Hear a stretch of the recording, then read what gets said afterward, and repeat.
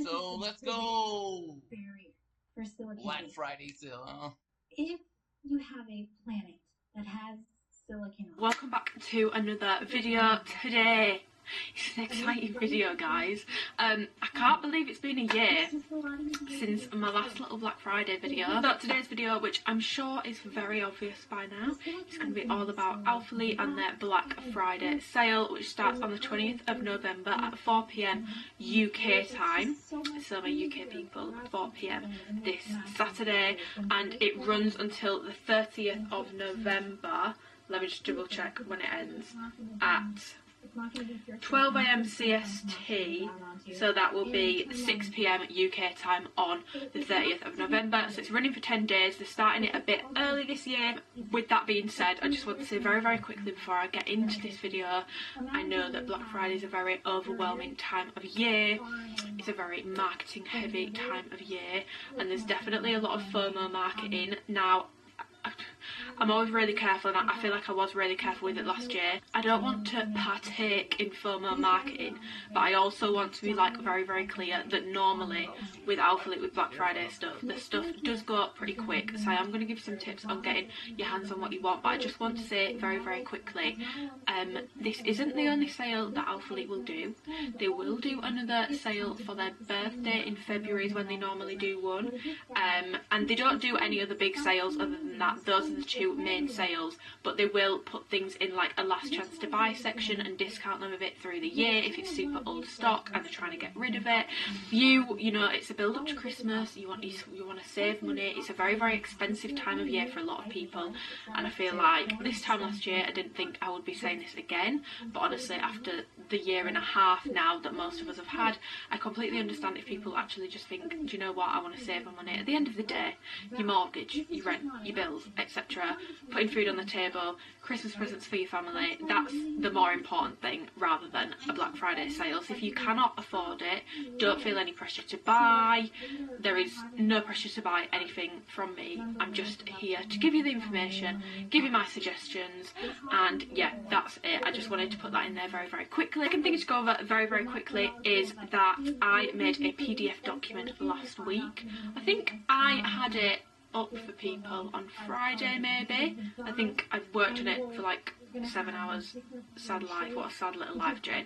On Thursday, and I posted it up on Friday, so I will leave the link to that below. It's also on my Instagram, it's on my Instagram highlights. It's basically a PDF document that is like the ultimate, I don't want to say ultimate because it's only my opinions and I'm not Jesus, everyone's got a different opinion, but I basically went through the 78 items that are already on the website. So it's not about this launch, it's about what's already on there, and gave you sizing advice, what I'd recommend, what I wouldn't, my overall thoughts on 78 items, so all the pre-existing ones, just because I've done hauls for every launch even before I was working with Alphalete. I think since like summer of 2019 I've been shopping every launch and doing these review videos, so there's a lot to go back through. My videos are very long, I'm very aware of that, and whilst I'm going to put all my Alphalete videos in a playlist so that they're all there, I know that people probably might not want to go back through all my videos, so I've just made that as a little thank you for all the support with Alphalete, but also to help you out with the Black Friday sales in terms of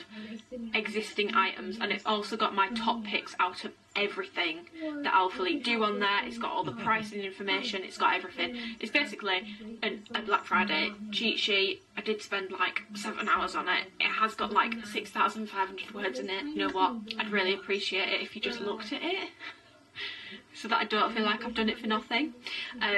But yeah, with that being said, my support code with Alphalete is Amy. If you are shopping and you want to get anything and you want to support me, let me know. As always, send me a message on Instagram so I can say thank you. I think I spent like 3 hours replying to messages last Black Friday, but I'm not going to complain because I actually loved it, and I love being nosy and seeing what everyone gets, because I like to see if we're on the same page about the items we pick up, and sometimes we're not, and I think, I've slated that product but you still love it, and that's the beauty of it. Everyone's got their own opinion. That's the beauty of social media. Everything is going to be between 20 and 80% off. I'm going to put the pricing on the screen, but it's in better quality on my Instagram Black Friday highlights. Honestly, don't want to toot my own horn, but I've put some quite useful information on there, so if you're not following me on Instagram, go follow me, or even just go stalk that highlight if you don't want to follow me and you think I'm annoying, that's fine also. Everything on the site will be discounted between 20 and 80%, including all the new launch items that I'm going to go over in this video. Everything 30% plus discount on the website is non-returnable, so do have a look at what you want and check what discount bracket it's in, just to make sure that you know, are being careful. Everything else fits in with their 60-day return policy. Now, Alphalete haven't actually given out any information on this year. They gave out a little warning last year. They haven't done it this year, but I feel like I have a responsibility to say it anyway. Black Friday is a very, very busy time of year. It's a very, very busy time for sales. It's a very, very busy time for businesses, and therefore it's a very, very, very busy time of year for the warehouses and the people that have to ship the products out. Patient with the shipping time. It might take a bit longer than normal. There'll be a lot more orders going through the website, but yeah. So that brings me on to some little tips to help you get what you want, and then I promise I'm going to stop doing this and I'm just going to talk about the new launch items, because I know that's probably what most of you are here for.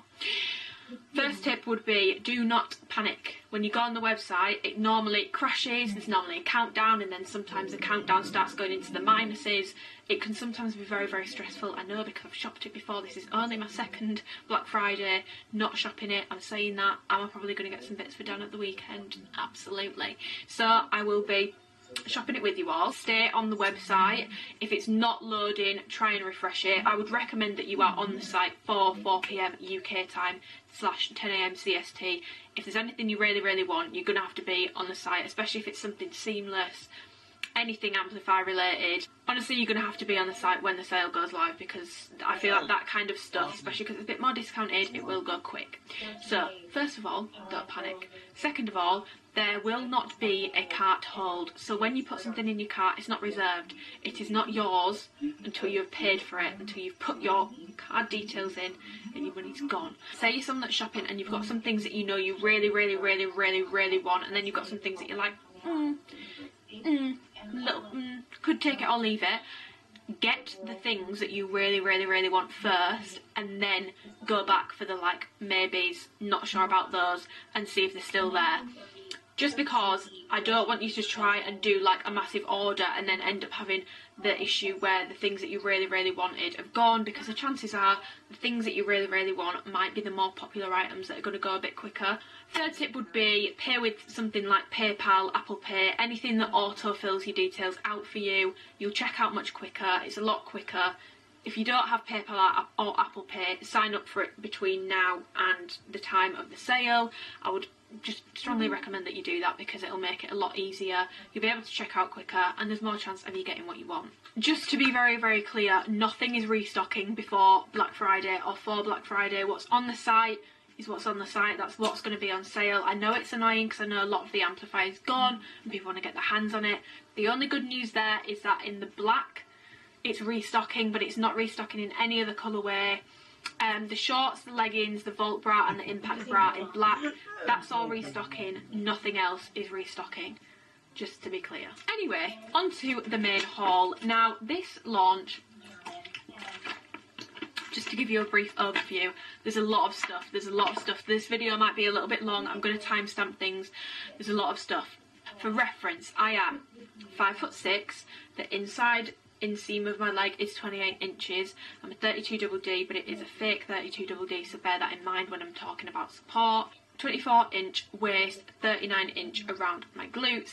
I typically wear an extra small in everything with Alphalete, and I will let you know what size I've got things in as I go through, but typically most things that I've got here are in a size extra small. What I'm going to do is sort this kind of by collection. I'll go over the Surface collection first, and I will speak to you about the sports bras first.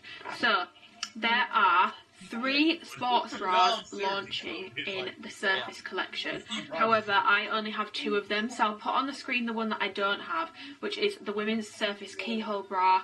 I have seen these on. I know that Ashley has some. Ashley Flores. I might have butchered that name, and I'm really sorry if I have. I know that I've seen her in some, so if you want to check that out, she'll probably include those in her haul and she'll be able to give you more information on that. I can't speak on that item. I'm not even going to attempt to because I don't have it, and so I can't say. I do, however, have the Surface Limitless bra. I have got this in the burgundy canvas camo. If I'm looking down here, it's because my laptop's down here. The burgundy canvas camo, electric blue canvas camo. Now this is like the main print for the Surface collection that is launching on Saturday. All this stuff is going to be 20% off. Everything that I'm talking about in this video is 20% off. All the new drop is 20% off. So these are the Surface Limitless bras. I'm not going to speak about them too much because I have reviewed them before. They're not a new item. They do come with removable cups. The support on these is very, very, very, very, very low. The information that we've been given says low to medium impact.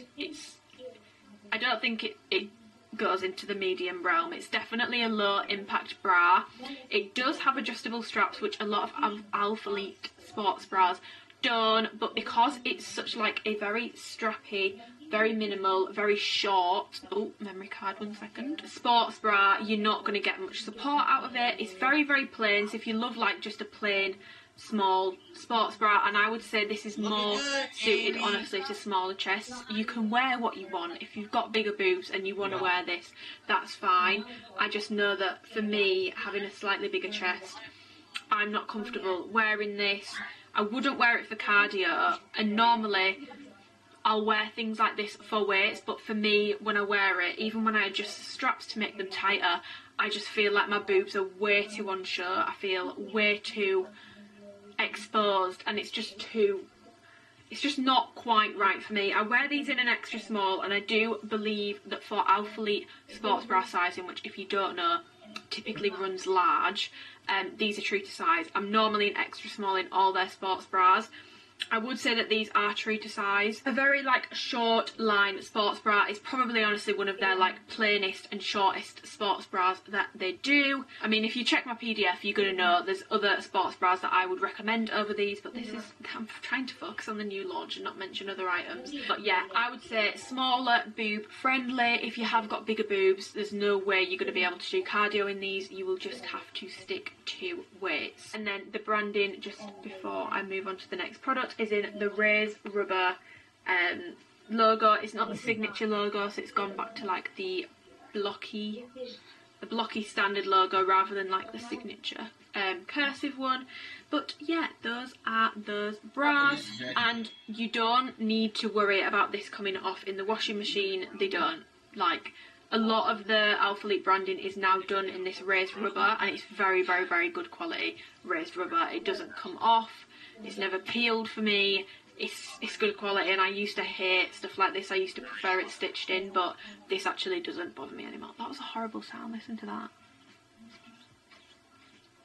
Ugh. Also, just to go over the material of the Surface collection, because it's the same throughout every single product. If you have shopped with Alphalete before, nothing like the Amplify material. If you've shopped with Alphalete before and you've tried the Alphalux, most similar to the Alphalux range, but this is a bit more slick feeling and a little bit less brushed in texture. Still super soft, still super stretchy, but not quite as brushed cottony feeling. It has a bit more of a slick sportswear feel, but not as much as a Pulse collection. This is all in my PDF, guys, honestly. I'm bloody proud of it. It might even be better than this video, I'm not even sure. So then to move on to the Surface Wrap Bra. Now, this is only coming in black and white. I've got both. I can't even show you it, like, not tried on. So I'm going to put the try on clips in a second. Someone did ask me if this is like the same as the last one, because I know that they have brought like wrap bras out before. I never tried them, so I'm not 100% sure. I can only speak on this version. I can't really compare it to the other one. So same material as the Previa. Again, with this, Alphalete are saying low to medium impact. This is low impact. So details wise, the logo is on the back in the raised rubber. It's in black on the white and white on the black one. and then it has adjustable straps around the neck, but these like ones that go over your back aren't adjustable, if that makes sense. These straps are like bra material feeling, and then these straps are the same material as the bra, which is the surface material. And then it comes around the front like this. Comes around the front like this, and then you basically cross it over, and then it comes around the back and it fastens like a bra, and it's got a very thick fastening on it. Now, one thing I noticed when I unpackaged these was it comes with an extender. This is obviously black because this came off the black one. It comes with an extender, so this is very like adjustable if you've got a wider back. Because it comes with this, I don't think you need to size up. In my opinion, these run quite tight. Like, I think I would probably go up to a small for more coverage, but if you would just be sizing up for more room in the back, and you know, you think even on like the loosest setting it's way too tight and it's digging in a bit, which it does on me, you can actually just use an extender. So I would definitely be using this if I was to wear it in the gym, just to give it a bit more comfort, because this bra strap around the back does dig in a little bit. It comes with removable padding again, like all the Alphalete sports bras do. In the black it's not noticeable, but in the white, as you'll see in the try on clip, it's very noticeable. Like very, very noticeable. So I don't think actually it's a good idea to keep the padding in the white one. I don't normally keep my padding in sports bras, I just wanted to see what it looked like, and yeah, that doesn't normally happen with white Alphalete sports bras, so I'm not sure why it's happened with this one, but the padding is like very, very, very visible with this one in the white, not so much with the black. So sizing advice for this, like I've just said, it obviously comes with the extender, so it's very, very, very adjustable to how you want it to fit. If you've got a bit of a wider back but like a smaller chest, I don't think you need to size up with this. I think you can stay true to size, and just if you need to use the extender you can, and you will be fine, because you can pretty much just customize how tight you want it, how loose you want it. But if you do have bigger boobs, honestly I would recommend going up a size, just because I don't feel like there's enough coverage. In terms of my overall thoughts on this, you know, would I wear it in the gym? Probably not. It's a bit much. I'd love to try it in a small and see if it's still too much, but for me this is just way too much to wear to the gym. Then very quickly, before I go on to like the leggings and the shorts, I'm going to go over this new jogger that we've got, which is the Surface Expanse jogger. This is coming in 3 colourways, and I've got the Desert Canvas Camo. I'll talk more about this print and in comparison to like previous camo prints when I go over the, sorry, I've got crap in my foot, shock. When I go over the leggings now, I'll just go over these joggers dead quick, because these are a brand new item. These haven't launched before. So the material is the exact same as the rest of the Surface range. This waistband is like double layered, so like if you pinch the material there's like 2 there, and then the leg is single. They're a very, very, very simple jogger. The Surface Path leggings are in front and the Surface Expanse jogger is behind, so they are definitely bigger in the waist than the leggings, but honestly not to the point where you need to size down or anything like that. I personally would stick with an extra small in these. I wouldn't size up, I wouldn't size down. The extra small is fine. So yeah, they've got a waistband. The waistband is very plain. The logo is just on the back in the raised rubber. A deep V at the back, like with the Surface Path leggings. Seam down the back, and then there is also a seam down the front, and it kind of has like a gusset. It's basically like an oversized jogger version of the leggings. They do have pockets, and then the seams, honestly there's not a ton of detail, they're just standard seams that go down the side, and they are cuffed at the bottom, because not all Alphalete joggers are, but these ones are. Sometimes have issues with the cuffs being like uncomfortably tight, but because this is such like a soft and stretchy material, I don't get that with this. So if you normally have that issue, you will be fine with staying true to size and not having it feel like it's cutting off your blood circulation. In terms of my overall thoughts and like the fit on these, if you hold them up, can you see they're kind of like those, I don't know if everyone else used to wear them, but I know that in the UK They were definitely a thing at one point when everyone used to wear these things called harem pants. I hope I've said that right. But they're basically like tight at the waist and then like balloony in the leg and then tight at the bottom again. These remind me of that in terms of fit. So they're definitely tighter on the waist and then tight on the bottom, and then they've got a lot of like room and stretch. I mean, look at the stretch. They've got a lot of stretch further up, so they're not like a skin tight around your glutes or the top of your legs or anything like that. It's just pretty much the waist and the bottom. My overall thoughts on this is it's not a bad item. It's not, you know, there's not a glaring quality issue here. It's just not my cup of tea. I'm glad I've tried it.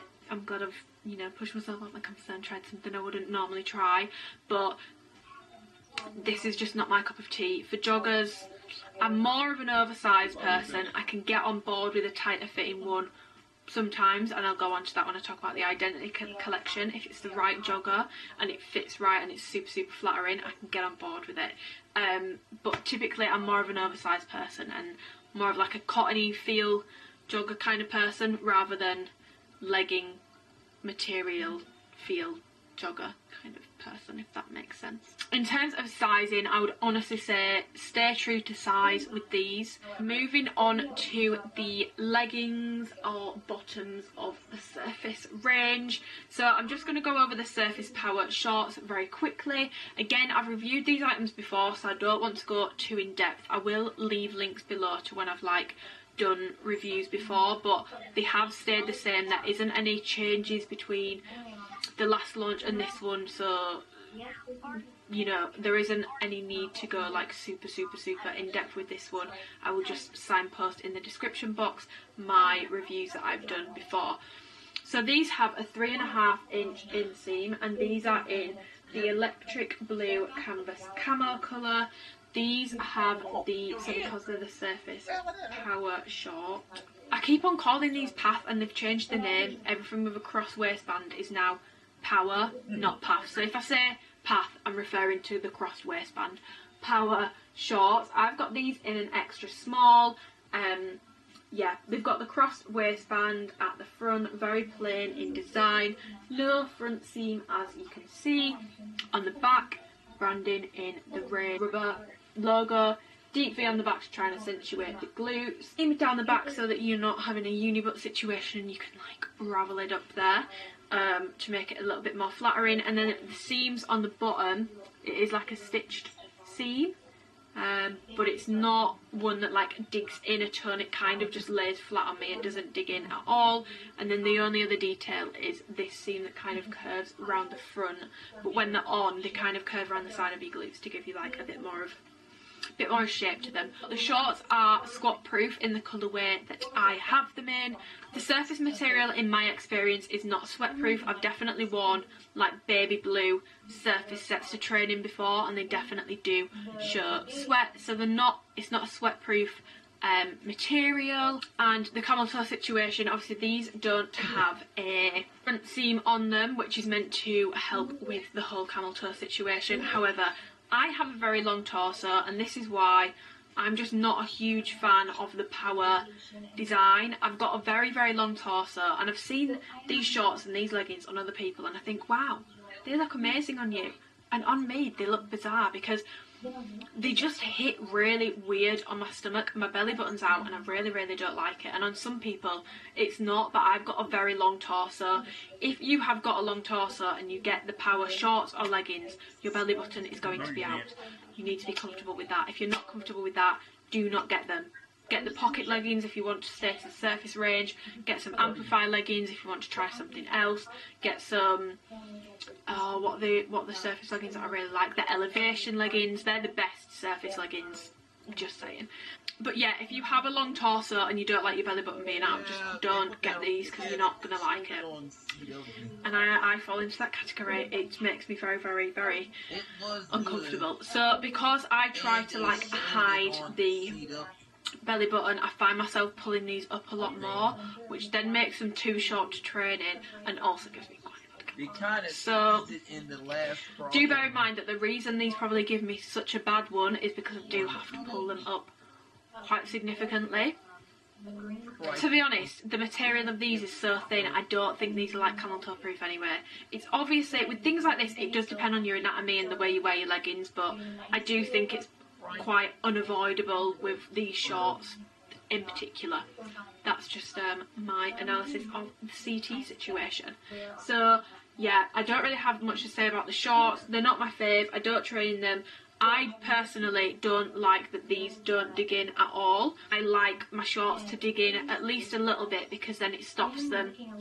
They get caught under my bum, so when I'm training, they're never going to rise up over my bum, and I'm going to have the bottom of my bum cheeks hanging out in the gym, which to me is just, I'm all for showing some skin, but like, to me that's just wildly inappropriate for a gym setting and not something that I want to be doing. So I like my shorts to dig in a little bit to stop that from happening. These don't, and they're just, as a result, I can't train in these personally. Size and advice for those, I would say stay true to size. You can size up if you want to get a little bit more length out of the shorts, if you're concerned about that. But other than that, I would stay true to size, because they might be a little bit loose. Like if I went up to a small, would they be longer? Yes. Could it potentially help the belly button situation? Yes. But then would they be too loose? Yes, because they're already not like tight on me. They just fit. They just kind of sit on my body. They don't do anything. They're not compressive. So then I'm going to move on to the Surface Power. I said it right. Leggings, and I have these in the, let me get it up so I can make sure I tell you the right colours. Black canvas camo, the black oil stain, the desert canvas camo, which I showed you in the joggers, and then this burgundy canvas camo. There are some like very interesting, very bright colourway options for the canvas camo colours, like the neon-y green, the bright red, the bright blue, but for me it's just not my cup of tea. I like that Alphalete are doing something different and trying some new patterns out, love that, but those colours are just a bit too bold for me. If you're a bold queen, you might want to try those out, but for me it's a bit too much. I like to have things that I can kind of piece with other things. Like the furthest I'll go is like a bright plain legging, but at least I can piece it with something else and it won't look super weird, if that makes sense. To go over the details very quickly, the design is the same as the shorts that I've just spoken about. So we've got this cross waistband, no front seam, deep V seam on the back with a seam down the middle. Logo is there in the same rubber raised texture. This curved detail seaming down the side, which kind of wraps around the back of the knee. So I wear these in an extra small. Size and advice for these, I personally would stay true to size. I wouldn't size up, I wouldn't size down. I would stay true to size with these. Sweatproofness, again, it's not a sweatproof material, but if you go for any of the darker colours, you're not going to see it. I trained legs in the black oil stain leggings this morning and you couldn't see anything. Camel toe situation, the camel toe's there. Forgive me a camel toe. There's not much else to say on that. I've just explained the long torso situation. The same comes with this because it's the same design, it's just in a legging version. And squat proofness, every colour I have was squat proof other than the desert camo colour. So for reference, I wore bright blue underwear to do the triangle clips. I always make sure I either wear a bright colour or a dark colour so that if it's going to show, it's going to show. And I don't think it showed on camera, but when I looked in my mirror I could see a thin outline of my blue underwear even just standing up in this. It's not horrendously not squat proof, if that makes sense, like some of the Amplify colours and some of the like OG Revival leggings. So I'm just going to compare these power leggings to the original Path leggings, which is the same legging. They've just changed name and like it has changed a little bit since then. And then the Path / power legging that came out, I think it might have been last November. So I'm just going to compare them all so you can see. So originally they did have a front seam, obviously they've got rid of that now, and originally it was just a plain seam down the side, and now obviously it's got the slightly curved seam on the side, which I will say definitely does make them a more flattering legging. These leggings from last November, obviously these had the curvature, the little curve around the side. Just lined them up and I've got the original at the back, so I think they're from 2019 Black Friday, I've got last year's November drop just in front and the Desert Canvas Camo right at the front of that. These two are pretty much the same, and obviously this original drop is 2 years old, so I'm just going to take that one out of the equation because I feel like people will more be wanting to compare to the more recent Path/Power leggings. So as you can see here, this gusset actually comes lower. Now that's quite considerably lower. So this gap between like the waistband and where this comes down to is also longer. So overall this whole section is longer, which should theoretically mean if you've got a long torso, you should be a bit better off with them.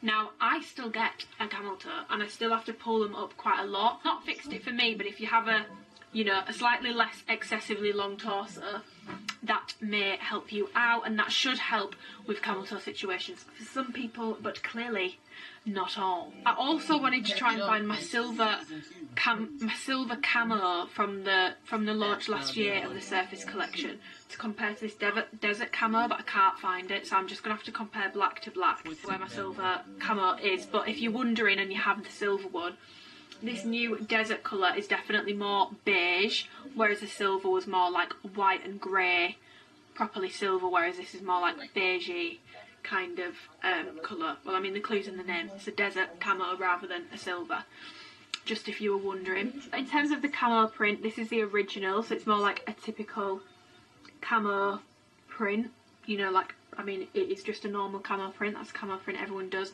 And then this is the new canvas camo print. If you were to ask me which one I prefer, I actually definitely prefer the new canvas camo print. I just think it's nicer, it's something a little bit different, and I just think the camo's not really me. It's like camo without being too in your face camo, because it's a different way of doing it. I definitely prefer the newer one, but I thought I'd just compare those so you've got that little comparison there. Now, in terms of any colour difference fits, weirdly, the darker colours fit looser than the lighter ones. So the blue and the burgundy I didn't really notice a difference with, but like the black canvas camo and the oil stain compared to obviously the light desert one, I definitely noticed that this felt like it just fit a bit tighter, it just like lifted things a bit more, whereas these didn't feel like they fit quite as much, which is weird because it's normally the darker colours that fit tighter, but with these it's definitely more the opposite way around. Like I've just said, the burgundy and the blue, I don't notice a difference, they're just pretty standard, but yeah, the desert is definitely a lot more like tight and a bit more like lifting than the darker colours. Now, my overall thoughts on these leggings, I mean, I've said it before, I'll say it again, Surface collection is not my favourite collection, it's just not. However, I did decide to train in these black oil stain Surface Power leggings this morning just to give them a go and just make sure like I'm setting my decision on them, and I am setting my decision on them. Do you know what? I was checking myself out in the mirror and they did make me look good. They did flatten my waist, which I've never noticed before, but they did actually flatten my waist. They did make my bum look good, but it's just too much of a faff. Like, it's a very slick material, so I'm constantly pulling them up. I hate that my belly button's out, so I feel like I'm constantly pulling that up. I noticed that when I was bending down, the back of the band was kind of coming away from me, which I don't get with things like the Amplify leggings, which are super compressive. It's not a compressive waistband, so this is a legging where if you are someone who doesn't like to wear less compressive things at like that time of month or when you're bloated and stuff like that, I would just recommend getting a different legging and getting more of your money's worth. Just get something that you can wear all the time and that you're going to feel comfortable in all the time, because I just know there's probably like 1 week a month that I would feel comfortable wearing these. I do think I'm going to try wear them a bit more, but generally speaking, they're not my favourite. I'm not going to put my whole heart behind them because they're just not my cup of tea. They're not a bad legging by any means. It's just my preference, design, style, all that sort of stuff. And like I said, because of the material, I just don't think that practical for like a lot of movement, because you do just find that you have to like because they're not compressive and they don't stay where they are. They slide down quite a bit and there's a lot of rearranging to be done. Very quickly, in terms of pilling on these leggings, I don't wear them enough. I've said this before, I don't wear them enough to notice if they would pill, but I do have a couple of pairs now that I've had for a while, and I have worn them a fair few times, and they've not pilled as quick as like my Alphalete ones have, so they're definitely less prone to pilling than the Alphalete, but I don't want to say they're 100% pill free, because they have got like a bit of a cottony feel to them. It's more slick than the Alphalete, but it's still a bit of a cottony feel. They could pill. I don't want to say 100% because I don't want anyone to shoot me if theirs do pill. Okay, and then very, very quickly, we've got the Surface Pocket Legging. I've just got these in the black colour. These are only coming in 5 of the colourways, so there's less options here. I really wish they'd done the black oil stain in the pocket legging, because I just feel like that is by far one of the standout items from this launch for me. Even though I don't like the design of the leggings, I just think that print is so, so nice. I think it's a really, really, really good print, and that's why I want to wear those leggings more, I'll be completely honest. Not because I like the leggings, but because I like the print, and I think it's a cool print.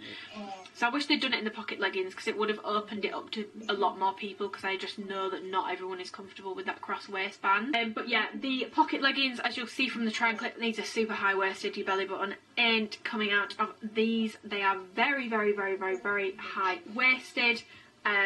Just a normal standard waistband, pocket on both sides. So we'd like that Alphalete Force leggings, there's only a pocket on one. On these, the pocket is on both sides. I'm not a pocket queen, I don't like pockets on leggings. I don't want to say too much else on that. I'm just not the target market for pockets on leggings.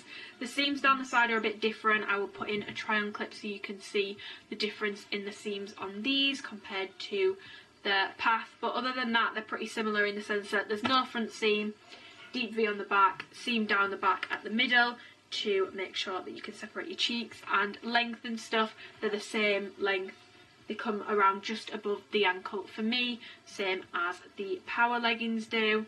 And then all the main features of leggings are the same as they are with the Path, so these do give me a counter.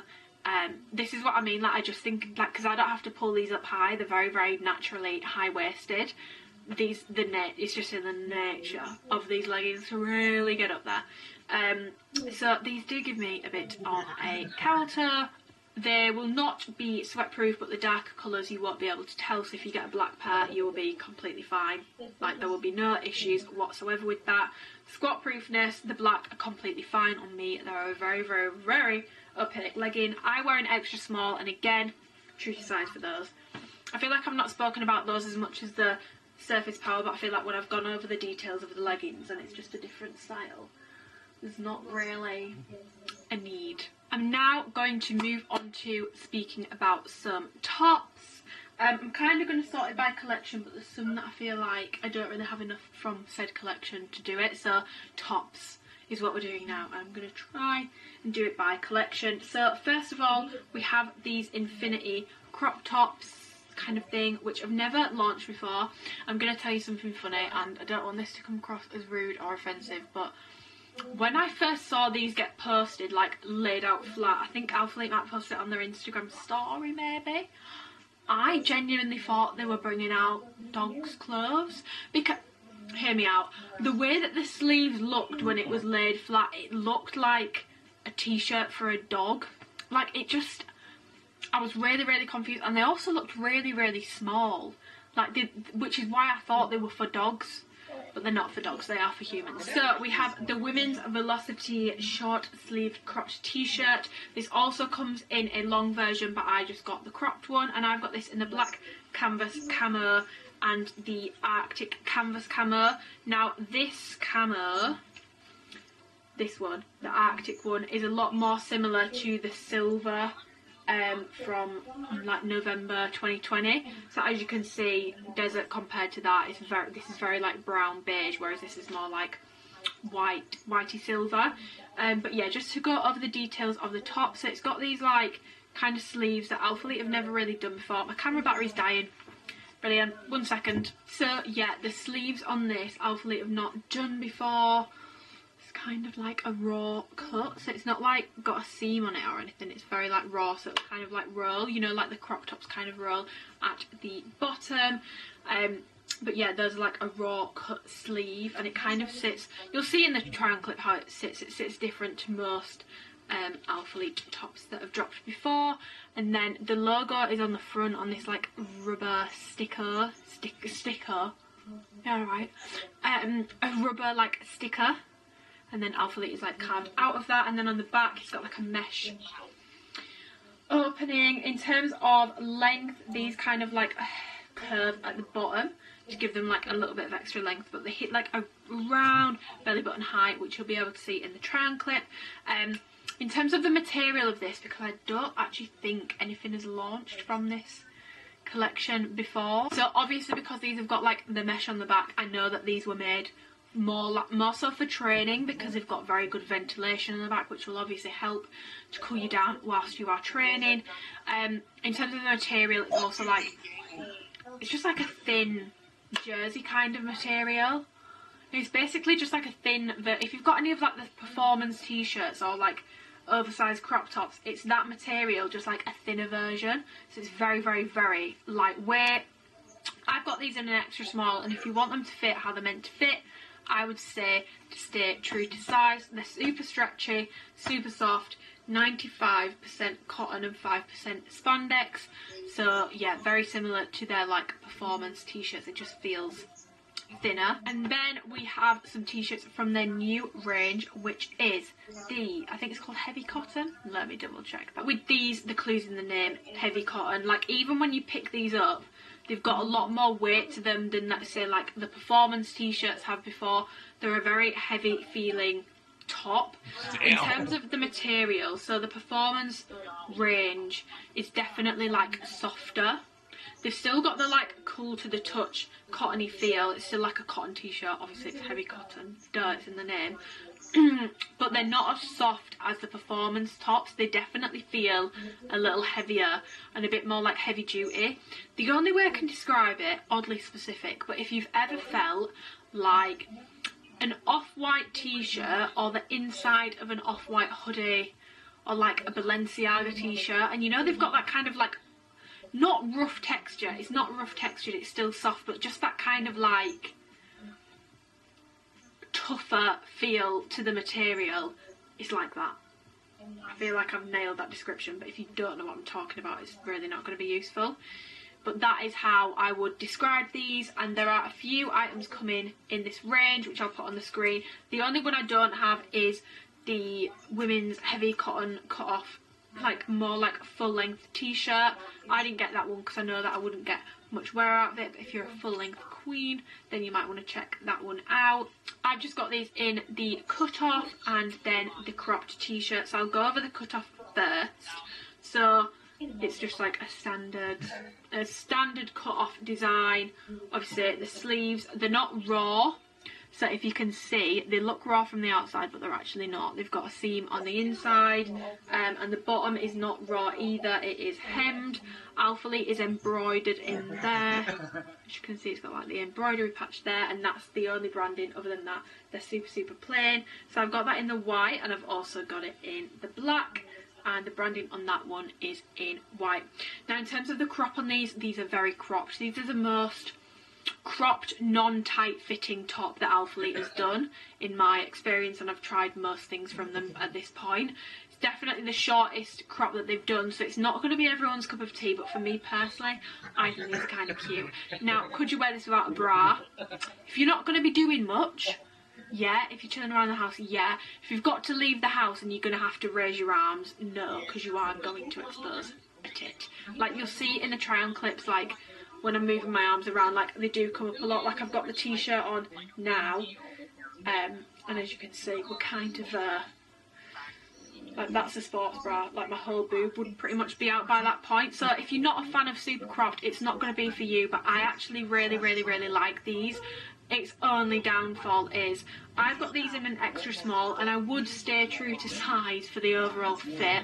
The only issue is, and this is going to be really awkward if no one else picks up on this because it means I've just got a fat head. These are so hard to get over your head. I'm going to put the clip in now of me trying to get one of these tops over my head.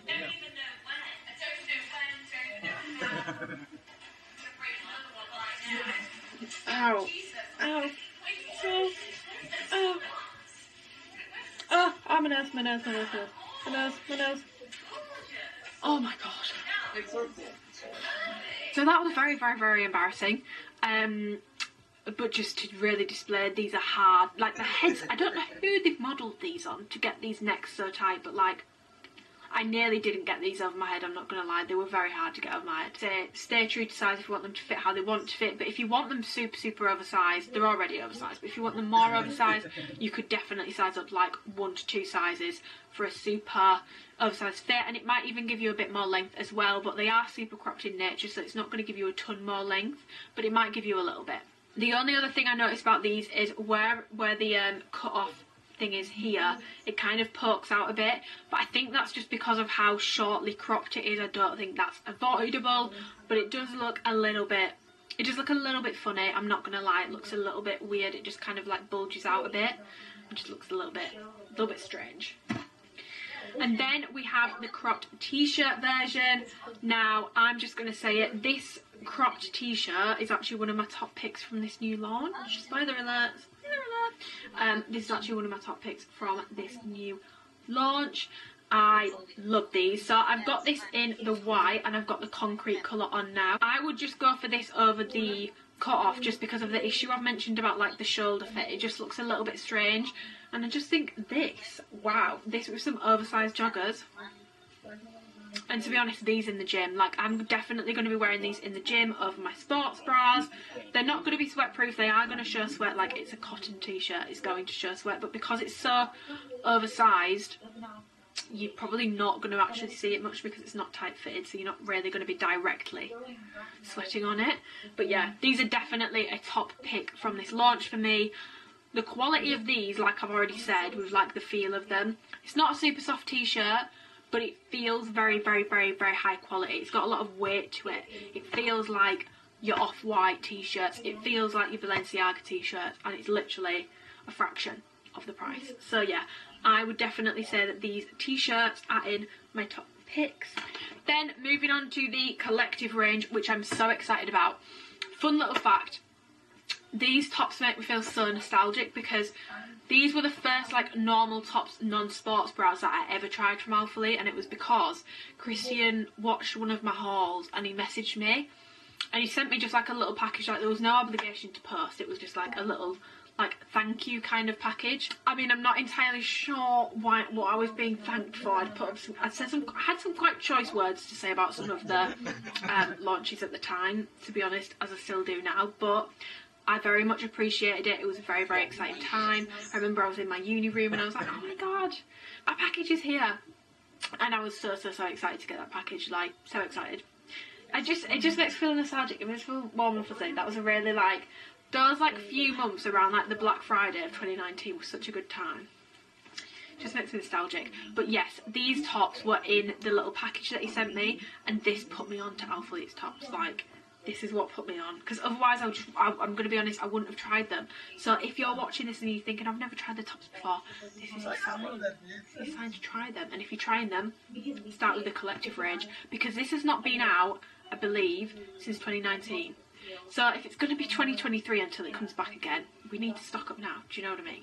So the first top I'm going to speak about, which is one that I don't think they've launched it in this actual design before. They might have done because I wasn't paying attention to the tops before, like I said, but I've never had this one before. So it's similar to like the Thrive tanks in the sense of like the kind of fit. The only thing that I'd say is this like neck area doesn't really fit quite right. It doesn't lie quite flat on me, which looks a little bit strange. It's just a high neck kind of cut off kind of tank, but like tight fitted. So unlike the heavy cotton one I've just shown you, this is tight fitted. Racer back at the back, no support. Like these aren't supportive tops. You're going to want to wear a sports bra underneath it. I've got the tri bra underneath these tops in all the tri-on clips, if you are wondering. Definitely a staple from Alphalete if you can find one in stock during the sale. But yeah, you would definitely want to wear a bra under this if you're wearing it to the gym. If you're wearing it out of the gym, if you get in the darker colours, I've not tried any of the others, I've only got this in black, but you can definitely get away with wearing this without a bra. Branding on this is the same across all the collective range, and it's just this like silky Alphalete tag that says Alphalete in black. It's very subtle because it's like tonal on there, especially on the black pieces. It's very, very, very subtle branding. But yeah, extra small, I would say, to stay true to size in these. In terms of the length of this one, this is a pretty good length. It definitely reaches just above belly button, but as you'll see in the trend clip, you can also roll it up because I'm attention seeking and I like to have a bit more stomach out in the gym. But yeah, in terms of the material, just before I go on to the other tops, because I may as well just speak about it more generally rather than speaking about it with every top, because it's the same across the collective range. This material for me sits somewhere between the like t-shirt kind of materials and the ultra soft range. So the ultra soft range, it's prone to pilling. It's very, very, very soft. None of mine is actually pilled, which I do think has probably got something to do with the fact that I wash it on a very, very, very low heat, and I do not put these kind of tops in the dryer. They should not even see the dryer. They should not even know a tumble dryer exists. Wash on a low heat or hand wash.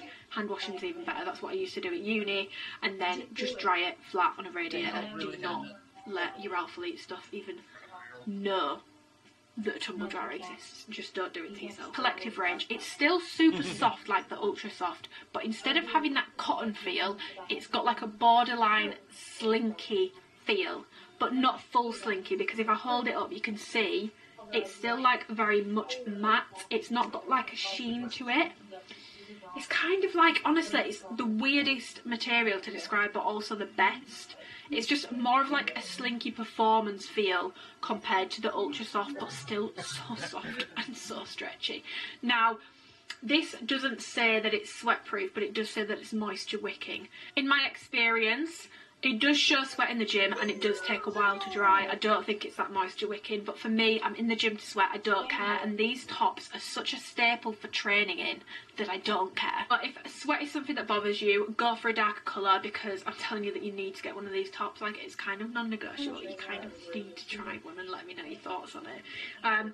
So when we all collectively get some of these tops, get a darker colour if you're bothered about sweat. If you don't give a shit like me, get a cloud grey in your life. It is cloud grey. Yeah, it is cloud grey. So, yeah, basically, these are some of my most worn gym tops inside the gym from Alphalete, because they're just so comfortable to train in. They're nice and thin and breathable, and they're just flattering. Like, they look good. Like, they just look good. So now that I've drilled into you about the material, I'll go over the two tops that I have been loving since 2019, and just tell you about like sizing and stuff dead quick. So first of all, we've got the short sleeve crop top, which from the front, it just, you know, it looks like a standard crop top. It's got the same branding on the front as the top I've just shown you. Standard crop top, nothing much to see here. And then the back, bam. So it opens up like this, and I wore this to the gym today with a tri-bra underneath, and it looks really, really good. It makes your back muscles look really, really good. I've got a tri-bra on in the trend clips, and it looks really, really good. So with the dark colours, so I've got the black and the walnut brown. By the way, this really reminds me of like Ren, the Ren colour in the Amplify range. So if you need a top to match that, definitely go for this, because whilst it says walnut brown, it's giving dark khaki, I'm not going to lie. Like, I've got some brown bits from the Identity collection, and you can see that in comparison it's definitely more of like a browny green kind of shade. But yeah, and then I've got the cloud grey. So obviously these two are going to show less sweat. This one will show a bit more, but I just feel like these two colours in particular, like the black and the cloud grey, they go with anything. Like, they're such a versatile top. They're so comfortable. They're so stretchy. I love them. I just love them, and they look good. They look good, and they're actually practical, and they're not like super cropped, so you can hide your sports bra underneath it perfectly. It's a really good length. I just think yeah.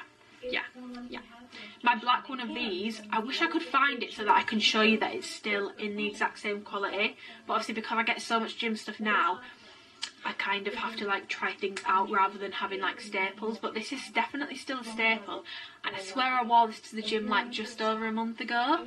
Bear in mind I did not know these were coming back. Psychic Sally over here. And now I can't find it, but I wish I could find it to show you that you cannot tell the difference between the one 2 years ago and the one now, because the quality is there with these items. The quality is there. Like, this is where Alphalete excels, when they show off the amazing quality that they are capable of achieving, and in the collective range, it's there. It's there. Like, Alphalete is shining when it comes to the collective range. I don't want to keep talking about it, but like, I can't help it. And then we just have the long sleeve crops. So these are a lot more plain than the short sleeves I've just shown you. There's no like open back or anything. The back is just like that. The front is like this. Super long sleeves, very good length. You know I love a cozy sleeve. They're a very, very, very good length.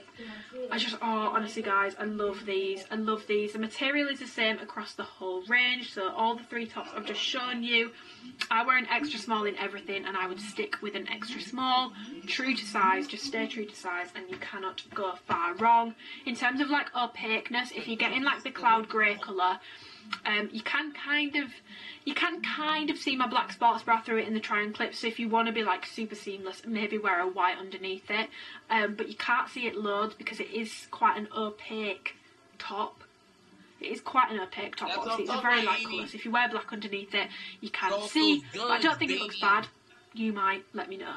I'm sure you will let me know. If you are not getting anything else from Black Friday's new launch, and you just think this isn't, do you know what, this isn't for me, just get a collective top. Get 2, get 3. Especially get one of the long sleeves or the short sleeve crops. Honestly, just get one of them.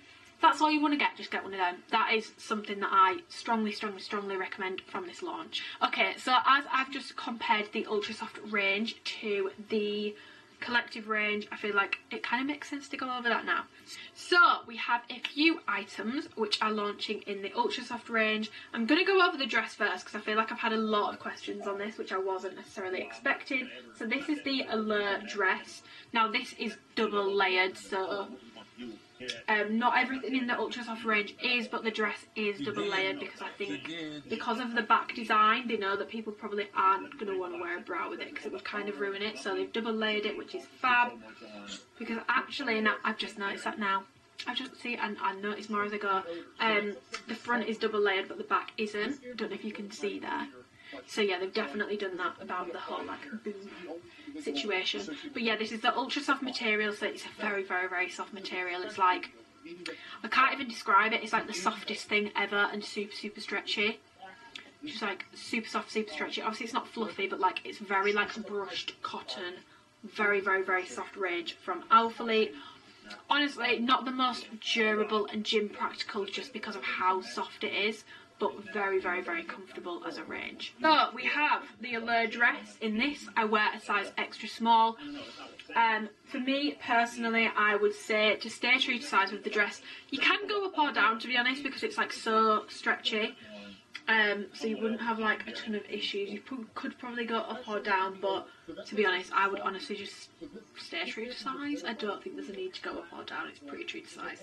If you're between sizes, go for the size down just to make sure that it's like nice and figure hugging. But yeah, there's a few colours coming in this. It's got like a square neckline at the front, adjustable straps, crosses over at the back like this, and then a little cutout. And then it's got the new logo in a rubber, like a raised rubber there. The length is kind of like, if you wear it like fully pulled down, on me personally, like I said, I'm 5'6", it hits like mid-quad kind of length, maybe a little bit longer. I personally like ruche it up a bit to make it a bit shorter. That's just my personal preference. If I'm wearing a dress, I kind of like it to either be like long or short. I don't like a dress that kind of sits in between, so I just ruche it up a bit, but obviously that's going to depend on your height. It's a nice dress, it's a good quality dress, there's nothing acutely wrong with it. You know, Alphalete have done dresses before where the fit's been off. The fit isn't off with this, it's fine. It's just not my cup of tea. Like, I wanted to try it out so that I could show you guys, obviously, but this is just not, it's just not my cup of tea. Like, if I'm going on a night out, this is not what I would wear. It's not like the rib dresses where I'd kind of wear this during the day. I wouldn't wear this during the day either. I think with this item it's going to depend on like your personal style and is it something that you would wear, because it's not cheap. So if it's something that you would wear and it fits in with your style and this is something that you're going to get your use out of, then go for it. But for me personally, it's not to my personal taste, and I just have to think to myself, where am I wearing this to? And I don't know when or where I would wear this personally because of my like style, if I even have one. I don't know. Just spoken about the dress, I'll speak about this little Alert crop tank very quick because it's got the same back, so this kind of like twist detail on the back. So it's got adjustable straps. I've just got this in the black colour. It's got 2 seams down there.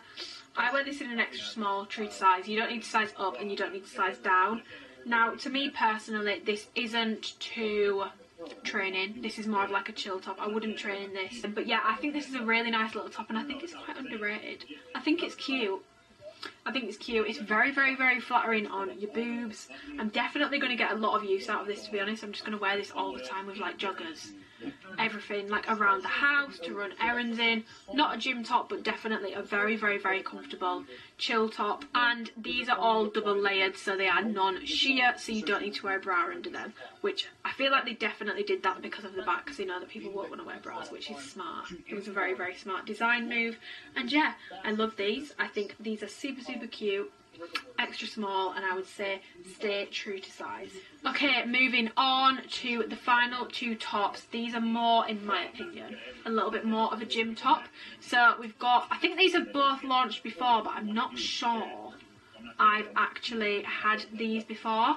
So we have the wrap tie top, which I've definitely seen people wear before, and we also have the keyhole cutout long sleeve top. So the crop I will go over first. I've just got this in the white. So both these are single layered. So the previous 2 items were double layered. These are single layered. So as you can see already, they're like super. I don't want to put my face too close to it because I'm going to get makeup on it. But these are super thin. I wear these in an extra small. Just like this at the front. Goes like that at the front with like the 2 ties, and then you can tie these however you want. You can tie them, to be honest, there's enough to go around twice to do like, I've tied it at the back and it's quite like a long bow, as you can see, but there's definitely enough material on me personally to go around twice and just tie it at the front and have it a bit shorter, which to be honest is what I would probably do, and then tuck it under just so that it's not annoying me and like flying in the wind. And then Alphalete on the back in the signature logo in black. If you've tried an ultra soft top, this is pretty much this will be the exact same. So like the Thrive tanks or just the standard. So if you've tried like the Thrive tanks or anything, same material, same vibe, same feel, just a different design with the whole wrap thing. It's not one of my personal favourites, just because the wrap style, it's just a bit like faffy for me. It's not to my personal taste, but definitely a cute top if this is your kind of vibe. Just to let you know, the white is very like sheer, so if you are going to wear this, you're going to need to wear a bra underneath it. You can wear this to the gym, but do be aware that it's a very, very soft material, so it might peel and rub up against things, so just be careful with what training days you are wearing these on. And I wear an extra small in that, and I would stay true to size. And then we have the long sleeve keyhole cutout.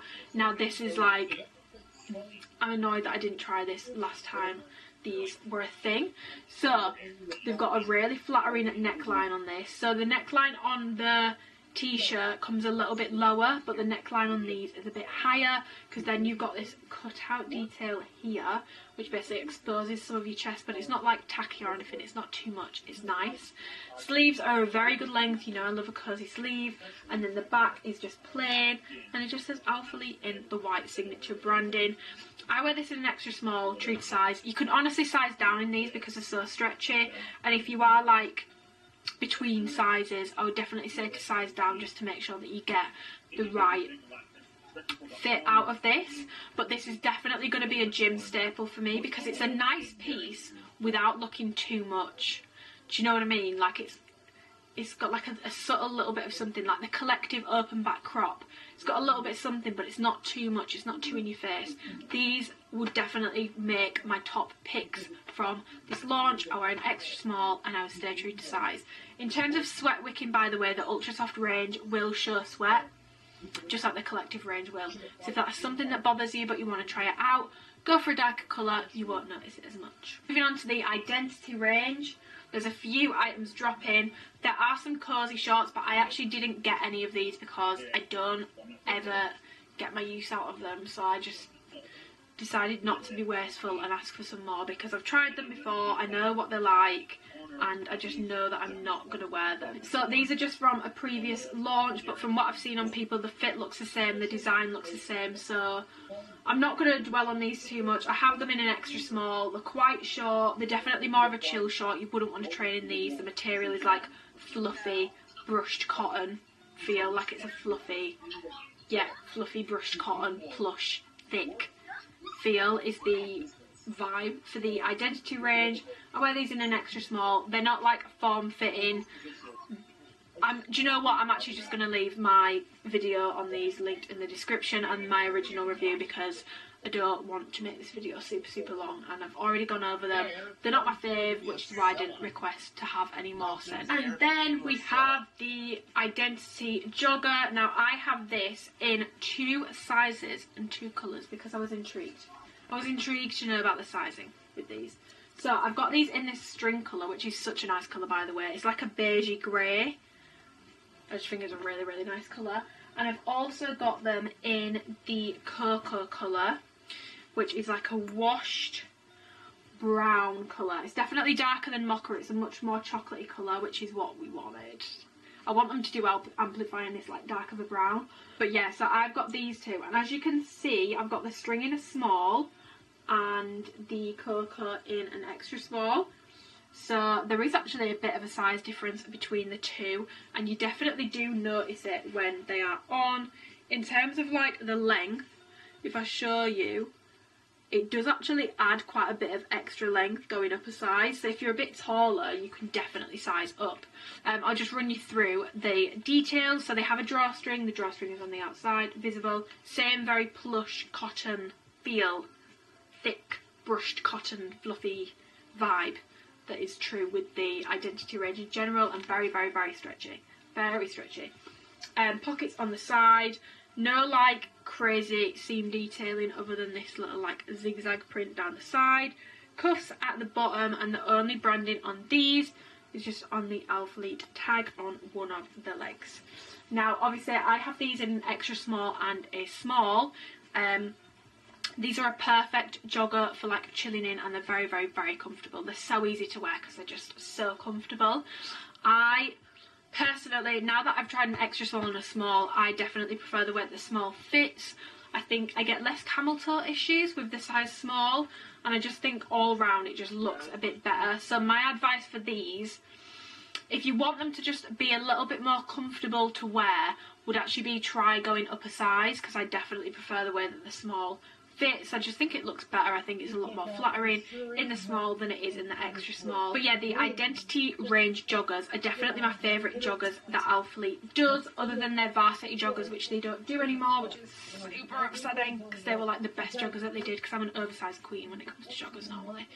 They were the best joggers that they did, but they don't do them anymore, so these are now my favourites. So I would probably tie the just standard Identity joggers with the cargos, but I do think the cargos kind of hip when it comes to like glute flatteringness.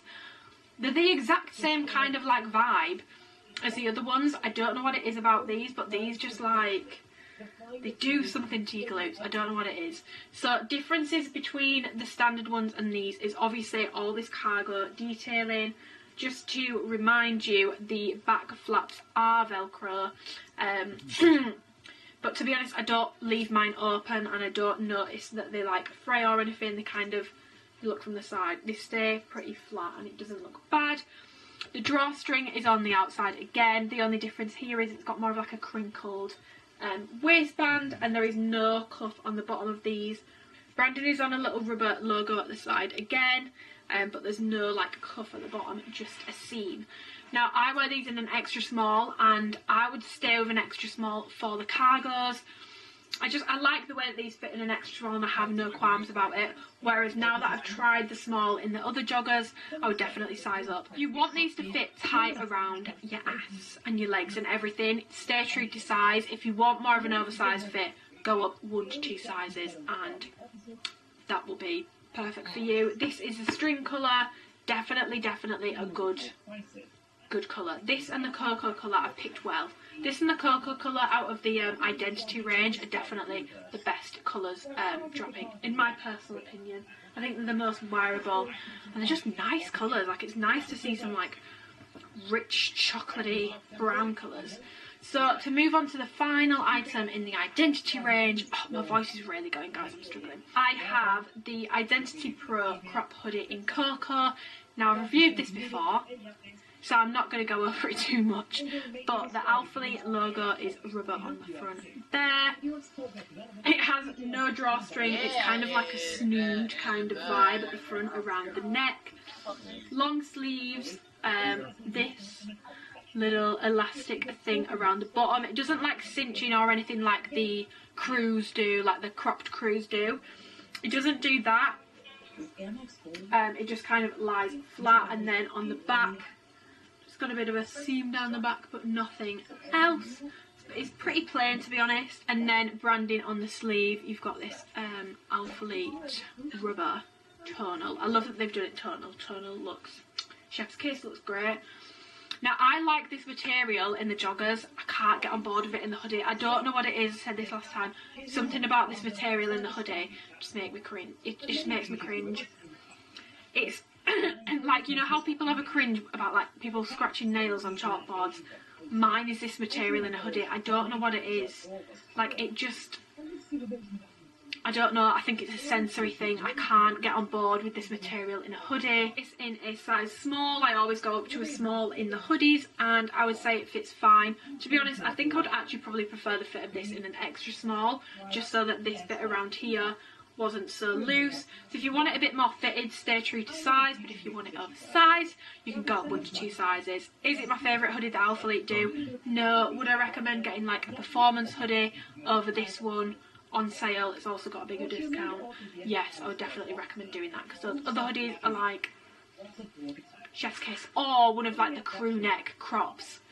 They are like, I think I put those in my top picks on my PDF. They're a very good product. Not saying it's a bad product, I can't get on board with that material in a hoodie, and I don't know why. A few items in the Essential range. So we've got some beanies.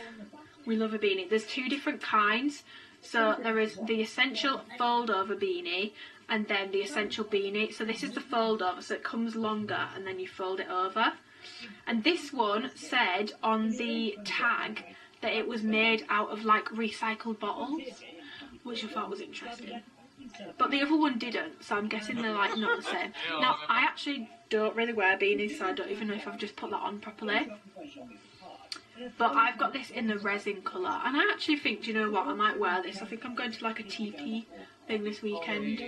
I might wear this. I think it's quite cute and quite cosy. What do you think? This works perfectly. So yeah, they've got 2 beanies. This is one of them. I'm going to really mess my hair up by doing this. Gorgeous. And then just the Essential beanie, which isn't a fold over one. This is in the dark brown colour. I wouldn't say this is really dark brown. My hair's dark brown. It's more of like a washed kind of brown. But yeah, this is the other beanie. I definitely prefer the fold over beanie. If you're a beanie person, then go for it. But also hats in general. The Alphalete dad hats saved me after I had my nose done. I wore them all the time.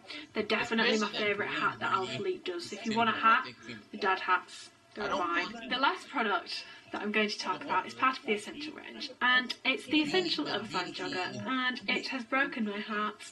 I have this in the light grey colour, so it's kind of like, it almost looks like a bit acid washed.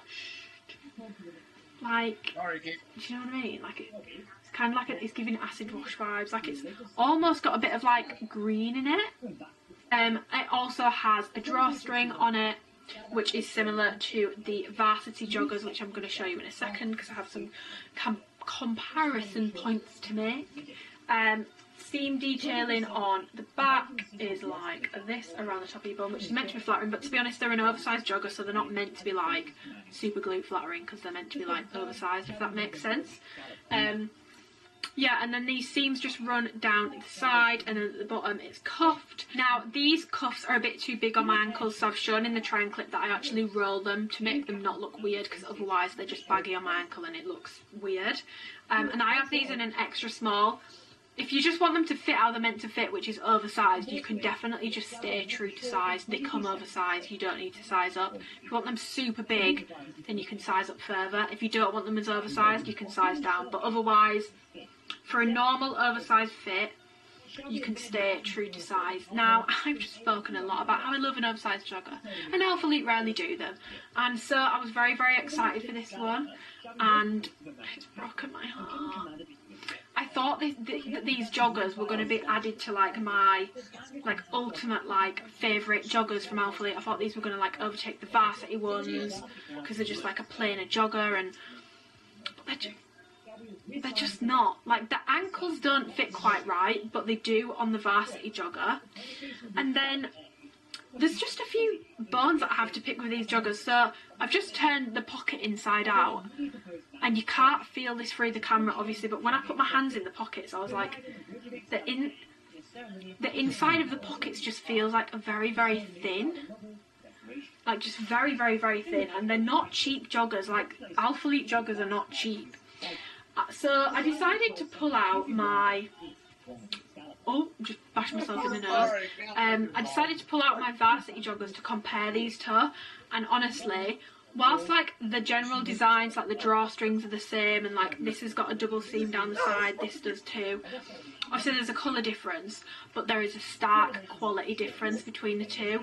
Now, I don't know if this was just meant to be a thinner jogger, but it's not as thick as the varsity jogger, and it doesn't feel as soft, it's not as thick, it's not as cottony, it just doesn't feel as good as the varsity joggers did. And I'm so upset, because I love the varsity joggers, and I was like, oh my god, yes, basically varsity joggers, but like plain, which is perfect, because not everyone wants to walk around with like a big logo on them. I'm really disappointed. I'm really disappointed. I thought this was going to be the one product from this launch that I was going to be like, this is a must, and it's just not. I just don't understand. Like, these are so like thick and like plush and like cottony and dreamy, and these just feel so thin in comparison. They're still soft on the inside, don't get me wrong, but they're very thin, like markedly thin, like noticeably thinner than the varsity ones. As soon as I put these on, I was like, whoa, these just feel thinner. So yeah, if you want to try these out, then I would say stay true to size if you want them to fit how they're meant to. But honestly, I would actually just, I mean, I'm not even a tighter fitting jogger person, but if you want a pair of joggers, I would definitely go for one of the identity pairs. I think these are all sold out on the site, so I don't think you'll be able to get your hands on these. I definitely just go for an identity pair over those. I don't recommend them. That's really upset me. I thought that was going to be like my one, like, you need this product, but we move, these things happen. So that is everything in my Alphalete Black Friday new launch haul / review video. Like I said, I've done the PDF, so I don't want to go over like my top picks overall, because it's all in the PDF, and I did spend like 6 hours doing it, so I don't really want to hammer or like repeat myself too much on that one. So if you want to see my ultimate top picks from across the website, every single product that I've tried, 78 products that I've tried, everything that's already on there, go and check that out. And if you want to add some top picks from this particular launch, the new stuff that's launching on Saturday, to that list, the items that I would be adding to that list is the heavy cotton cropped t-shirt, so these would be added to that list. The collective crops, both the long sleeve and the open back one, I would also be adding to that list. The ultra soft keyhole cutout long sleeved top, I would also be adding to that list. And finally, I would be adding to that list a pair of identity joggers. I don't want to pick for you because I think this is kind of going to come down to a style preference. If you want something plainer, then go for the standard joggers. If you want something a bit more stylish, a bit more like up to date with the trends, go for a cargo pair of joggers. In terms of flatteriness, these are definitely more flattering on the glutes in my opinion, but if you just want more of a comfy jogger, you can go with these. But they would be the things from this launch that I would add to my overall top picks. Other than that, I wouldn't be adding anything from this launch personally to my like ultimate top picks from Alphalete. I'm just being honest. I never want these videos to come across like I'm being ungrateful. I'm very, very, very grateful to work with Alphalete. I'm very, very, very grateful for your support. But that is the reason why I am the way I am with these reviews. Before I started working with Alphalete, I was always very honest about my opinions on it. And I don't want to throw that back in people's faces, but now that I'm working with them, I'm not as honest about the products. If I don't like something, I can't recommend it to you. I'm not going to recommend it to you. I'm not going to sugarcoat things a ton. Like, that's just not how I am. I love Alphalete, I love the brand, but I don't love every single product, and that's completely normal, especially when they literally have hundreds of products on their website. If anyone's interested in getting anything for their partner, I have also put very high quality images of the men's pricing on my Instagram, and I know that Dan's favourites are the essential short, so like the longer men's short, the infinity tech pant jogger he loves, and he loves like the cut-offs and the t-shirts, so like the boxy cut-offs, not the stringers. He loves like the cut-offs and the boxy t-shirts. They're his favourites, and I'll definitely be getting him some more bits because I feel like we can be an Alphalete pair together. So yeah, if you want to get anything for your man, those are the things that I know that Dan really loves. And also the men's hoodies, like if you're wanting an oversized hoodie even for yourself as a girl, go for one of the men's hoodies because they're going to be more oversized, and I think they've got a bit more hoodies in stock for the men. But yeah, that is my haul. If you want to use my support code at the weekend or ever, it's just Amy. You put it in at the checkout. It helps my relationship with Alphalete, helps my relationship with the brand, helps me out personally, and also means that I get to keep doing these videos for you guys. I never want it to come across like I'm ungrateful for the stuff, because I'm not. I just don't want to sell out at any point. Like, I want to carry on doing my reviews the way that I've always done them. Does it bite me in the arse sometimes? Yes. Do I care? No. I would much rather, if I recommend a product to you, right, and I know deep down I don't actually like it, and I've just said it to try and get some money, and then you message me and you're like, oh, I've got this and I'm actually not that happy about it, I can't cope with that. If I know in my heart I can recommend a product to you, and you message me and you're like, oh, I got this off your recommendation, actually I'm not that keen on it, I can live with that, because that's like I've still been honest with myself. But if I haven't, I'm doing a lot of Black Friday content on Instagram. I would highly recommend you follow me on there, and I will also be doing a giveaway on Instagram at some point, probably after Black Friday.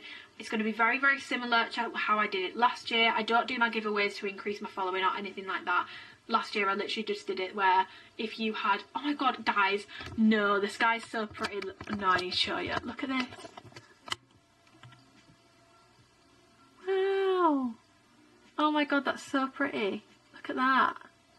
Wow, attention span of a goldfish, don't mind me. So I will, like I was saying, I will be doing a giveaway very similar. I think last year, yeah, how I did it was, you didn't need to follow me, you didn't need to comment on my post, you didn't need to like my post, you didn't need to tag 5 friends, you just had to email me with a screenshot of your support code being used at any point throughout the year, and then I picked 2 people at random. I think I gave £250 each last year.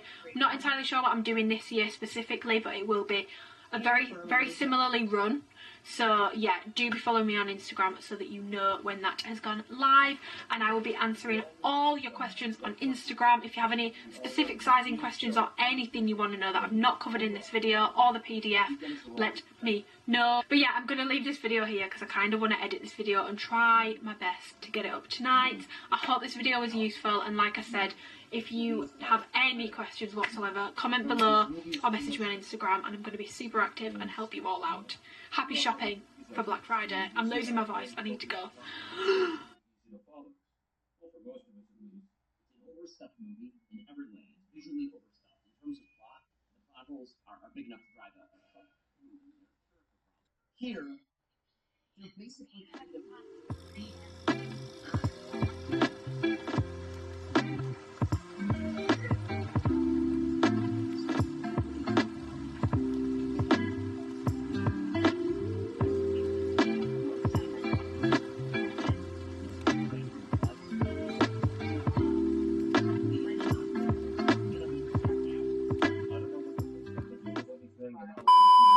Good morning. I look swollen AF, and that's because I've just woken up, so my face is like...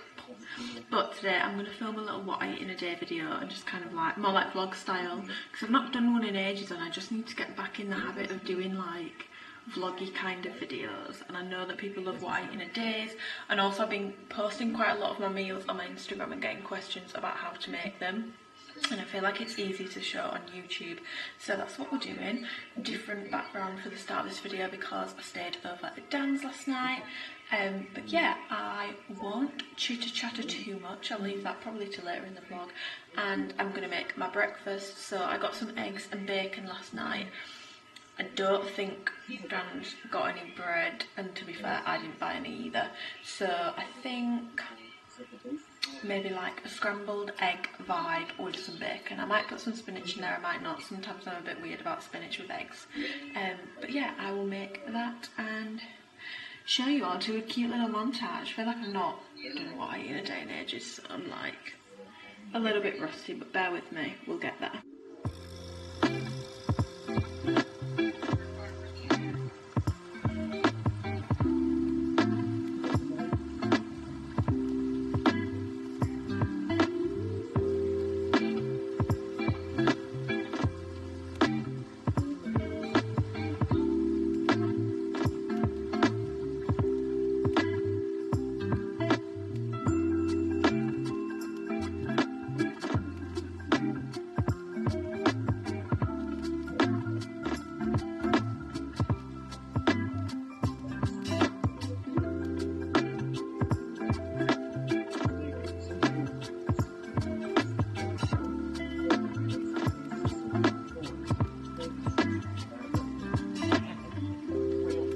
I've eaten my breakfast and I've just got ready for the day / the gym. I need to go and try and get some silver tinsel because me and my sister put the Christmas tree up last night, but we ran out of silver tinsel, so we put purple at the bottom and it doesn't quite look right. So I need to go and get some of that and then head to the gym and then ready for a day of work. I have a video to film today for Legend London Jeans Company. But yeah, I will just show you what I've got on. So I've got on the new Alphalete heavy cotton crop t-shirt. These are super cropped, like, but I love them. I've got the Pulse balance bra on, which is gold. And then I've got the Surface Path leggings on in the black oil stain colour. Yeah, I am gonna head into town, aka Leeds, and do a little quick shop to get some tinsel. I might pop into Zara because I think they've got some boots in that I want at the moment. I also need to just do like a clothes order at some point today because none of my winter clothes fit me. And I'm sick of just wearing leggings all the time. I want to actually wear something that's not a tracksuit or leggings. So I need to do some like online shopping at some point today. But yes, sorry if the lighting's weird, by the way. This is like, the sun is really bright just there.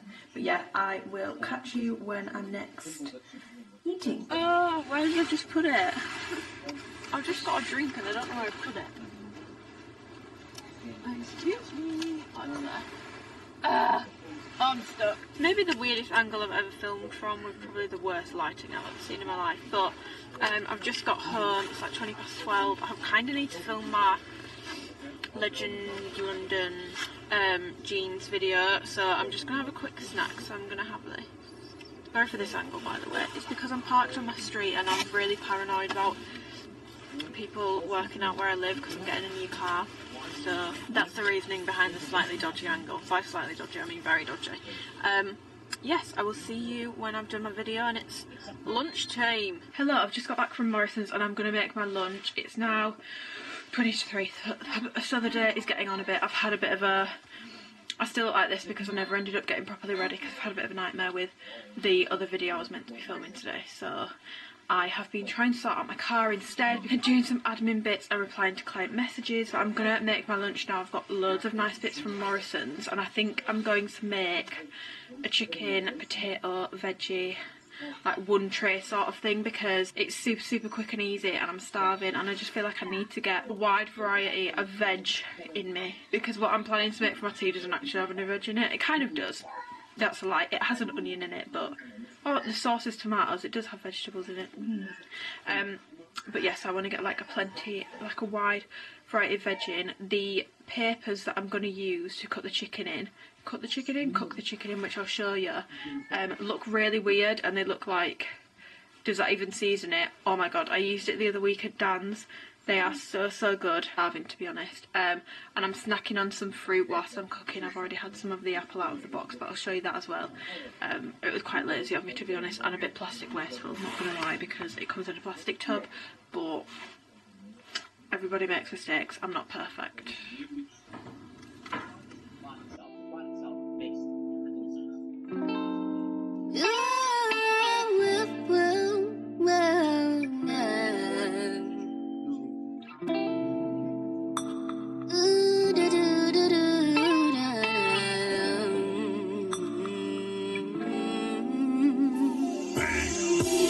She broke your heart, and ever since that day, boy, you ain't been the same, no. I played my part, did everything to...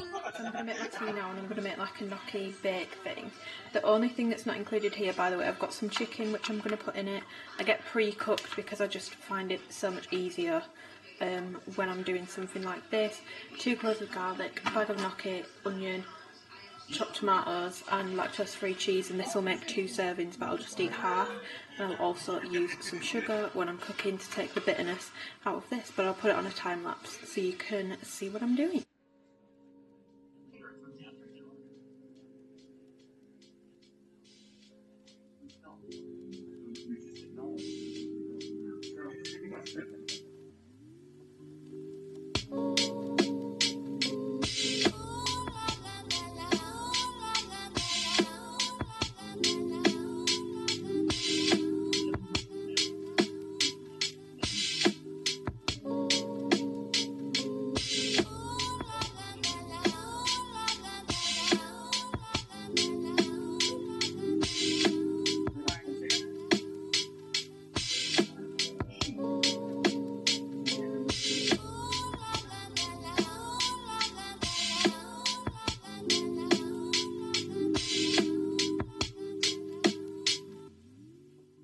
Hello, so I had half of like the gnocchi bake and I've left the other half for my sister to have for her lunch tomorrow because she's off work this week. I did actually say if you are at work you can take it to work with you because I'm selfless like that. But yes, I'll show you how much of it I've eaten. I mean, I don't know if you could tell on that last clip just how much I took out, but had this much, which was a hefty portion, I'm not gonna lie. But I'm gonna make my favourite little snack that I've been having at the moment recently, which is I've gone back to protein oats, and I've not been on protein oats for a very long time. If you used to watch I don't even know if I've made protein oats since I've been doing YouTube, because since I changed to a vegan protein powder they never quite went right in oats. And then I found out that apparently even though I'm lactose intolerant, I can have whey protein powder. I'm not really sure how that works. do not take this as medical advice if you're lactose intolerant. Obviously seek a professional's help, but I did get told that I was okay to have it, so I ordered a Women's Best cinnamon protein powder a few months ago now. I've nearly finished it, thank God, because it's horrible and I don't recommend it, but it's just a normal whey, but obviously it goes a lot better in oat. But I put some Biscoff spread in it and some fruit, and it just takes away the weird taste from the cinnamon protein, which works perfectly. So that's what I'm going to make now. I basically use like 40 grams of oat, put some water in, bang it in the microwave, wait for it to cool down. That's the key, you need to wait for it to cool down before you put the protein powder in, otherwise it curdles and it gets that really weird texture. Leave it to cool down for like a minute or so, then put the protein powder in, then Biscoff spread, then some frozen fruit, and then mix it all together. I've also eaten, I've got Kardashians on in the background, I've been doing some work, I've also eaten one of these cake rusks. I was trying to show you the box actually, so you can see what I'm talking about. One of these. I don't really know what they are, or what they're for, or if you're meant to eat them on their own even, but it tasted good to me. So yeah, I've had one of those just to be completely transparent, and I've also nibbled on some salt and vinegar crisps. But yeah, I'm gonna make my little bowl of oats right now, and then will that be the last thing I don't know. I need to take my creatine as well. I will show you my oats when they're done.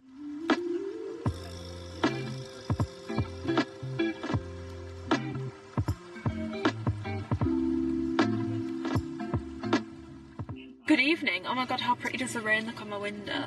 I'm gonna sign this what I eat in a day off. I'll just give you a couple more updates. Obviously I've not eaten anything else today. I had my oats and that was my final meal of the day. I took my creatine. I take 5 grams every single day.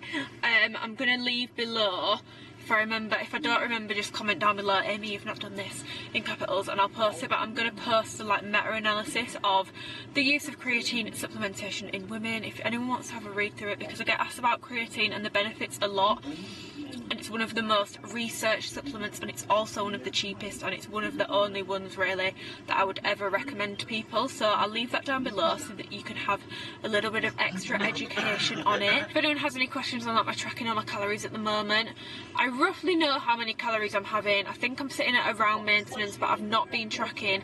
I'm going to get back into it, and I think if you want a video on tracking or what I eat in a day where I explain how to track a bit more, I'll definitely do that in a future one. I just didn't want to do it in this one because it's a lie, I've not been tracking consistently for a while now, but I do want to get back into it. So if you want a video on that, let me know. Obviously I know it's quite triggering for some people, so I'll definitely do a disclaimer if I do that video, if people are interested in it, just to say, like, you know, if you've got a history of disordered eating or tracking is triggering for you, not to watch it. But I want to make sure I can make content for everyone, and whilst I respect that not everyone wants to track or agrees with tracking, a lot of people do want to track and a lot of people don't know how to get started, so it could be a helpful video. But yeah, oh my god, I'm freezing, like I feel like my aircon's on so cold.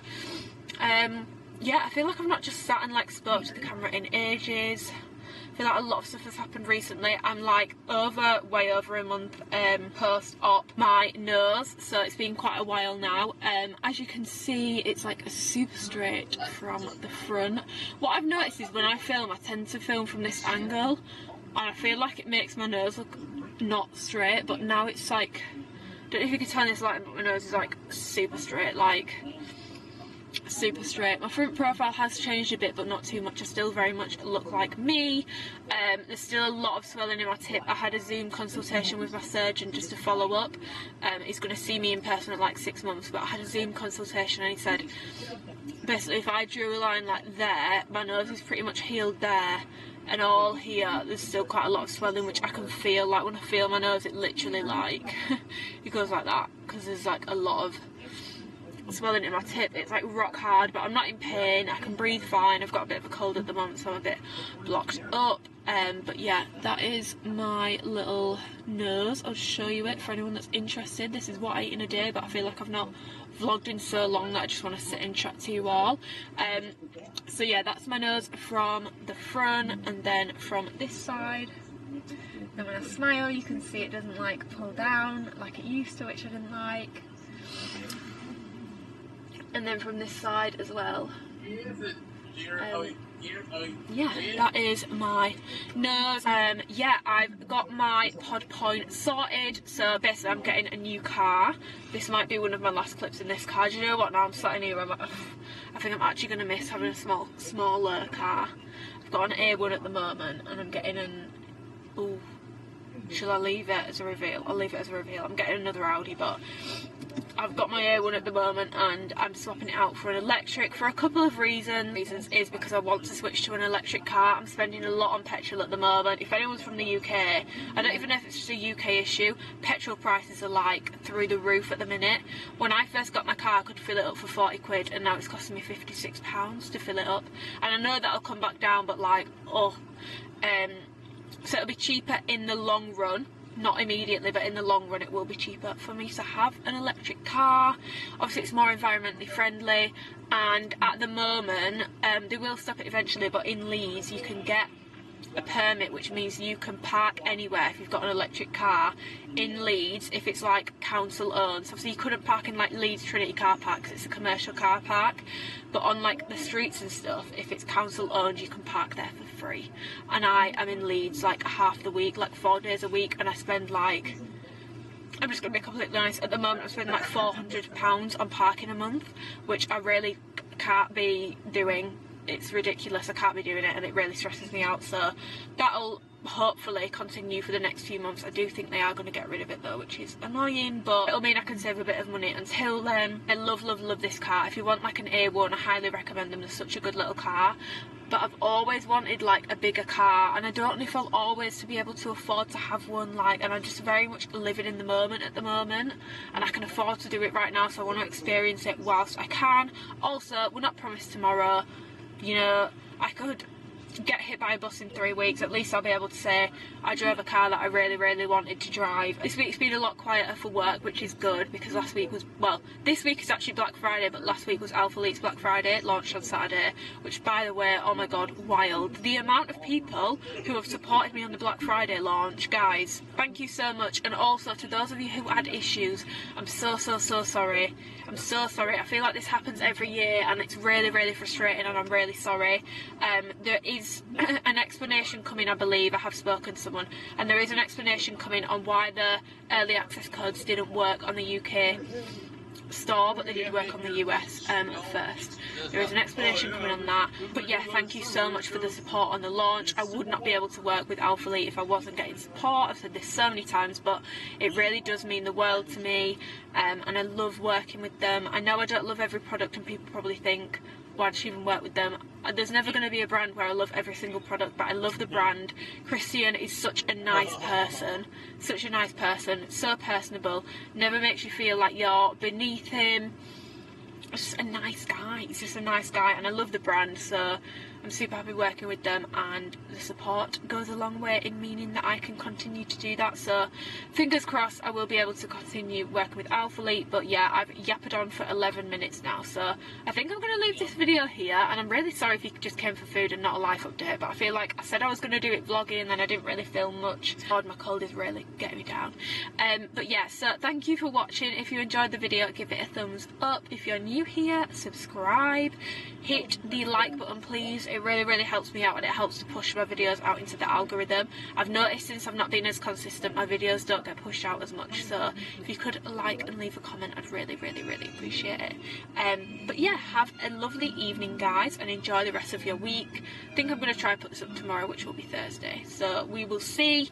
But yes, I hope you enjoyed. Goodbye. Latest episode of Star Trek Strange New Worlds, Season 3, this one, Episode 7, titled, What is Starting?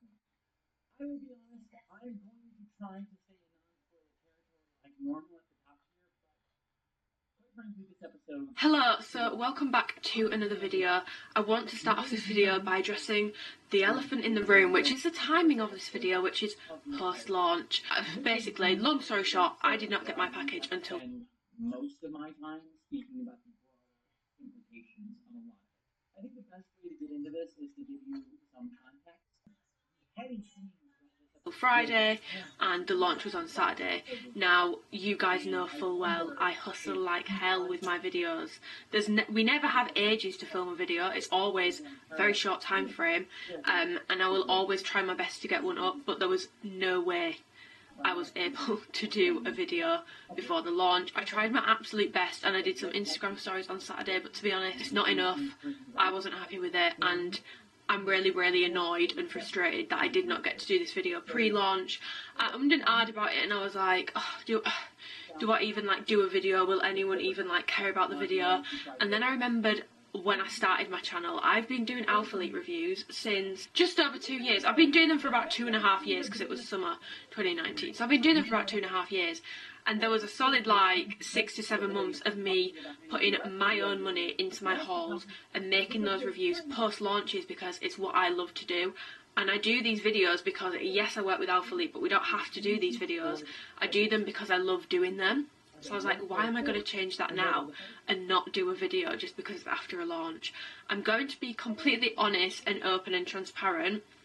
Obviously, the athletes and affiliates that work with Alphalete get the most support on launch days because it's a launch-based brand and most people place their orders on a launch day. So did those of us who didn't get our packages in time and have enough time to film a video miss out on some support? Yes. Is that going to stop me from doing my video? No, because I still want to do it. And to be honest, I've got a lot of thoughts that I want to share with you all, and you can refer back to this video. Plus, the Halo leggings didn't end up launching on Saturday, so you will have this ready to roll for whenever they do. But yeah, I am sorry to you guys that I wasn't able to get a video up before the launch. There weren't many athletes or affiliates that got their packages in good time, and I'm going to be honest, I've seen quite a few comments floating around.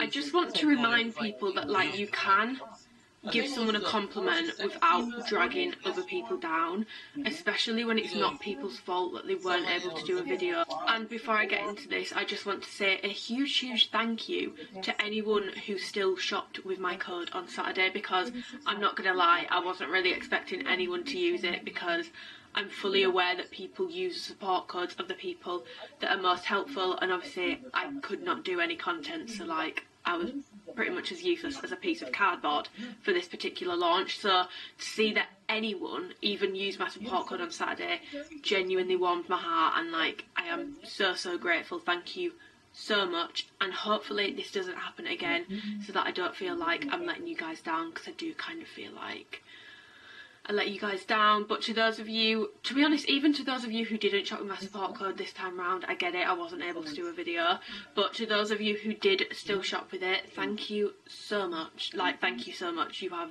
no idea. It does help me out a lot, and it really does help my relationship with the brand. Hopefully changes are made from now on and it doesn't happen again, because it's not fair on you guys, and it's also not fair on the athletes and affiliates that are missing out and not having their packages even being shipped when other people have got whole videos up.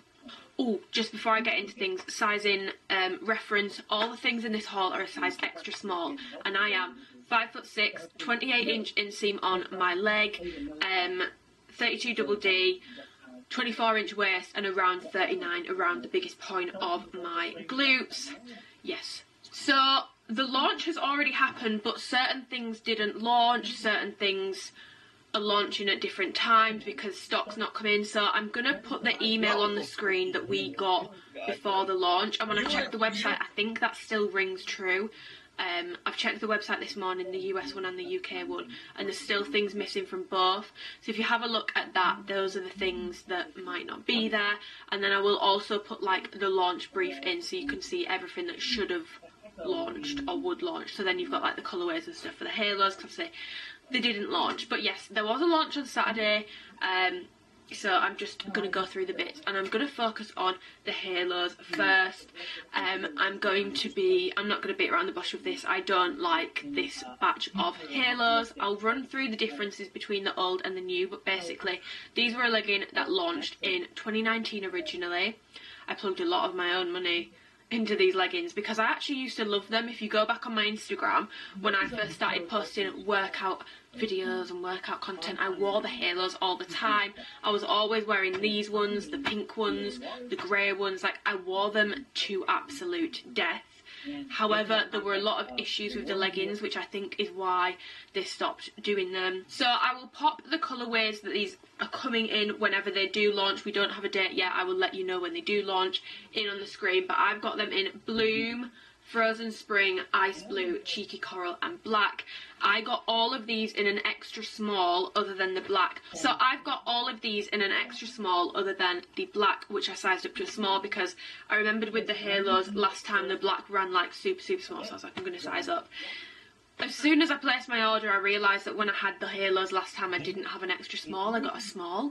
So straight away I messed that one up, and I'll go on to the sizing in a second because it's a bit of a minefield. But I'll go through the details on the leggings. So we've got this waistband here, which kind of, if I show you up close, it's kind of like a bit like, almost like waffly, and then you have the leg. So the waistband is kind of double, so if I go like that you can see it's like folded over, and then it's single in the leg. No front seam on these, kind of rib detailing which goes around here, which is supposed to flatter your glutes, and then you have this kind of waffle kind of ribbing which goes here, and it comes round the side at the front. Now straight off the bat, when these launch, if you get them straight off the bat, you need to be so careful putting these on. I've got very long nails. These are my actual real nails. Can I get a whoop whoop? These are actually, I'm not, like, these are my actual real nails. So I've got quite long nails, and some of the edges are a little bit sharp, especially if I've had them freshly done. And I nearly put my nail through these about, like, on every single pair, I nearly put my nail through them. So if you're going to get these, you need to be incredibly careful when you're putting these on, because if you start pulling them up by this bit of material and you've got sharp nails or long nails, that's it. They are going to have a hole in them and there's going to be an issue.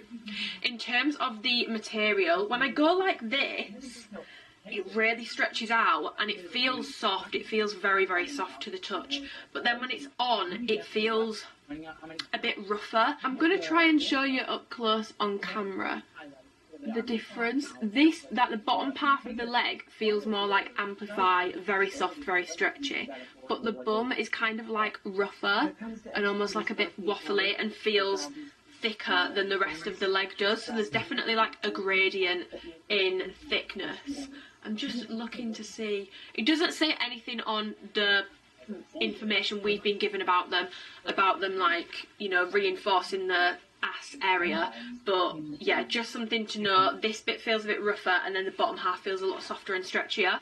Now sizing wise on these, I got an extra small, and yeah, I mean the waistband fits really nice, but I struggled to get these on my legs. I tried to get them on Saturday morning to try them on, and I could barely even like get them over my leg. Like, the math was not mathing on that one. They're very hard to get on. If you are getting these, I have no doubt in my mind you need to size up a size. You need to size up a size if you want these leggings. It will make the waist a little bit loose. Like, I've got a small in the black legging. It will make the waist a little bit loose, but you kind of need to do it. Like, if I show you the difference between an extra small and a small, there's a big difference between the two. Going up a size will help a ton. Although I'm going to be completely honest, I would actually, in the lighter colours, probably go for like a medium to make these less sheer on me and just feel comfortable around my legs and my glutes, because at the moment the top of my thighs and my bum is so squished and they're so unflattering on me that I think I would actually like a medium, and then probably like try and see if I can get the waist taken in on them. So I personally would actually go up 2 sizes in the lighter colours. I don't know if it's going to show in the try on clips, but if it hasn't quite shown, I will put in a picture from my iPhone. I am considering getting a new camera because what I'm noticing is everything shows up pretty much as squat proof on camera, but in person it's not. And as much as I could sit here and like verbalise what's not squat proof, I kind of want to show you like the truest representation possible. So I think I'm going to invest in a new camera. If anyone has any suggestions, I'm all ears, because my camera's just not doing what it used to do. It's not picking things up as well. But with all of the lighter colours, I wore dark blue underwear in the try-on clips, as I always do, to test these sort of things out. None of them are even stand-up proof, like you can see my underwear. So if you want any of these lighter colours when they do launch, do size up and do wear them with nude underwear, because otherwise you will see the outline of your underwear even when you are stood up. Sweatproof wise, this material is similar. It's kind of like a hybrid of the Amplify in the lower leg and kind of like an OG Revival kind of feel in the upper leg, so a little less soft and stretchy and a bit more rougher and compressive. So this is probably going to be quite a sweatproof material in my opinion. The old Halos were pretty sweatproof on me, and they are very, very similar. I'll run through the differences in a second. So sweatproofness, you should be good. Camel toe, they're also fine, but I don't know if I think because these are so small, it's kind of impossible for them to give me a camel toe. The gusset does come a bit too far forward and also too far back at the back. It's just overall just not very flattering, but they don't give like a camel toe that I have noticed personally. And I will lay all the leggings on top of each other so you can see any like sizing discrepancies and all that sort of stuff. But out of all the colours, the orange colour, the coral colour, definitely fits the tightest, and the rest of them are pretty much the same. But I will put in a little clip so you can see how they like lay over each other in terms of like the length, the waistband size. None of them are to the point where, well, all of them are an issue where you would need to size up, but none of the differences between colours is an issue where you'd need to size up, other than the black, which, yeah, the small is fine on me. On my legs, it's still super tight to be honest, but I don't think I would have got these on in an extra small. They fit quite similar to the extra small in the coloured colourways. This is the new Bloom Halo colour, which will come out eventually, not sure when. I've just compared it to like the lavender coloured pulse leggings, because to be honest it's a very unique colour from Alphalete. There's not anything that's too similar. If I compare it to I have purple, so I've just put the purple dove next to it as well, and the viola, and yeah, it's a very like a unique colour from Alphalete, definitely something new, not too similar to anything they've done before. Again, the cheeky coral colour is quite a unique colour, so this is it next to the mandarin and the old burnt orange. It's very unique, very new from Alphalete, nothing too similar to it. Then finally we've got the frozen blue colour, which looks honestly so light when you put it next to other blues, and it looks quite grey, but if I put a grey next to it you can see how blue it is. So that's medium grey. That's Halos in, I think it was an old colour, so it's aquamarine. Halos in vivid blue. Revivals in, I think, Atlantis blue. So it's a very, very light, very, very, very, very, very pale bluey. Almost looks grey on here, but it is definitely blue. This is the new green shade. It's almost like so light green, it's almost got a bit of like yellow in it, especially when you put it next to the green tea pulse colour. Again, there's not a ton of Alphalete colours like this. That's the Alphalux green. It's definitely more like pastel-y, muted, greeny yellow kind of colour. And as I've just said, the colours aren't even stand-up proof on me, so the light colours, none of them are squat proof. The black colour is actually very, very solid and very squat proof. I was quite impressed with that, but the rest of them are not. You can't hike them up your bum. Maybe I could if I got a bigger size, but in an extra small, the math is not my thing on that one. I can't get it up there, like there's just not enough material. You pull on the material when you put them on and like, they're tight, man. They really are tight, you cannot. So, I will now run you through the comparisons between old and new. Now bear in mind, the blue at the back, by the way, can we have this blue colour in Amplify please? If someone is watching this, can we have this blue in Amplify? Because I think it's what the people need, and by people I mean me. So for reference, the Halos that I have at the back are a size small, and the blue that I have at the front are an extra small. The waistband is the exact same size, so these are definitely running a bit bigger than the last batch in terms of like waist size and like waist compression. They're definitely running a little bit bigger, considering that these are literally like the same width, and it's an extra small and a small, so do bear that in mind if you are still looking to pick up a pair when they do launch. The front seam has been taken away, so there's no front seam on there anymore. The back is very, very similar, so this is the back of the old. You've got all the same kind of details, and then this is the back of the new. The only thing that's changed is the gap between this waistband, the bottom of the waistband, and where the ribbon starts is a lot bigger. So you can see there's a lot more space there for your bum, but this is still a really low waistband, and because it's square it just cuts you off. And it's honestly, these, if you want a pair of leggings that don't go up your bum and aren't really going to flatter your glutes, then these would be the legging for you, which, to be honest, some people don't want that. Some people want just like a super compressive legging, and this is a very, very compressive legging. If you like that, you might like these. And I'll just show you the old again so you can see what I mean. There's definitely a shorter space on the old ones. The branding's slightly different, it's more spaced out on the old ones and a bit smaller, blockier and closer together on the new. But other than that, these are pretty much the same. The old definitely feel a bit stiffer. They definitely feel a bit stiffer than the new ones do. But other than that, that's the comparison of old to new. I will also put in comparison pictures, colour comparison pictures of all of these colourways compared to some other colourways. But the one thing I wanted to touch on, which is why, honestly, the main reason why I can't put my recommendations behind this legging confidently, because sometimes there's something that I don't like, but it might work well for someone else. But when there's an issue that I'm concerned about with a product, I'm always going to air it, because I don't want people to spend, you know, $70, £50 on a pair of leggings and then having issues. Issue with the Halo leggings last time was this area here, and I experienced this. I had about 4 or 5 pairs of my Halo leggings that all ripped in the same place. So as you can see here, this ribbon is like sewn into the main seam that runs down the inside of your leg and comes into the gusset. Now on the new ones, granted, it's sewn in a little lower down, so it doesn't quite run into the gusset like the old way does. It kind of begins where the inside of your leg begins. However, when they first launched the Halos, this was a glaring issue, and then they did another launch of them maybe 2-3 months after, but they said that they'd fixed the issue, and I said in a video, I was like, I've asked them and they said that they'd fixed the issue, so we're all good to go. The issue clearly wasn't fixed because so many people had their leggings still ripped, mine included. Some of my leggings ripped, and when I've seen other people say that this ribbon is no longer meets the seam, but it does, if you can see.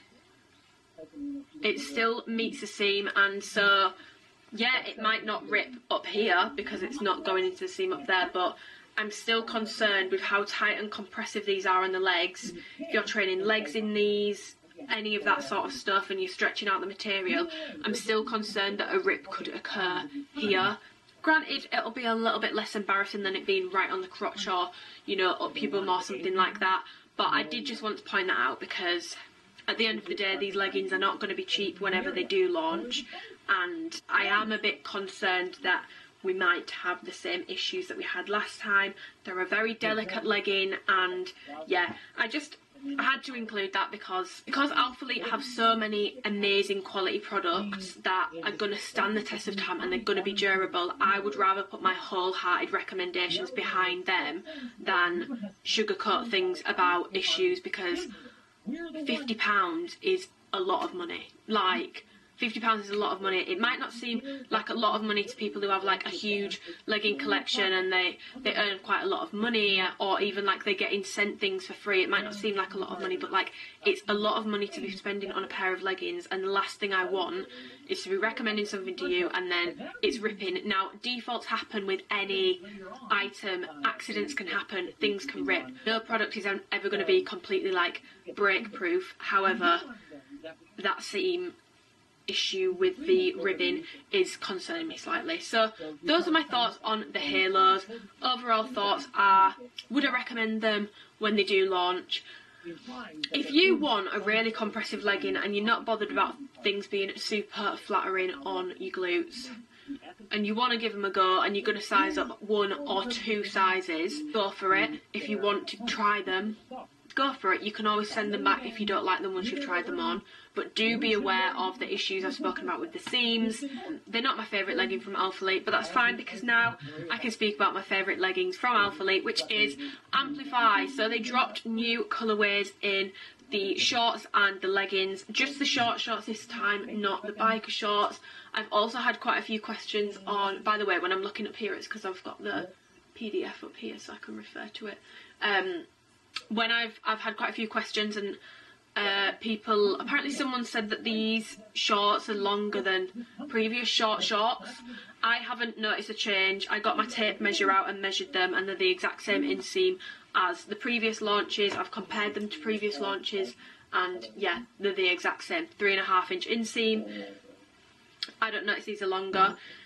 The only reason that I can think of why people may think that they are a bit longer is because every single launch, I'm going to be honest, the Amplify seem to get a bit thinner and a bit stretchier, especially in some colourways. So obviously the stretchier piece of material is a legging, a short, the more that you can stretch it out and add more length to it, essentially, because it's got more stretch, whereas if it was a bit stiffer and a bit more compressive, you wouldn't be able to do that. That's what I think has happened there. So as I did with the halos, I'll put in some colour comparisons for the colours that I've got throughout. I've got the colour comparisons. This is the new Victory Blue. This is the Sonic Blue, OG Revivals, Palace Blue, Tuxedo Blue, Rainfall. I've lost my Oceania shorts. I don't know where they are, but to be honest, I had a lot of people asking me between Tuxedo Blue and Victory Blue, and they're very, very different. This is a lot darker and it almost looks a bit purpley, whereas this is a bit more brighter, a bit lighter, and definitely more blue. Out of all these colours, it's most similar to the Sonic Blue. So this is the new Dusty Green. This is the old Capri Sun colour. This is the old Ivy Amplify, Alphalete Harmony colour. I can't remember the name of this colour, but it's a very obvious colour. If you go on the website, it'll be obvious which one it is. Ren, which is a very, very dark green. And then this Pulse colour, which I want to say was like green tea or something. Dusty Green is definitely a unique colour from Alphalete. It's not too similar to anything they've done before. A ton of like comparisons for the Mandarin shade, so just to kind of put it in perspective, this is a surface copper colour, and by the way, this is a really good colour combination, looks good together. And then this is the halos in the like burnt orange colour. Loads of comparison requests for this, and they're very, very different. If you've already got these, you can definitely have these a lot lighter, a lot more muted, less bright. I definitely prefer this colour to the burnt orange.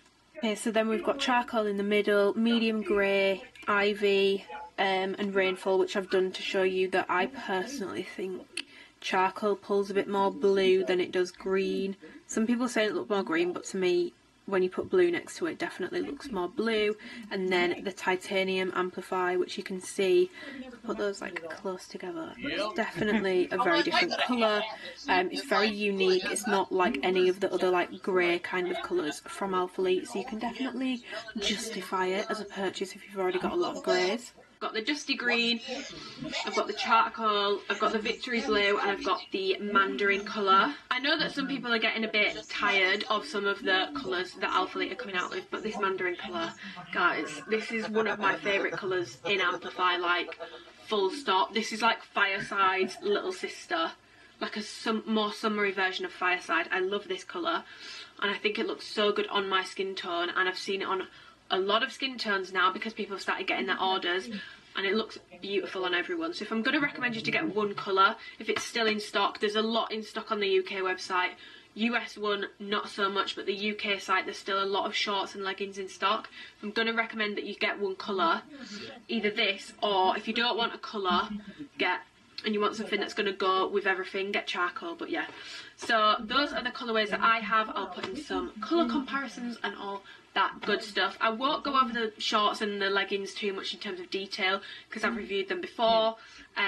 But yeah, it's still got the 3-tier waistband. These are inside out, that's not useful. It's from like less compression to more compression, so it shapes you like this. And then you have slight like contouring here, goes into like a little triangle, and around the sides some kind of like mesh paneling, bum scrunch, and on all the ones that I have got, the scrunch is not sewn into the gusset, which is apparently how they are meant to be, and I don't have any issues with any of mine being sewn in. None of them are sewn in.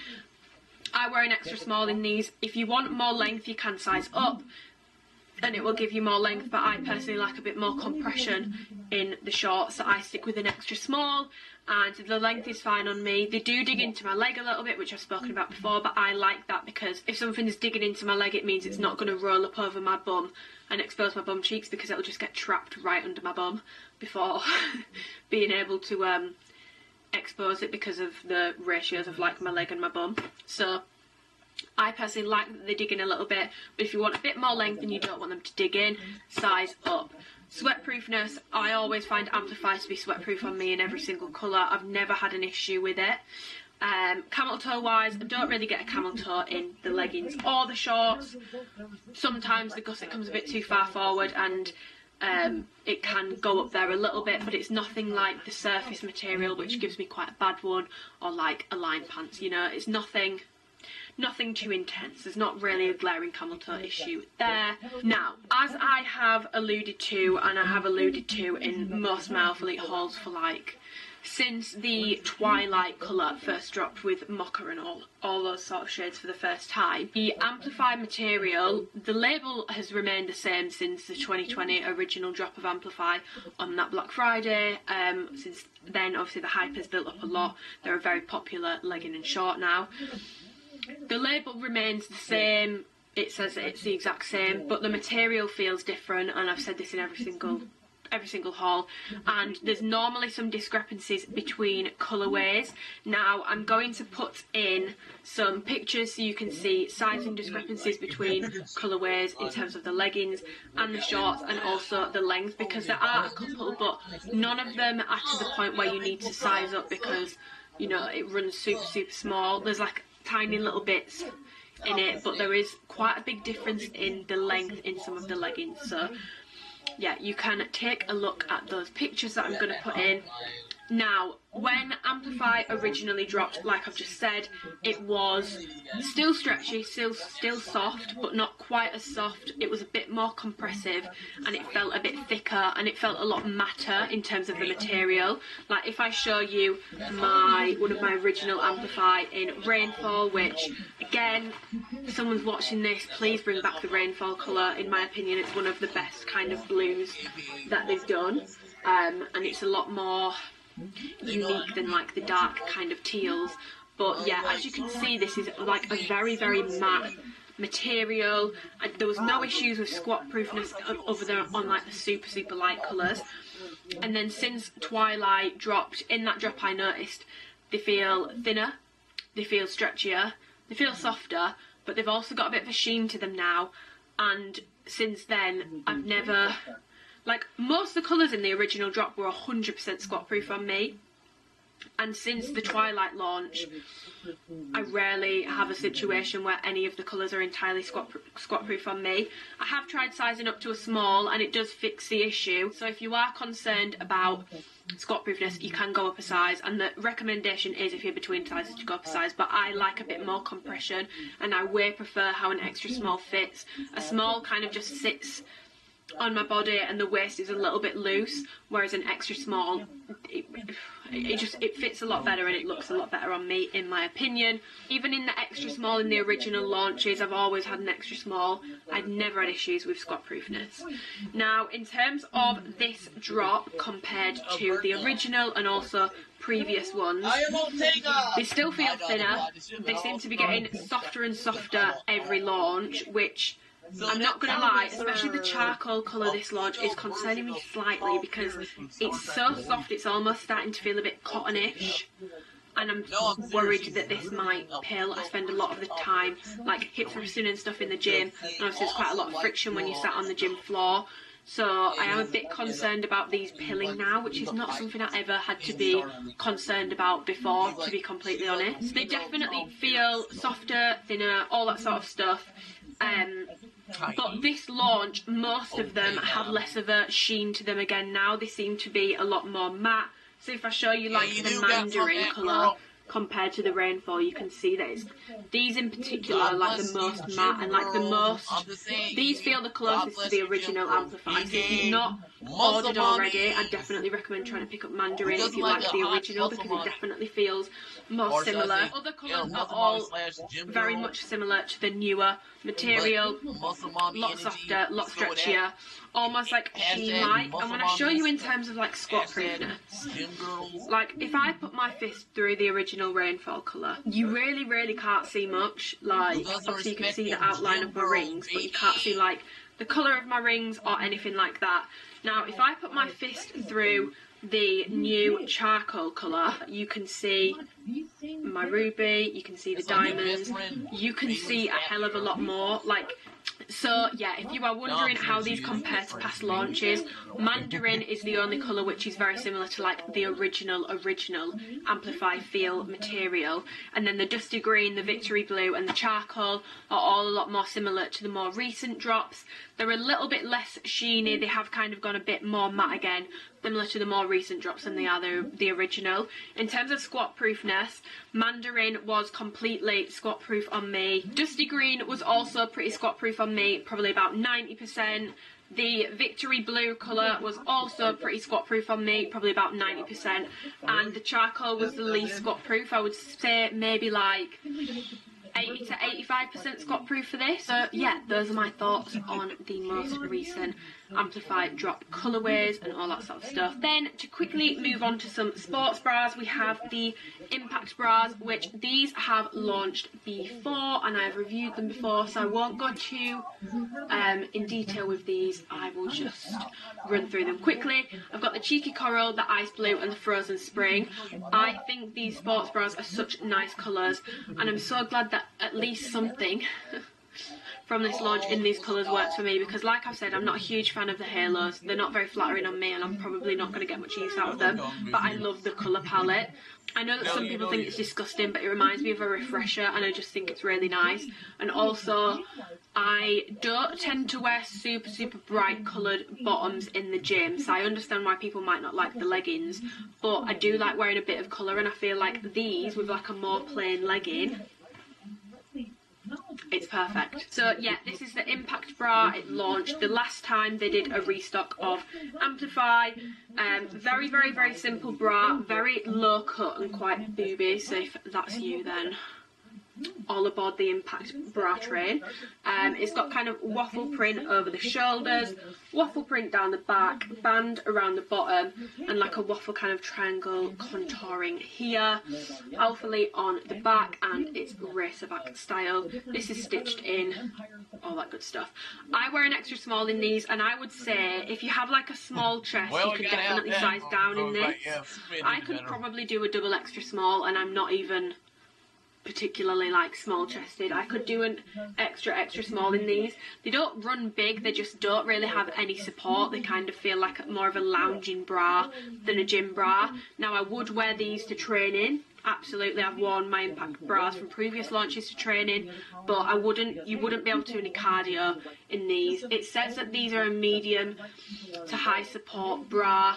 I don't think they are. I think this is actually probably one of Alphalete's lowest impact sports bras, so do bear that in mind. Fine for weightlifting, chilling in, all that good stuff, but if you are going to be wanting to do any sort of like cardio, jumping around, anything more heavy duty, you would be better off opting for a Fault bra, which I will go over now. I have all of these in an extra small. I've got Victory Blue, Dusty Green, Charcoal and Mandarin to match my Amplify. Again, I've reviewed these before, but I will go over them again. So details wise on this, obviously you've got the waffle print on the last one, and then you've got a nice ribbon thick detail. It's a very thick, high quality sports bra. I love these bras from Alphalete. Nice thick panel around the bottom. These are a more long line sports bra than the Impact one. If I show you, as you can see, that's that one. And it's got a much like higher neckline, and it comes down a bit lower. So these have got a higher neckline, but what I like to do is put it on and kind of grab and bring it up a bit, and it gives you like a really, even though it's high, it's not too high, and it gives you like a really nice cleavage. It is very open at the back, it crosses over, and it's their most open back sports bra by a mile. Alphalete is stitched in on the back, and it kind of comes up like halter neck around here. Yeah, I wear these in an extra small, and they all fit the same. There's no differences between the sizes when it comes to the bra. However, sizing wise on these, if you have a smaller chest and a narrow back, you can definitely go down a size. But if you have bigger boobs and quite like a, you know, developed back, a bit of a more muscular back, traps as well in particular, like my traps can be quite intense sometimes. This sits quite tight on my traps, so if you are someone who has like a bit bigger traps, bit of a wider back, bit of a bigger chest, I've obviously got a bigger chest, and like my traps can get quite, I mean, yeah, my traps can get quite like heightened sometimes, then you might want to actually either stick true to size or size up in these, just so that you can make sure that it's as comfortable as possible, because obviously it's going around your back, you want it to fit nice and not be like digging in too much. I personally would probably stick with an extra small because I really like the support that this gives. Now, the information that we have been given says medium to high impact. I'd say this is one of their highest impact alongside the Amplify bras that they do. I would feel comfortable skipping in these, I'd feel comfortable running in these. Now do bear in mind, obviously I do have implants, some of my boobs aren't real, but they do move, and they do still cause pain when they move if I'm not wearing something supportive enough. And for me, I would rate these as like a higher impact bra. So if you want something a bit more heavy duty, something you can lift in, but also looks really good, because I'm not going to lie, some high impact bras from other brands are not it. They look disgusting. Like, it's still a very, very cute bra, and something that you can also run in and not just weight training. I definitely recommend picking up either a Volt bra or an Amplify bra if you've still got any left in stock from previous launches. They're definitely the most supportive ones, and yeah, I just think it's rare to find a high support bra that actually looks cute. But they've hit the nail on the head with these, so I wear these quite a lot, especially since they've relaunched them. By the way, both of the bras come with removable padding. I take the padding out because I'm not a padding queen. I don't like having padding in things. Moving on to some tops then, I will go over the ones that haven't necessarily launched before. So we've got the women's signature mesh crop, and I've got this in the light blue shade. Now, I've shown you in the try on clip, it's not like a dead match for the frozen blue. The frozen blue is definitely a bit more of a bright pastel, whereas this is a bit more muted, but it's a mesh crop. Not mesh to the point where it's like super, super sheer, but this kind of like waffly mesh. Even the logo is kind of like a bit waffly mesh, and it's like a, I don't even know what this is, I can't really work it out. It feels like it's kind of ironed on, but yeah, the fit on these is pretty much the same as all of their short sleeved cropped tops, so boxy, oversized. I've got an extra small. I would stay true to size in these. I don't think you need to size up or size down. Very, very, very lightweight, perfect for wearing to the gym if you're someone who doesn't want to wear something cotton and show sweat. Mesh will be perfect because it's very, very lightweight and it's not going to show sweat, and if you do sweat, you've got really good ventilation. Will I get a lot of use out of this? Honestly, probably not. It's not really my cup of tea. I got one to try and to show for you guys. It's not really my personal cup of tea, but is it a nice little top? Yeah. This is more of like a personal preference issue rather than it's, you know, not a good product or anything like that. Then we have more heavy cotton cropped t-shirts, which we love. So I just decided to get a t-shirt this time and not the crop tanks. I love the crop tanks, and they make me feel like, with like the cut-offs, I just think they look so cool, but I can't get them over my head. And like, if I've done my hair like I've done it today where it's all slick Rick, I don't want to be ruining my hair trying to pull something over my head. So yeah, in short, that's that on that. So I just got this in the pastel pink colour. Now if I show you like the Bloom leggings next to it, it's not a dead match. This is definitely more pink, and this almost looks lilac in comparison when you put it next to it, but it's like a very muted purpley kind of pink. These are a very like heavy duty t-shirt from Alphalete. I've reviewed these in my last haul if you want to go and check that out, but they're very, very, very cropped. You need to wear a bra under these. I didn't wear a bra in the try and clip, hence why I'm not doing the haul. Whee! But you need to wear a bra with these, otherwise you got Morrison's, you're reaching for that high shelf, someone is seeing your whole breast. Which do we want? I'm not sure that's what we want. Would definitely wear a bra under this if you're going to get it. Nice to train in, but honestly this is more of like a chill kind of top for me. I've worn my heavy cotton like white and black ones for quite a few days. They're constantly in and out of the wash. I've been getting a lot of use out of them, so I can wholeheartedly put my recommendations behind these now because they stand the test of time. I'm getting my use out of them. The logo on these are really nice. It's like stitched in here, so you're not going to have any issues like peeling or anything like that. I've gone over the material before. It's not soft, it's heavy cotton. It's not like soft, it's not super stretchy. It's quite stiff, needs an iron, clearly, as you can see in the try and clip. But these are definitely going to be a very, very durable top from Alphalete. If you've not felt things like off-white t-shirts, Balenciaga t-shirts, that's what this feels like. And I'm not saying they are, you know, the height of quality. Designer does not equal amazing quality, but you know, to have a product on your website that feels like a Balenciaga t-shirt, kind of a flex. It's kind of a flex on Alphalete's behalf, I'm not gonna lie. A top which I have not reviewed before, I don't think they've dropped this before, which is the Essential Crop Tank, which pretty much reminds me of kind of like the ultra soft crop tanks in terms of fit, but obviously this is just more cotton feel. It's not like slick feeling, it's not performance feeling, it's more of like a chill lifestyle top, which it literally says Alphalete extra small lifestyle. So yeah, I wear these in an extra small, and I've got these in the dark tan colour, which I love, and I've also got it in the bloom colour. Yeah, this colour is really, really up my street. I love browns, and I just think this looks really, really good. But it's basically just a cropped racer cotton tank vest, tight fitted. So if you want a tight fit, stay true to size. If you want a more baggy oversized fit, go up like 2 sizes and you will be good to go. But an extra small fits perfectly on me. This doesn't like stick out awkwardly, it fits well. At the back you've just got the Alphalete logo stitched on. I'm not gonna lie, I kind of wish that they had done it more tonal.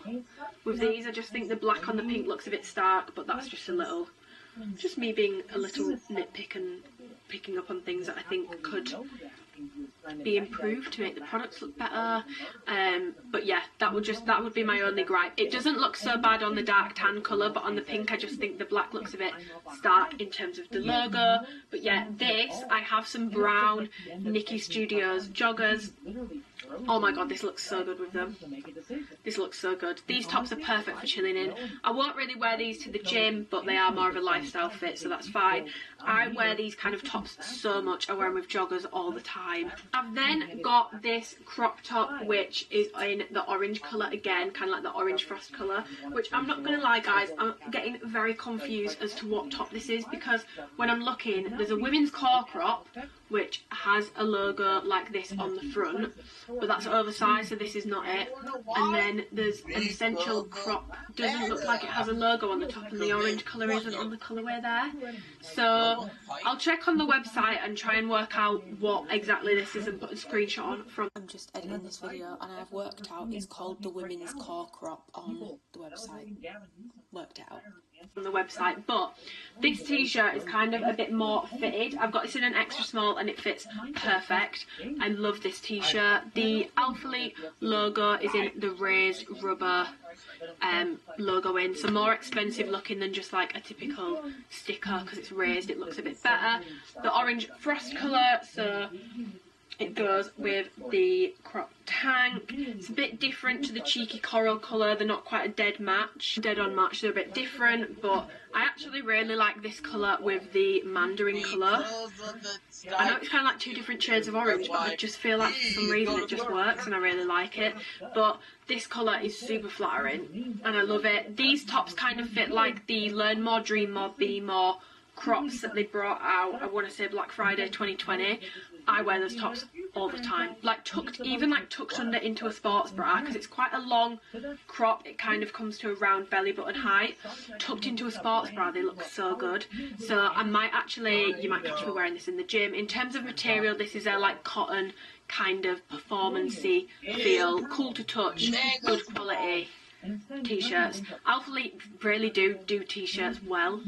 They do t-shirts well, they do amplify well, they do hoodies exceptionally well, and they do jackets well, which I'm going to move on to now. So we have the trace jacket. Oh, by the way, just to note as well, those tops, if you do want to wear them in the gym, because they are more cotton, they're not going to be sweat proof, so they will show sweat. So do bear that in mind if you are thinking, maybe I want to wear this in the gym. It will show sweat, but who cares? We're in there to sweat. If Darren is dripping over all the equipment, guess what? So am I. So we have the women's cropped trace jackets. I have this in the lovely orange shade, and I also have this in the black as well. I'm probably going to get a lot more use out of the black. I can't remember what my thought process behind the orange was, because I'm probably not going to get a lot of use out of it. I think my plan was, oh no, this is why I did it. So my friend, well, I class him as my friend now, but it's my boyfriend's friend, David, sick photographer, such a good photographer. He did a shoot for me a few months ago, and one of the pictures is literally one of my favourite pictures of myself. So he knows someone who owns like a studio in Leeds, so my plan for this launch was get my package and go and do a shoot. So I wanted to pick some like really nice matching bits up. I didn't get to do it. Because I got the package a day before the launch. So that was the thought process behind the orange jacket. But it is a gorgeous colour. I just don't think I'll wear it tons like day to day, if that makes sense. In the trace jacket, we've got nice long sleeves. They are a good length, nice and cosy. You can roll them over your hands. The only thing I want to like note on these is, can you see how it's cuffed on the sleeve, right? This is quite tight on your wrists, to the point where I'm not sure this is actually going to be comfortable after a few hours. So you might actually want to size up for more room in the wrist. I've got an extra small in these and it fits really well everywhere else, but the wrist is quite tight, I'm not going to lie. And then it's kind of got this seam detailing down the arm. Back super plain. The only branding on this is like I've just shown you on the front in the raised rubber. Zip down the front so you can wear it zipped all the way down. It's got a band around the bottom, or you can wear it zipped up or half up, which is my personal preference. It's not like tonal branding or anything. The branding is white on these, so the orange has the white branding, the black has the white branding. In terms of differences between this and the Amplify jackets, obviously these have got a lot more detailing on in terms of the seams. There's a lot more seams on this than there is on the Amplify. The branding on the Amplify is sewn in and it's on the back of the neck. The branding on these is on the front and it's more rubber. It's the rubber raised logo situation. The collar on these feels pretty stiff. It's a bit of a stiffer collar than on the Amplify, and also the material is different. So these are more, if you have anything from the Surface collection, these will pair really well. This will still go well with Amplify, but if you want to match materials, these will go well with your things like, there are a trace jogger, but we didn't actually get to pick any of those, so I don't have any of those. That wasn't an option when I did my order. So I don't have any of the trace joggers, but there are joggers to match these, I believe. So these will match well with things like the premium joggers, the Surface range, to be honest, they might go a bit well with the Pulse range as well, but it's most like the Surface material, so kind of like cottony, slick. Alphalete, it'd go well with those. So the Amplify jackets are more of a seamless material feel, whereas these are like more cotton, more brushed. On them though is very, very similar. The Amplify jackets fit a tiny bit tighter. These have got a little bit more room in them, but not to the point where it's like sticking off your ribs and it looks like it doesn't fit and you need to size down. There's no issues with that. These are in a slight They're not quite as tight of a fit, but they are very, very similar to the Amplify jackets in design, in terms of fit, just not in terms of like material and all that sort of stuff. They're the same length, all that sort of stuff. Got a very similar, you know, it zips all the way up, it zips all the way down. Could probably try a small just to save the blood circulation in my wrists because it is really tight, but then I think they just look like they don't fit properly because my ribs are quite narrow. They come in quite narrowly, so I think I would stick to an extra small. If you want this to fit tight, stay true to size. If you want more room, go up a size or even 2 sizes if you want it to be more oversized and not skin tight, and also get a bit more room for the old wrists. So the final item that I have to go over is the Endure crop jacket. They did bring out a long version of this as well, but I knew I would get way more use out of the cropped one. I don't think this is on the UK site yet, sadly, but it will be coming on there when it comes in. I got this in the black colour. I was so tempted to get more, and now I'm kicking myself for not, but to be honest, when they go on the website I'll just get them myself. This is one of those products where I wasn't expecting to love it. I was like, I'll try it, but like I'm not sure. I looked at it and I was like, this has potential, but I'm not 100% sure on it. Sorry about that, just had to change my camera battery. But yeah, the Endure cropped jacket was something where I was like, I like the look of this and I feel like it has potential, but I'm going to have to wait and see how I feel about it when I try it, because I don't really have anything else like this. This is like probably one of like my favourite things from the launch in terms of like new things that haven't dropped before. So the branding is quite in your face on this. It's right at the front and it's stitched in across here.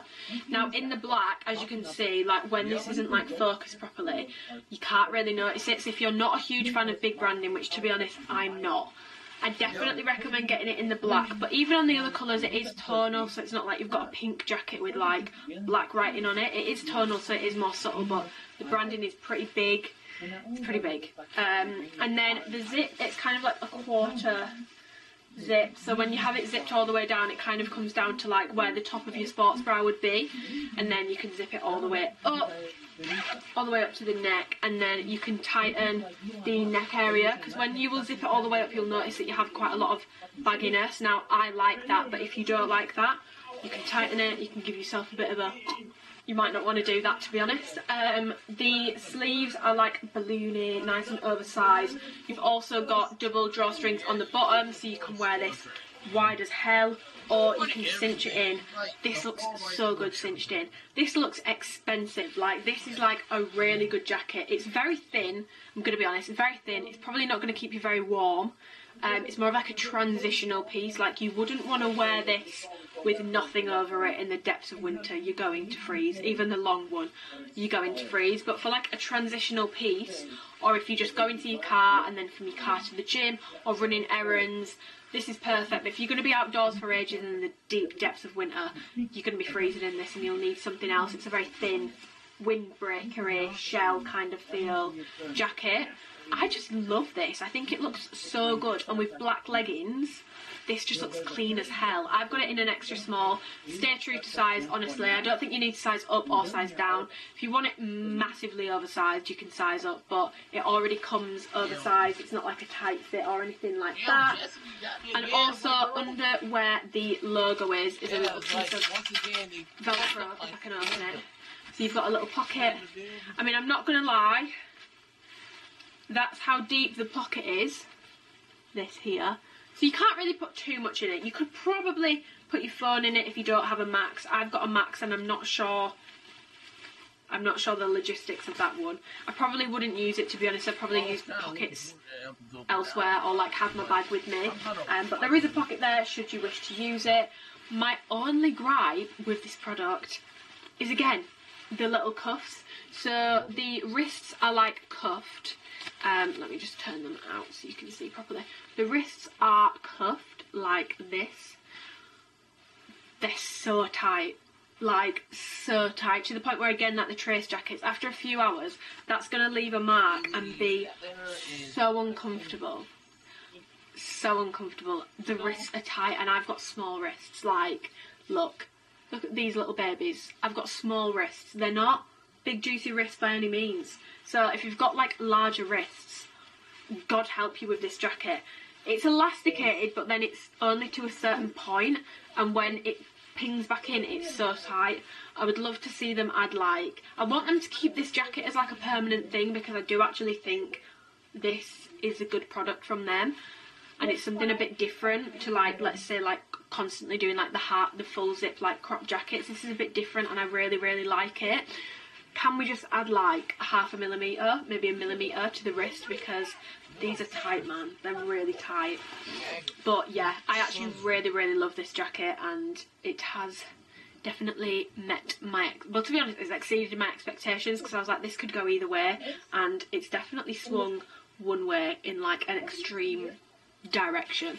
So yeah, I love this jacket. That is everything that I have in my little review video. Do you know what? It's actually been nice to do this after a launch. I kind of feel like 2019 Amy doing this video. It's been nice to do it. Don't get me wrong, has it been ideal? No. Has it been quite stressful? Yes. But it's actually been quite nice to do it after a launch. I've also not felt like an intense pressure to get it up as quick as possible, because to be honest, I normally only have a few days to get it up anyway. But obviously with 24 hours, it was, well, less than 24 hours, because I got my package at like 6 p.m. It wasn't going to happen. It wasn't going to happen. But yeah, to those of you who did support me on this launch, thank you so much. You have no idea how helpful it is. To those of you who haven't shopped yet, because some people did actually tell me, and I really hope if you're in the US and you wanted Amplify, you didn't do this. Some people did actually say they were waiting for my review before they bought anything. If you're in the US, I'm really sorry, because most of the Amplify is gone now, I'm pretty sure. If you're in the UK, you're in luck, because there's still a lot in stock, I believe. Yeah, I also just want to apologise as well. We didn't get told that there would be an early access for this launch. I don't know if this is going to be a thing that they do going forwards, so I want to give you the heads up and just let you know.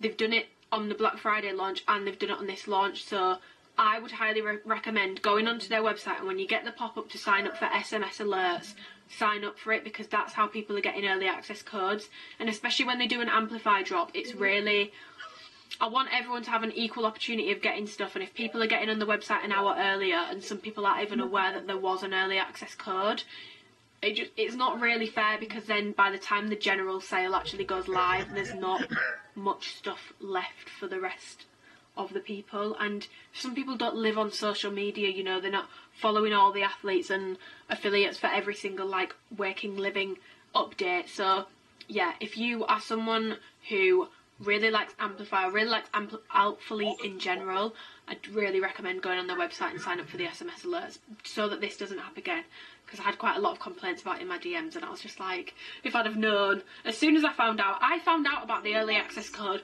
through someone saying, oh, I've just got my Amplify, this was the early access code, and sending me it.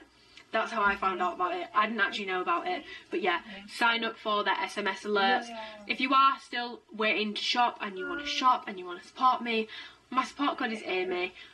Let me know if you do get anything with my code, or if you have got anything with my code in the past month or whatever. Send me a message so I can say thank you and have a nosy at what you've got, have a peek at what you've got.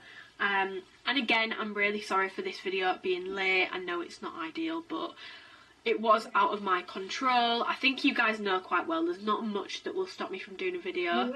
Pretty much the only thing that will stop me is not having a package. So yeah, I apologise for that again. But yeah, I hope the video was helpful, and if you've got any questions or anything that I've not gone over, sizing help, anything like that, just leave it below and I will try and get back to you as quick as I can. Yeah, I hope you enjoyed the video. Big changes coming from my YouTube, which I'm super excited about, and hopefully going to be the return of some more consistency. So let me know what kind of content you want to be seeing. I've just got to the end of editing my video and realised I didn't do a proper outro, nor did I say my favourites. So my favourites from this launch were definitely the Amplify, as always, the Vault bras, as always. I love the colours in the Impact bras, but if I had to pick a bra, I would go for a Vault bra. But I definitely do love the like baby blue and the orange colour in particular in the Impact bras. But yeah, a Vault bra. In terms of like the colours for Amplify, I would say I actually really like all the colours, but if I had to pick one and only one, I'd probably do Mandarin. I'm really loving that. Also, if I had to pick just shorts or just leggings, I'm reaching for my shorts a lot more at the moment, so I'd definitely say shorts over leggings. I would also say the black trace jacket is very, very wearable. I would also say the Endure crop pullover, if it's available in the country that you're in, yeah, and when it does become available, I would definitely recommend it. And the orange crop top, those would be my top picks. But yeah, I didn't sign off the video properly, so this is me signing off the video. Goodbye. We're going to do this one right here.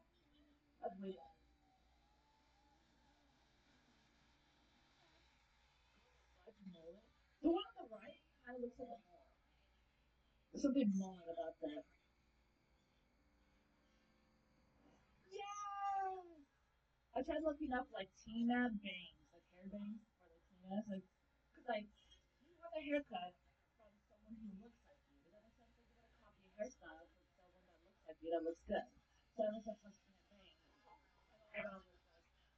It is, you can't say it's like, what the fuck is right here? What the fuck did it before in America? How's there, what the fuck? Man, country sucks. Like my ass. Florida. Fuck this state. Florida sucks. Background jazz music.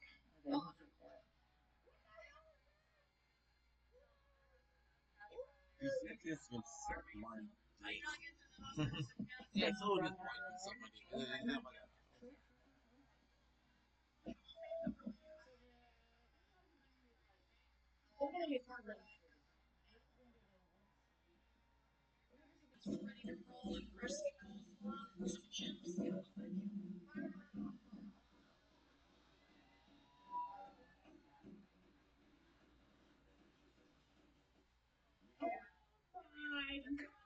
Chills.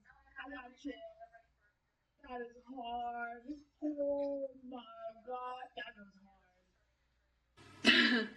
You can just see you in the background, you're not even in focus. Hello, so I don't actually know if this video is going to go up, so I don't know why I'm saying this, because if the video doesn't go up then it doesn't go up and you're never going to know. But I'm undecided on whether I'm going to post this or not because I'm just a bit paranoid about my car. So the whole point of this video is I'm going to pick up my new car today from York. Now, if you watched my last car tour video, you're probably thinking, why is she getting a new car? She got a new car last June. Obviously, my A1 has been my first car on finance, but like I pay for it all myself.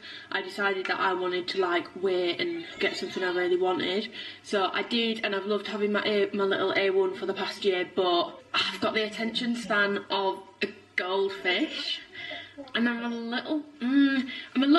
There's a few reasons why I'm getting a new car. One of them is, I'm going to be completely honest, I'm a little bit bored.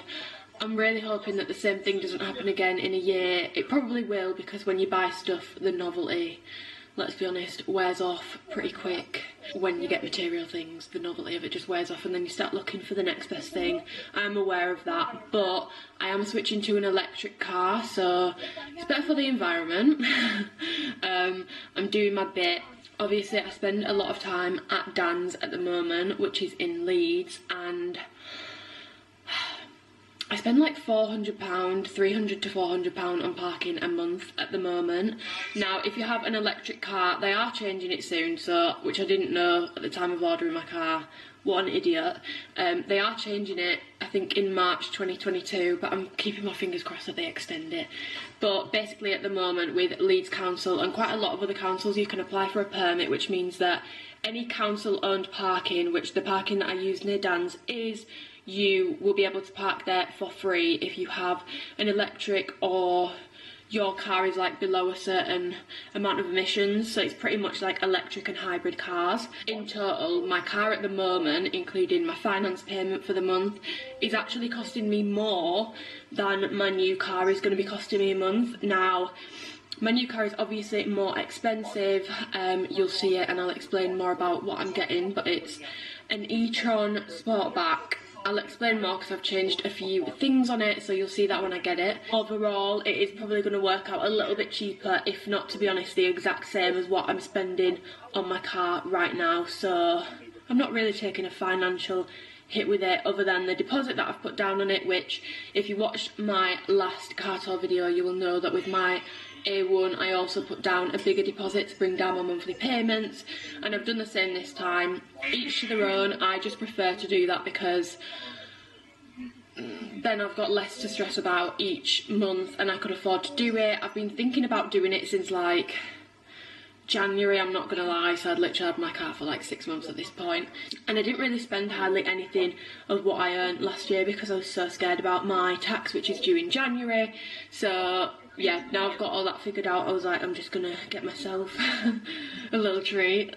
We're gonna go to York now to pick up my car and trade my current car in, so it's my last drive in Audrey. And yeah, I sound like this because I've got a really bad cold. It's not COVID, before anyone comments. I feel like you can't have a common cold anymore without people thinking you've got COVID. It's not that. I've just got a really, really badly bunged up nose and quite a bad cold. So yeah, I'll stop speaking now. Since starting this clip here, I'm currently sat in my new car, spoiler alert, but I just wanted to go over a few things really, really, really quickly before I roll the next few clips of this vlog in general. The first thing is my mood seems really, really off in the first clip and when I'm picking my car up, and I really don't want it to come across like I'm being miserable or ungrateful about getting my car or anything like that. It was such an exciting day, but I also felt really, really, really overwhelmed. It was just a really, really overwhelming day for me, and also I won't go into it in this video, but I wasn't having the best week, so my mood was quite up and down. But that day I just remember I was so nervous, and I feel like I come across really like shy and like awkward and weird on camera, so I do apologise. Please don't think I'm like not excited. I was super excited. I just felt really, really, really overwhelmed. Second thing is, obviously I was also a little bit awkward because I never film in front of other people or with other people, and obviously Dan was with me, Dan was filming some of the clips. I was filming with essentially strangers. I mean, Rachel's not a stranger because I've spoken to her so much over the past like year about this car and about my last one. And obviously you'll see her in this vlog. She's an absolute angel, Rachel at York Audi. And I just got a bit like shy and awkward, especially when we were filming in the dealership, because I was also like acutely aware. I was like, I don't want to be that person that's filming and other people don't want to be in the video, and I'm just making it awkward for everyone. So I do apologise if I come across at all awkward, shy, or just like a bit weird in this video. I was just really, really nervous to be speaking on camera in front of other people, and to be honest, nervous to get my car. You will see when obviously I got my car, the size of it compared to my A1, I knew how big it was. I knew it was going to be a bigger car. Like, this is what I wanted. I wanted to get myself something a little bit bigger.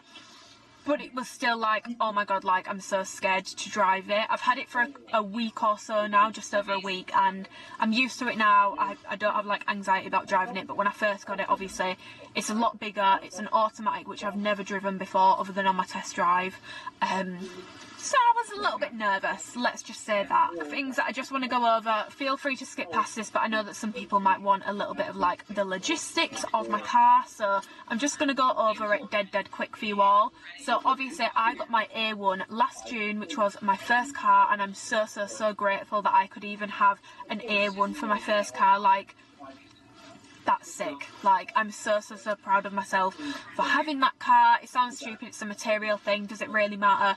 No, but it was like a big achievement for me. A materialistic one, yes, but also I just feel like getting your first car, regardless of what car it is really fucking exciting. So yeah, I got my A1 last June, so you're probably watching this in December 2021 thinking, you had your car for a year and a half, what are you doing? There's a couple of reasons why, which I've kind of gone over at the start, but also one of the main like deal breakers was I made an appointment to go in, and I was like, do you know what, I'm just going to go in, I'm going to speak to Rachel about it, I'm going to see. The deal that I got on trading my old car in has made this car so much more affordable than it should have been. I've had some really snarky DMs, I don't know why people do this, but ever since I posted my car, ever since I mentioned what car I was getting before I even got it, I get like anonymous accounts which seem like men, the way that they speak to me. It's very patronising, saying, why are you paying X amount for your car? And it was way above what I'm paying for my car. So yeah, don't like go Google my car and think that's what I'm paying for it, because I can almost guarantee you it's not. I got a very good deal on trading in my old car, because the used car market is like way inflated at the moment, because there's a shortage of like chips for new cars, so the price of used cars has gone up because it's taking so long if you want a brand new one. I was very lucky. This is a brand new car. I financed my car, so I get a brand new one. I was very, very lucky that I was not meant to have this until like January, February, I swear, and I've got it in December, and I ordered it maybe start of September, so it did not take long for me to get this one at all. But that is why I got such a good deal on my A1. They didn't give me it, but like in terms of how it worked out, there was actually equity on my car, so that was traded in for 17,000. Then the equity from that was put towards my car. Audi gave me, I believe, 5,000 towards my car for getting another Audi. I then decided to put down a deposit, which I had been saving up for. Yeah, I basically went in and said, this is kind of how much I want to pay for my car a month. This is a rough ballpark I'd want to be paying for it. How much of a deposit do I need to put down? And that's how that worked. I ordered it, and yeah, I'm so happy with it. The only thing that I wish I'd realised before I got it is I looked at insurance when I was looking at this car, and it was coming up at I'm going to be very transparent about this because I was in my first video, and it was coming up at like 2,500, which is obviously ridiculous, but to be honest, for a Bradford postcode and a 22-year-old girl, for a car of this value, it wasn't that bad at all. By the time it came to me actually having to get my insurance, that went up to like over £3,000 for my insurance, and there was only like 2 companies that would even insure me on it. I don't know what happened with the car insurance market between September and now, but they absolutely did me over. It is an electric car, so it's something a bit different for me. It's an automatic car, my first time driving an automatic car, but yeah, it's fully electric, it's not a hybrid. I've done some long drives in this now. Obviously I've been to Edinburgh. We charged it twice on the way there, but that's because when we set off it wasn't fully charged, so technically if it was fully charged we would have needed one more full charge, and that would have got us to Edinburgh. Not too much of a pain in the arse. If I use a rapid charger, depending which one I use, it costs me anywhere between like £14 and £22 to do a full charge from like 0 to full, half an hour to 45 minutes, which to me is not too much of an issue. I work for myself and I work mobile, so I can easily take 45 minutes out of my day to go and sit in a car park and charge my car if I need to. If needs be, I can do that because I can work on my laptop. But if you are someone who does a lot of long distance driving, which I do not, you know, and your circumstances are very different and you need like a lot of miles, and you don't have time to be constantly charging your car, you'd probably be better off going for something like a Tesla, which I believe has like the best range out of most electric cars. The reason I didn't get a Tesla, because I know that I will be asked this, because I've got an electric car and I feel like Teslas are the blueprint. Honestly, I don't like them. I don't like Teslas. I don't like the outside. I don't like the inside. And to me, like, the interior in this like blows that out of the water. But that's for me personally, my personal preference. I don't like Teslas, which is why I didn't get one. But yeah, if you want more range, I think you would be better off going for a Tesla. But I do believe the car charging curves are different on each car, and I think this one from Audi, I'm not sure about the rest of them, but this specific one has got a really good charging curve, so it can charge very quickly, which some of us can't. I will be keeping this car for pretty much the full term. Just, you don't need to worry about seeing another car vlog from me in another year. Like, this is it now. I'm very, very, very much content with what I have. And the other car was an Audi Q8. Now, when I looked into getting a Q8, it was between the car I've got now and a Q8. The reason why I went for this one was because, one, the interior is pretty much identical, if not a little bit nicer on this. So I'm getting the same level of interior, which is one of the main things that I loved about the Q8.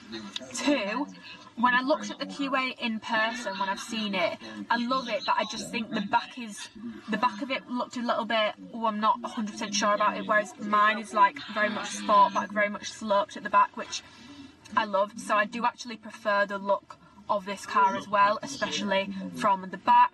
They do look quite similar, but I would say that the Q8 looks a bit more like the regular e-tron, which I don't really like the build of it too much. Then the crunching point was obviously if I get a Q8, I think they've got a hybrid version coming out or already out, but they don't have a fully electric Q8. So I was like, I'm gonna be increasing my monthly car payments and still having to pay for petrol on top of that, and I won't be able to get like a parking permit for a few months to park for free when I'm at Dan's. So my car's going to end up costing me like over £1,000 a month, and I'm just not down for that. The electric one was a no-brainer. I prefer the look of it from the outside. The interior is just as good as a Q8, and it's electric, so I'm not having to pay for petrol. I can get a permit for a few months until they inevitably decide to get rid of them. And obviously when I'm using rapid chargers, it's so much cheaper than petrol at the moment. Petrol was costing me like £56 to fill up my little just under 1 litre A1, so I can't imagine how much it would be costing me on a Q8. That's pretty much all I wanted to say. I'm really sorry if this was boring. I'm going to get into the rest of the clips now. So what you're going to see is us driving to York, picking my car up. You'll meet Rachel, who is an absolute babe. Rachel at York Audi. She sorted my A1 and this one. Not paid, by the way. I've obviously paid for my car in full.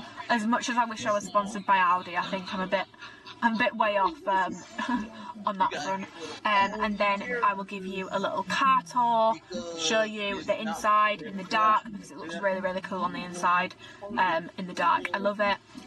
Show you the inside, show you everything that I've got going on, show you my boo, all that sort of stuff. So enjoy the rest of the vlog, and yeah, let me know what you think of my car. It's not going to be everyone's cup of tea, but that's fine, because if it's not your cup of tea, you don't have to drive it. So yeah, I'm obsessed. I'm obsessed with my car. I love it. It's perfect. I'm so happy with it. Yeah, I'm going to put the clips in now. Enjoy. It's the last drive in Audrey. She's done me well. To be fair, she's in absolutely immaculate condition. Yeah, this is my Diptyque air freshener. I need to remember to take this out. But yeah, as if I've done... That's not going to focus. As if I've done that many miles. 11,720. But yeah, final drive. Final drive in Audrey. Woo! Just got to Audi. Oh, I've got a stomachache. I'm so scared. Amy's having fun. Riding in around. Riding in her car. Riding in her car. Slap it in there. Woo! With her man. We'll put the camera down now whilst we go in, because I don't want to invade people's privacy. But I will show you my new car. When I've got it, I can't see. Yes, goodbye Audrey. We've just got here. So we're going to like open the doors up and see it. I'm excited, I'm not nervous anymore. I'm just scared to drive it. Star Trek Strange World. It's just a watered down. Oh my god, it's so clean. Because y'all That was louder than I was set it up and sold That that. wasn't me, it's not Rose Gold. No, really good. Like I'm sleeper, just like This is my new car. you know what I mean? This It's is a lot bigger than my old one. It's going to take me probably 6 months to get used to parking it. But that's why I need all the parking. That's all it is. Probably 60 years. Because I was like, I'm never going to be able to park it without them. Oh my god, it's so nice. Oh, the flat bottom steering wheel. Nice. Is it open? Yeah, it's all open. You can show you inside of my car. So it's all black. It's leather. Oh wow, we've got a flat bottom wheel, which I changed because there was no real reason other than I thought it looked a bit nicer. And if anyone needs a new Audi, highly recommend Rachel at York. She did my last car for me, and she's dealt with this one for me, and it's been so easy. No complaints whatsoever, and it came a lot quicker than we were expecting. Very happy bunny. Yeah. You can get some more shots of it if you want. The wheels are so big. I forgot about the wheels. They're really nice. Oh my god. Put my bag on the back. Oh, I'm so nervous. Oh, right. Okay, keys there. Foot on the brake, and then you press the start button, and it's putting me into the right position. Lovely little noise. Right. Well, we'll just go to Mackie's first, won't we? So I don't need to put my address in just yet. Right. Oh my god, I've just remembered there's no gear stick. Right, so to put it into drive, I've already done this. It's transit forward, right? Oh no, wait, that's reverse. That's reverse. I'm in a mare already. Oh, you've got to prop it. Oh, right, okay. It's I think it's a haptic screen, is it called? Where you've got to, like, parking light is in green. Does that mean I'm parked? Yeah, but you can just drive. Oh, wait for these people, obviously. One sec. Let me just put my belt on.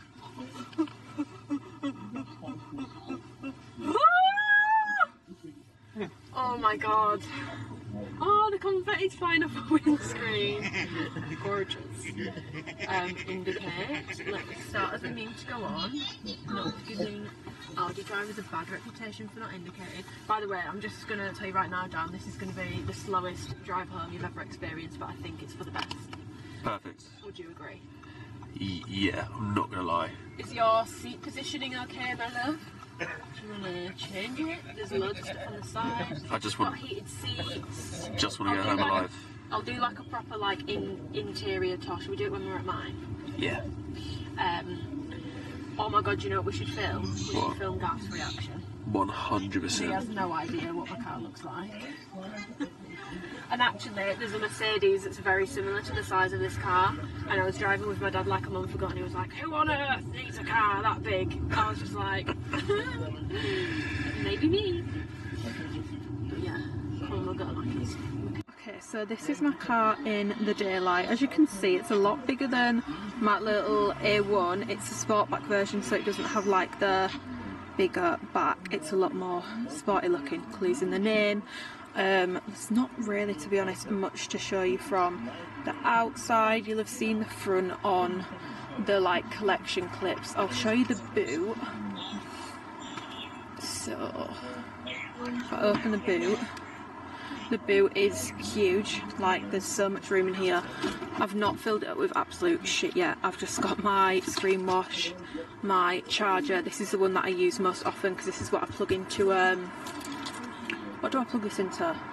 Any like pod points or anything like that. I've got my leather trench coat, which to be honest I need to take out of here. I don't actually know what's in there. Gardex. I've not actually looked at that yet. My little Audi first aid kit, triangle thing for a breakdown, and then there is something under here, but I don't think I can get under it with my nails. So I'll leave that for now. But this is a more interesting part of my car. So I'm going to go through the inside now. That was the outside. Obviously you'll have seen clips of the outside when I picked up my car anyway. My voice was probably quite quiet when I was stood outside my car because I'm trying not to draw too much attention to myself. But yeah, so this is the inside of my car. I will have already said it by now, but yeah, I've got the e-tron Sportback, turn it on, so I just need to have the keys in the car to turn it on, and then I press the start button and it automatically moves my seat forward into a position because I can set it down here. So automatically it moves that forward. Down here, what have we got? We've got the boot opener. Last time I did my car tour, when I got my A1, I did like the worst tour of this bit because I'm just shit. Here I can lock and unlock my door, really, really handy. Window openers and closers, child lock obviously, and then this is all to adjust my mirrors to make sure that I can see stuff. I will say, the one thing I noticed when I saw my car was, oh my god, the wing mirrors are huge on this bitch. But let me just show you the wheel turned the right way round. So this is a wheel. This is one of the things I changed on it. It was just going to come round, but I opted to change it to a flat one. Had way more of an idea with this car exactly what I wanted than I did with my A1. My A1 was my first car, amazing car, and I loved driving it, but with this one I feel like I had more of an idea of what I really, really wanted, and I wanted to make sure that I got everything I wanted with it sort of thing, rather than with my A1 I was just like, oh my god, it's my first car, like I'm so excited. You know, I loved my A1, I loved driving it, but yeah, that was the thought process behind little things like this. And then the seats, so I've got leather this time. Fun fact, I'm actually not a huge fan of leather seats because I think, I don't know, like they're just quite cold. Oh, my camera does not do well in dark lighting, but yeah, those are the back seats. But yeah, it's always really cold in the UK most of the time, and I like being comfortable. I actually do think, like, even with like sofas and stuff, I way prefer cloth, but the leather in these isn't too much of a problem because we've got heated seats, which we love. Also, down the side of here, I've got a circle adjustment. All of this is electric, by the way, because obviously it's an electric car. I've got another adjustment here which moves me forwards and backwards and changes the position of this part of the seat, so it can kind of angle more upwards or angle more downwards. This one does all the lumbar support, so changes like the lower back positioning, and then this one angle of the back of the seat forwards and whatnot, so you can technically make yourself lying down with that wood should you wish to do so. I wouldn't. Then I've got my little octopus which Dan got for me at the Christmas markets in Leeds, which was lovely. I've got a little armrest here. Yeah, I've already started filling this with absolute rubbish. I've got my earphones in there, some tissue paper, my St. Laurent sunnies. Fun fact, I let Dan wear these and he stretched them so they don't even fit my head anymore, so that's brilliant. And a little Merry Christmas, because you'll have just seen my car's absolutely filthy. I actually fully got it cleaned to film this last week, and then it was too dark by the time it was cleaned, so I'm sorry that my car's dirty, but I didn't want to wait any longer. So yeah, this was just from the car wash place. I love the men at that car wash place, they're always really, really nice. Charging cables here. So obviously in my A1 I just had the normal USB, and now it's more like the, I don't know what these new ones are called, but it's the new ones. It's still got the 12 volt thing, which Tom, one of the people at Audi, was literally saying, I mean, why? I'm not entirely sure, because I'm not sure anyone uses that anymore, but I think my dad might, so Garth, that'll be useful for you. And then here, I can have this covered up if I want to, or open. I've just got chewing gum in there at the moment, and then the sides pop up for little drink holders. Same thing in the back there.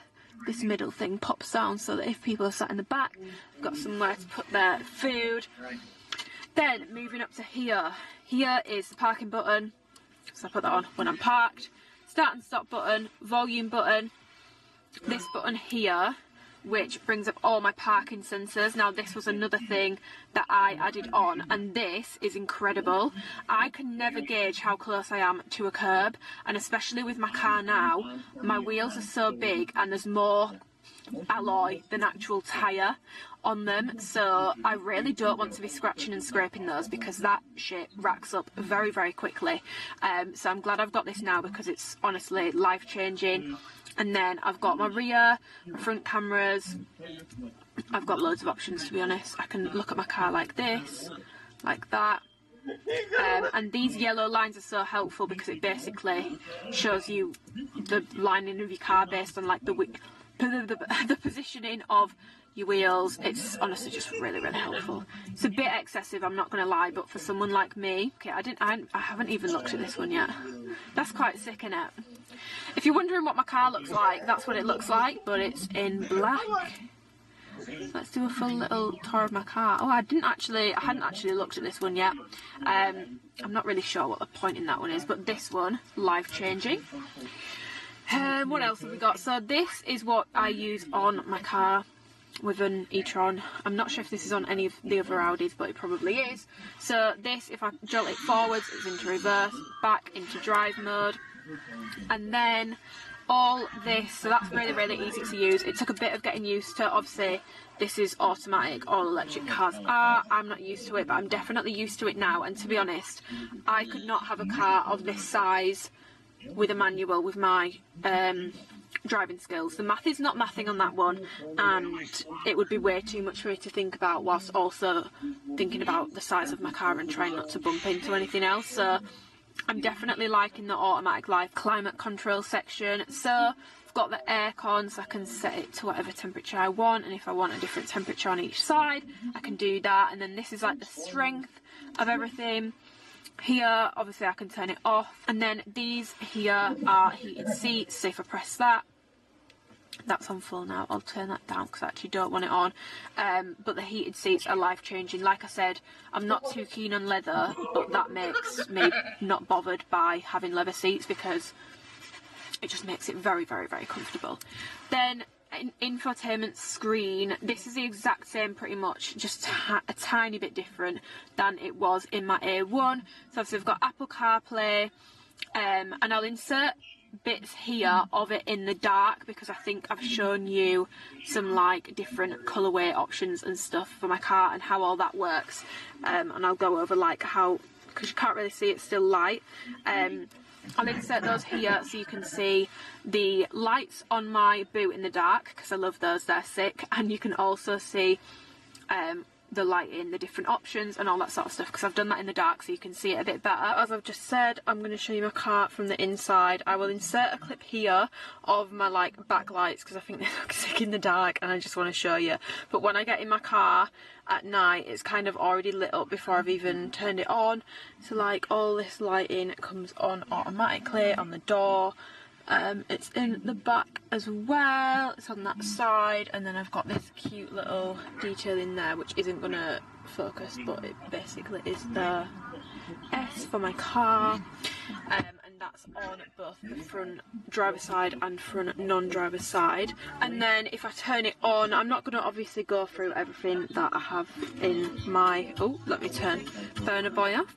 Obviously I'm not going to go through everything that I've got in my car, everything that I've got going on, because I will do that during the rest of my car tour during daylight so you can see what's going on a bit better. So this is the contours, I believe, and then the e-tron, and underneath the handles on all the doors is the surfaces, or it might be the other way around, I'm not 100% sure, but yeah, the lighting here and then the lighting under here and this all around here, which I just, honestly, it's one of my favourite things. I know it sounds ridiculous, but it is. And I will just show you dead quick some different colour options because you're not going to be able to see them during the day, and it's, as stupid as it sounds, it's literally one of my favourite things about my car. So yeah, I come into the lighting in the settings. There's like pre-made settings that you can put on, so there's the impulse one which changes it to red on here as you can see, and then the contours are white so you can see it's kind of like that. Maritime I think, which is this like bright blue colour which is quite cool. Caribbean, which I really like, to be honest. It's got, does the e-tron and the underside of the, oh, honestly I'm shit at car tours because I don't know what I'm talking about, but the underside of like the doors, a nice like yellowy colour, and then the rest of it's this gorge aqua blue which we love. And then I don't know what this is, Audi Drive Select, right, that's really boring, that's just white, but I basically put it into individual. This is what this is a little creation that me and Alicia cooked up yesterday, and by me and Alicia I mean Alicia did it. But if I go on individual and then click here, surfaces, so if I change this I can change the brightness, I can knock it all the way down, which then makes this a much duller colour, or I can have it all the way up, which makes it a lot brighter and it sticks out a lot more. I can turn my footwell lighting on and off, I like to keep mine on, and then you can go into colours, and I have 30 colours to choose from.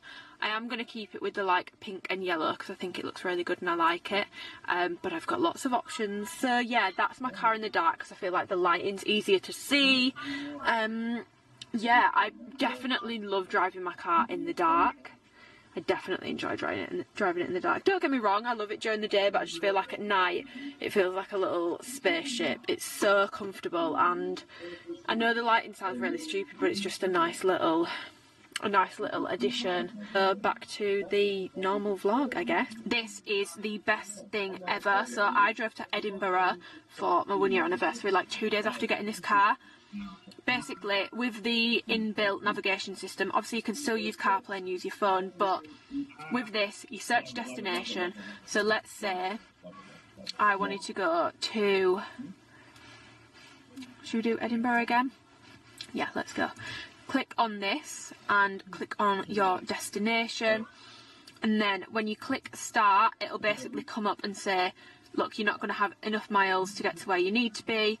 So this then comes up and it says not possible, and then you would click OK. It basically plans your route around charging, so it tells you what percentage you're going to have when you get somewhere, how far away it is, how long you need to charge it for, to basically get your full journey in and make sure that you don't have like a breakdown or your car run out of charge. And then if we go into car, we've got, yeah, everything in here, seats, all that sort of stuff, car details, Audi Drive selects. If I want to put it in a different mode, I can obviously put it in a different mode. At the moment I've got it in efficiency. I tend to go between efficiency, dynamic and comfort. Obviously I don't really use off-road, I don't really do much off-road driving, not gonna lie. I'm not gonna pretend that I know exactly what all this stuff means, because I'll be honest with you, I don't. I just know that it changes something in the air suspension, in your tyres, and you feel the car kind of going up and down, depending which one you've got it on. Anyway, charging and efficiency. So this kind of gives you all the information on your battery, how much you've got in there, all that sort of stuff. To be honest, there's not really much else to show you there. So yeah, I can see everything. And when I've got like a destination in here, it's really handy, because instead of having to look here, which I'm not going to lie can get quite distracting, it tells you here like 2.5 miles and then you're taking a right, 2.5 miles and then you're taking a left. So that's really handy. I've got my little octopus there, like I've said. This trim is like silver, and then this is leather up here.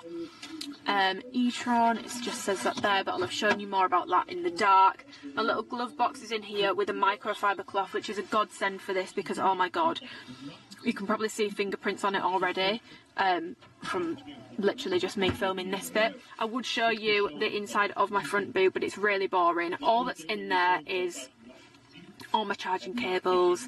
Obviously with Audi you get a free charger that you can just plug in at home, like a 3-pin one, but it will take like 20 hours to charge your car, so probably not going to use it that much, but I might use it over Christmas. And yeah, obviously I've got all like leather trims round here. You can't really see it too well in this specific lighting. But all the leather trims around there. I actually just love this little section in the middle. I just think it looks sick. I just think it's so slick. Like, this whole thing was like a selling point of this car for me. I'll have explained about, like, I got this one, but this was definitely part of the decision choice. And I also, as random as it sounds, I just love the doors. Like this bit here is kind of like suede-y kind of material, and then leather trims. And I just feel like, obviously I'm not going to pretend that I'm like the CEO of knowing shit about cars, but like Audi do interior as well. Like when I like pull on this,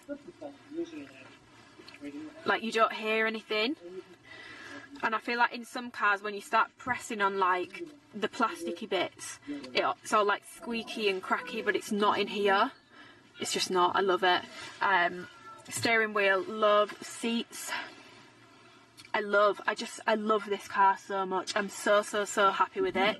I have no regrets. And yeah, so I think I'm gonna leave this video here.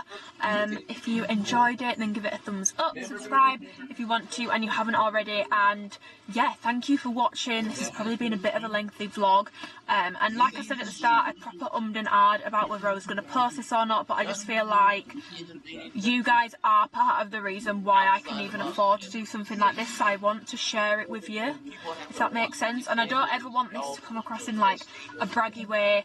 I love cars. I'm not going to pretend that I know like loads of stuff about the inner workings of them, but like so excited, like I'm so excited. You have no idea how wild it is to me to be able to drive something like this. I'm not going to do the whole like poor me, like my life's so hard. Like I've not had a super rough upbringing. Like yeah, I've grown up in Bradford, but like I've not had a rough upbringing. I'm not going to pretend that like I've gone from like rags to riches. I'm not going to pretend that. But did I ever seriously think I would be able to drive something like this, let alone at 22, and be paying for it myself?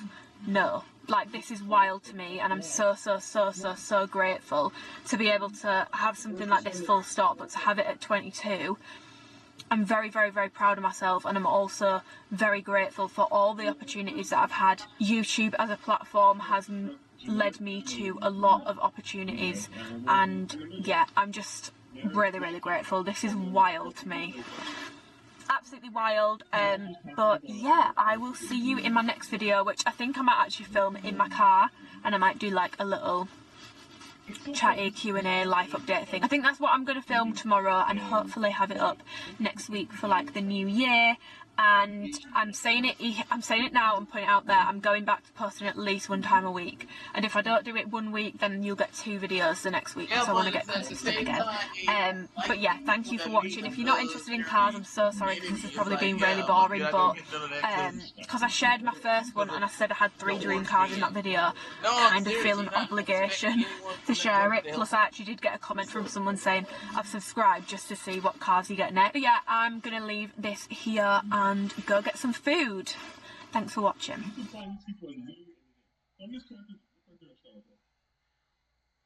People do not want to play as these. And I'm pretty sure you get scared. How you know?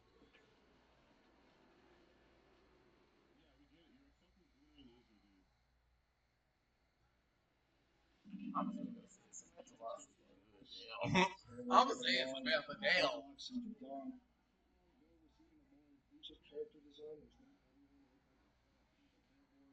Oh, she's a trans one. I don't care. She's wow, you gotta make fun of a fellow gamer, huh? Wow, you're disrespecting her as a gamer, huh? Oh, okay, whatever, dumbass.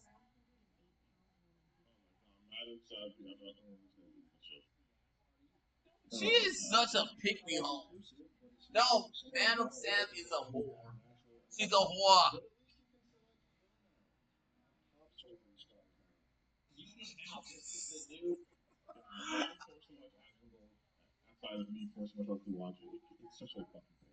Oh, she got pronouns, surgery scars. I like, oh my god, they're just boycotted.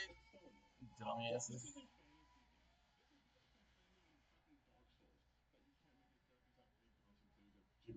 Right? People who play these games don't care. Play this genre. They don't care. They don't care at all. Oh, let's make it work. You guys can't do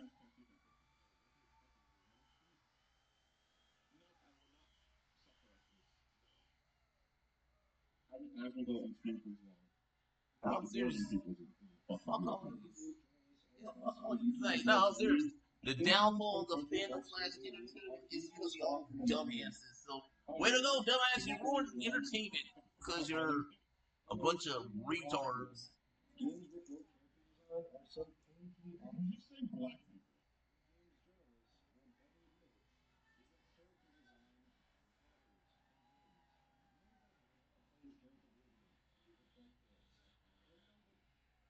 It's fetish art, bro. Yeah. But these guys, and they act as if like, oh, okay, so you would have picked it. So no one can. God damn. That's lean, dude, right?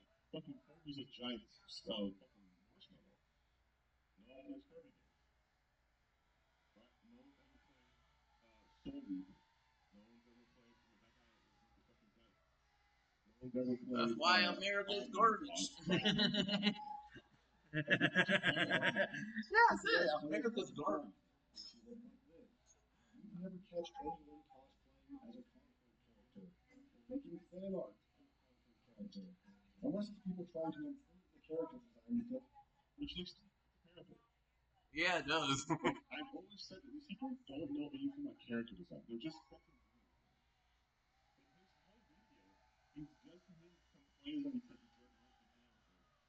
And then he wants to just jam in some. Well, the reason why this game failed, even though I originally But now that the orange man back, that's what's gonna be like. Games.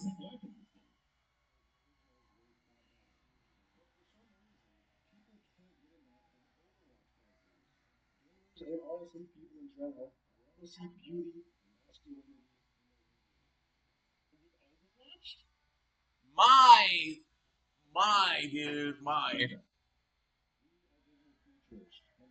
I like how he's not showing all the characters from Overwatch, aka my from Overwatch. It's like, motherfucker, my from Overwatch, dude. My is main. It's like he didn't show all the characters, he showed the ones that you like. He didn't show all the characters from Overwatch. No one thinks about that.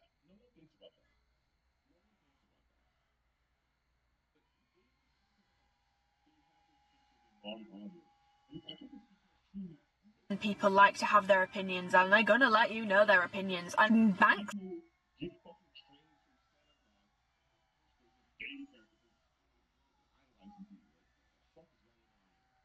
hate the self-employed. Yes, so you owe all of the money that you shouldn't have spent this year, but you've spent it. So, oh my god, they both work with Alphalete. My queens are absolutely not. Like, I'm done. I want to have some aesthetic goals, and there's nothing wrong with that. I hate the self-employed. Yes, so you owe all of the money that you shouldn't have spent this year, but you've spent it. So, oh my god, they both work with Alphalete. My queens are absolutely not. Like, I'm done. I want to have some aesthetic goals, and there's nothing wrong with that. Okay? Hello, oh my god, look, it's such a little egg sat in my car. The lighting's not as good as I thought it was going to be because it started to rain outside, but we move. Today's video is one that I've not done in ages, but I feel like so much has happened recently that I just wanted to do like a life update, Q&A type video. So I'm charging my car and I've got a coffee because I've got rapid chargers at the Starbucks near me, which is dead handy. Also, this is a very good use of my time. I'm charging my car whilst I'm filming a video.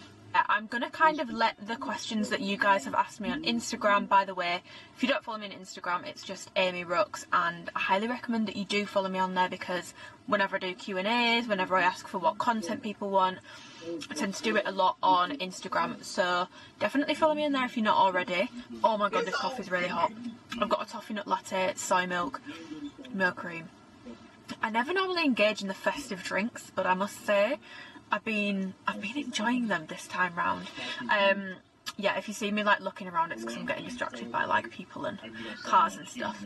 So first question is, it's been a few months, but how are you finding the no uni only business life now? So I feel like I've really fallen off of YouTube this year, so I'm not even sure if I updated when I graduated, but I've still not had a graduation ceremony, but I did finish uni in summer this year. Finished uni 3 years, technically 4 because, well, 3.5 because I did half a year of a course in first year that I didn't like and then changed my mind. So yeah, I now have my degree in marketing and management. I got a 2-1, which I always wanted a first or a 2-1. I was a little bit gutted that I didn't get a first, but I was kind of expecting it because of the grades I've been getting back. I was pretty much consistently getting high 2-1s throughout, so I was like, I'm going to finish with a 2-1. It is what it is. And to say that I got that whilst also doing everything else, I think I did a pretty good job. So do you know what? It's been really, really weird. I'm definitely more used to it now. I almost had like an identity crisis when I finished uni and I was just working because I was like, I've always been like super, super busy because I had uni to do on top of my work. And whilst I started working a bit more and like upping my capacity and stuff, it didn't feel like the time that I was using for uni, so I almost felt like a bit of a fraud because I was like, oh my god, I've actually got more spare time than I had before. Everyone thought I was like some kind of like hustle queen. I'm not going to say boss babe because we hate that word, we do not stand that word. Everyone thought I was like such like a hard worker. I was like, oh my god, everyone's going to think, what is she doing, like she's got way too much spare time. But now I'm used to it, and to be honest, now that I look back on it, I was doing way too much towards the end of my degree. Like the whole of my final year of uni, plus coaching, plus my social media and like obligations with companies like Alphalete, which is like my ongoing sponsorship with them, it was way too much and I was running myself into the ground. So It's definitely taken some adjusting to, but I'm definitely preferring it. I still find it a bit weird though that I'm not a student anymore. It's definitely weird after being in education pretty much all my life and then just coming into the education of life, I guess. Someone else has said, has COVID affected your friendships? Do you think you lost contact and rekindled? No, I don't think COVID has impacted my friendships. If anything, my friendships with certain people have got a lot stronger this year. So I've got two best friends, Kennedy and Vicky, who I've been friends with since I was like year high. We'll always be friends. It's a very low maintenance friendship. Everyone has different kind of friendships that they like having and, you know, what they're used to, and I have like friends who are more high maintenance and friends who are more low maintenance. It is what it is. But I know as a friend I'm a very low maintenance friend, so I like having low maintenance friends. That makes me sound like such a lazy person, but to put a long story short, Kennedy and Vicky have been best friends with since I was like little. COVID didn't really impact our friendships because we're still kept in touch, but they're like my best friends and I don't see them like anywhere near as often as I see other people. We've always been like that. I'll see them, you know, as often as we can, because it's all very confusing now that everyone works, especially with like the jobs that some of us have. It all gets a bit complicated. I'm in a relationship, Kennedy's in a relationship, my sister's in a relationship, and it's always kind of been us four. Vicky's just doing her, which I love. But she's a really social person, so we see each other when we can, but we'd never assume that we've fallen out with each other or anything like that. If we didn't speak to each other for a couple of weeks, for a month, if we didn't see each other for a month, it would never be a big drama. So my friendship was not affected with them. I've actually got a lot closer with Ebony and Alicia.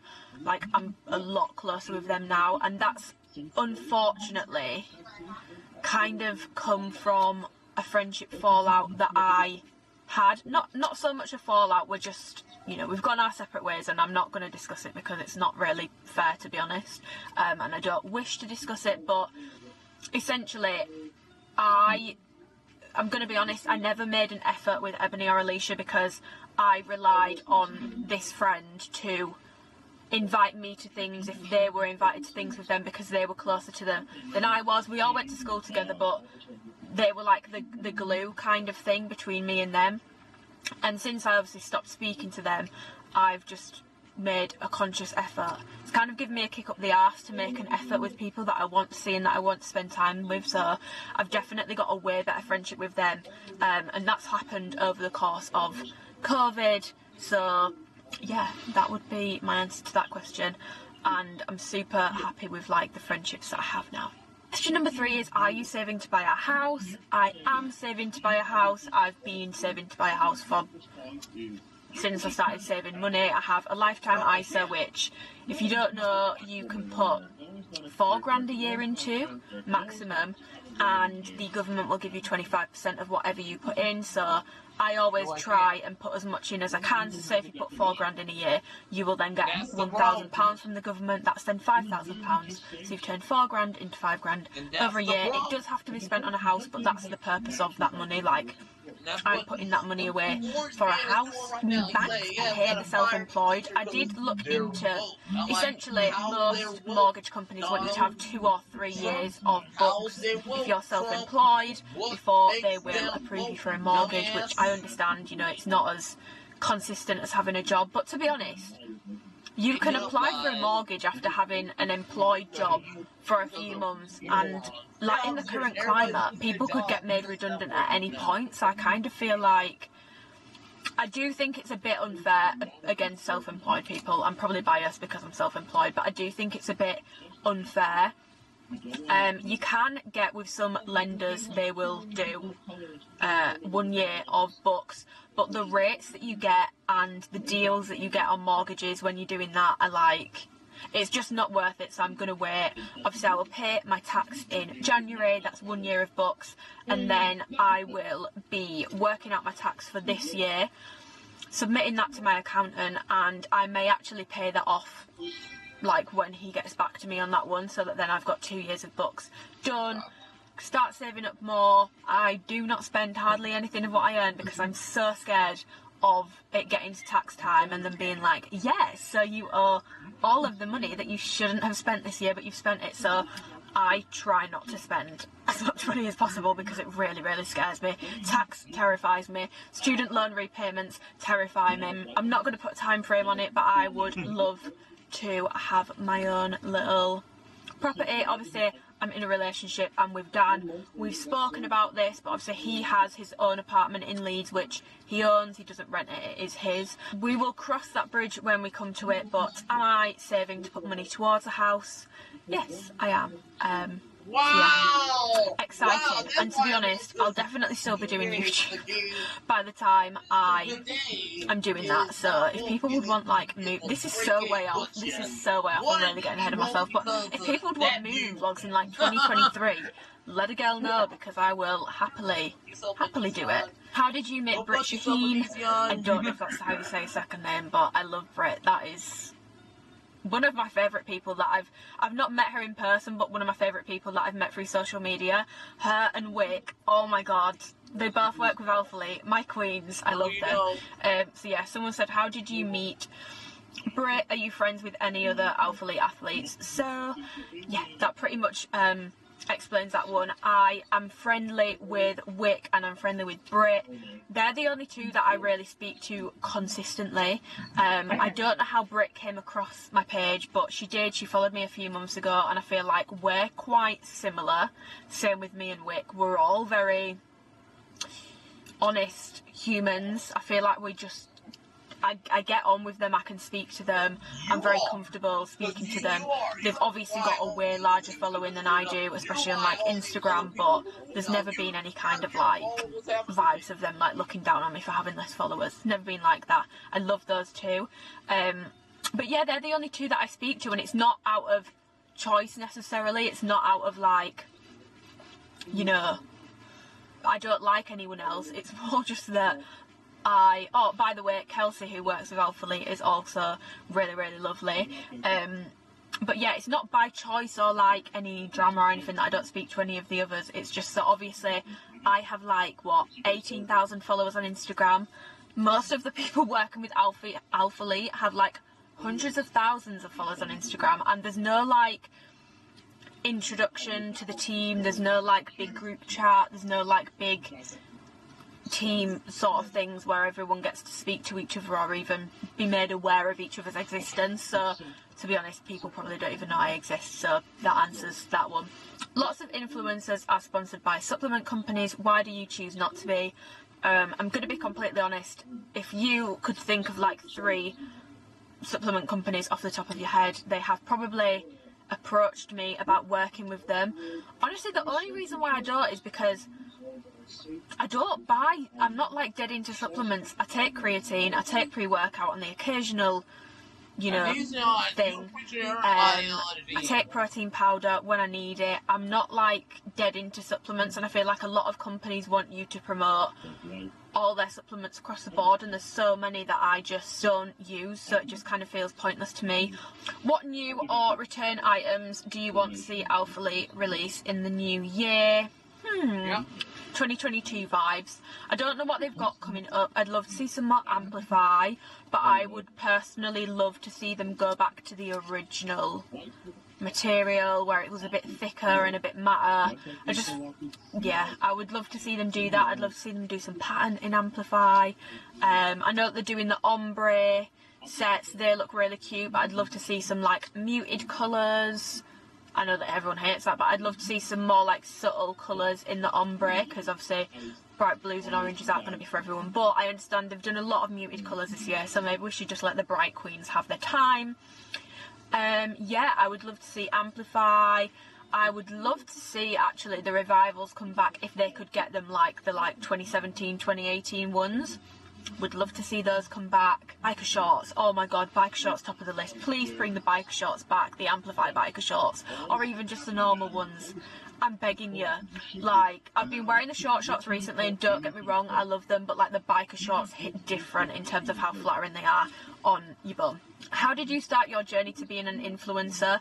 This was not intentional, right? I started my YouTube channel with the hopes of like obviously helping people with their fitness journey, reviewing leggings, that kind of thing, bit of lifestyle stuff, but mainly like helping people and reviewing leggings. And I feel like obviously since Alphalete spotted me, now influencing is kind of part of what I do, but it was kind of an accident that I ended up doing that. I remember saying to my friend when I started, if I was to work with a fitness brand company, I'd want to work with Alphalete, and now I get to do that, which is crazy, and I'm so grateful for it. But it was kind of a bit of an accident. Not an entire accident, because I did start a YouTube channel, and there's always a possibility that your videos are gonna, you know, blow up and people will want to pay you for things and people want to send you things. There's always that possibility, but that wasn't the intention when I started my channel. So I guess when I started posting YouTube videos, but there was never really like an intention there, if that makes sense.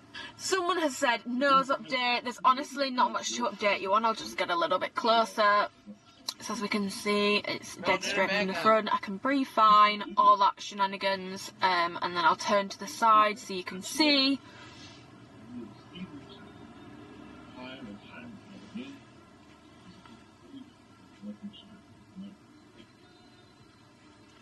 Yeah, I'm very happy with my nose. I have no complaints. It worked out exactly how I wanted it to, so that's the only update that I have on that. Someone else has said, will you have any more plastic surgery? Absolutely not. Like, I'm done. I'm absolutely done. I said this in a video when after I got my boobs done, and I was like, why I regret my boob job. My boob job didn't change my life, and it had an impact on my confidence for like a couple of months, and then it kind of worn off. The way I feel about my nose is completely different. This has been life-changing. It was something that was so consuming, and it sounds so stupid, but I used to think about it every single day, and I don't think about it at all anymore. My nose is like a non-factor. I don't even think about it. I love my new nose, but I also feel like kind of there's like a level of like neutrality towards my nose now. When someone would take a picture of me before, the first thing I used to look at was my nose, and now I'm like, ooh, my eyebrows look quite nice on that. Oh, my skin looks quite nice on that. Do you know what I mean? So yeah, I'm done with plastic surgery for now. When I get to 60, I might do a Kris Jenner and be like, oh, I want a facelift. But for now, I'm all done on the plastic surgery front. Someone said, are you going to move in with Dan? Yes, in the new year, more than likely. There's not much else to say on that one. In the new year, I will most likely move in with him, but need to get some like storage and stuff first, because he doesn't have loads, but he also doesn't have a lot of stuff. I've got a lot of stuff, but it's his apartment, so I don't want to like override or like take over loads of his stuff, because it is his apartment. So I'm going to try and downsize my wardrobe slightly. I'm not sure how that's going to go, because it kind of, it's like it feels like it's the right time to do it, and also I'm literally living between home and Dan's, and I'm feeling really unsettled with that, and I have for months, because I just feel like Dan's obviously isn't home yet, because I couldn't go to Dan's now and be like, oh, I'm gonna do XYZ, because I don't have all my stuff there. I would have to pre-plan it, and then when I go home, I just feel like that's, you know, my room's such a mess because I'm constantly like packing and unpacking things, and I just feel really unsettled. So yeah, hopefully in the new year I will move in with Dan. Someone has said, how do you invest your money?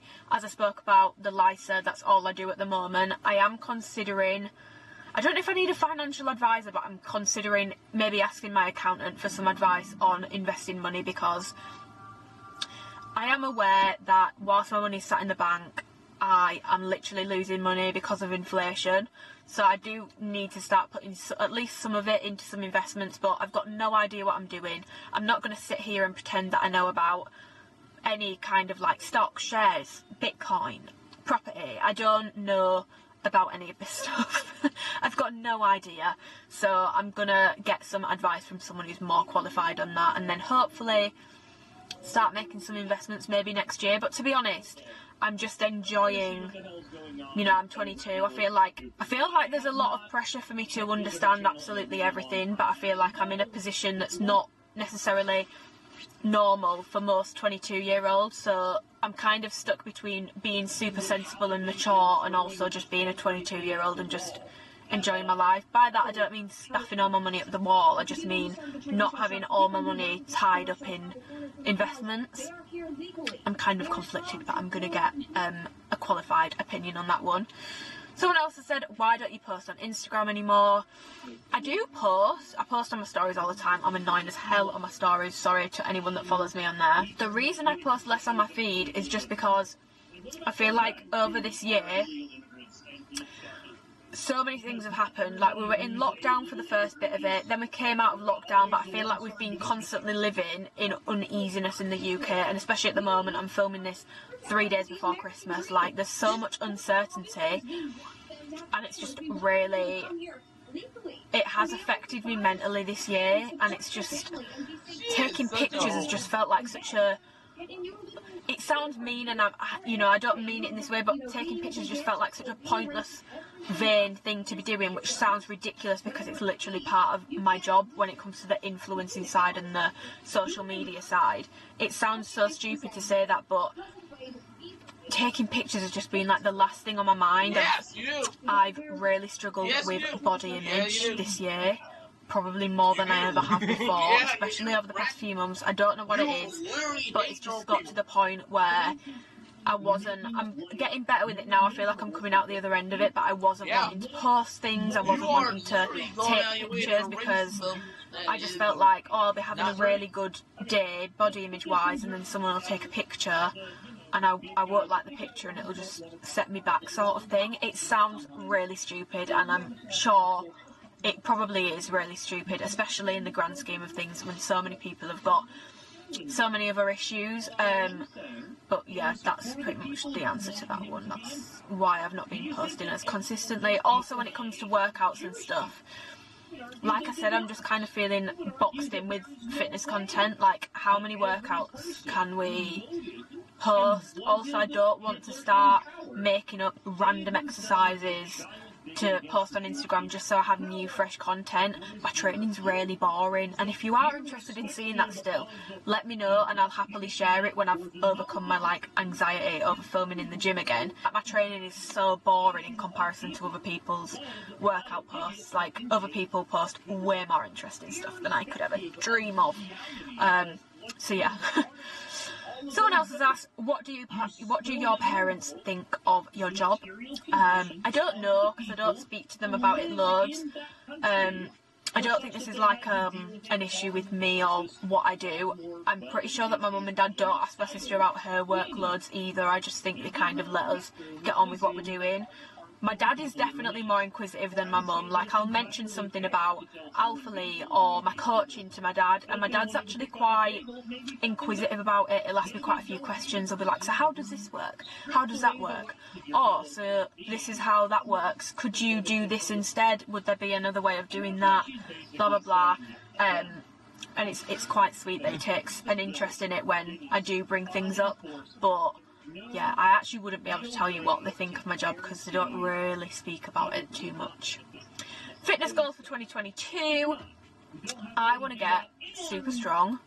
I feel like I've really coasted this year, and I feel like that's probably constituting to why I feel quite like stuck and a bit stagnant in general, just in life and in my fitness and all that sort of stuff. So I want to get super strong, focus on performance. I also want to have some aesthetic goals. I know this is like literally social suicide now if you say this and you're a fitness influencer, but I want to have some aesthetic goals, and there's nothing wrong with that. Okay, there's nothing wrong with me wanting to have some aesthetic goals. If you don't want to have them, that's fine, but I feel like I'm ready to have some again.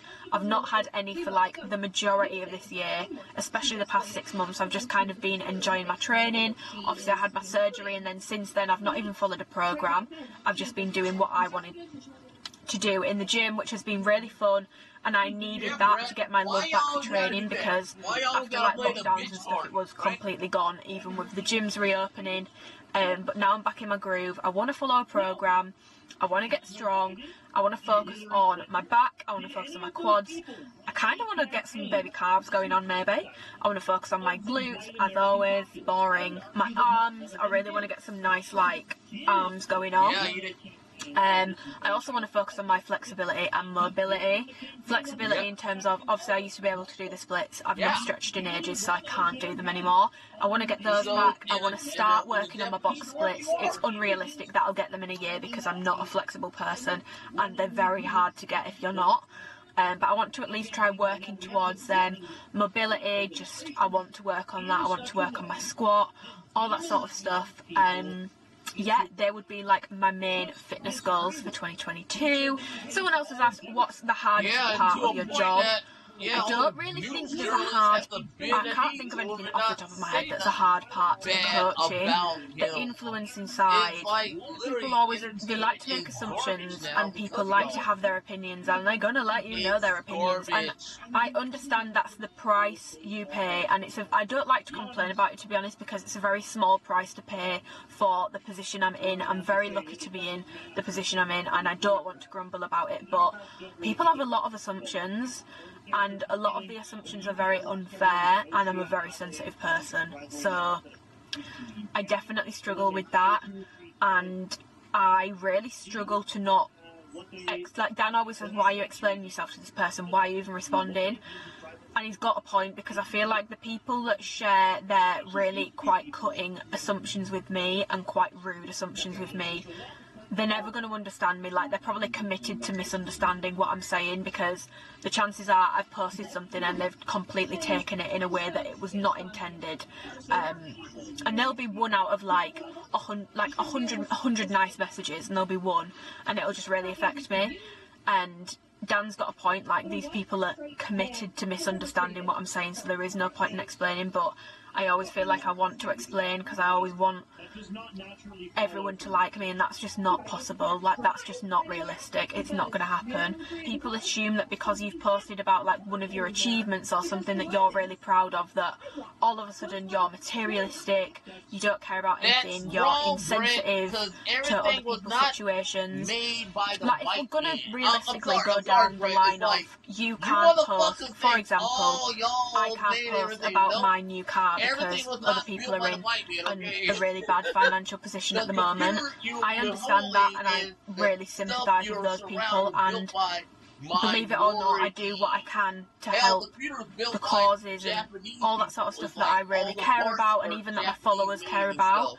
Like, if I see that one of my followers sends me a donation link, like, I'll donate to it. Not that I'm doing it again, I'm explaining myself when I don't need to. But if we're going to go down that line of logic, then no one can ever share any of their successes or anything positive, because there's always going to be someone that's not in a good position at the moment. So, yeah, probably just the opinions and assumptions that get made, especially when it's about your character and it's just not true. Last one, because I feel like it's a nice little question to finish on, is highs and lows of the year. Ooh, a nice little 2021 reflection. Let me know if you have got to this point in the video. God bless you soul. Let me know what your highs and lows of the year are, because I would love to read, and I also love to see like positive things that are going on in other people's lives and just spread the good vibes. And if there have been any lows, you know, how have you dealt with it? Have you overcome it? What are you doing in 2022? What are your New Year's resolutions? All that sort of stuff. I would love to know. But my highs would probably be, obviously, my relationship with Dan. Obviously, we've been together a year now, so it kind of started last year, not this year, but I feel like our relationship has come on like leaps and bounds, and it's really strengthened. I'm not going to sit here and say we never argue, we're perfect, because that's not true. We do have arguments, we have disagreements, but it's really strengthened our relationship, and I've learned so much, and I'm really, really grateful for that. Our holiday, you know, all that sort of stuff, so many good memories. They've definitely been a high from this year. Also, his friends have been so lovely to me this year. They've literally welcomed me with complete open arms, which I am really, really grateful for. That has been lovely, to socialise more, push myself out my comfort zone, you know, make friends with people, speak to people that I probably wouldn't speak to if I wasn't with Dan. It's been really, really nice. That's been a high of the year. Another high of the year has obviously been, I've been able to see my niece and nephew again this year, which has been really nice. I've not seen them a ton, but being able to see them at all has been lovely. Obviously, any time spent with Debs and Garth is always a highlight. Obviously, like I said, I've gotten a lot closer to Ebony and Alicia this year, which I'm really grateful for. I've known them since school, we've always been friends, but I feel like we've got a lot closer, and it's been lovely. Like, they're such supportive people. There's no, like, bad vibes. They never, you know, we never make each other feel bad for sharing good news. We hype each other up. It's just a really supportive, gorgeous friendship, and I'm very grateful for it. That's definitely been a high. Continued friendships with everyone else, Kennedy, Vicky, etc. That's also a high. New Nose has been a high. It's a bit, you know, materialistic, I suppose, but New Nose has definitely been a high. Another year of working with Alphalete has also been a high. Obviously, I re-signed, I think in February, I signed for like a year with them. That's been a high. I love working with them. New car, obviously it's come quite late in the year, but that's also been a high. Yeah, there's been a lot of highs this year, I feel. Lows, the first like half of it being spent in lockdown has been a bit of a low, and to be honest, the past 2 weeks has been a bit of a low. Like, so many people are in a shit position now with this new variant, and we don't know whether we're bloody coming or going, so it's making Christmas very unenjoyable, if I'm going to be completely honest. That's probably been a bit of a low for this year, but I'm trying to actually pinpoint anything else, and I can't really. There's like one thing I can pinpoint, but I actually don't want to speak about it, so we're just not going to speak on that. We're just going to gloss over it. But yeah, I would say that's probably my little year in review. Overall, other than COVID, it's actually been a good year. I feel like I've really made the most of it where I could, in the times where I could, in the times where, you know, we could go on holiday. I went on holiday, you know, I've made the most of it in the way that I could under the circumstances. I feel like it's been quite a nice year. It's been a difficult one, but when I actually think of like the positives and the negatives, for me personally, I've definitely had a lot more positives to come out of this year, which I'm super, super grateful for. And to anyone who's had like a really rough year, because I feel like that was me last year, for anyone who's had like a really rough year and really struggled, just know that we've got a new year starting, you know, next week. By the time this video goes up, it might even be New Year. We've got a new year, we've got 2022, and there's no reason why you need to be bound by anything that you don't need to be bound by that happened this year. You can start afresh, start a clean slate, take some lessons from this year. If there's been any hard lessons you've had to learn, apply it in the new year, and let's all try and make the most of 2022. If anyone's got any like goals or New Year's resolutions, I'd love to hear them, but my camera battery's dying, so I've been talking for too long. I'm going to wrap this video up here. Yeah, let me know your 2022 goals, resolutions, any videos you want to see. Subscribe if you want to and you haven't already. Follow me on Instagram so you can join in with questions, and give the video a thumbs up if you enjoyed it, and do comment below because it does actually help me out. I hate to be that person, but it does. Right, camera battery's flashing, I need to stop. Oh, my car's done as well. Brilliant. How she is here and how she was on the Daily Wire. Same thing. Yeah, because she's old. Because remember the Abby Shapiro pregnancy pic? I don't think I ever looked that up, but knowing you, Dorito, it's going to show up in my DMs in a minute, and then somebody in the chat is going to be gooning to pregnant Abby Shapiro. Because I guess we get off on I don't care. Anyway, that's it for that one. That's Brett Cooper being a silly little bean. A dumb, silly little bean. And honestly, I think we should make fun of her more for it. That's a take that makes no fucking sense at all. Hey, thanks for being in the video. A whore got pregnant. Okay, I can say that because she is a whore.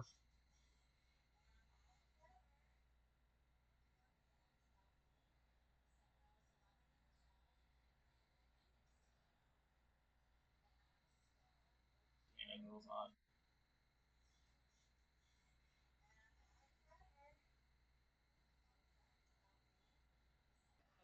AI, and the news around it really highlights why whenever I try Guys, not every leg day is glute focused, and that's completely fine. 20 minutes of glute activation, it does have underlying tones of a bit of misogyny and like, oh, these poor women, they don't know what they're doing, they need educating. Hello, first video of 2022. I'm excited. I'm going to kick it off with a fitness video. However, I did actually ask on Instagram if people wanted this video or a video all about FaceApp and Facetune, because that's another thing that I am very passionate about. You know, the fakery of social media, especially because like it is part of my job. I'm very, very interested in it. I'm interested in the research behind it all that sort of stuff. But people wanted this video in more demand, so I'm doing this one first, and I will do the FaceApp and Facetune one at some point. But yeah, today's video is very, very simple. I'm going to do 5 things, maybe more, that, you know, are just like fitness trends I think we should just leave in 2021. You know, it's like the 4th of Jan today. We need to just get rid of these fitness trends. In my opinion, this is going to be a light-hearted video. It's not too deep. I'm not going to be, you know, nasty or cruel in this video. If that's what you came for, then I'm sorry, but you're going to be bitterly disappointed. That's not my vibe. I'm opinionated, but I'm fair, and I'd never sit and roast someone. So I have my notes on my phone because I can't apparently think without having notes here. So first thing that I personally would like to see us leave in 2021, because it's still not left, it's still hanging around on TikTok in particular, is 20 minutes of glute activation. A 20-minute warm-up where you're doing dynamic stretches, some mobility work, you're doing a bit of, you know, practicing bodyweight versions of the movements you're going to do in your session, warming up properly. Fine, but 20 minutes of banded glute activation work is so unnecessary. You don't need to turn your glutes on. Just doing a normal warm-up will be absolutely fine. There is a difference between mechanical tension, which is one of the key drivers of hypertrophy, and feeling it in a muscle. Now, for some reason we appear to treat glutes differently than we do other muscle groups. So people will say, oh, when I'm doing heavy hip thrusts, you know, I don't feel it. This all kind of ties into glute activation. I don't really feel it when I'm doing heavy hip thrusts in my glutes. You'd never finish doing like a set of like low rep high weight squats and be like, oh, I didn't really feel that in my quads, because you are focusing more on the neurological side of things rather than the mind-muscle connection. Don't get me wrong, mind-muscle connection is going to play a role to an extent in your progress in building muscle. I'm not saying it's not important at all. I'm just saying it's not the be-all, end-all. And if you are not feeling your glutes in movements, I can probably bet, I'm not going to say in 100% of cases, but in the vast majority of cases that I've seen from coaching clients, it's not because they're not doing glute activation before their sessions, it's because their form is either, it needs tweaking slightly. So if you're doing something like a reverse lunge, it might be that, you know, the torso's more upright, they're taking a narrower step back, which means that they're not going to be engaging their glutes as much because of the way that they've set the movement up. They're going to be doing more quads, which is fine if that's what they want, but if they're wanting more glutes, you're going to want to lean more forwards, have a wider stride back, all that sort of stuff. That's going to have a bigger impact on your progress than whether or not you did 20 minutes of banded work at the start. Not to mention the fact that if you are doing 20 minutes of like banded work on your glutes before you go into your main lifts, it's counterproductive to what you're trying to achieve if you are trying to build muscle, because you are expending so much energy and tiring your glutes out quite significantly before you've even gone into the lifts and the movements that are going to be the key drivers of your growth in terms of the training side of things. Obviously, nutrition is a whole different ball game, but yeah, I would just like to see 20 minutes glute activation band circuits left in 2021. Of course, if you enjoy doing these things, by all means go ahead, but I would like to see the making out of them as being like absolutely necessary and the reason why your glutes aren't growing if they aren't growing.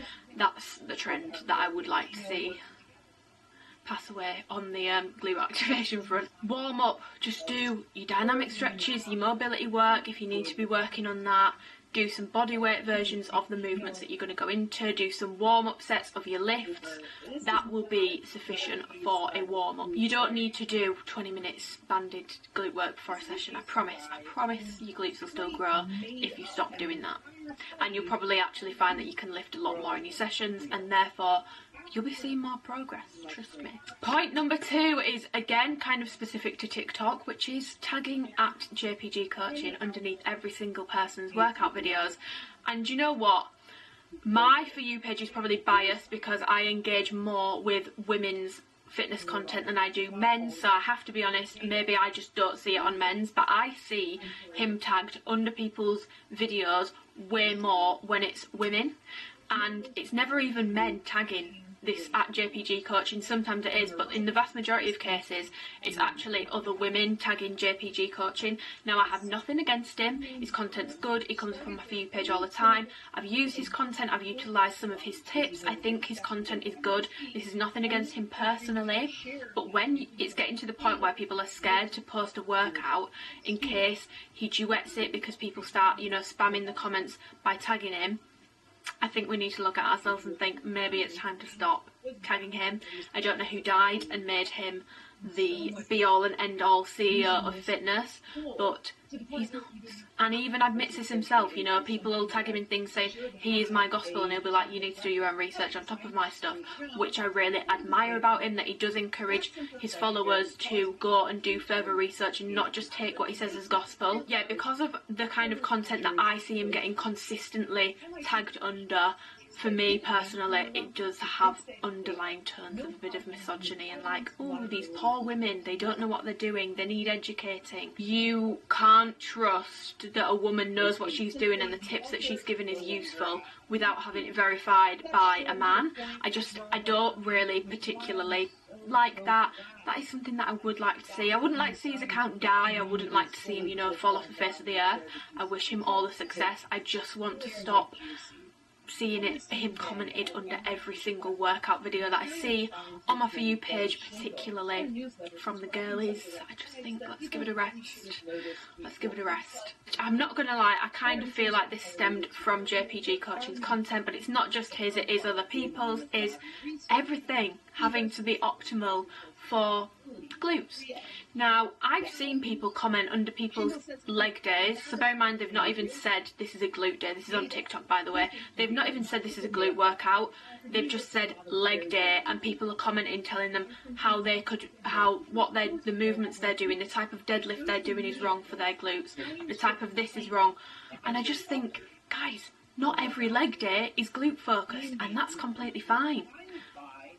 It's completely fine. Like, I understand that if you are interested in glute growth, you want to be doing things optimally, but you can't forget your other muscle groups. Like, not every single lunge variation that you do needs to be optimized for your glutes. If you optimize every single lower body exercise that you do to target your glutes more, and you're trying to train 3 times a week on your glutes, I can guarantee that you are going to be putting way too much volume on them, and you would see so much more progress if you stripped it back, because you're not going to be recovering properly. You do not need to tweak absolutely everything to be more optimal for your glutes. Don't forget about your other muscle groups. Now, I know that I focus a lot on glutes because I'm very passionate about it, but I don't neglect my quads, I don't neglect my hamstrings, and in 2022 I'm making a pact to myself to also not neglect my calves because it's getting a little bit embarrassing. But yeah, I appreciate that something like a sumo deadlift might not be optimal for glute growth, but if that's the deadlift variation that someone really, really, really loves doing, that's fine. Which brings me on to point number 3, which is, I feel like in 2021 with TikTok and everyone's getting a lot more science-based, which is absolutely amazing. We love to see it. We love more education. The depth of education on social media now is a lot better across the board than it used to be. However, I feel like in the midst of getting so caught up in what's optimal, what's so science-backed, everything needs to be scientific and have a backing behind it, we're forgetting about how important actually enjoying what you're doing is. Now, like I've just said, a sumo deadlift might be someone's absolute favourite form of deadlift. It's one of the exercises that they really look forward to doing at the gym. It's one of the exercises that they love doing. You know, they go into the gym on one of their lower body days or even an upper body day, and that is the movement that gets them out of bed to go to the gym because they want to do that and they love getting strong on it. Now, is it optimal, you know, for hypertrophy, for glutes, etc.? Is it optimal for hypertrophy full stop? Probably not. But does that matter if it's a movement that someone really, really, really enjoys? They can optimise their training elsewhere to bias their glutes. They can optimise their training elsewhere to make sure that they are, you know, working towards their goals of muscle growth, if that is what they are intending, of specific muscle groups or anything like that. They can optimise elsewhere, but they need to have bits sprinkled in that are going to bring enjoyment to their training, because guess what? If you do not enjoy your training programme, you're never going to progress, because after a week or two you'll give up because you need to enjoy it. And that's not me saying you're going to love every session and you're going to be obsessed with it and every session is going to be great and you're going to be excited all the time. You're not. That's really unrealistic as well. But you need to have like a level of enjoyment there. If you have a plan that's full of everything is optimal, everything is science backed, but you look at it and you think, that looks really boring and I don't want to do it and I know I'm not going to enjoy it, then what's the point? I feel like we need to find a happy medium of doing things that are going to bring us towards our goals, that are going to actually work, and also sprinkling in some bits of fun in there. We need fun. It doesn't all have to be optimal. And what you have to remember when you're critiquing other people's TikTok content or workouts, which is why I personally don't, you know, duet other people's workouts and critique them, or, you know, critique other people's content. I critique my own. I did a video a few weeks ago critiquing my own glute workout from like 2 years ago. But the reason why I don't critique others is because that might be how they enjoy training, and they might not be looking to do everything optimally. Not everyone wants to do everything super science backed, super optimal, and that's completely fine. Some people just want to move their body. Some people might not even have a goal of hypertrophy, and I feel like it's, if someone's doing weight training, it's automatically assumed that they want to build muscle. That might not be the case. It might just be something that's a bit of fun, it gets their body moving, and it's a form of exercise that they enjoy. So yeah, the hyper focus on everything being optimal and super science backed and all that stuff, it's not so much a trend that I would like to see left in 2021, but just one that I would like more balance to be brought to. I'd like to see, I feel like the pendulum's gone that way and it needs to like come back to the middle, because it can't go all the other way and just be all about do what you enjoy and you will get results, because sometimes what you enjoy is not going to be, you know, if you enjoy running and that's what you love doing and you're a marathon runner, but you want to build significant muscle mass, you might need to sit down and think, how important is this goal that I want to achieve compared to what I actually enjoy doing? If I really, really cannot stand resistance training, is this goal really, you know, compatible? Because you can't just swing it the other way and say, just do everything you enjoy, nothing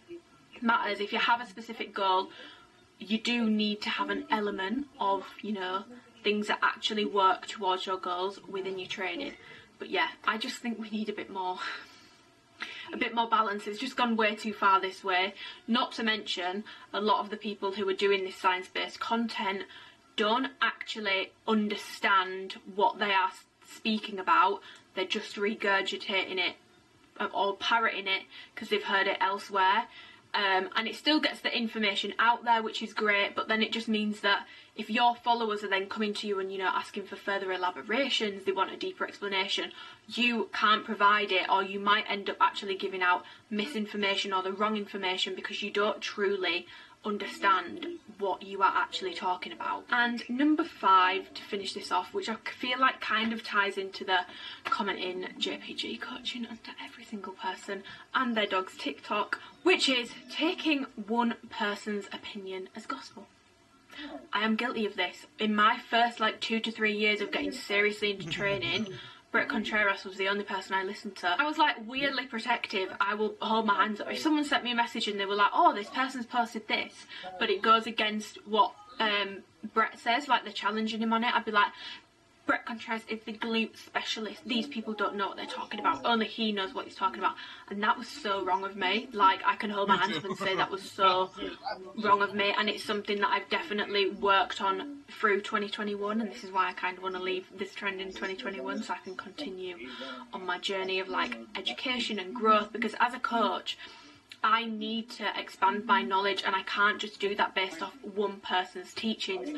Not to mention, people are going to have different opinions, and some people might have more education on certain things than others. So where others might be lacking, you can get that information from someone else rather than just relying on one person.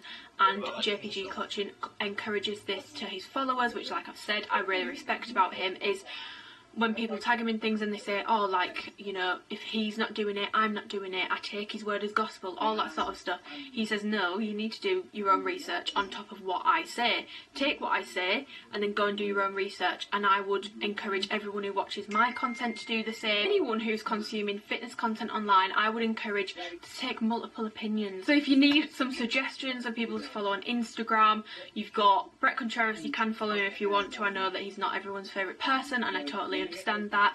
You've got Coach Mark Carroll, you've got JPG Coaching over on TikTok. There is a British guy on TikTok, and I can't remember his name. If it comes to me, I'll put it in a comment below. You have Coach Isaac. You have content from people like Squat University, who are great for, like, mobility work sort of stuff.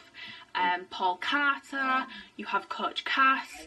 There's so many people, and I know that I have just named men, so I would actually love for some of you, if you have any, like, women who you follow on Instagram who do the more, like, science-based approach, like, in-depth, you know, they offer actual, like, information rather than just solely posting workouts.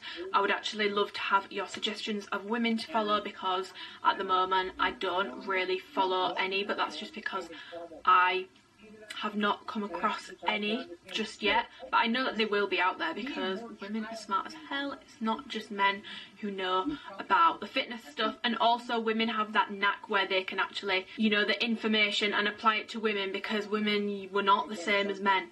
Like, our bodies don't work the same, we have fluctuations, we have periods, all that sort of stuff. We work very differently, so I would actually love to have some female trainer suggestions for me to follow. Instagram, TikTok, pretty much Instagram or TikTok, YouTube as well. I don't mind watching some longer form content. But yeah, I'm, like I've said, I'm guilty of it myself. I used to take Brett Contreras' word as gospel, and I wouldn't listen to anything that went against him, but critical thinking is so important, and you need to question things that people are putting out there rather than just taking it on board and not doing your own further research, or, you know, not critiquing them as a person, obviously, but actually just thinking in your head, wait, that doesn't actually, something doesn't make sense to you. Don't just think, oh, well, this person knows more than me, so they must be absolutely right. Go and look at what other people have to say on it. Do your own research.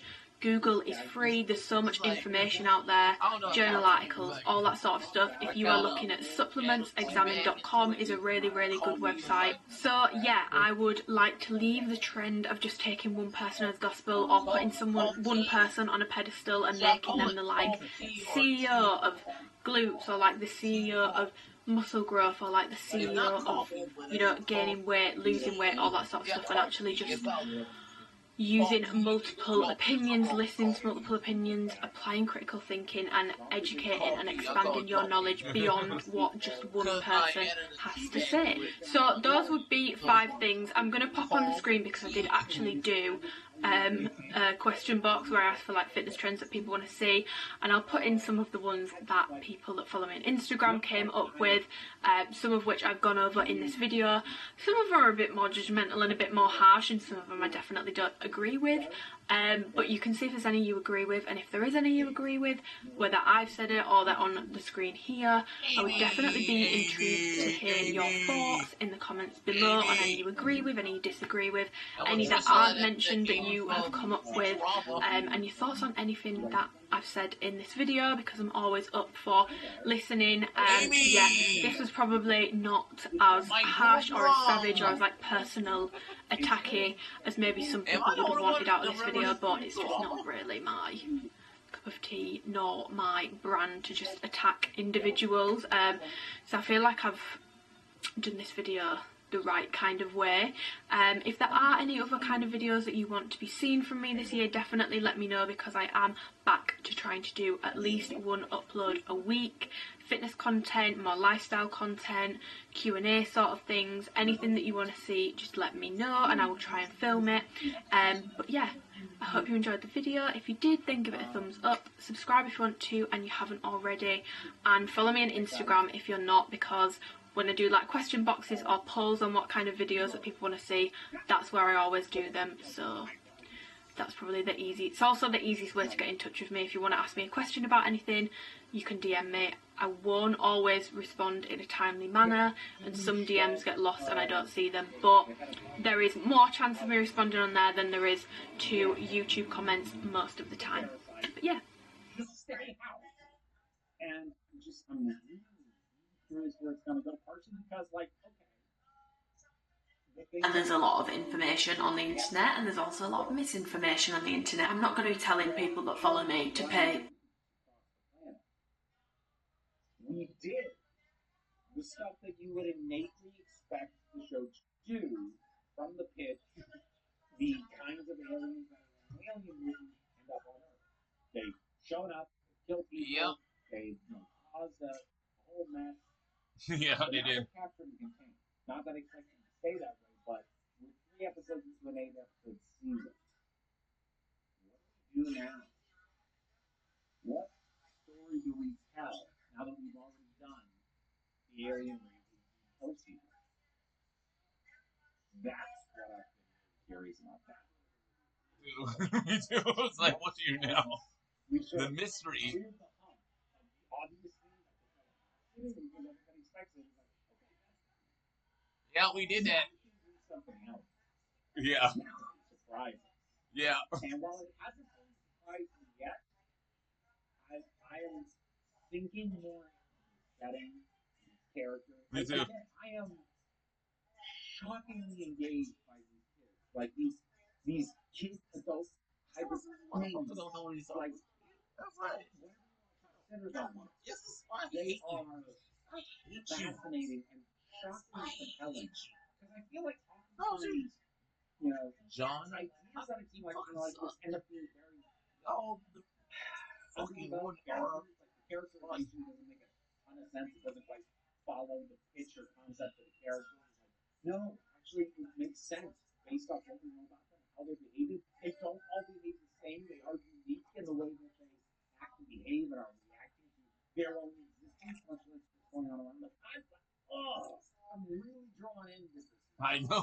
It's like, I was like watching that episode, and you saw those synthetic motherfuckers hanging out with the xenomorph eggs. I'm like, motherfucker, why are you fucking around with those xenomorph eggs, dog? Now I'm seeing those synthetic morons, those kids. It's like, I know they're kids, but it's like an adult body. Kids' mind inside an adult body is like fucking entertaining, but it's like fucking irritating watching it because it's a horror movie. Aliens is a horror movie. So you're just waiting for someone to die, and it's like, you got those eggs right there. It's like that fucking xenomorph eggs, man. Those fucking xenomorph eggs, dog. I'm like, why y'all fuck around those xenomorph eggs, man?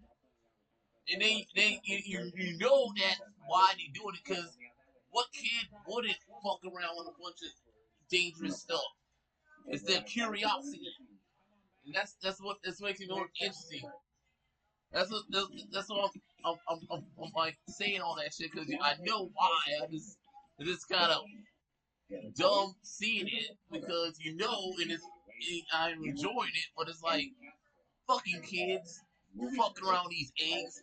I'll let you one of those face huggers just get you. But I love you, and yet I don't want you to die. So stop fucking with those eggs, kids. No, I'm serious. Like that show is awesome. Alien Earth is awesome, dude. It's like, fuck me, I'm into that shit. I got too into Alien Earth, man. No, I'm serious saying I got too into Alien Earth, man.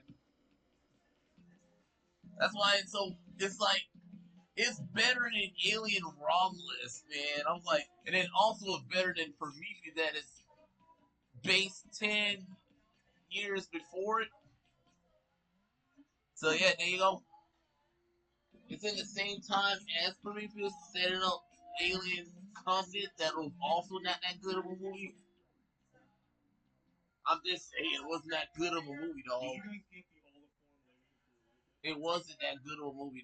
I'm not saying I Good morning. hate it. So I'm going to do a little vlog today because I've not done one of these in a while, and when I've asked on Instagram, people want me to do a few more. So it's Wednesday today. I was going to film it yesterday, but then I ended up seeing Ebony and Alicia for a few hours, and it just would have made for like not that good of a vlog because I didn't actually end up doing the things that I kind of wanted to get done yesterday.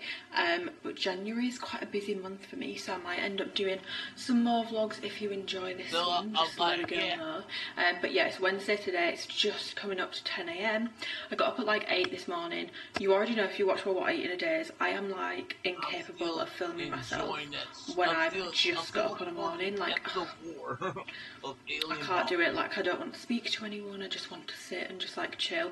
So shock, I didn't vlog straight from the morning. I do kind of want to get better at that though, because I feel like it gives a better idea of my full day. But this morning I just had breakfast, had a pretty slow morning, and did like admin bits, so like email, sorting out some like coaching slots, speaking to clients that are starting with me this month. That's what I did this morning. I've just had like a little Haribo twisty stick. My sister's got like a big box of them, like what you'd get from like Macro or something, but I don't think she got them from Macro, in her room. So I've had one of those as a little pre-workout snack because I'm about to go and train legs, and I'm also gonna have a little shot of coffee now, which I'll show you some new coffee pods that I've bought recently. Some of them are like staples that I've shown before, but there's a new one, which is the one I'm gonna do a tiny little shot of just for a little boost of energy. But yeah, I should have some deliveries coming today. I've already had some deliveries come, so I'll show you some new bits that I've got. I will run through some, what did I want to show you? Oh, some Alphalete bits that have dropped recently, that I haven't like done full videos on because they've just kind of been dropping like little bits, not like huge launches, so there was no point doing like a whole video on like the new Infinity jackets, stuff like that. So I will go over that. I've got check-ins to do. I might speak a bit about the coaching process. Not entirely sure if that'll be of interest, but I might do it anyway because it is going to be a big chunk of my day. Maybe throw some food in there. It's just, I don't even know. We'll see where the day takes me, but that's my general plan. Maybe do my face at some point today as well. Just put a little bit of something on. I've been enjoying just doing like not putting loads of makeup on every day, but like some days just putting like a little bit on, even if I'm not doing anything, because it just makes me feel more productive, and I don't know why. Is there some kind of underlying unconscious thing going on there? Probably, but let's not think about that now. My coffees are like so poorly organised. These aren't mine because my coffee pod won't take these ones. These are obviously Garth's double espresso. I'm not even going to try and like say the names, but this is probably my most used one. It's definitely one that I use a lot. Why is that all sticky? It's all stuck together. Melosio. I used to love this, but since I've bought more of it, I've realised I don't actually like it that much. It tastes a bit, I don't know, something about it just tastes off, and I used to really like it, so I'm not sure why I'm not enjoying that one at the moment. And then I've got these Altisio ones, which used to be a favourite, but I've not used any recently. These are Raffio ones, which is what I'm going to use to have a little thing before the gym. These ones, wait, you can't even see. Those ones, and then those ones as well. And I also have like the lighter version of those ones, but I'm gonna have one of these as a little pre-gym shot now. Good afternoon. So I look slightly more alive now. I've been to the gym, trained, showered, made myself look semi-presentable. I'm gonna show you some things that I bought recently in this vlog, because I don't know if you can tell, but like I'm having breakouts in really like random places, and I feel like it's some of the skin stuff I've bought, so I need to ask if anyone else had the same problems. Some of my orders, so a big part of my day today was actually going to be putting some of my stuff in a big box and taking it over to Dan so I can start putting some of my stuff under his bed, because I know that I think on Sunday we're going to have like a big organisation day, and I'm kind of like starting the process of moving in, flying the nest. I However, the orders and stuff that I kind of need, so I've got some trainers on the way and some other bits that I kind of do need for like content and it just to have, to be honest, haven't actually come today, so I'm probably still going to have to come home maybe on Friday afternoon. So I think I might do that then, because my day is just getting chock-a-blocker. It's like 20 to 2. I'm gonna have a banana, drive to Morrison's to get my nephew. Oh my god, he's gonna be 12. That's wild to me. I can remember when he was literally like fresh out the womb baby. It's crazy that he's going to be 12, but I need to get him a birthday card and some wrapping paper for his presents that me and my sister have got him. So I'm going to go and do that and probably get like some snacky bit. Then I need to come back and continue with my check-ins, which I think I might like set you up properly and speak you through maybe the process of check-ins, how they work, all that sort of stuff, for anyone that's like interested in coaching or any like coaches themselves, so you can see how I do it if you are thinking, oh, I'm not really sure how to go about that side of things. So I might actually do that because it is a huge part of my day. I've already done some check-ins, but I have like a lot to get through, so yeah, I will probably do that. I'll show you some bits that I've ordered that I do have that have come. I'll show you a few things I've bought recently, show you the Alphalete jackets, and I also, when I get back from Morrison's, it's crunch time. I need to decide if my caffeine, second and final caffeine dose of the day, is going to be a 3D energy drink, which I'll show you. They actually sent them to me. Obviously it's Christian who owns Alphalete's energy drink company. They sent me their like limited edition Alpha Land flavour, or a coffee, and I can show you my milk frother that my sister got me, which is probably one of my favourite Christmas presents. That and my Dyson Airwrap, which, I mean, Deborah really outdid herself with that one. Still not entirely sure how to use it, but we move. But yeah, I need to make that decision when I get home. I would say you can help me, but this vlog will already be up by the time that I have made the decision. The other thing is, obviously I trained legs today, and I don't think I've actually spoken about this on YouTube yet, but I have actually made my programme free to download, so you can get it on, it's just a Google document, it's up on Google Drive, I'll link it in the description box. It's just a really plain PDF document, it's completely free, it's my training programme, so it is tailored to me, my goals, my abilities, but yeah, I will leave that linked down below, free of charge. I'm not going to charge you for something that literally took me like 5 minutes to whip up in terms of putting it into a document, and something that I was doing anyway. Like, it makes no sense to me. Oh, I think this is the first time I've actually vlogged in my new car. Hello. So yeah, I'm going to go to Morrison's now and stop yappering because I'm going round to Dan's later. Is it working in Manchester today? I've not seen him in like 2 days. So, stayed at mine Monday night and yesterday night. I don't like it. I can't sleep well when I'm not with him. It's really, really weird. Ew, gross. But I am excited to see him later, and I normally will make food on a Wednesday because there's a really long day in Manchester, unless he's already eaten when I do see him on a Wednesday, so I might go to Asda later on the way, but I kind of need to get everything, like work-wise, I kind of want to get it all done before I go, so then we can just chill, watch some Money Heist, have a nice time, but yeah, Morrison's time. Hello, so I've just got back from Morrison's, got myself some salmon and rice, which I'm going to have at like maybe 4, and then I've spoken to Dan and he wants a nice little salad for his tea, so I'm going to go to Asda on the way, because it's on the way from mine to his. But yeah, I thought I would just sit down, and because I am going to be doing a lot of check-ins today, explain the check-in process, because I can't exactly show you what I'm doing because, like, let's be confidential, do you know what I mean? So I can't exactly like show you exactly what I'm doing, but I can explain how the process works, and basically what I do on these kinds of days, rather than just saying I'm going to do check-ins now and then updating you later. I feel like this is a better use of time.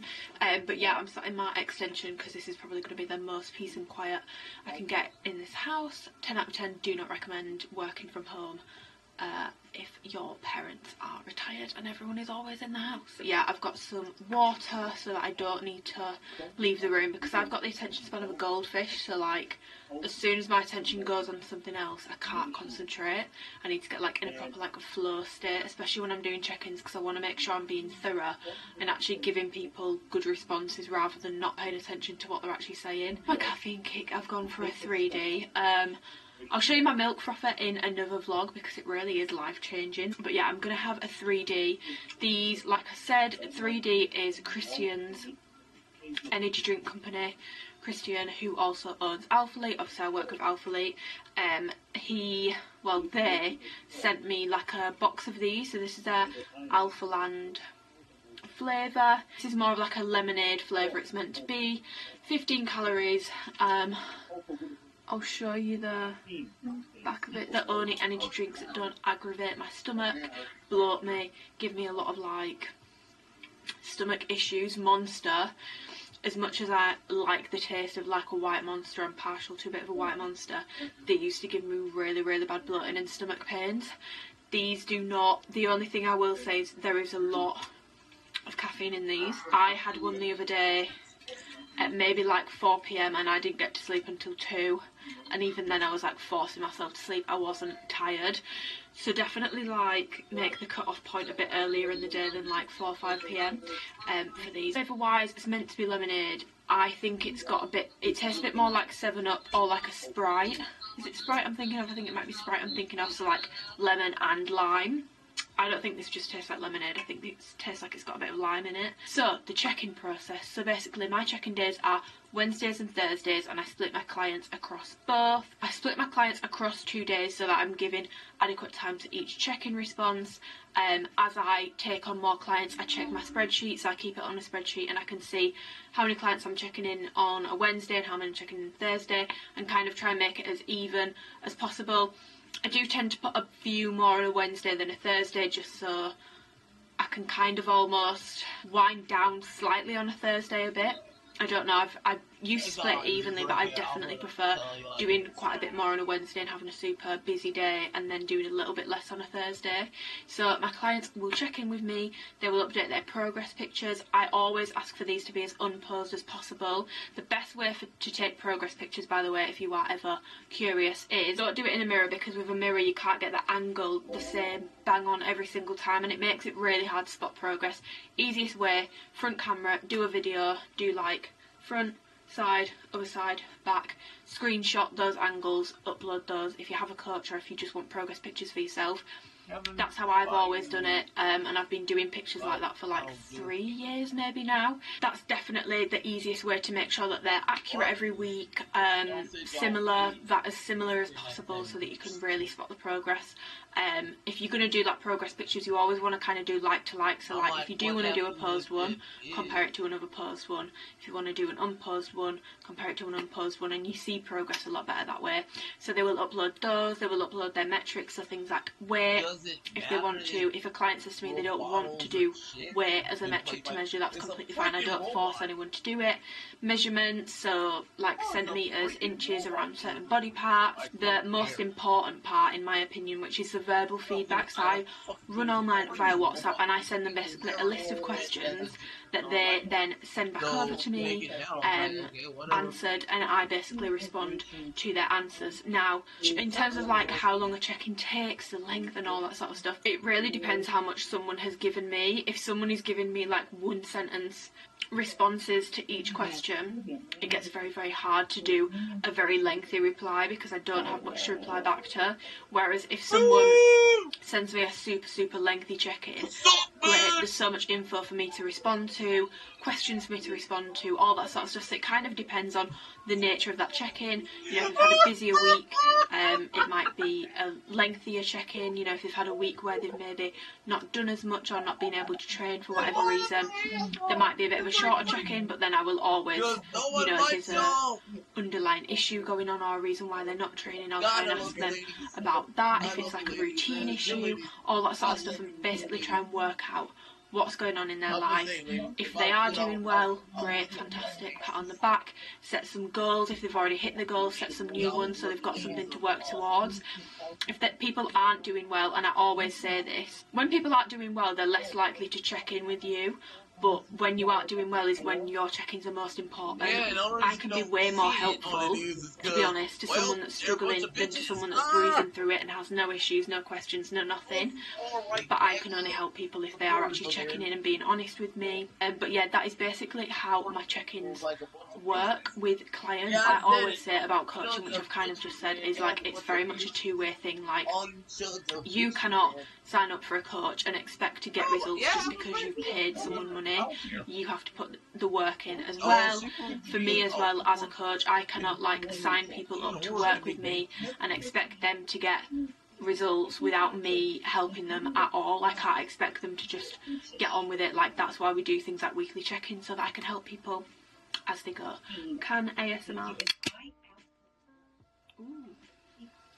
Hear that fizzing? That's the caffeine that's about to be rolling around in my body. Good evening. I've finished most of my check-ins for the day now, so I'm going to go over these Alphalete jackets because I wanted to include it in this vlog. More words, so I'm going to go over them.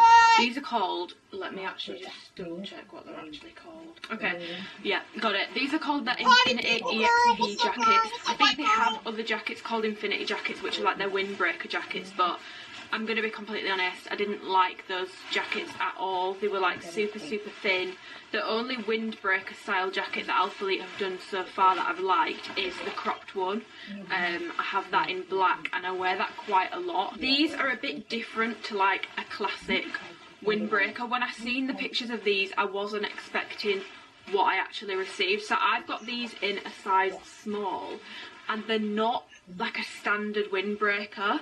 So they're a very similar material to the other Infinity jackets, but I think these are like a bit more matte.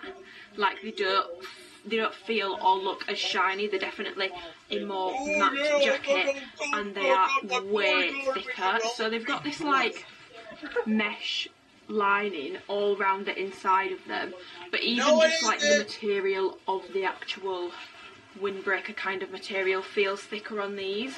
They're definitely not like a super lightweight jacket, but yeah, I do agree that it is definitely a pricier item. But I have seen people saying like, why would I pay that for like a shell kind of material jacket? It's not. It's definitely thicker.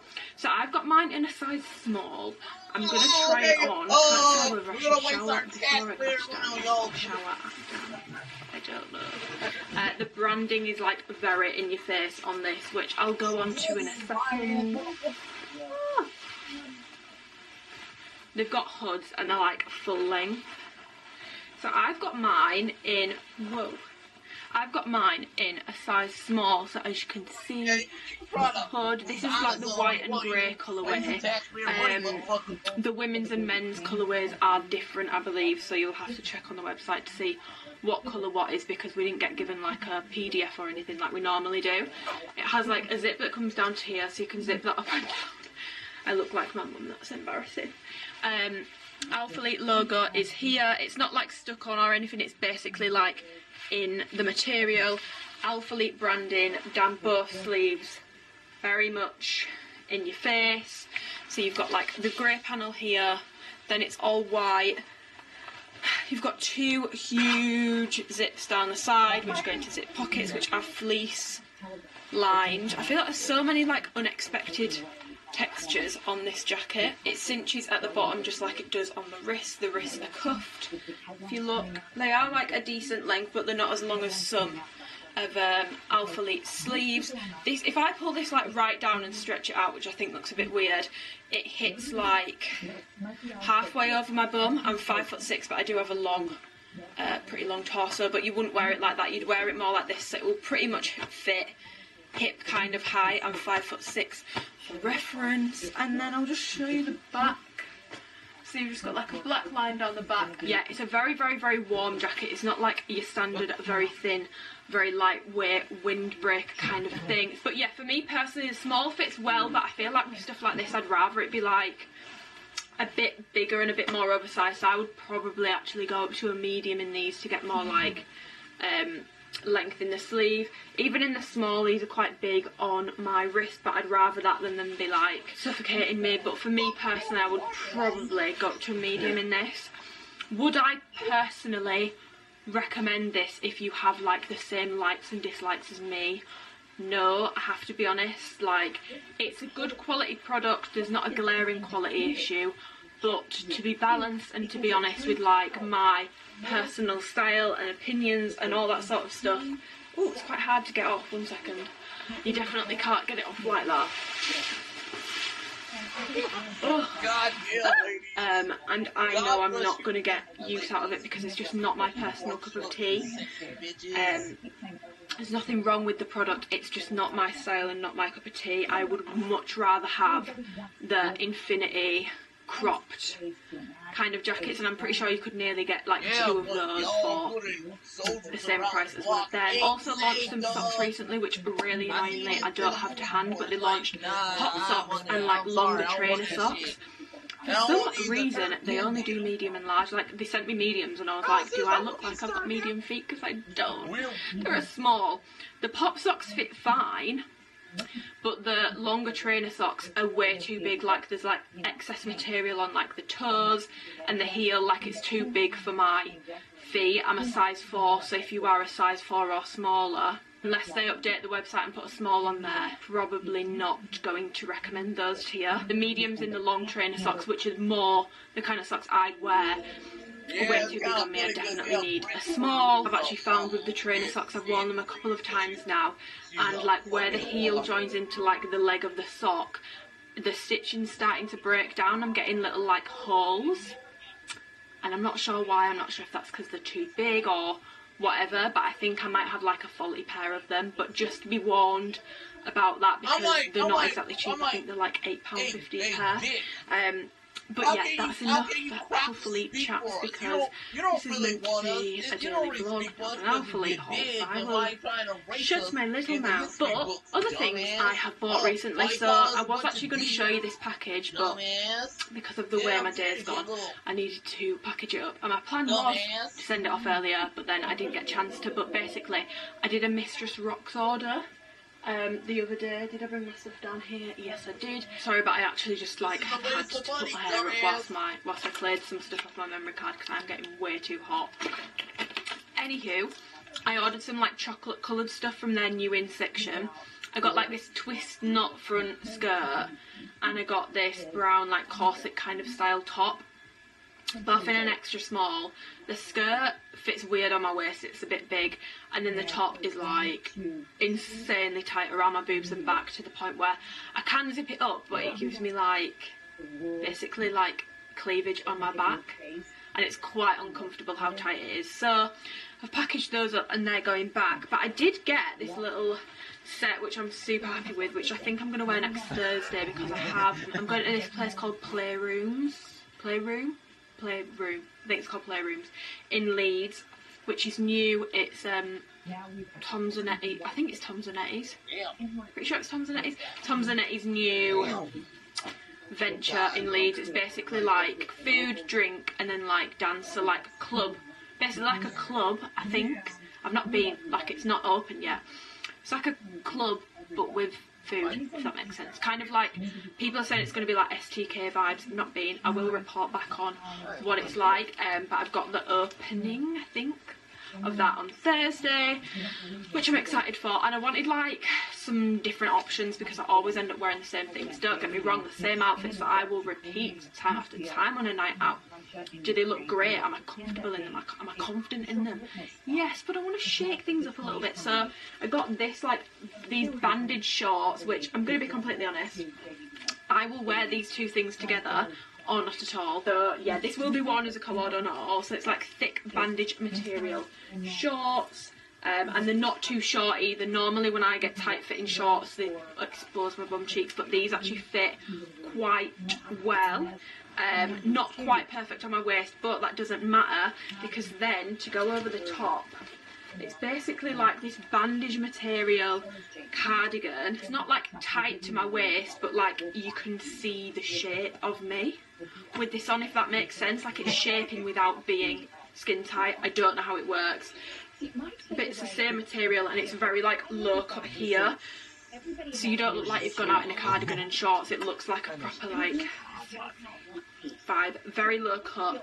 I might wear it on its own, but I'm gonna have to titch tape because otherwise nipples to the wind, that's it. Obviously the other stuff was a bit of a miss, which was a shame, but it is what it is. What else? I also got this off of Depop. I haven't tried this on yet, so do you know what I might do? I might turn the camera off in a second and try it on and then show you. We've got some more content for the vlog. You will have 100% seen this, either the Rouge version, which I think was the Rouge, I don't know how you say that. I think that was the original version, but loads of people have copied it since. But I always find with copies, this makes me sound like such a snob, and I'm not being a snob, but I've made that mistake before where I bought a copy of something and it's never quite as good as the original. And I actually got this really like well priced on Depop. It was £49. I think if I'd have ordered it from the website with shipping, it was gonna be just about £100. So I've saved like 50% on it.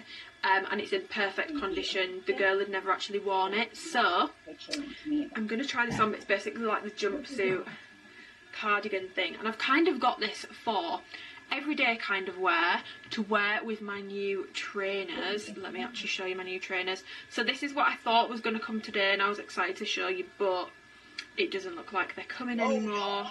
It's not showing up, so I can't show you, but I basically got some off-white trainers I've ordered the out of office ones in all white, but it to wear like day to day, so I'm not always in a tracksuit, because I'm in a tracksuit right now and I just feel like sometimes I want to wear something that's tight fitting, but I don't really like tight fitting jeans because they're not comfortable. And don't get me wrong, I love wearing my gym wear all the time, but sometimes I want something that looks a bit nicer and is tight fitting but still casual, so I feel like this could be a good option if it fits. I'll actually show you what it looks like and give you my first impressions on it. Okay, I've got it on. I've just showed my sister, and even my sister's like, it's actually quite nice. So it's really like, I wasn't expecting it to be this like fluffy. When I've seen it on other people, it didn't quite look so like fluffy. And I'm glad I got it in the black, because I feel like if someone puts flash on you, it will be a little bit sheer, and that would have been way worse in the nude, because I did debate the nude because I feel like it looks more outy, but I feel like the black was a better option. It's definitely more wearable. Sleeves are nice and long, which I always love with anything that's long sleeved. There's like a nice little collar. You can do the buttons like all the way up, but I personally would do them to about here. It's not see-through, but I am just going to cover them because I'm sat in front of the ring light. On the back there, I'll stand on the bed so you can actually see it like full length. So it's got like split hems at the bottom. I'm 5'6", and this, if I like roll the things down, it's too long, but that's perfect because it means I could technically wear it with heels. But if I roll them up, which is what I would do if I wanted to wear it like day to day, I can definitely wear this with trainers. I'm really like, honestly, I'm really impressed with this. I love the fit of it. It's not like super tight fitting, like I've definitely got a lot of room here, like it's not like snatching me or anything. It's not particularly showing off like my waist or anything like that, but this is such like a cute, cosy outfit. I really like it. The more I've got it on, the more I do think that I might keep this as a casual piece rather than a going out one, but yeah, I definitely like this. I'm not sure I would pay £100 for it, but if you can get it off Depop, definitely recommend. Verdict is that my mum and sister like it, but my dad hates it. This is a thing that I wanted to mention earlier. So this is what I bought because my skin started being really weird a few months ago. So I kind of like peeled back on what I was using and it got a bit better. And then I saw so many people on TikTok using this and I thought, I can't mess my skin up. I've used it for like a few days. I'm not sure if it is this, you know, I have worn makeup a bit more recently, but like I've not worn any different makeup. Unless some of my makeup's expired and I just don't know. I don't know, but basically I've been using this. It's the CosRx Advanced Snail Mucin Power Essence, and I've all of a sudden started getting spots in like really weird places. So I've got like 2 spots here. I've got like a spot like there, and I've got a spot here, and I keep getting spots like in this kind of area, and I don't know if this is causing it. I've not seen anyone else say that this makes me break out, but I feel like it is making me break out, or maybe I'm just using it wrong. But yeah, I need to pack a bag of things. I was going to do like a box of things and put some stuff under Dan's bed like I said, but I haven't really had time and I can't really be bothered to do it now. So I think what I'll do is take a bag of stuff, come back on Friday for like an hour or so. Send that to the post office. Hopefully my shoes will be here. I kind of want those for over the weekend and do like a box of stuff when I've got more time to think about it, because I know if I do it now I've got like a scatterbrain, because I've been speaking to people all day and I'm going to put like really random stuff in there and then think, why have I done that? And I'll go to Asda on the way, so I'll take you to Asda with me though. It'll be fun. But yeah, I'm going to sort my bag out and respond to any messages that I have from clients, and then probably get in my car, to be honest. Oh, I don't know if you're going to be better off there. Are we better off there? Oh, I don't know. Is that better? I don't know. Good evening. So I'm on my way to Dan's. I think this will probably be the last clip of my little vlog. I highly doubt Dan's going to want to be on camera because he's been in Manchester all day. Like, he's literally just got on the train. So it's been a very, very long day for Princess Daniel. But I'll do a quick little grocery haul. I'm not American, so it's a supermarket haul. I went to Asda. Intrigued to know, people of the UK, what is your favourite supermarket? Because mine personally is Morrison's. Although, since I've got an electric car, Lidl have got rapid chargers in the car parks. So I've kind of started shopping at Lidl, and I've realised how expensive Morrison's is in comparison. Lidl is so cheap. Like, so cheap. Every single time I get to the checkout and they tell me how much it is, I'm like, what have you not scanned? But they've scanned everything. It's so cheap. So yeah, Asda, it's not my favourite, but it's on the way to Dan's, so it makes sense. So I've got some lemon and mint olives. These are all to go in the salad. I've got some British Aromatico tomatoes. They're like on the vine. Tomatoes that are like on the vine in a box always bang. I've got a cucumber. I'm making a salad if it's not obvious already. I've got a bag of leaves. I've got some feta cheese. I've got some chicken. How weird is this, by the way? Let me just show you this. I feel like this man's watching me. I don't even look. I'm looking. Oh, he's not. He's getting a trolley out. God, that's just me being self-centered, thinking everyone's looking at me. Oh, actually, he's probably looking at me because I'm parked diagonal. Idiot. Idiot. I was looking for the chicken and I was like, why have they only got massive boxes of chicken? I don't want a massive box of like 9 fillets. And then I was like, hang on a minute, what's this? They've changed the packaging of the chicken, so it's 50%. Oh, no, this is actually 66% less plastic packaging than a plastic tray. So I've got some diced chicken in a bag, which I'll use for the salad, and then I've got some seasoning for it.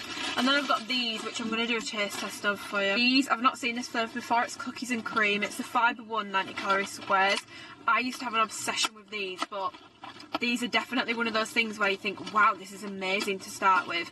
And then the longer you eat them for, in my opinion, the more you can taste just how shit they are. No offence to anyone that loves these, because I know they're a cult diet classic, but yeah, the packaging is incorrect. These are actually 85 calories a pop. But I've never seen the cookies and cream flavour, and they were 50% off. And if there's one thing you need to know about me, if there's a bargain, I'm gonna get it. Taste test time.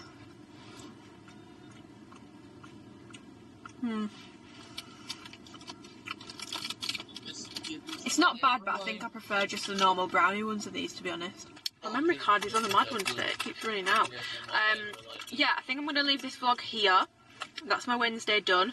Still got some messages I need to respond to when I get to Dan's, but I think I'm going to beat him there. I think I'll be there before him.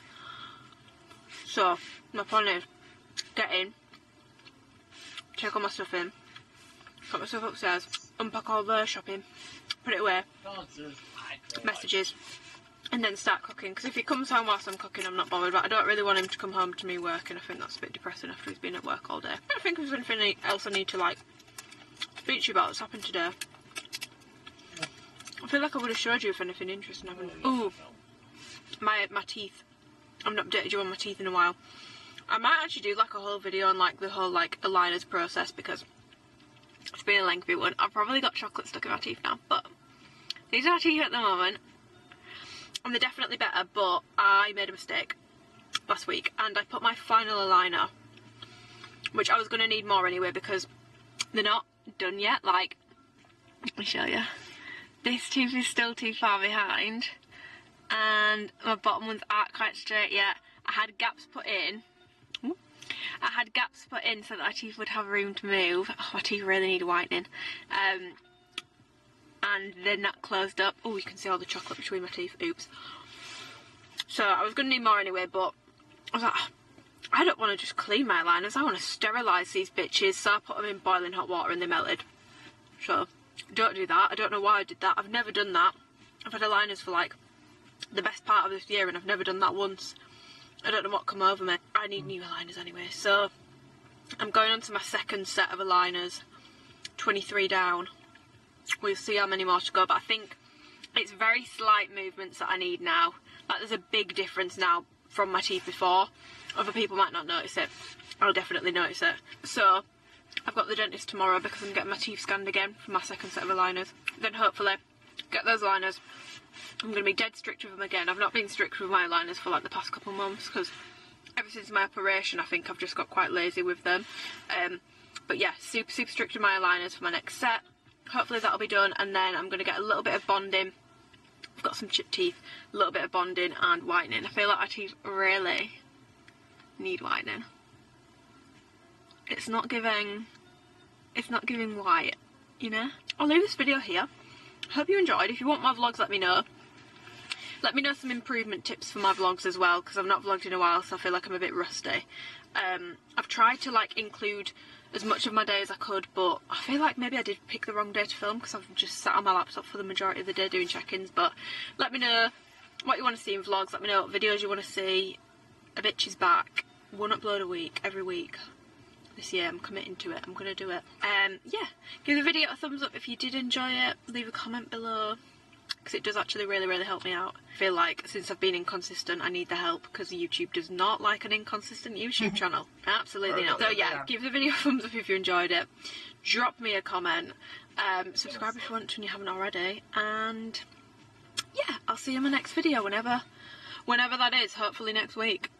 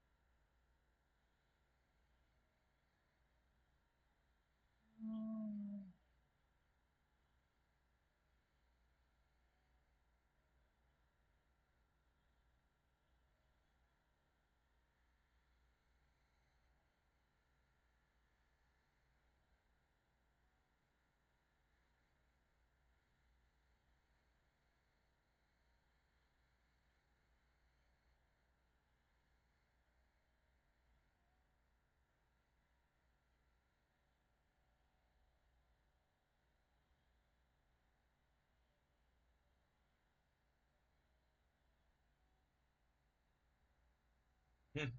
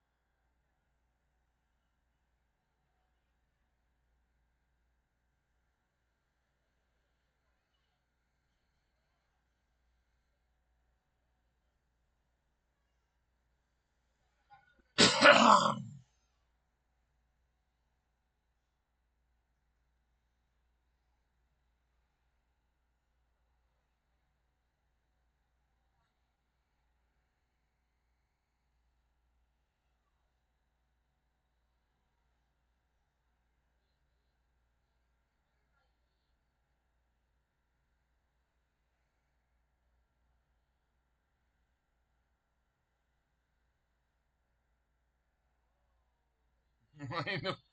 I keep on getting monkey's candy.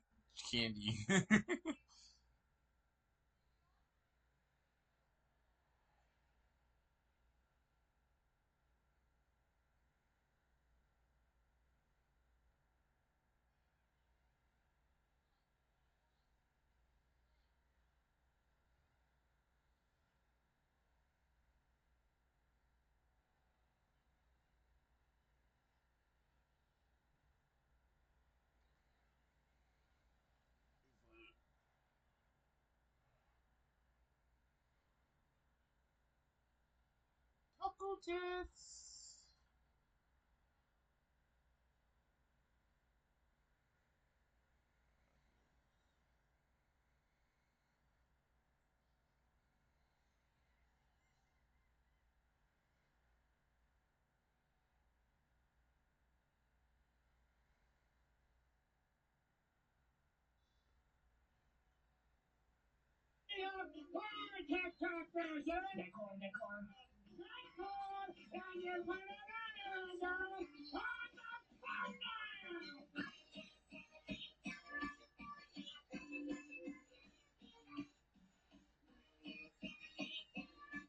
That's true. It's not speed up. Nightcore.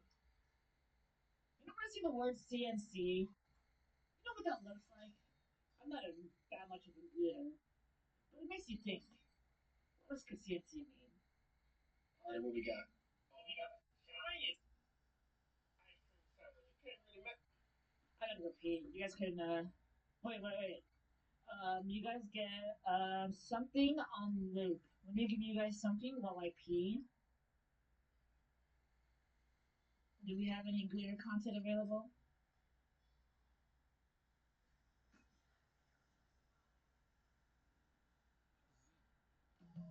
Okay, I gotta go pee. I gotta go pee.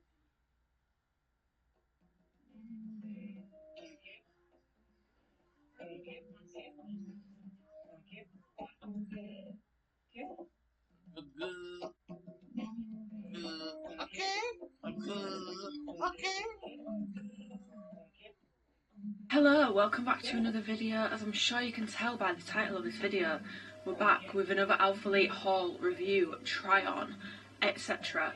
for their very Terry launch on the 29th of January, so I'm filming this on the 20th of January, so a week on Saturday. I should have this video up by this weekend. If it's not, feel free to absolutely slander me, but I should have it up by this weekend, so then you've got a week to pre-plan, go through the content. I'm gonna put the actual, so the PDF I was put on the screen, I'm gonna put it on my Google Drive, and I will leave a link to that in the description box so you can see it like fully, read all the information, because I don't really want to go through the PDF and read everything on it out to you. You don't need me to read the marketing material sort of thing to you. You can read it yourself.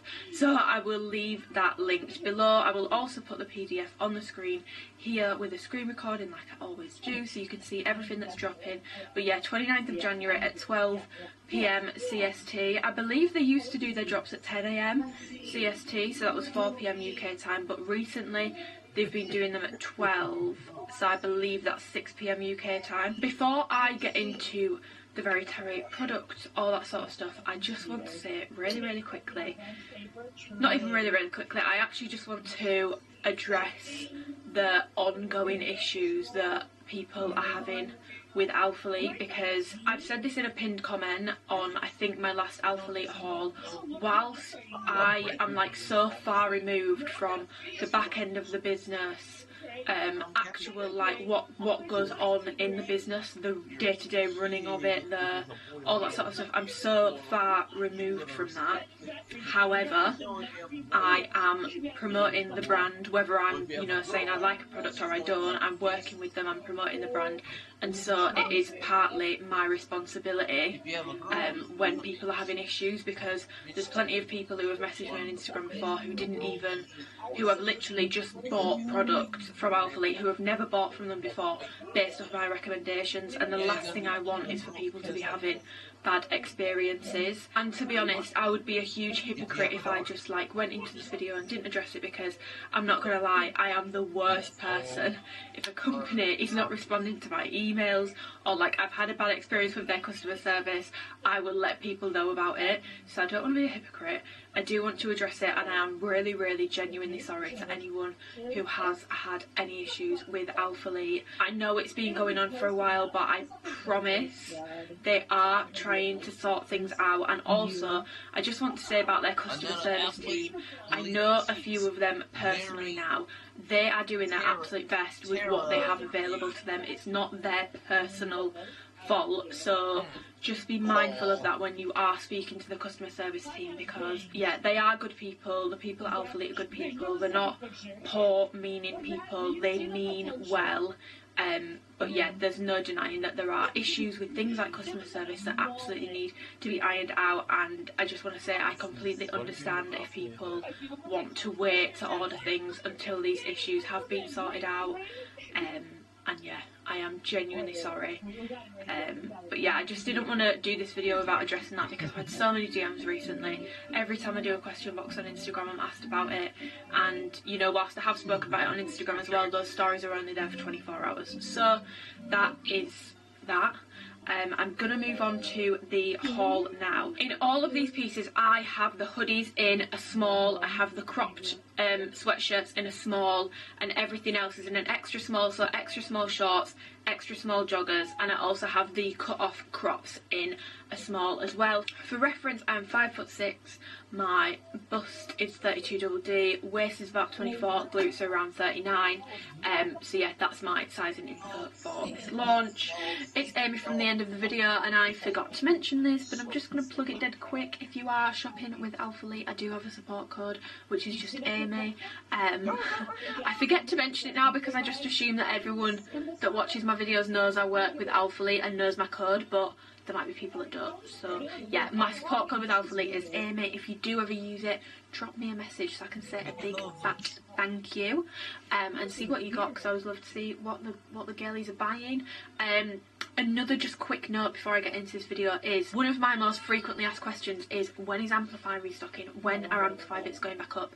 They posted last night that they are putting things back on, like the UK website. I know that the UK website has been restocking bits in the shorts, so like the pink, the black, the mandarin, the dusty green, the victory blue, charcoal. I think those colours are going back up on the site periodically, so if you are in the market for something from the Amplify range, you know, the shorts, but they have also been putting leggings back up as well. Just keep checking the website every day, because I don't think they'll properly announce that, you know, the website's fully stocked, because they're just putting it up as it comes in. But just to let you know, it might be worth going and having a look at your country Factory Store's website to see if you can get your hands on any Amplify, because I'm always being asked about Amplify restocks. There are, for women, you can see the men's, but I don't have any of the men's. So for the men's, they've got hoodies, which are like these. They've got full length, like sweaters, cut off long, full length, obviously. I mean, to be fair, they could do a men's crop top. 2022, roll the times. A long cut off sleeve, some shorts which are like the longer shorts. Dan absolutely lives in the Alphalete shorts that I got him, which I think are the essential shorts. So if your boyfriend needs a new pair of shorts, you might want to pick these up.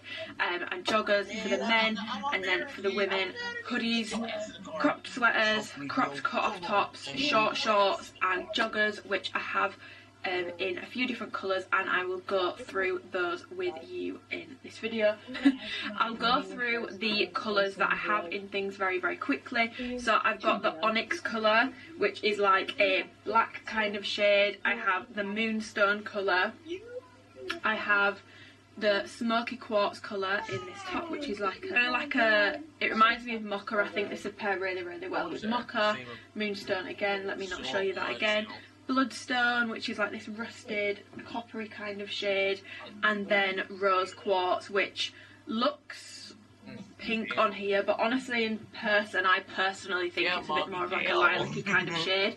But those are the colours that I have, and as always I'll go through them product by product. I just want to speak a bit about the range first. If I'm looking down at my laptop, it's because I've got the PDF, which go through it at the same time with me, guys. I'm going to leave it in the description box below. The fabric highlights are, they are saying it is a heavy and medium weight terry fabric, French terry fabric blend, ultra soft cold washed fabric, anti-wrinkle, natural 4-way stretch, 100% natural fibre terry. One thing that I want to highlight very quickly is because of the way that these are dyed. Now you can't tell it on this colour. This, by the way, straight off the bat, this is my favourite colour in the entire range. It's the Moonstone range, and I don't know if this is meant to have like that acid wash kind of look to it, but it doesn't. It's a very solid colour in the pieces that I have, and all the colours are very consistent across all the pieces. So I've got the hoodie, I've got the crop, I've got the shorts, and I've got the joggers, and they are all the exact same colour. Because of the wash dye process, all that sort of stuff, it does say each garment is going to represent the same colour slightly differently by projecting different shades of the same tone, further adding to the richness and depth of each piece. In non kind of fluffy language, what that means is no two pieces are going to be identical from this launch. Every piece, even within the same colour range, is going to be slightly different, which I will get onto as I go through the products, because I do actually think if you want like a full matching set, like actually like properly matching set, there's certain colours that I would stay away from, because I just think the difference between like the jogger and the hoodie in the same colour in some of the colours I've got just looks a bit odd. Also now just going to insert some clips of all the same pieces that I have in the same colour way to show you any like differences between pieces, so you can see just how much they can vary because of the unique dyeing process. So this is Moonstone, and this is why I recommend this colourway so much, because as you can see it's very consistent between the pieces. This is then the rose quartz set that I have, which is also pretty consistent, like it matches pretty well. Like if you look at the cuffs and then the cuffs of the sleeves, this is a pretty well matched set. They're not too like unique. This is the bloodstone colour, so I've got the cropped sweater, I've got the shorts, and I've got the hoodie. And as you can see, I don't think this is too badly matched, but like the sleeves on the cropped sweatshirt that I have are like significantly lighter than, for example, these are more like greeny yellow, whereas that's a lot lighter. If you can see what I mean. So they're all three pieces that are the same colour but all slightly different. And this is the onyx shade. That's the smoky quartz top, by the way, but I don't have anything to match it with, so I'm just going to leave that one out. So I've got the onyx hoodie and then the joggers, and as you can see, this out of what I've got, because obviously every single piece is going to be unique.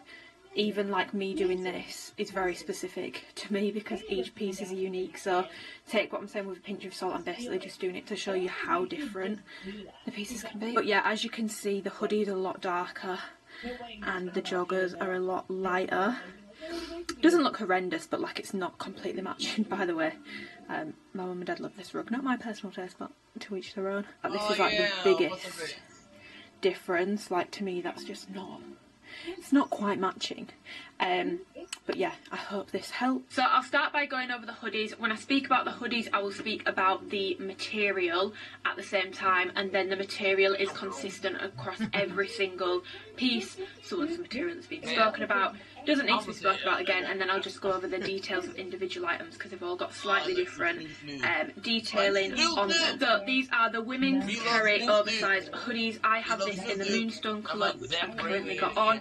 I've got it in the Onyx colour, which is like a washed black kind of colour, and I've got it in the Bloodstone colour, which is like a rusty kind of copper. Mine's got quite a bit of like greeny yellow on it. That's what it means by like every single piece is going to be different. So in terms of the hoodie, we'll go from the top down. You have got this little detail here, which is like a little triangle dip, and then it kind of comes flat across like this, so you can see how it looks on me. You've got drawstrings which all match the colour. So on this, the end little caps are that colour. On the black, the end caps are black, and it's just got Alphalete branded on. I always love that Alphalete put their logo on things like this. It's like an attention to detail that other brands just don't do. I do think attention to detail is something that Alphalete do well personally.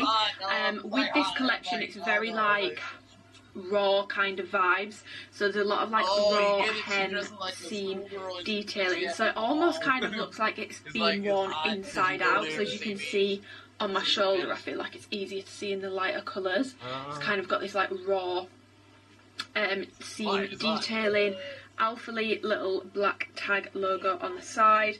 On the left hand sleeve we have this bit of branding. Again, I feel like it's easier to see on the Moonstone hoodie, but you'll also see it in the try-on clips. The hoodie itself is very, very plain. You have one big pocket at the bottom, hem at the bottom. It's not like a raw hem or anything, it's like a normal cinched kind of elasticated waistband at the bottom. Same with the cuffs on the wrists, and they're a good size. They're not too loose, they're not too tight, they're very comfortable. This is pretty much perfect kind of hoodie size for me. The sleeves are also a really, really good length on me, so they're not, you know, too short. I hate it when hoodie sleeves are too short. They're a really, really good length. This is pretty much the perfect kind of fit for me in a size small. Now, typically I'm an extra small and everything, but I always get my hoodies in a size small, or I would actually go into a medium sometimes in the hoodies. These are definitely more oversized than Alphalete's normal women's hoodies, so I would definitely say just go with your normal size for a hoodie. So my normal size for a hoodie would be a small. I wouldn't go up to a medium because I don't need to. I already get an oversized fit with a size small. Hoodies are a good length. Whenever I wear a hoodie, I always kind of roll the elasticated band under. I don't know why, I've just got into the habit of doing that. That's how I prefer to wear my hoodies. But yeah, they're a really, really good length, which you're going to see in the try-on clip. I'm going to go over the material because I feel like this is something that the brief itself actually confuses me with. I agree that these are like, every single piece is pretty heavy.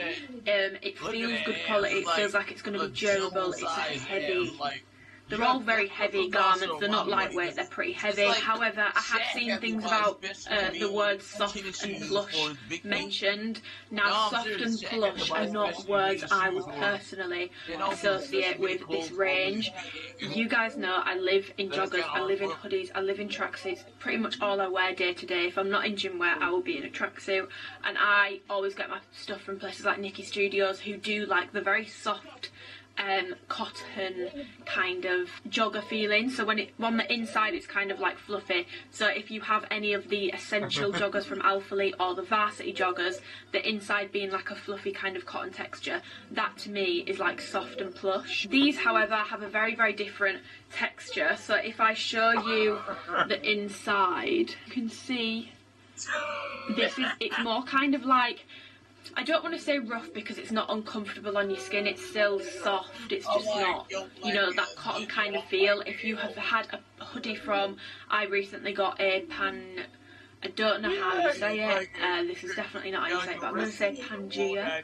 I recently got a Pangea hoodie. The inside of this is pretty much the same as that. So if these are not priced like the Pangea hoodies are, then they've done pretty well because they feel the exact same, I'm not going to lie. Maybe even like slightly thicker, slightly warmer. It's more of kind of like a rough texture on the inside rather than like a soft, cosy cotton.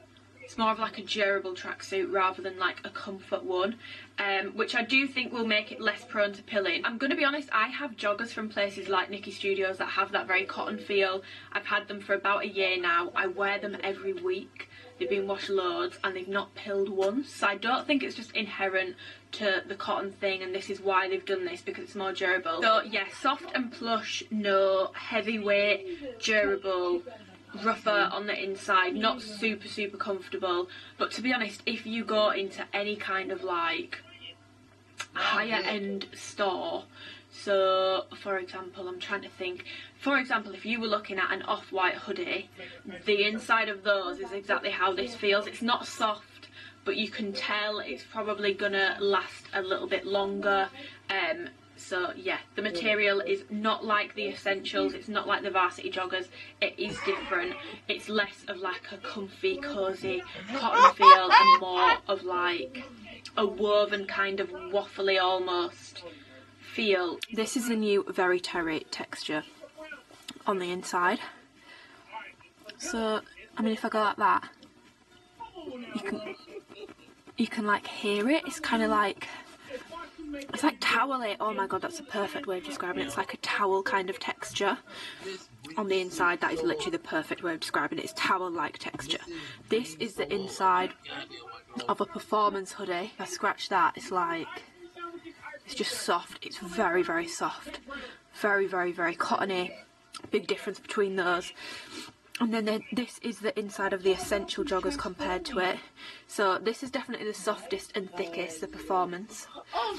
The Essentials are definitely thinner than the performance. Still got that kind of like brushed cotton, but almost like, you know, if you have something fluffy and then you put it in the wash and it kind of loses its softness.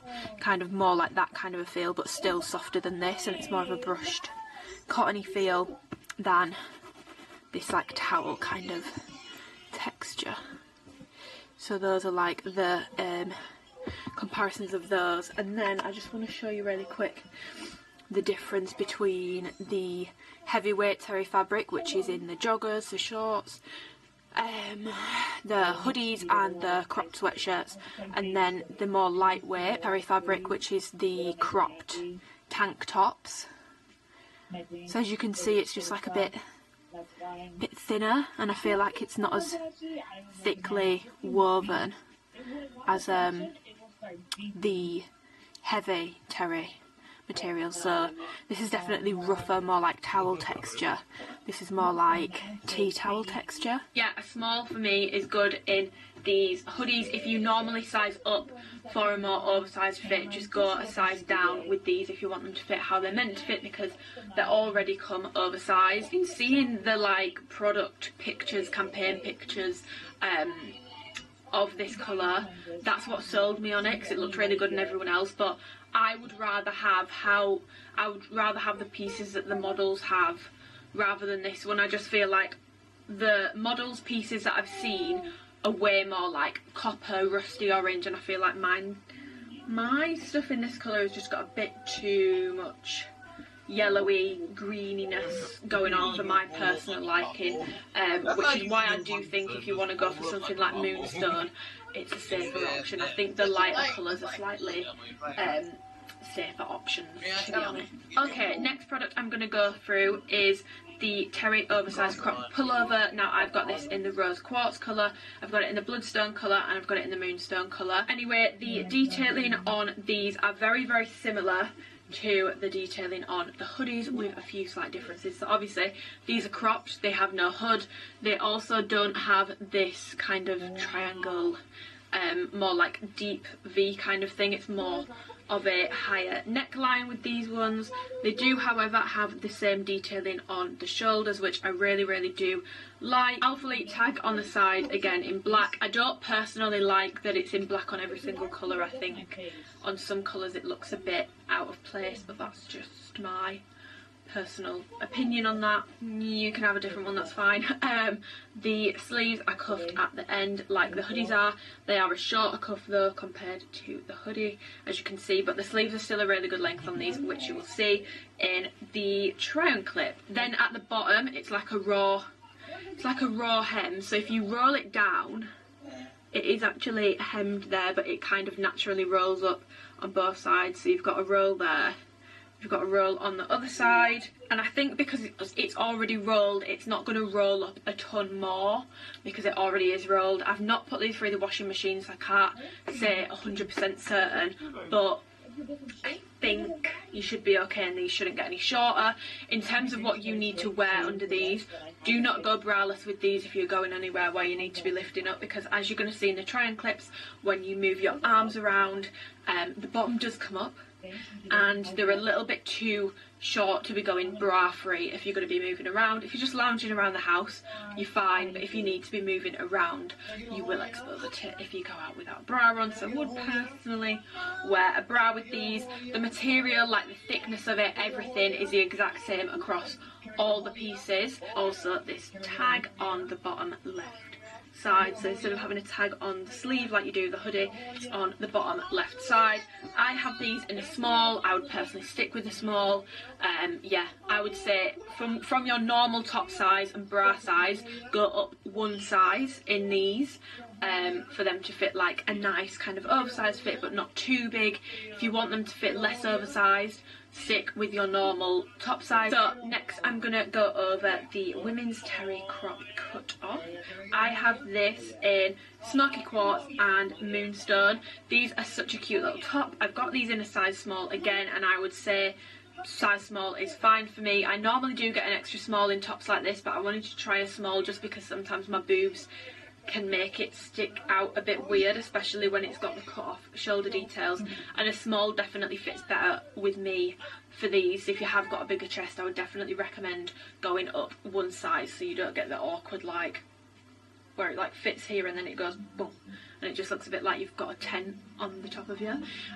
But details wise, it's got the same raw hem detailing on the shoulders up here. Triangle is back again, so like on the hoodie, but obviously it's a higher neckline, so the neckline is the same as it is on the cropped sweater version. The hems at the side of these are raw, so cut off so you can see it's kind of like frayed at the edges. Running wise on these, you have just got this little tag here on the front left, and then on the side on the hem you've got the little Alphalete tag again, which is on all the pieces. So yeah, I've got this in the smoky quartz colour. I'm really annoyed that I didn't get more things in this colour, because I got the rose quartz colour thinking, oh, that'll suit me, it'll be like a nice pink. I think I would have been better off getting sets in this smoky quartz colour, or maybe going for one of the blues, like the celestial blue is looking really good on some people, not gonna lie. So I made a bit of a mistake there, but it's fine because my sister loves kind of like purpley shades, so I'm gonna give the tracksuit that I have in that colour to her. She'll get use out of that. But I do actually really like this smoky quartz colour. Out of all the colours I've got, moonstone and smoky quartz are definitely my favourite colours, and with this being one of the lighter colours, I do think there'll be more consistency between pieces, so you're more likely to get a pretty close to matching set. The only thing I will say is these feel slightly different, so it's still got the same texture on the inside, but these crop cut-offs are definitely softer on the inside than the hoodies and the cropped sweatshirts are, and as the bottoms are as well. These are definitely softer on the inside, almost more like soft cotton kind of feeling, but they've still got that like waffle kind of texture to them. But other than that, there's not much to say on these. The crop length is pretty good on them. Again, you might want to be a little bit careful with not wearing a bra, but you would definitely safer in these not wearing a bra than you are the other ones. And again, the hem is the exact same as it is on the cropped sweatshirts on these. So it is hemmed, but then it's raw cut off at the bottom, so it rolls both sides. I really like these. These kind of cuts are super flattering. They make your shoulders look really good. Okay, we are nearing the end. So then I am gonna move on to the women's terry relaxed short. Now with the shorts we are back to the more heavyweight fabric, so it was more lightweight with these tops, and we're back to the same fabric as the hoodies and the crop sweatshirts for the bottoms.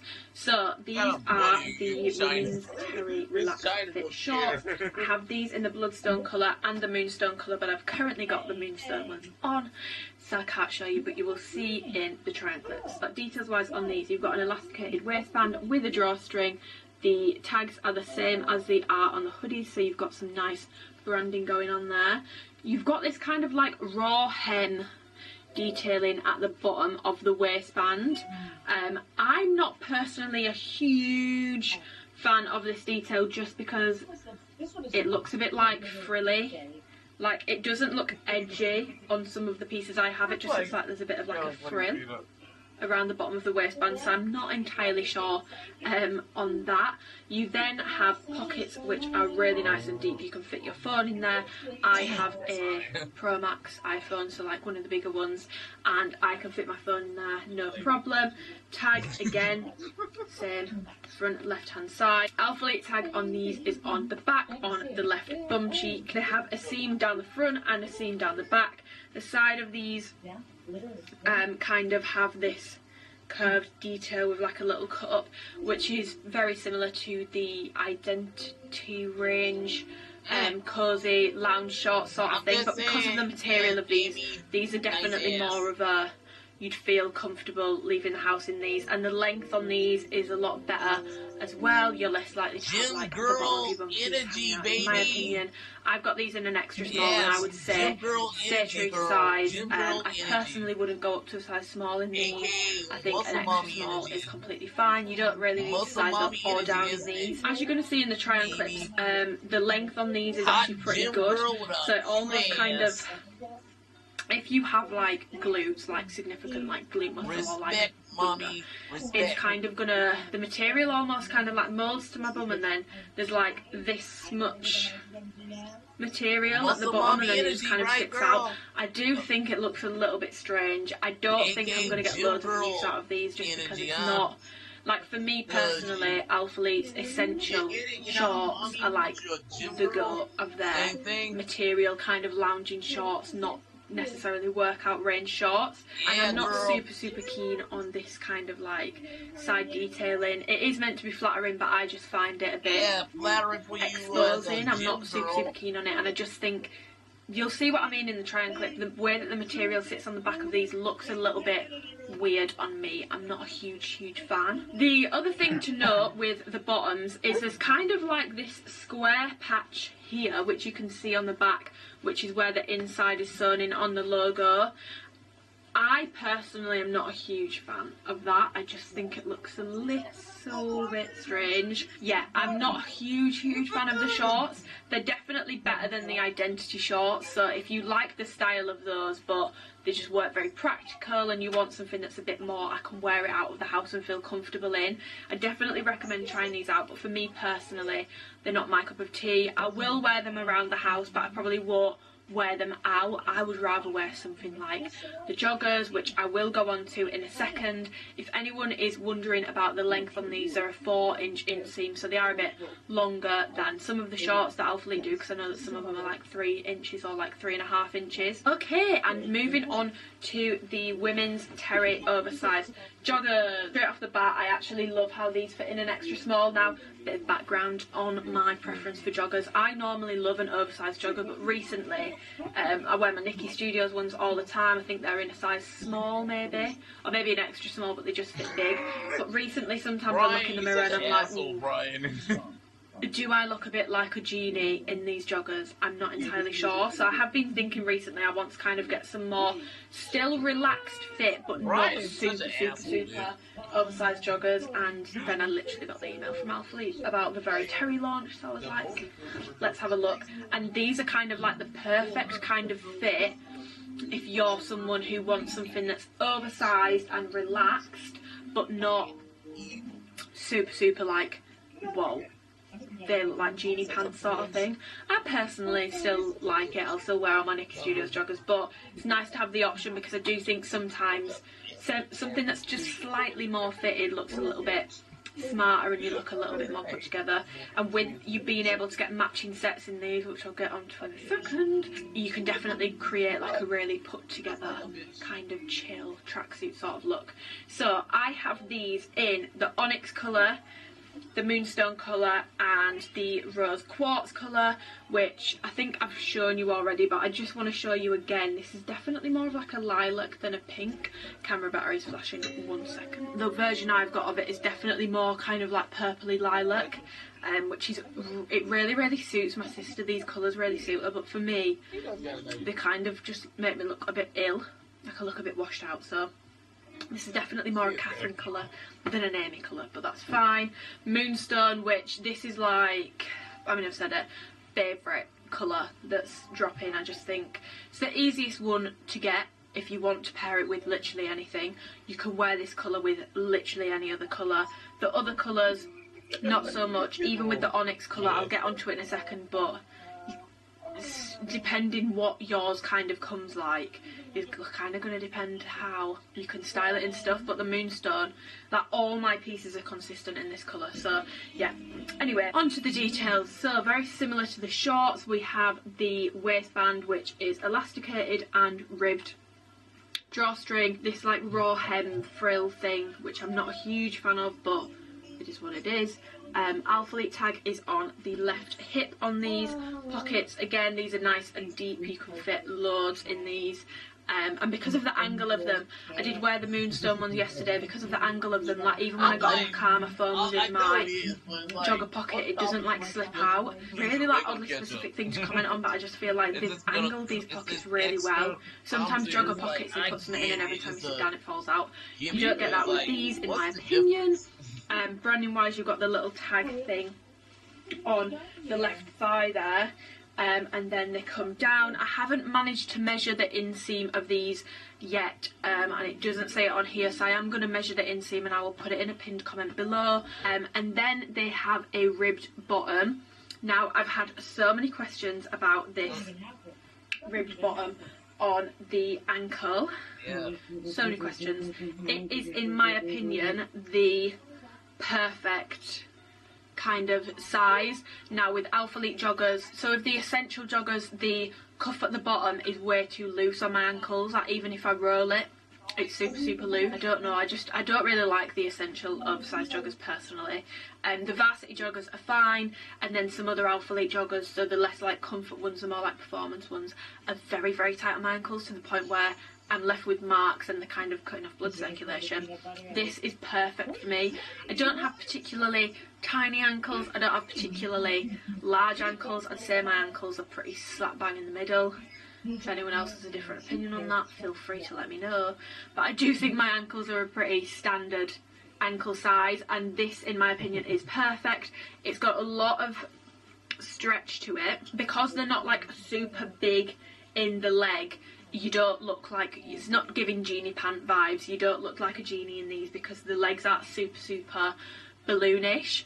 Now I have these in an extra small, and what I will say is the onyx colour fits significantly bigger on me than the moonstone and the rose quartz colour. Normally in the dyeing process, darker colours are the tighter colours, but this just fits bigger. I do think the onyx colour in the joggers fits a bit bigger than the moonstone colours does. The moonstone is a bit more tight on my legs. I've definitely got more room in the legs on the onyx. If I'm going to be honest, I definitely prefer how the moonstone and the rose quartz fit. It's not to the point where you need to size up or size down. Like, I don't personally think I could do a double extra small in these. I think they might look a bit too legging-ish. Just something to know, I did definitely notice that these fit slightly bigger. Then I have just laid the joggers on top of each other to do a bit of a sizing comparison. So I didn't actually realise this, but the rose quartz colour does fit the smallest. The waistband is a bit smaller than the Moonstone, the Onyx, like I suspected, because I could tell the difference when I put these on.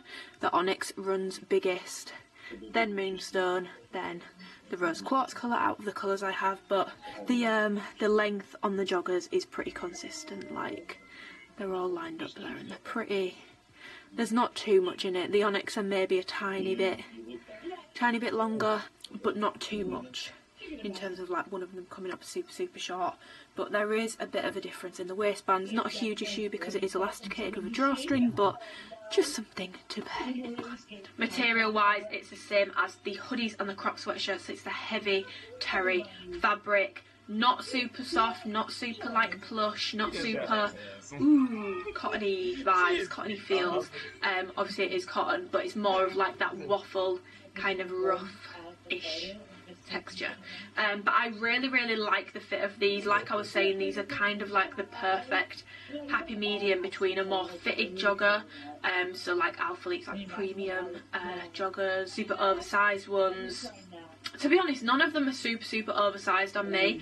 I would say fit wise, these definitely fit more similar to the varsity joggers, which I personally really like from Alphalete, so that kind of makes sense. If you're looking for a comparison point, these definitely fit the most similar to the varsity joggers. They're definitely not as oversized as the essentials, but I definitely prefer these joggers. I would say these are now up there with the varsity joggers as my favourite joggers from Alphalete, and if I had to get one colour in these, I would definitely get the Moonstone shade. Also have the patch again on the back.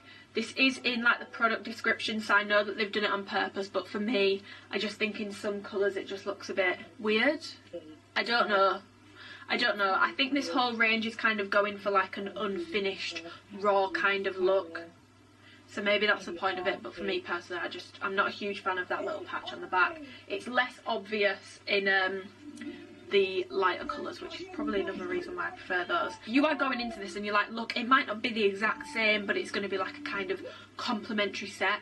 That's fine. I just don't want people to buy, you know, a hoodie and joggers, or a crop top and joggers, or a hoodie and shorts, a crop top and shorts, and be like, oh, this is going to look like perfectly matched, because it's not. I just want to make that clear. And obviously I could be one of like the people who's got one of the most light washed Onyx joggers, and everyone else's might be perfectly fine and really like match the hoodie well. Alternatively, some people could have a super light version of the Onyx hoodie with more of the like brownie colours in, and vice versa. You can't guarantee how your item is going to look with this range, which is why I would personally recommend the Moonstone colour, because like it's not washed, like it's a solid colour on me. Or, you know, the Celestial Blue, the Jade Green, those kind of colours. The Rose Quartz is pretty close as well, there's not too many issues with that. But yeah, with the Bloodstone, like for me, like I said before, I would prefer to have the kind of colour that it looks like on the models, like on Caroline, on everyone that's done like the product shoots for it, rather than the colour that I've received, because for me personally that's just a bit too yellowy green washed with the orange. It's not my cup of tea. So that's my full review and thoughts of the Very Terry collection. Yeah, heavyweight, think durable, think probably going to last you a long time, think warm, don't think cozy, think more textured rather than like a soft cotton plush feel. It's not really a soft cotton plush feel. The outside of it is soft, but it's still not like cotton soft plush kind of feel, if you know what I mean. But yeah, if you're getting anything, pair of joggers and then either a hoodie, or you could get all three, because I actually like all three. Get either a hoodie, a crop sweatshirt or a crop top. If I had to pick one and I could only get one top, I would definitely go with the crop sweatshirt, just because I feel like I'm going to wear those the most, and like I said, I'm only just kind of growing on this kind of detail. I'm not 100% sure on it yet. So yeah, if I had to pick two things from this launch, pair of joggers and a cropped sweatshirt. And yeah, if you do shop with my support code, which is just Amy, definitely let me know. Message me on Instagram so I can say thank you, because obvs wouldn't be able to do these videos if I wasn't getting any support. Like I said, do be checking the website for Amplify going back up. They are putting things back on the website periodically as they come in. It's not one big restock or anything like that, so you're just going to have to keep checking your country store's website to see what's in. But yeah, I know that the shorts are kind of restocking periodically on the UK site, so yeah, check those out. But it's not in every colour, it's in the more recent colours, so like the pink, the green, the blue, the mandarin, black, all that sort of stuff. Have any questions or there's anything that I've not gone over in this video, message me on Instagram, super active on there, amyrookes, super active, always doing question boxes, always try my best to get back to my DMs on there. Obviously this isn't my full-time job, my full-time job is coaching, so do bear with me. But I do try my hardest to get back to people as quick as I can. Or alternatively, you can leave your comments below. Let me know what you think of this range. Let me know if you're going to be trying to snag any Amplify on restocks. Also, let me know what kind of products you would be interested to see Alphalete come out with this year, because I'm intrigued. What do people want to see Alphalete bring back? What do people want to see Alphalete do that's new? What are we not interested anymore? What do we want from them? I'm always intrigued because I want to see if we're on the same kind of page. But yeah, any questions, sizing help, anything, literally anything, just drop me a question. Just drop it in the comments below or message me on Instagram and I will get back to you.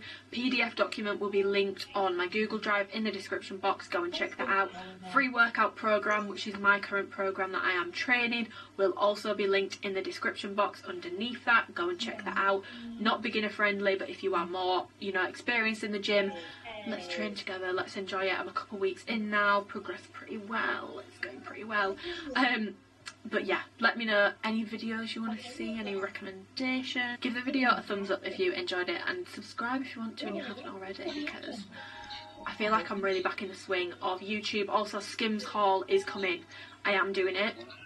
Skims haul should be up within the next couple of weeks. I've accumulated a lot more stuff, it's a little bit embarrassing. But yeah, I will go now because my throat's drying up and it's 11:15 and I need to get to Starbucks to charge my car and also do client check-ins from 12. So yeah, have a gorge weekend or whenever I upload this. I hope you're having a really, really nice day. And yeah, the launch is the 29th of January, 6 PM UK time, 12 PM CST. Any questions before then, let me know and I will respond to every single one of you before the launch. But yes, happy shopping if you're going to get anything.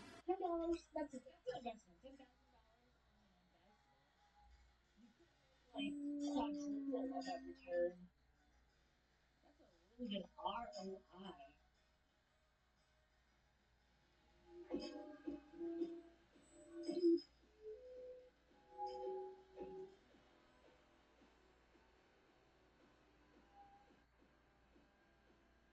That's what I think I look like when I'm at the gym. It's not actually what I look like. Okay, I think I can show you guys. Streamables. Not filmed sat in a chair like this in so long. I normally film on my floor, but I thought we're bringing back a slightly more aesthetically appealing look to my videos. So today's video, as you can probably tell by the title, is going to be a Skims haul / review. Now, the way that I like to go about any haul on my channel is how I would go about an activewear haul, an Alphalete haul, and do it super in depth and give you my actual opinions on the items rather than just trying them on, showing you them, all that sort of stuff. It goes without saying, but this video is not sponsored.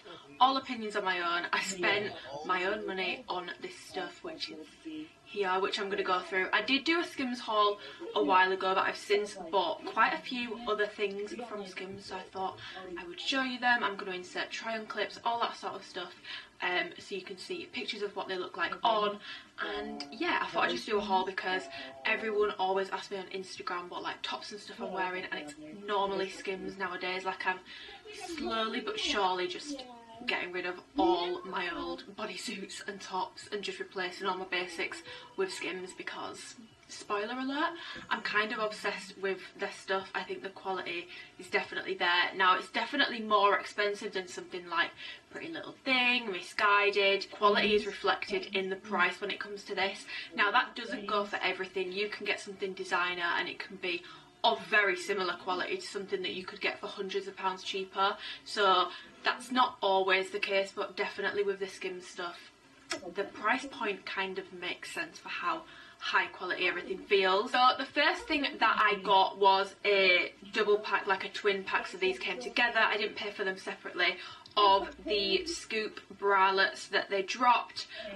There was so many pieces within the like Fendi Skims range, and a massive range of price points at that. I keep having coughing fits, so if my eyes are watering and I look flushed, it's because something keeps getting caught in my throat. So yeah, with the Fendi Skims collaboration, there was so many like different things at different kind of price points. I wasn't in the position to be doing the higher price point stuff. I do love a bit of designer, I do love the odd like nice trainer, a nice bag, but for me, I don't want to impulse buy something at that price point. I want it to be something, you know, I've really saved up for, I've really thought about. That's kind of how I go about the higher price items. But I still wanted to get some bits just to try them out, and because I'm not gonna lie, I do actually really like the pattern that was pretty much across everything that they brought out in the collaboration. Now the tan kind of colour, you can definitely, this just gives off more Fendi vibes because of the colour, you know, the Fendi branded, it's normally brown, tan kind of colour, so this one is definitely a bit more like obvious. However, I don't personally think the print looks tacky on either of these. I had my eye on the pink bralette as well, but I just thought, am I really going to wear it as much as I will wear these? Probably not. Which, if you watch my last Skims haul, I got the Fits Everybody long sleeve top in like a creamy white colour, but it's so see-through, like you can completely see through it. And ever since I got this, because I was actually going to sell it, but then when I saw that these were coming out, I thought this could look quite nice under it, and it really does. So I love wearing these like under super like cropped tops, so that you can see like a bit of it poking out, or like a slightly sheer top so you can still see the print, or just under hoodies, because they are really comfortable. The material on these isn't the same as the material of any other Skims piece that I have. It almost feels like a bit swimwear-ish, like it's got that kind of like nylon-y, spandexy, bikini kind of feel to it. There's no like sheen to it, it's definitely like matte finish, it's not like shiny or anything, but it just has that kind of like swimwear kind of feel to it. So if you're wondering on the material of these items, it's the same for the bralettes and for the bodysuit that I will show you. So I got these in, let me just double check the size. I got these in a size small, and this size fits me perfect. For reference, for my like standard sizes, I'm a 32 double D bra size, 24-inch waist, around 39 inches around the widest point of my glutes, and I'm 5'6". My height comes more from my torso than it does my lower body, so I have like slightly shorter legs, very long thighs to say I have shorter legs, and a longer torso, which is definitely relevant when I'm speaking about the bodysuits. But yeah, I got these in a size small because I've got the Fits Everybody bralettes, which have like a similar kind of shape to this, in an extra small before, and it just feels a little bit too small. So these in a small fit perfect, and they've got adjustable straps on the back. Yeah, I got these in a size small, and I'm definitely happy with them. I don't really have any regrets about buying these. I don't know if they're still in stock, but if they aren't, I've seen quite a lot of things coming up on Depop, so you can definitely check there. Sorry if the angle has just changed slightly. I had to delete stuff from my memory card because it was full. The other thing that I got from the Fendi Skims collab was this like halter neck bodysuit. This is my first Skims bodysuit that has this kind of halter neck neckline. It is definitely one of my favourite necklines in a bodysuit, like the Zara bodysuits that have these neckline. I've got it in black and I wear it all the time with like leather trousers or just joggers, because sometimes it feels a bit nicer to have like an all-in-one and feel a bit more like seamless than wearing like a top with joggers sort of thing. It can look slightly more put together as you can look when you're wearing joggers. So I decided to just get this in the black print because it goes with more stuff. The black print is definitely more subtle than the, you know, the tan print that I've just shown you in the bralette. But yeah, it's the same print again, so Fendi and then the Skims logo. Same material again, it's like double lined, so when you go like this, there's two pieces rather than it just being one. So it's nice and thick, nice and double lined. The only thing that I would say about this is I got this in an extra small and it's quite hard to get your head through. Now, I don't have a particularly small head. I remember when I went skiing, before I went skiing I was convinced I've got a tiny head, and then I went skiing and I needed a massive helmet. So I've clearly got a slightly bigger head than I thought I did, but it can be a bit of a squeeze getting it through this. So if you are going to get one of these, I definitely recommend not doing your hair before you put your top on, because if you do like a slick pony or anything that requires you really want it to stay in place once you've done it, this is probably going to ruin it. It's not to the point where it wipes my makeup off, but I do sometimes get a tiny bit of like makeup around it if I haven't managed to stretch it over my head. If you are someone who is into the gym, you tend to have like a slightly more developed trap area. This bit here can get a bit tight on the trap area, but for me, I couldn't have gone up to a size small because this is like skin tight on me, but which is how I like it. It feels supportive, but I feel like if I went up to like a small, I probably wouldn't get that, so I wouldn't size up in this.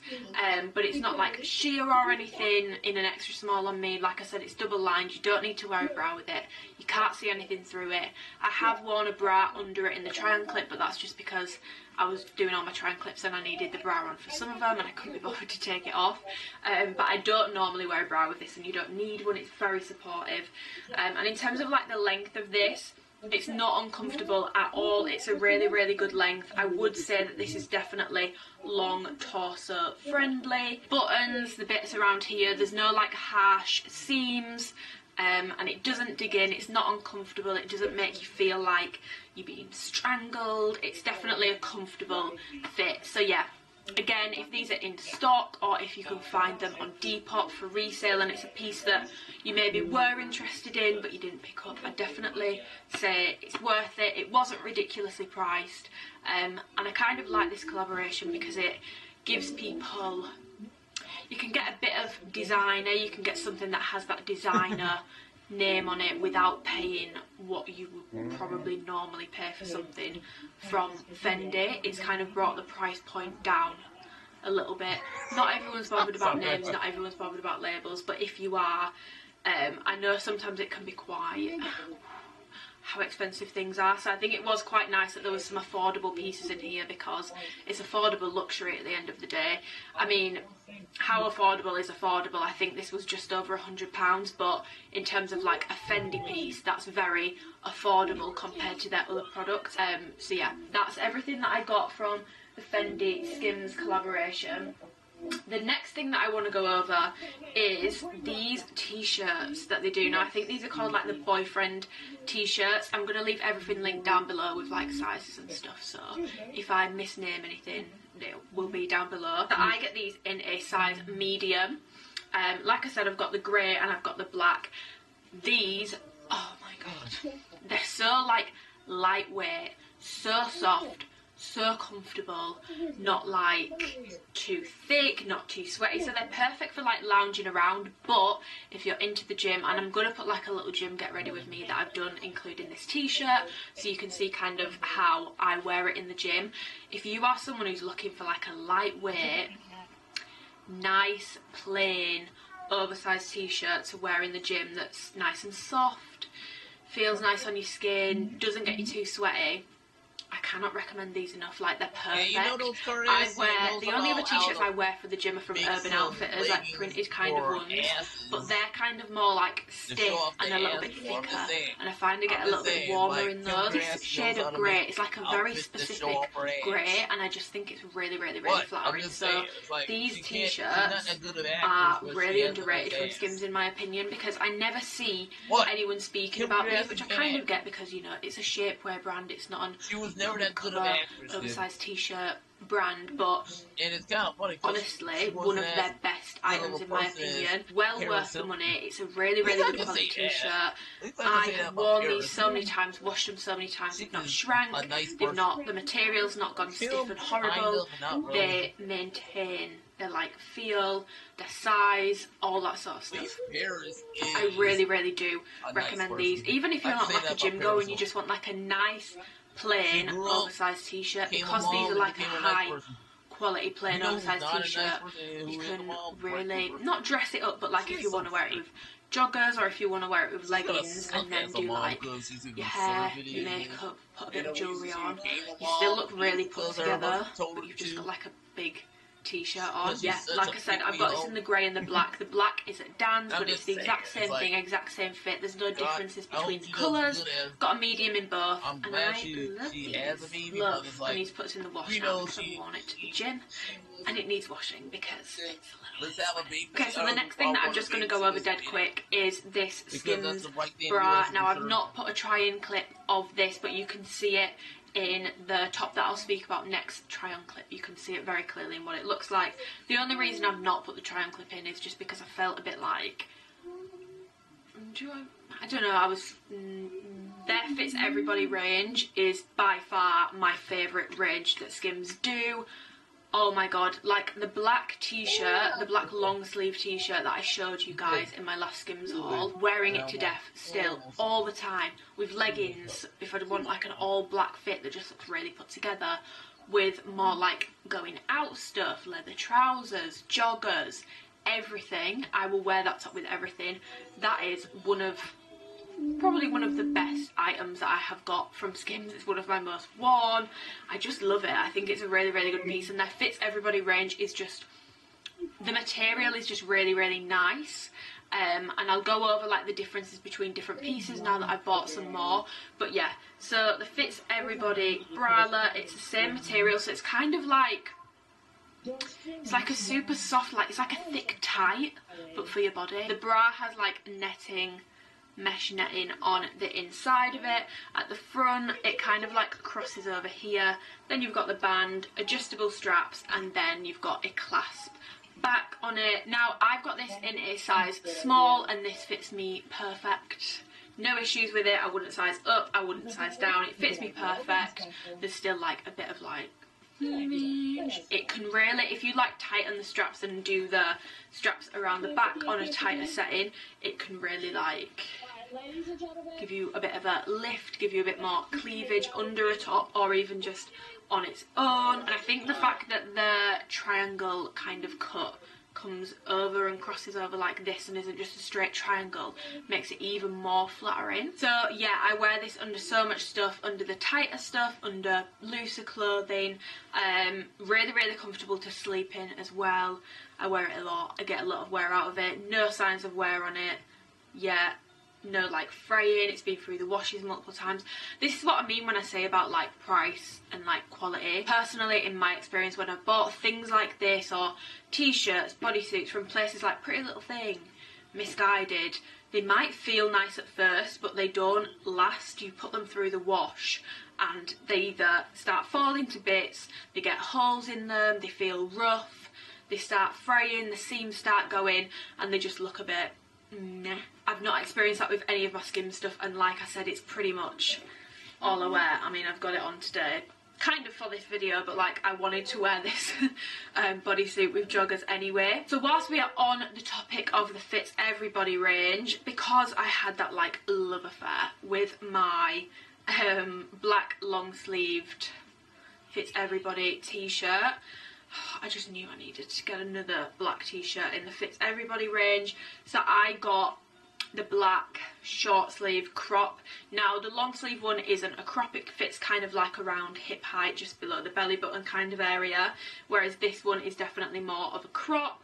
The long sleeve one doesn't have like a tight seam on the bottom, it's kind of like flows because it's still tight to your body, but there's no like tight seam on it, whereas this one does have one, which I'm not normally like a big fan of, but I do think because of the length of this, it just makes sure that it doesn't roll up loads and sit at the wrong area. Once it's on, it stays put. You don't need to constantly pull it down, faff around with it because of this tighter seam on the bottom. And it's not uncomfortable and it doesn't dig in, so I'm not mad at it. Yeah, and then the rest of it, it's pretty plain. There's not really much to explain with this one.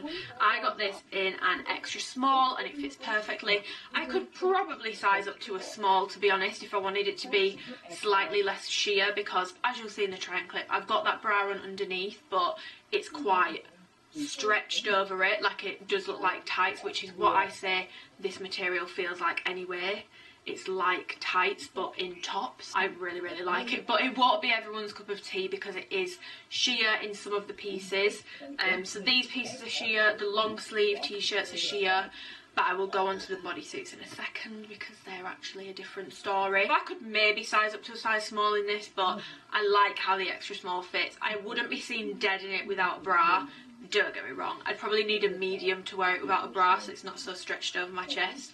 I wouldn't wear it without a bra, each to their own. If you want to wear this without a bra, please by all means knock yourself out. Not shaming anyone, it's just not the point I'm at in my life right now. So I wear a bra under this personally. This I've been wearing a lot recently, I've been getting a lot of questions about it, and yeah, that's what it is. I love it, cute little top. Love it. Okay, last piece that I got from the Fits Everybody range. Now, I did actually get another bodysuit, which was a cream coloured halter neck one, and I've lost it. I don't know where it is. I'm kind of like partly moved into Dan's now, so some of my stuff is there, but I was folding all my stuff up and putting it away out of a box the other day at his, and it wasn't there, so I don't know where I've put it. Again, I'm going to leave like colours, sizing, links to everything in the description box so you can see exactly what this piece is.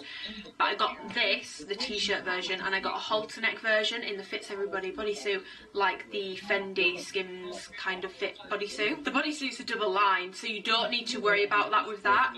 That's the reason why I ordered such a light colour, because I kind of knew I wanted to do this haul anyway, but I also wanted like a paler bodysuit. And when it came and I realised it was double lined, I was like, because you don't need to wear a bra with it, and for me a halter neck bodysuit is quite hard to wear a bra with, without having your straps on show. There are like tricks you can do, like crossing them over, but for me, if I'm wearing a halter neck top, I don't really want to be having to wear a bra underneath it.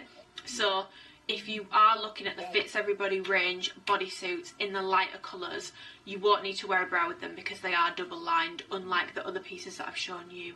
So yeah, it's like the tight material again, but it's double lined, and these feel, even though they're only double lined, they feel like triple the thickness of, for example, the just normal t-shirt versions. Now, I don't really know why that is, but I'm here for it. Like, they feel really, really thick.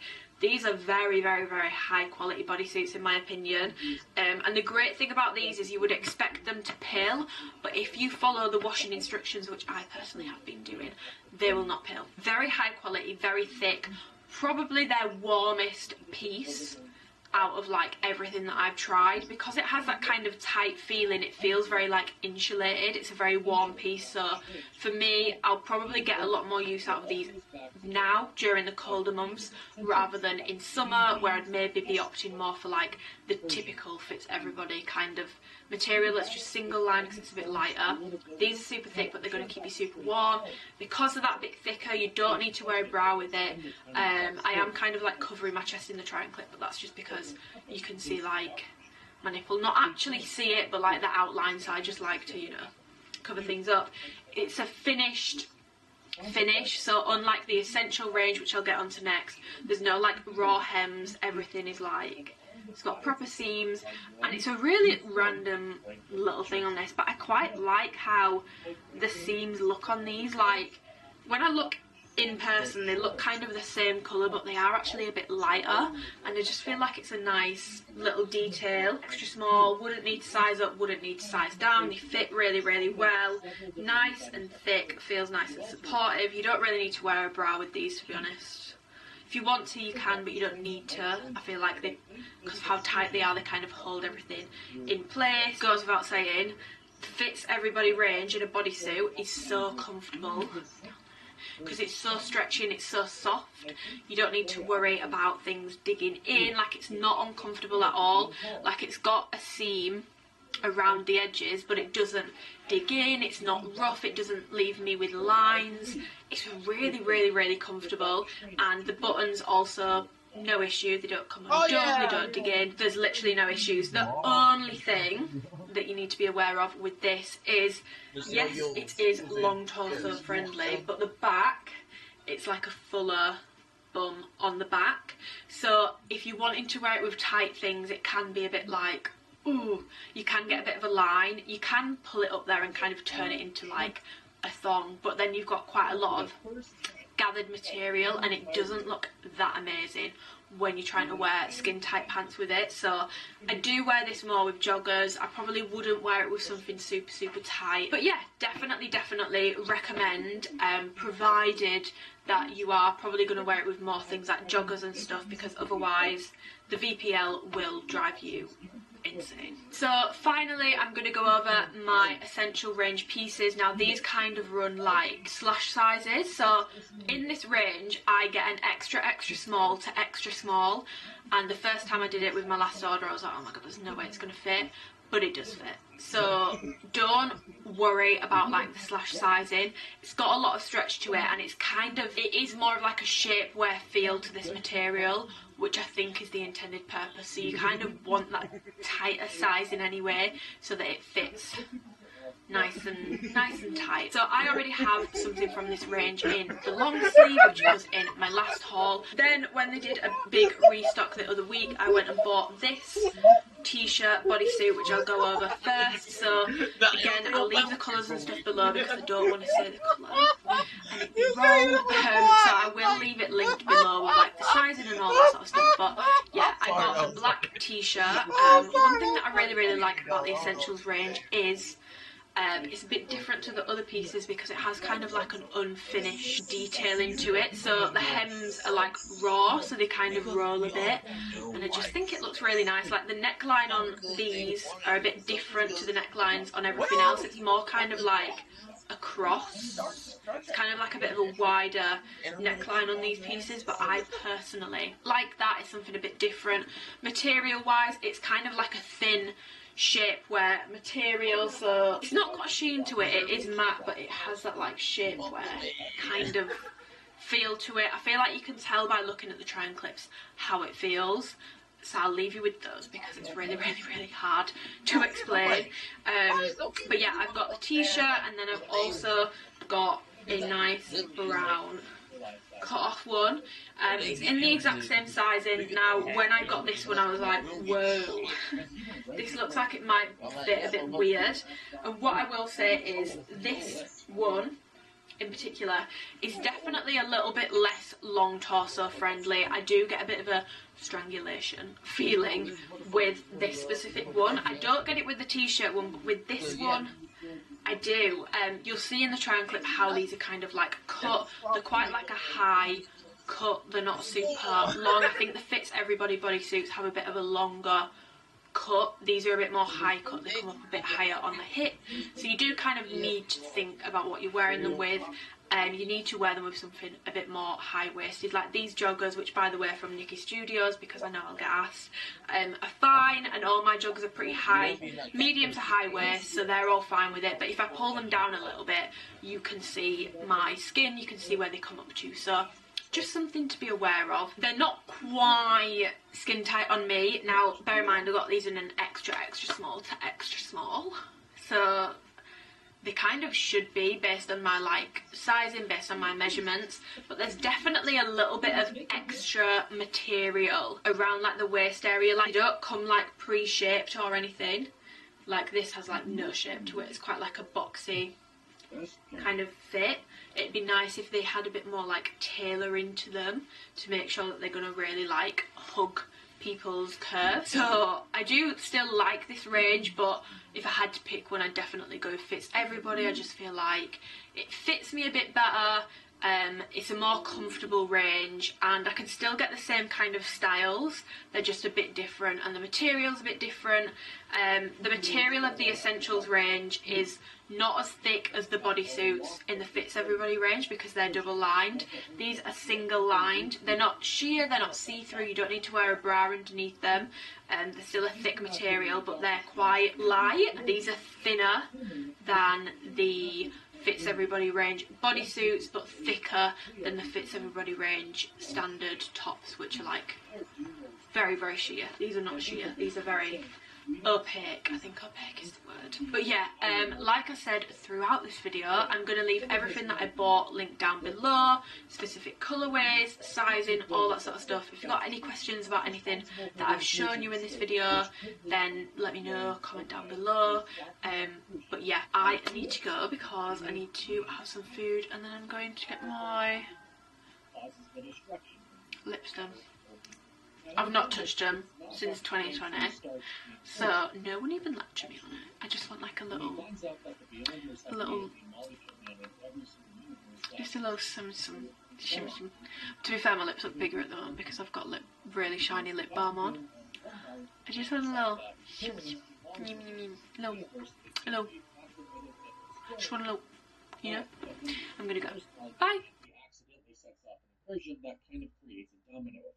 I think they could reverse this in the movie. I think they could go back to Doctor Strange Multiverse of Madness and say that this is the best smash I've ever felt. I feel like this is something I could have found at like Walmart. Domino effect throughout the entire multiverse. I think that would lead Doctor Strange to being very, very desperate to try and save the multiverse. And I think Doom is going to explain that there's a way to do this. There's a way to stop the incursion from happening. But in order to do that, you kind of have to stop some of the multiverse from happening. And what I mean by that, you kind of have to start pruning some of those branch timelines that we learned about in Loki Season 1 and Loki Season 2.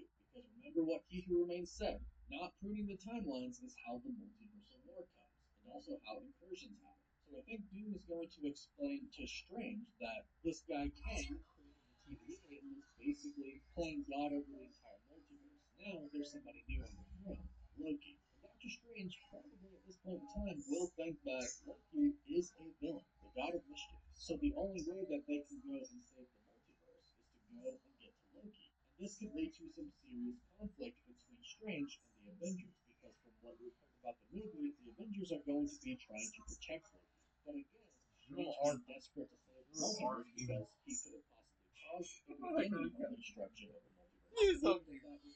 He has fully contributed to the incursion, which will make him desperate to save it. And Doom has laid out the plan to save it. Unfortunately, this is to the Avengers. But Strange, to include desperate, decides to basically stick to his guns and says, no, this is what has to be done. Move out of my way, in which the Avengers aren't going to move out of his way. And this is how I think he sides with Doctor Doom and actually becomes his right-hand man in Battleworld, because we know that the entire multiverse is going to be destroyed. And we're just going to be left with Battleworld. Battleworld, Doom will kind of be viewed as a savior. That's how he becomes God Emperor Doom in the comics. He literally creates the world that everyone lives on. He literally saves something rather than the entire multiverse being destroyed. And since Doctor Strange will most likely take his side at the end of Avengers Doomsday, Doom basically spares him and believes that he just like in the comics, makes him his right-hand man in Avengers Secret Wars. And that's why I believe we have this concept art of Strange at the side of God Emperor Doom. That's my theory based off the new information that was given to us. Let me know what you think about these new reports and my theory in the comments down below. Please don't forget to like this video and subscribe so you don't miss out on any of the latest Avengers Doomsday news.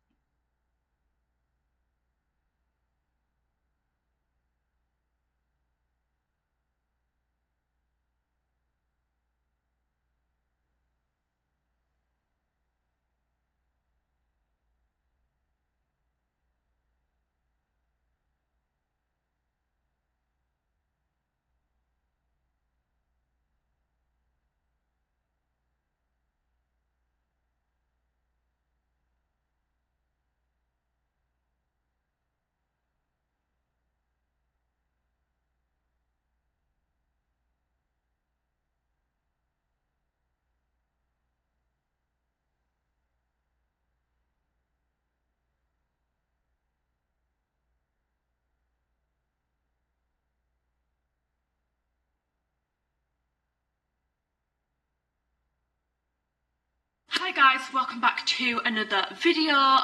Don't mind like the background and the lighting and stuff. I'm having to just sit in front of a massive window at Dan's. I'm pretty much like kind of moved in with Dan now, so I need to sort out like a filming setup. But I just wanted to get this video filmed today really quick because I only got a parcel yesterday, which is Tuesday, and the sale starts on Saturday. So as you can tell by the title of this video, it's going to be all about Alphalete's birthday sale, mainly focusing on the items that are dropping that are going to be new for the sale, but I will run you over a few things. I've got a bit of information to give you. So the sale starts on Saturday, February the 19th at 12 PM CST, which is 6 PM UK time, and it lasts for 72 hours. So it ends Tuesday,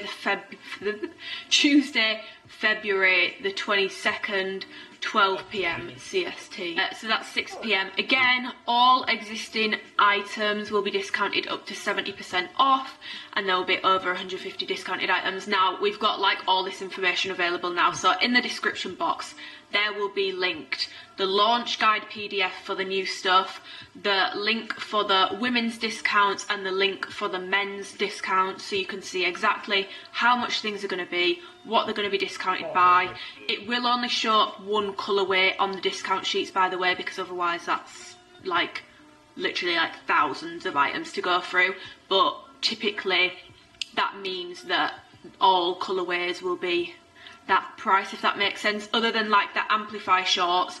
Obviously the newer ones, the newer colours that I'm going to go over in this video will be less discounted than the older Amplify short colours.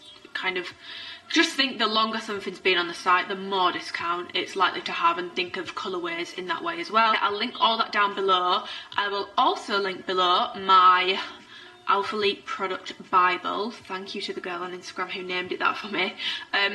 So on Black Friday I made like a Black Friday cheat sheet, and I basically did like a synopsis, so like sizing advice, thoughts, would I recommend the product on every single product from Alphalete that I have tried, and I have now updated it to include all the recent launches, so it's basically like an ultimate guide to Alphalete's products. Obviously it's through my opinions, through my lens, so people will have different opinions on different products, but it's a good place to start. And if you are like new to Alphalete, I think it's a really, really good little resource to use, not to shoot my own horn, but there's a lot of products on the website, and it basically will just help you filter through what you kind of want to be spending your money on, sort of thing. That guide, by the way, also has some information on like how to get what you want from a sale, so like top tips for how to get what you want, because it will be hectic. The discounts are better than the Black Friday discounts, so if you are wanting something, I hate FOMO marketing, but you do need to be on the site at the time that it goes live. If you are wanting something like Amplify, anything seamless, to be honest, the most random stuff sells out when they do a sale like this. It's bigger than Black Friday. You need to be on the website when it all comes out. But my tips and stuff like paying with PayPal, all that sort of stuff, I've gone over them in the documents, so check that out. Also, linked down below will be the Alphalete haul that I did when I went over the halos, because the halos never ended up launching back way when. They're now launching with the birthday sale, so they will be discounted, but my thoughts and opinions have not changed on them. They're still the exact same. So I do have a pair of halo leggings here, and this is the Bloom colour. I'm not going to go over them in this video because I've already reviewed them in depth, so I'm going to leave that linked down below. That video also has colour comparisons of all these. Oh, that's bright pink, that's an old one. That video also has colour comparisons of these colours with other colours, so things like Mandarin, the burnt orange from ages ago in the halos. All the colour comparisons are in that video. They're not going to be in this one, and I will do some extra ones on Instagram. If I haven't done the colour in that video, it's because I don't have it. So colour comparisons are also in that video. They've already been done. If you are new here, then you might not know, but I do have a support code of Alphalete, which is just Amy, A-M-Y. If you do find this video helpful, it would mean a lot if you could use it, and do let me know if you do use it so I can see what you're picking up, all that sort of stuff. But yeah, I love seeing what you guys pick up, and I also always make sure that I go through and personally thank everyone, because ultimately I wouldn't be doing these videos if no one was using my support code. So yeah, spot code Amy if you want to use it. If you don't want to use it, that's fine. If you want to use someone else's, also fine. I also just want to put this little piece in here. I'm halfway through filming the video, but I've just remembered. I know that people might have like a bit of anxiety about ordering from Alphalete during a sale period if you had issues with the Black Friday sale. I know it's left a bit of a bad taste in some people's mouths that they are doing another sale when some people still haven't had issues with their Black Friday orders sorted, or they're waiting on orders from before, because obviously the higher the influx of orders, which it will be high this weekend, it's a sale, it's a bigger sale than Black Friday for Alphalete. I understand that it's going to leave a bad taste in some people's mouths, so I just want to say, if you are ordering during a sale period, just be prepared to wait a lot longer for your order to come. I know that it might say it'll come in X to Y days when you order it on the website, but just take it with a pinch of salt. It might take a bit longer, and if you had an issue on Black Friday and you're not comfortable ordering during a sale period again, I completely understand, but yeah, I've just remembered about that, and I didn't want to go through the video and go through all the products without mentioning that. But yeah, I would hope that they've sorted the issue out from Black Friday now. So yeah, I'm just going to get into the items like I've just said, but I'm just going to reiterate it. I'm not doing the halos in this video. I've already done them and it'll be linked down below. But if you want a really, really brief summary of this product, you need to size up one size, if not two sizes. I've tried an extra small and a small in these. Bear in mind, my measurements are 32 double D bust, 24-inch waist, 39-ish around like the widest point of my glutes. I'm 5'6". The inside of my leg is 28 inches. I am more of a long torso girl than like height coming from my legs. I have an extra small and a small in these, and I would need a medium to be able to wear these comfortably and feel like they're not going to break at the seams. And I've gone over it in that video. I've compared them to the old halos. I personally don't think, by the look of the stitching on these, that it looks like the issues have been fixed, and so I personally don't want to recommend this product from Alphalete. They've got so many amazing products that you could get that I can like confidently tell you to buy. I'm not going to tell you to get these just for the sake of it. If you want a really, really, really compressive legging that's not that flattering on the glutes, and you're willing to give it a risk with the seams to see if they do hold up over time or not, go for it. Me personally, I'm not going to personally recommend these to anyone. And also, to be honest, I understand that like there's sizing issues between different products. Some products fit smaller, some fit tighter, but when you've got a product where some people, i.e. myself, has to size up two sizes, to me that's just really unfair, because the people who already take a larger size in Alphalete, there won't always be two sizes up for them to get, so then that excludes them from being able to enjoy a product, which I think is pretty unfair, to be honest. So as it stands, brief synopsis, I don't recommend these. If you want to know exactly why, full in detail review, features, all that sort of stuff, fit, sheerness, squat proofness, camel toe issues, video is linked down below. Before I get into the Amplify shorts, I just want to say really, really quickly, I love Alphalete as a brand, and I don't think it's been any secret that like there's been some issues that I have pointed out in my hauls with some products that they have dropped as of recently. Like when Amplify first launched Black Friday, oh my god, I was so obsessed. Like they had colours like a viola, which were not sheer, like you couldn't see through them. Like the biker shorts were incredible. Like I was so obsessed with Amplify. And I feel like some people might watch my video today, or maybe some more recent ones that I've done, and think, oh my god, she's so negative. The thing is, Alphalete products, even when a product is on sale, they're expensive. Like these products, they're not cheap, they're expensive. What I'm about to say doesn't mean that I'm saying that they're not worth the price, but I just want to put things into perspective. For example, with the halo leggings like I've just spoken about. Now, sale price, you'll be able to see what kind of sale price they're going to be on at, but typically those leggings would run you anywhere between 50 and 60 Great British pounds.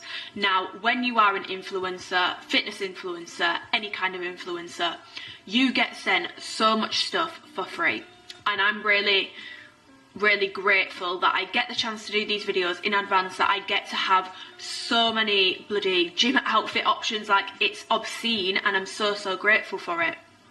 However, when you are getting sent so much free stuff, it's very easy to become disattached, ignorant, disillusioned by the prices of things. Because you've got it for free, you might not necessarily think about, if I was, you know, spending my own money on this, would I actually be happy to pay the price for it, sort of thing. And that's why I'm not putting my recommendations behind the halos personally, because there was issues with ripping last time, and when I've looked at the seams, I think there might be some issues again, and I just don't want my recommendations put behind that when I have a feeling that something's going to go wrong with them, and they're expensive.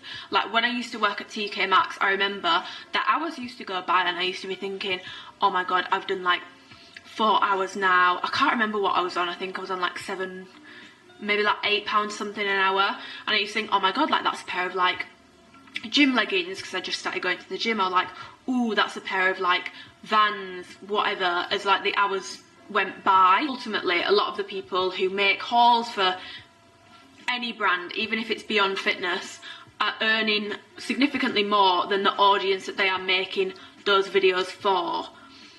So I never want to like recommend a product that's bloody expensive and would be some people's like full day's worth wage spent on a product. I can't fully recommend it, basically. I was speaking about this on Instagram earlier, and I feel like how I said it on Instagram earlier kind of made more sense, so I might actually just put that clip in here. I don't want it to come across as I'm just being a negative Nelly, but like, I started doing these reviews and I was spending like £400 a drop on Alphalete, and when I was spending my own money, like obviously I'm attaching a lot more investment into the product, and I don't ever want to change the way I do reviews just because I'm working for someone or because I'm getting things for free, if that makes sense. Like, some of the things I'm about to mention with the new Amplify shorts is stuff that if I had ordered and been a consumer, I would pick up on. So I want you guys to be able to make informed decisions about what you're buying, whether you're getting it at a discounted price in the sale or you're buying it at a full price throughout the rest of the year. I want you to be able to make an informed decision, and ultimately, if I skirt over the negative points just to make more money and get more support, you're not going to be able to make an informed decision. Does that kind of make sense? Basically, in a nutshell, just know that I will always come at my reviews, whether I work with brand or not, from a consumer perspective, not from a I'm getting all this stuff for free so I don't understand money perspective. Anyway, on to more products. So we've got the Amplify shorts. Now I'm going to insert some clips here which I have just pre-filmed of like things laid over, so you can see any length differences, if these ones are longer than the ones that have dropped before, and all that sort of stuff, so you can see that. I'm going to pop those in now so you can see those. Laid all the shorts that I have on top of each other so that you can see like sizing wise any differences. The waistbands are all very consistent on these. The blue has like a tiny bit more, but like the waistbands are pretty consistent. The lengths are not as consistent, so the pink are definitely the shortest, and then the blue and green are pretty equal, and the orange has definitely got the longest length. Another question I've been asked, which is, are these shorts any longer? Now I've put them over the hot pink one from a few launches back. As you can see, waistband to bottom, they're actually like pretty much identical as a short. The only difference is so like the overall length right from the top to the bottom is the exact same.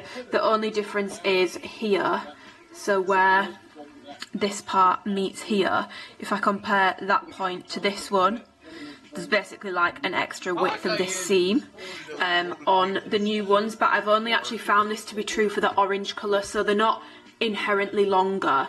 I think it's just a sizing discrepancy thing between colourways, but yeah, thought I would just show you that they are the same length. It's just, for me, the orange one, this is longer, but it's not the same for any other colour. So yeah, I have the shorts in every single colour. So like I've just said, I'm filming in front of a like big window, so it's natural lighting.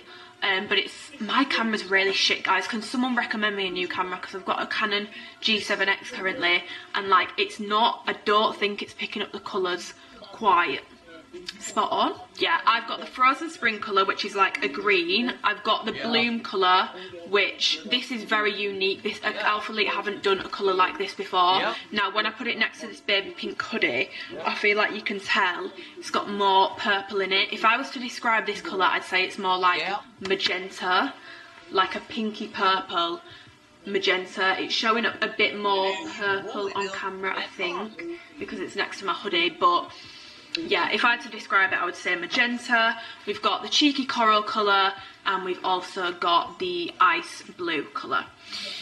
Now, I'm not going to go over too much about them. I've gone over the features and stuff so many times, so I'm just going to skirt over that very quickly before I get into the rest of it. No front seam, bum scrunch on the back. None of mine are attached to the gusset. 3-tier waistband, so as it moves up it gets more and more compressive, so it's like, and then Alphalete logo on the back. Now one thing that I noticed straight away, which I've actually never had this happen to me before, but when I put it on Instagram people said that they've had this issue before, is that, so this is like a previous Amplify short, and then this is the new one, and all my new ones are like this. Like the logo, can you see it's like bumpy? And I don't know why, and I've not seen that on anyone else's hauls, so I think maybe I've got like a bad batch logo wise, because it's like very bumpy. It's like the stitching, because it's stitched in, it's forever stitching, so it doesn't like peel off or anything. I think it almost looks like the stitching's been done a bit like too tight. But yeah, I wear an extra small in these, and yeah, I personally like to wear an extra small. I've gone over this before.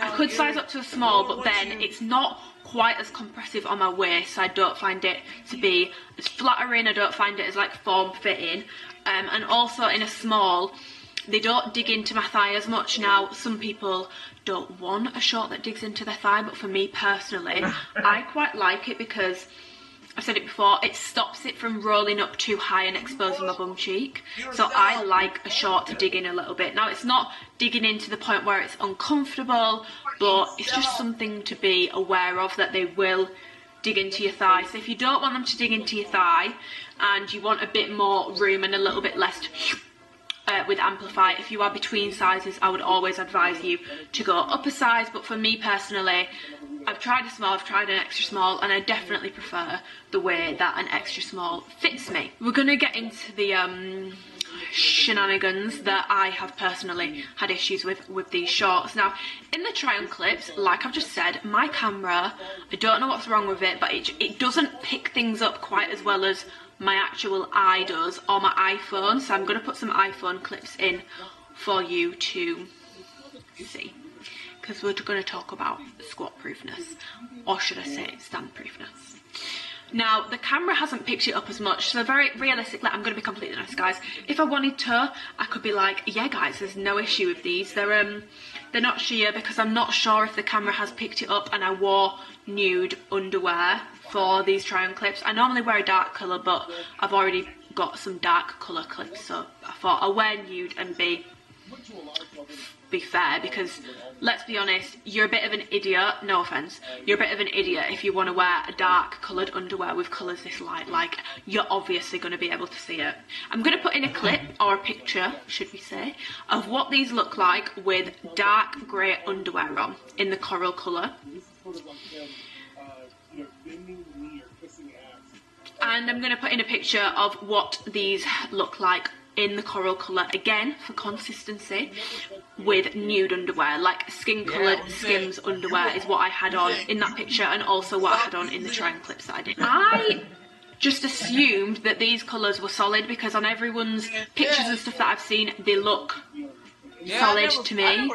So I'm not gonna lie, it was a bit of a shock to my system when I actually put these on. The coral and the Frozen Spring even with nude underwear, you can see your underwear even when you stood up. And like Dan was looking at me like trying some of these on yesterday, and he was like, you can literally see everything. Like they're very, very, they pull very sheer, I'm not gonna lie. Even when I'm stood up, you can see my underwear with nude underwear on. And then in terms of like going up the scale, the pink is like then a bit more solid, not quite as sheer. You can still see it at the mesh paneling bits at the side, and you can see it like faintly, but kind of not, it's not like quite as bad. And then the ice blue, weirdly, I thought this would be like one of the worst colours, is actually the most solid in colour, but you can still see something. None of these are completely stand-up proof, even with nude underwear on me. So I just wanted to go over that very quick because I honestly don't know how we're gonna get around it. Now for me personally, I really like wearing like socks and a big oversized t-shirt over my shorts when I'm in the gym. I think it looks really good. It makes something about it makes me lift heavier. Like it's an anabolic effect, guys. Baggy t-shirt and like high socks with shorts, and then your quads popping out. It's just chef's kiss. So for me personally, it's not too much of an issue because I tend to keep my pump cover. I really don't know why we started using that word, but we're using it. I tend to keep it on throughout my entire session, to be honest, unless I'm feeling extra like, look at my bloody muscles. If I'm in like an extra like attention seeking mood, I might take it off. I might even tuck it into the back so you can see the bunda. But generally speaking, I actually just keep my pump cover on. Like I feel more comfortable. I don't worry so much about how I look, and I just get on with my lift, and I find I lift heavier. So for me personally, it's not a huge issue. But if you have the intention of wearing these with just a sports bra or a crop top, getting a matching set with like the long sleeves, just be aware of it. Now, you're going to get people, and I've had suggestions in my DMs already because I've posted it on Instagram, saying to go commando in these. Do not go commando in these shorts. Please, for the love of God. I try not to tell people what to do. If you will go commando in the gym, you do you. I actually think, you know, yeah, you do you. Don't bother me that people go commando in the gym. But to go commando, to hide the fact that you can see your underwear, even nude underwear, through these colours in the gym, I would personally, for me, I mean, oh God, I'm crazy. I'd rather someone see my underwear than see my entire internal organs. And equal opportunities, dog. It might end up on the dark side of Twitter. It might end up on the dark web. It might end up on God knows where. Please do not go commando in these shorts. Maybe in the blue. Like, maybe in the blue. If you go up a size. If you go up 1 to 2 sizes in these, you can probably go commando in these. In the blue. But please, if you are just getting your normal size and you're planning to do that pump cover, please wear underwear. Please wear underwear. Also, if you're like a let the hair flow free kind of girl, you're going to see the hair through it. Just something to bear in mind. So yeah, that's the sheerness of these. If you are concerned about sheerness, go up a size, and it will be less bad. You'll probably be able to get away with it with nude underwear if you go up a size in these. Might not have the same fit that you want, but you know, if you're wanting to wear these out and about and you're wanting to wear them with nothing over them, probably worth it. In terms of sweatproofness, these colours are not sweatproof, which is really weird to me. Like I wore the blue this morning. I can't really speak for the rest, but they're all very similar in tone, so I'm kind of guessing that it's going to be the same for all. So I wore the blue set to the gym this morning. They're not sweatproof, which is weird to me because Amplify normally are. Like I normally don't have an issue with it, but these do show sweat, so just be aware of this. Camel toe wise, I feel like every launch with Amplify, the camel toe is getting worse for me. Like, I don't know if I'm just like gaining weight on it, or I don't know what's going on because it's getting worse every time. It just seems to be getting worse. The camel toe situation is just kind of getting worse for me as launches go on, and I think that's because of the material change, which I'm gonna go over again because you girlies know I love to talk about the material of the Amplify, tell you what launches it's most similar to, because there are discrepancies from when it first started. Yeah, you will get I personally do get a camel toe with these, but it does depend on your anatomy whether you get a camel toe or not. Just something to be aware of. I never used to get I don't get a camel toe in any of the old Amplify, which I still wear. Like, I always wear the biker shorts. Please, for the love of God, Alphalete, I'm begging you, bring back the biker shorts. The biker shorts, they were so good. They were so good. You already know what the original launches of Amplify were like if you've watched any of my old videos. So if you got the Amplify on the first Black Friday when they came out, which was a year ago, the Black Friday just gone, or their birthday sale, so a year ago today, that was the old kind of material. Now, Alphalete have never said that they've changed the material, but it has changed, whether it was purposely done or there's been like a manufacturing change or whatever. The material has changed. It used to be more matte, more thick, more compressive, and a bit less stretchy, a bit less soft. They were still soft, don't get me wrong, they weren't rough or uncomfortable to wear, but like, they weren't as soft as they are now. Whereas now, they've kind of developed into a tight kind of material. It's a lot softer, a lot more stretchy, but with that comes the sheerness. Like, it is kind of like the nature of the material that they are now. People seem to be 50-50. Some people love the older material, some people like the newer one. For me personally, I kind of go between. Some days I'm like, oh, I prefer this. I think it depends what kind of mood I'm in. If I want something buttery soft on my skin, I prefer the newer stuff. If I want something a bit more, then I prefer the older stuff. In terms of this launch, all the colours feel the same to me. I don't think there's like a big discrepancy between any of the colours. For me personally, the only one that feels slightly different is the Frozen Spring colour. It feels a little bit less stretchy than the others and a little bit less soft, but they're all very, very similar. They are more similar to if you have the charcoal or the hot pink Amplify. They're very, very similar in feel to that, but these feel a little bit thicker. Like, they almost feel like, if I show you up close, it almost feels like there's like a fluffiness to the material.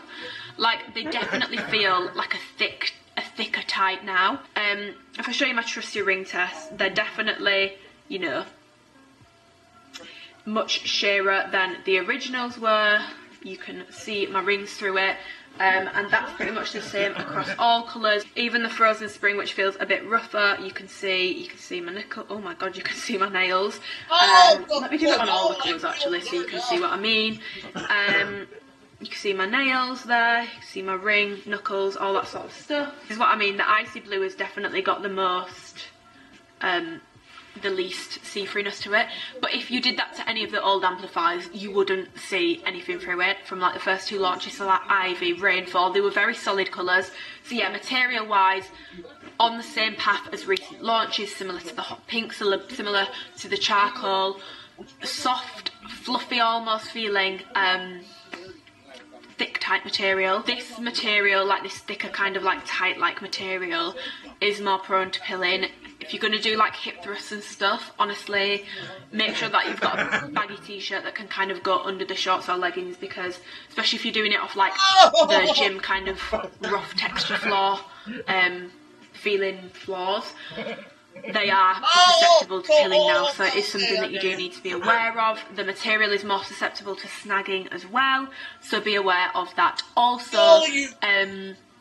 But yeah, that's pretty much all I have to say on that. I've had a few questions about like colour comparisons, which, like I said, I've gone over these in the video that I'll link in the description below. But for people wondering about like the coral colour, it's nothing like Mandarin. Like, it's a completely different colour. If you look in the video I've linked in the description at the colour comparisons, you'll see it's a very different colour.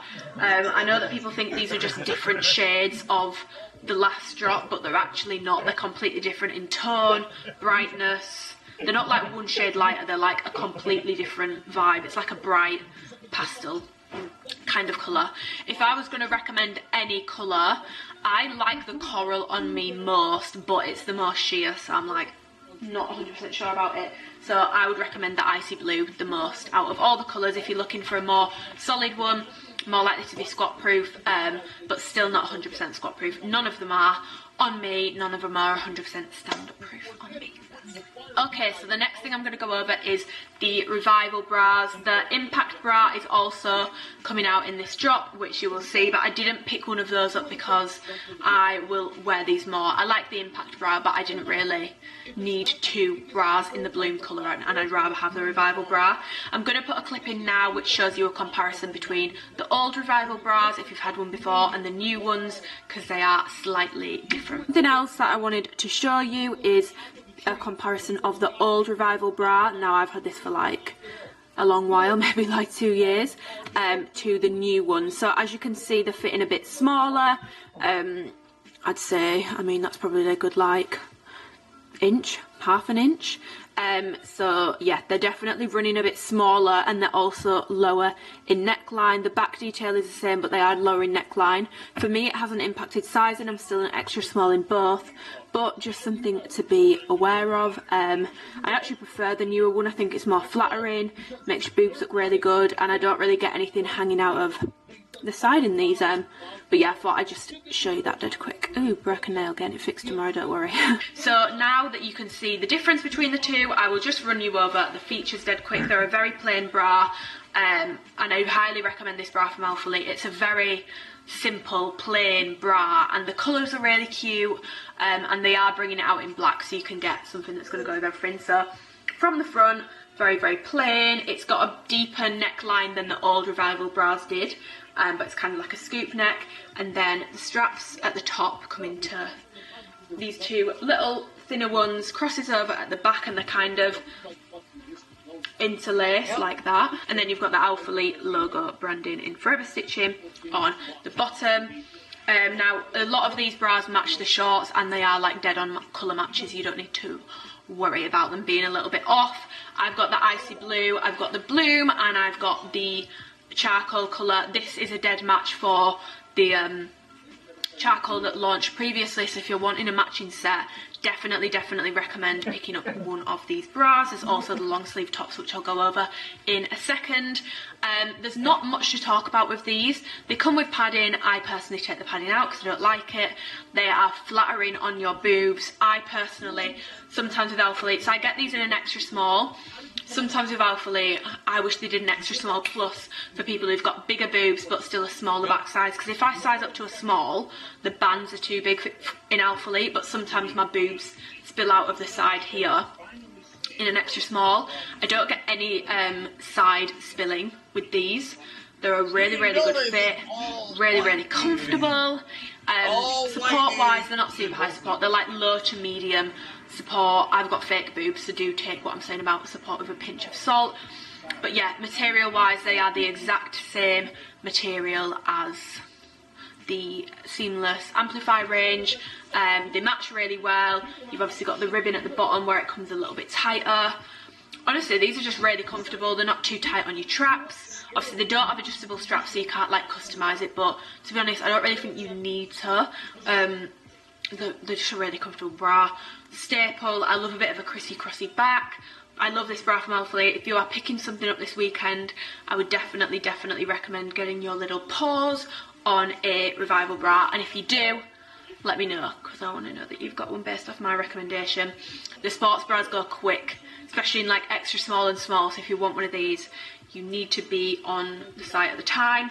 The Amplify shorts will also go quick. If you're wanting a pair of those, you need to be on the site when the sale goes live to try and get one. Okay, so next in the seamless range, we have the return of the long sleeve crop tops. Now these are just chef's kiss. Like they're so soft, they're so comfortable. I wear these in an extra small. To me, these are like an Alphalete classic. Like, oh, I love these tops, and they're so bloody soft. They're like half the thickness of the Amplify shorts and leggings, so they're literally like a thin, fluffy feeling tight on your upper body, and I just love these. I actually prefer the material change when it comes to the tops because they're much more comfortable to wear and so much softer. Like, ooh, girl, trust me.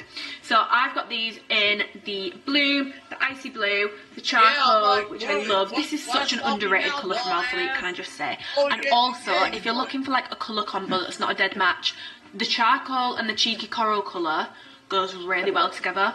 Random. But if you can get the core t-shirt with some charcoal bottoms, or like the other way around, so like a charcoal top with some orange bottoms, it goes really well. Like, look, I've worn it to the gym before and I've been like, damn, like I look tanned, I look good. So as I was saying, Amplify long sleeve crop, it's just a long sleeve crop. You've got this like ribbed band at the bottom. Alphalete logo is here, and it's like not stitched on, it's like a very flat sticker. Oh my god, my nails really need doing. I'm getting them done tomorrow, please don't judge me. So yeah, sticker on there, super plain on the front, and then on the back you've got this kind of like paneling detail here. They're really flattering. They will cover a sports bra, they fit really well over the Revival bras. These are definitely thicker than like the Arctic blue colour, which I found to just be really sheer and like completely see-through. This blue is definitely a lot more solid, way more like wearable. It doesn't look ridiculously see-through. None of the colours are like ridiculously see-through. They're all very soft, they're all very stretchy, they're all very thin, very breathable, not sweat-proof. You will see sweat in these. The only difference is the charcoal one definitely feels a bit tighter, a bit more snug, a little bit less stretch to it. I wouldn't go up to a size small in it, but just be aware if you're getting the charcoal and probably the black, I'm going to guess, because they're darker colours, they do fit a little bit tighter and they're a little bit less stretchy than the other colours. Not to the point where you need to size up, but just something to bear in mind. I really like these tops. I probably don't get as much wear out of them as I should, because I just end up wearing the like black pullover like day to day to run errands, and obviously when I'm in the gym I kind of wear like big baggy t-shirts. I don't really wear these anymore, but on the odd occasion that I do, I always think, oh my god, I look like a little Power Ranger, especially in a matching set. Especially in these bright colours, you would literally look like a little Power Ranger in the gym. So yeah, these are really cute. I really like these tops, I definitely recommend them. And yeah, they're perfect for like day to day stuff or training in. Just be aware, you're going to see sweat through these. Okay, now to move on to some of their premium collection. I've got some tops. So I've got the women's long sleeve crop, which is just a black long sleeve crop t-shirt, as you're going to see in the try on clip. It says it's made of proprietary premium 4-fibre blend, wrinkle resistant material. These are new, by the way, they've not like launched before. Moisture wicking and lightweight fabric, mid-waist crop length, crew neckline, reinforced seams, raglan sleeve construction, I don't know what that means, form fitting, all that sort of stuff. But yeah, it's just it's like a thin, breathable, super soft jersey material. These are really comfortable. I've not like worn them in the gym, so I can't say if they are like moisture wicking or sweat proof, because to me these are more of like an athleisure piece than a wear in the gym piece. It's not like performance material sort of thing. It's more of a comfy, chill top in my opinion. You could wear it to the gym, but like it's a jersey material. It's not like the seamless material or anything like that. But yeah, it's just, I mean, it's a really plain long sleeve top. The sleeves are a really good length.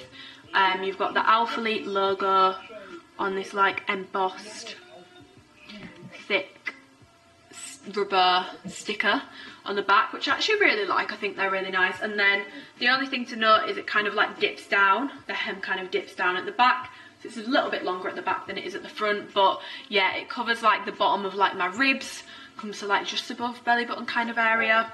Really soft, feels really nice. Yeah, if you're in need of like a jersey material long sleeve crop top and you want to get one at sale price, I recommend these. They feel nice quality, they feel soft, they feel thick. There's not much to say, to be honest. It is essentially just a long sleeve black crop top. And obviously I'll put on the screen the other colours that is coming in. What else have I got? So I've also got the women's Evo tank, which has got like a boot neck. I think I swear it said like boot neck on the packaging when I got it out, but it's basically a turtleneck do Americans call it a boot neck? Is that an American thing, guys? To me it's turtleneck. But yeah, it's got a really tight turtleneck at the top. The sleeve's kind of like a drop sleeve, so you've got a lot of room there. It's a long full length top. The hem is kind of like round and flowy at the bottom. I've got this in an extra small. I've also got the Amplify long sleeve crops in a size extra small, and the tops I've just gone over in an extra small. I wouldn't size up, I wouldn't size down. They're very, very much true to size. With these tops, I've got an extra small, and it fits quite like tight and stuff over my chest. It's very tight around my neck, I'm not gonna lie, it was quite hard to get on. And then it's kind of flowy around the bottom. I could probably take a size small, just to make this a little bit less tight, because it does feel a bit too snug for my liking. It's a bit too, Damn, girl. it's a bit too choky for my personal preference when it comes to a top. So yeah, just something to be aware of. If you've got like a fat head, I've got a pretty fat head, you might need to size up to get your little brain, that brain full of knowledge, that's why your head's so big. You might need to size up to get it through. The turtleneck, I don't know why, but it's really quite tight. If you've got like a wide neck as well, definitely size up, because otherwise it's going to feel quite uncomfortable. But yeah, other than that, it's the same material as the long sleeve crop I've just shown you, so like a thin jersey material, very breathable, very soft, very lightweight. On the back you've got the Alphalete logo in the same kind of thing again. I kind of wish this was in white, not gonna lie. I think that would have looked a bit better, personally. But yeah, that's just on the back of the neck. It's full length if you're in the market for a full length top. Alphalete have answered your prayers. There's some like seams at the back, but you'll see all that in the try on clip. Not my personal style, not my personal cup of tea. I wanted to give it a go just to see how it would fit, and it is a nice fit. It's like quite tight around like the chest and the waist, and then it kind of like flows out a bit. It's definitely a flattering top, but it's just not to my personal taste. And the neck thing is quite tight, in all honesty. It's a little bit tight. And we have the women's Evo twist tops. I've got this in the black, got it in the white, and I've also got it in, what colour is this? Blue Lagoon, which by the way goes really well with the charcoal colour, if you are wondering what kind of colours to pair it with.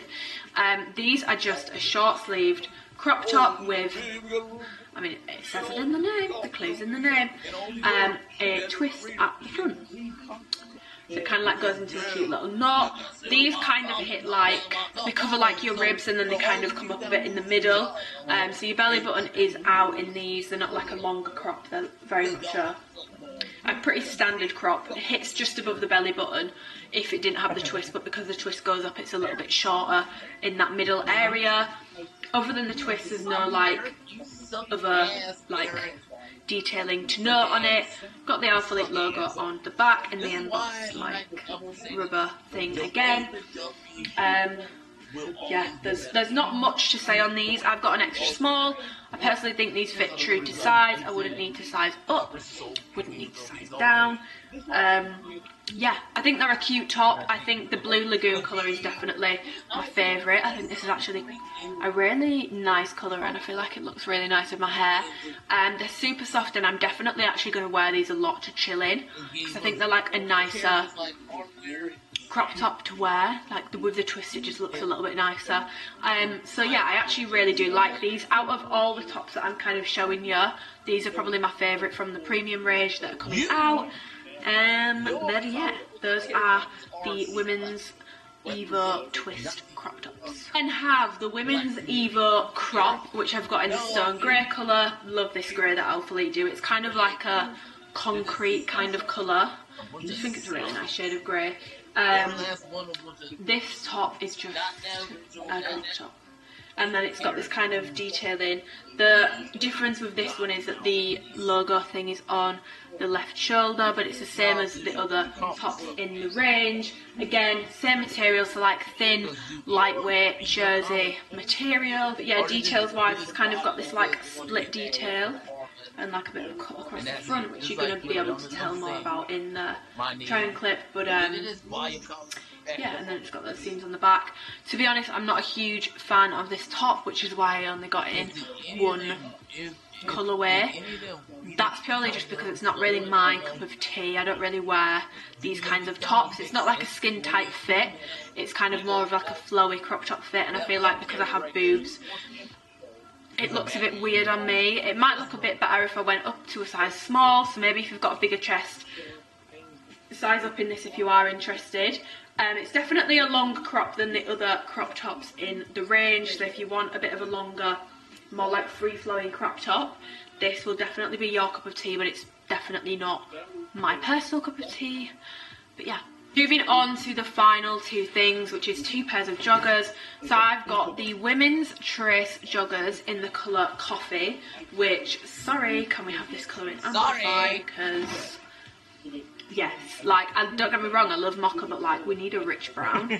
I really, really like this colour. So these are the Trace joggers. I've never actually tried these before, I don't think. But to me, these feel they feel very similar to like the premium or like the V2 joggers from Alphalete. The material is very similar, so if you have either of those, that is what the material of these feels like. Details wise, you've got a drawstring which is on the inside of these, so it's tucked away and hidden. Rise wise, these are like a mid-rise kind of jogger. They're definitely not high rise, they're more like mid to low. You then got the Alphalete logo in like a sticker thing on the side. You've got two pockets which are pretty deep, big enough to fit a Pro Max phone in. And then details wise, the cuff is just like really long on these. So yeah, fit wise, they kind of fit like leggings on me in a size extra small. I think I would definitely prefer a size small in these because they're just a bit too, like they look like a legging that's too big, if that makes sense. Like they just look a bit off. So I personally would say to, if you're between sizes, which I kind of am, because like I've got like a bigger legs and bum, and then I've got like a smaller waist, I would personally size up to small in these because you've got the drawstring so you can cinch it up anyway. And if you want a more oversized fit and you're not between sizes, definitely size up in these anyway because they are more of like a legging kind of fit jogger. But yeah, they're kind of like a spandexy, nylon-y kind of feel. And they've got like a, I suppose the fit you would describe as tapered because there's a bit more room around like the top and the thighs, and then it's very much like legging fit at the bottom. One thing to know, I don't have fat ankles, but I sometimes have this issue with Alphalete joggers and it keeps happening to me. This is very tight, so it's got this almost like hidden seam on the bottom. You can't really see it from the outside.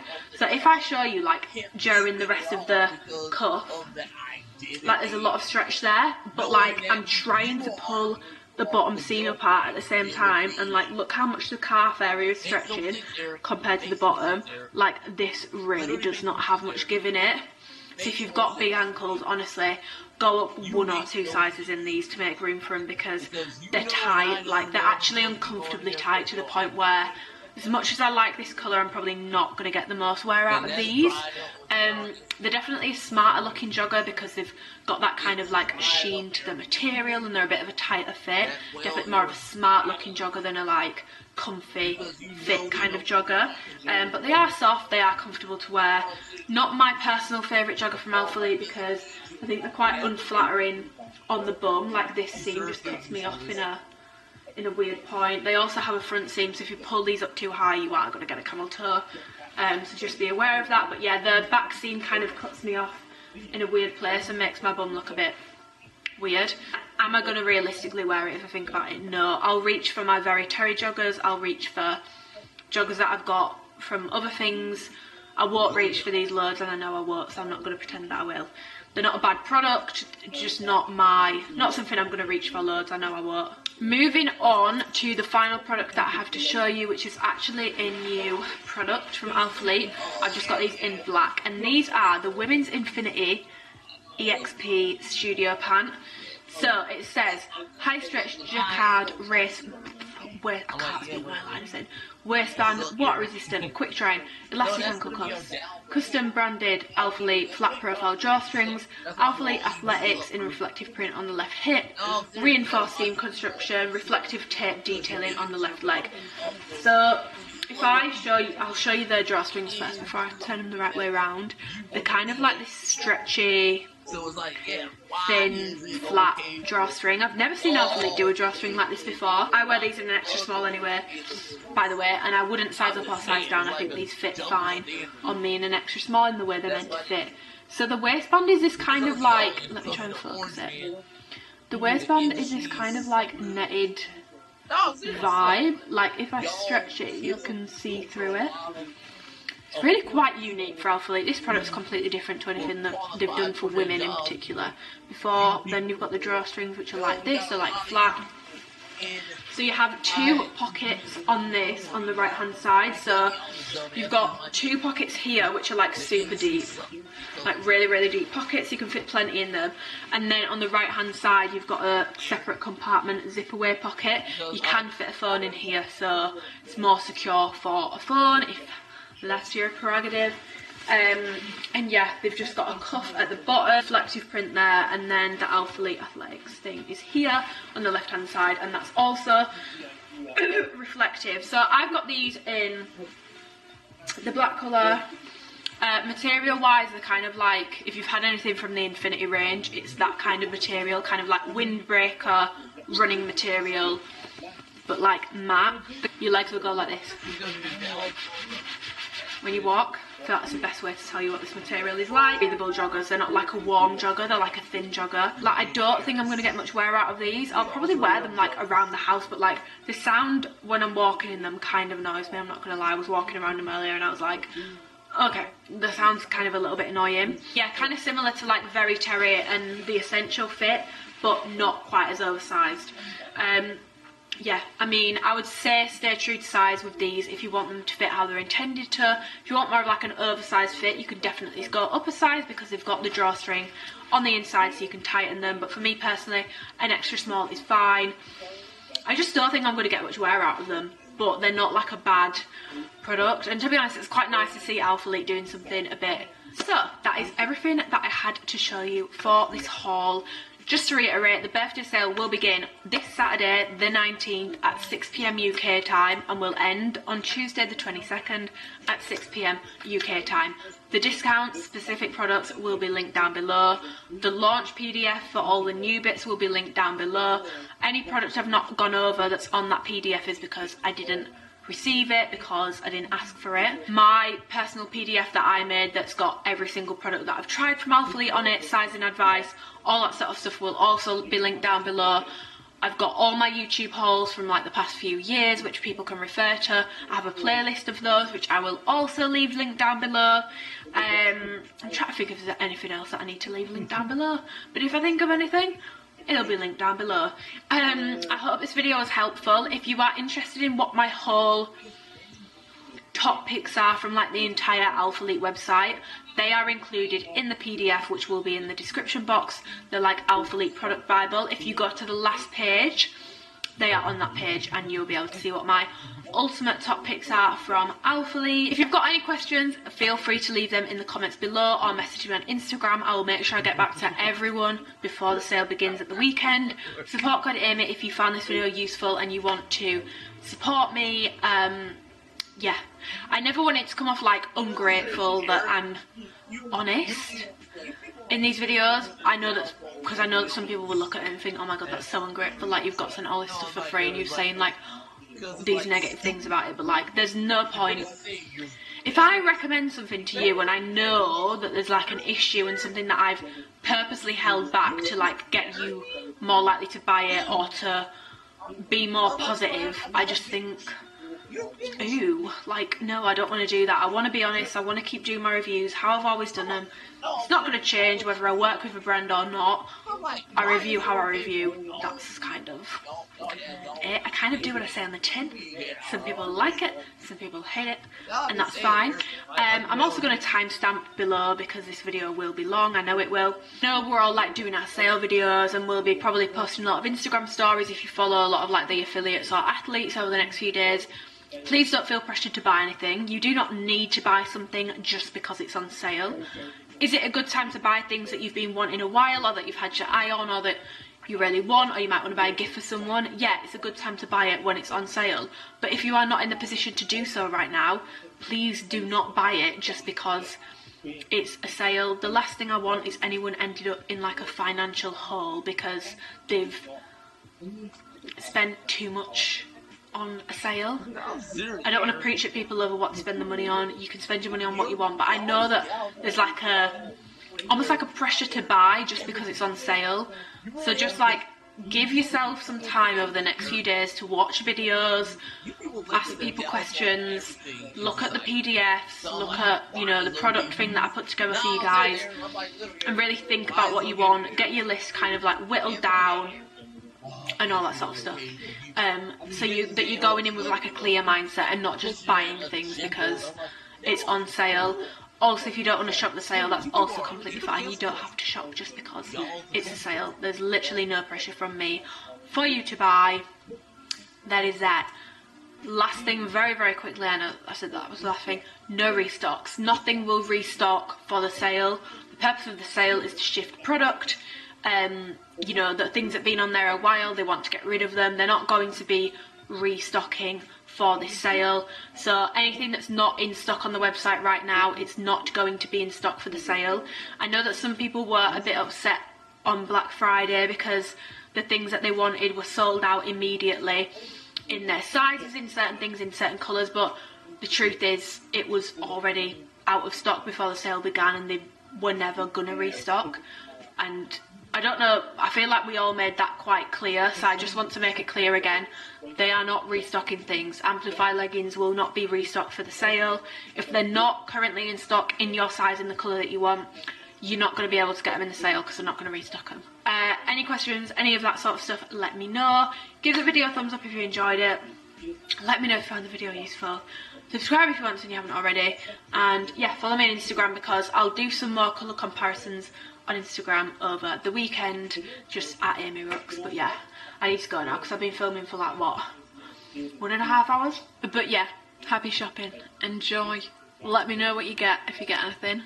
If you don't get anything, that's also fine. Yeah, any questions, let a girl know. I feel like I've been repeating the same points for hours. Goodbye, guys.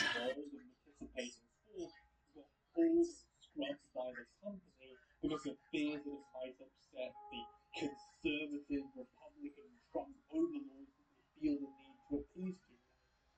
Our house very much from the same stick that Mughal and Devil Dinosaur received.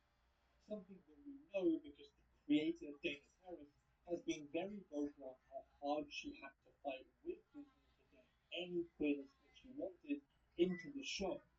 Actively talking about how our house got neutral orders, not because of ratings or because of COVID issues, because the execs felt like it didn't fit the brand that Disney wanted, i.e., older and conservative. For a while, maybe kindness doesn't need to be fought for, and just because y'all, the cancel culture era, you're basically saying it's okay to cancel people that don't fit your narrative, Eric.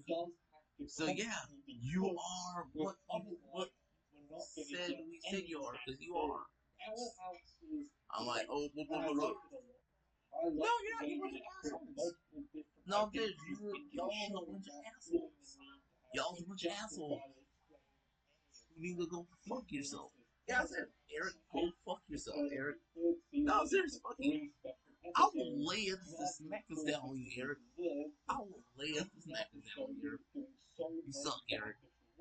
Y'all suck balls. All y'all suck balls. No, dude, y'all suck balls. Because you are a self. You enjoyed it, the educational, and from your background while you do whatever you're focusing on in your main screen. If all of that's true, then fantastic, it's what I'm aiming for. All that I can really hope to be, and if you really like the channel, a great way to show support is by going to Patreon or Ko-Fi and subscribing there, both of which will be linked below in the description. The name of the 5 different categories should be scrolling past the screen right now, and I am really appreciative to everyone on there for allowing me to continue making these videos and doing this channel. I've got a lot more transgender representation to go, so getting paid to do it does really help me focus on it and get these videos out in a somewhat timely manner. And so these people really help support me pay bills like rent, power, internet, food, and of course, cats. Cat food, vet No, bills, you just describe yourself, Eric. That's what you are. That's what you do. That's how you got where you are, Eric. You say this wrong for people like you that had the opportunity that you got because you are a person of color. That's what you say, Eric. Continue discussing this stuff. Eventually, we're going to reach the end of this road and I'll probably just move into doing some other Media Mouse stuff. I mean, you've seen some of it already, my Riverdale video, my New Norm video, the Harry Potter video. If I get autistically obsessed with something and deep dive into it, I'm going to want to make a video about it. So, yeah, well to everybody who just watches this channel, who shows support by subscribing, commenting, sharing, and checking out my other videos, all the stuff that potentially tells me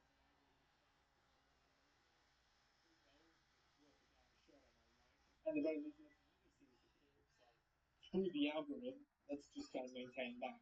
Anyway, gigantic thanks to just everyone here. Thank you so much for watching, and I hope that you all have a great day. You chose to cook. You could have dined out or ordered in, but tonight there's no wait time and no reservations. Tonight you slice, stir, and bring flavors together. Follow a plan, add your own touches. Because dinner is more than just fresh ingredients, easy recipes, and delicious food. It's the people around the table. It's good company, loud laughs, and enjoying the meal you made. Hello Fresh, because nothing hits like home cooking. What's up? It's your girl, Kiki Clark, and this is Prime Production. Yeah, when I sat down and watched this show, I'm afraid to say the person is my favorite character because he's a voice. Is it yes, but he's an incredible TV villain, and all I have to do.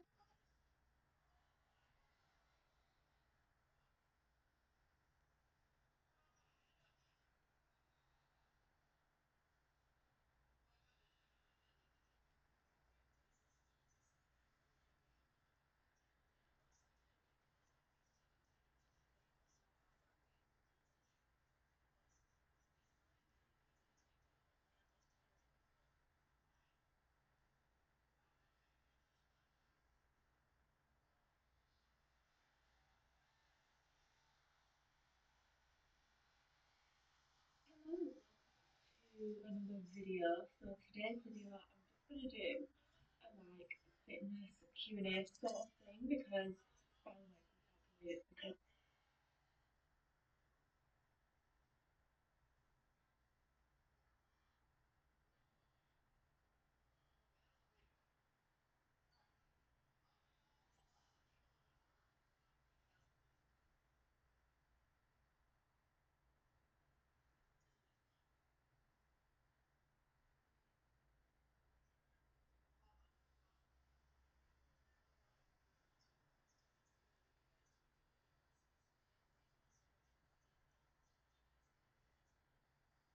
Oh, but it's okay for you to push your agenda, Eric.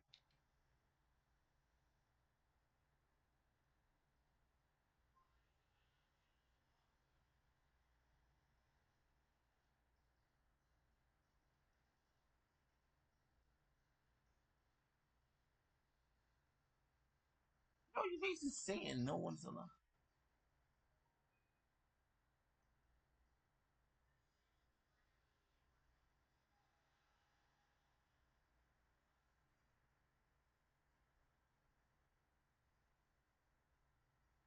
Hello, I hope that this angle is going to be okay to film from because I've just tried to set it up like so many different times. I feel like I'm a little bit wonky actually. Oh my god, yeah, that's so much better. Hello, welcome back to another video. So today's video, as you can tell by the title, is going to be like a girl talk kind of video.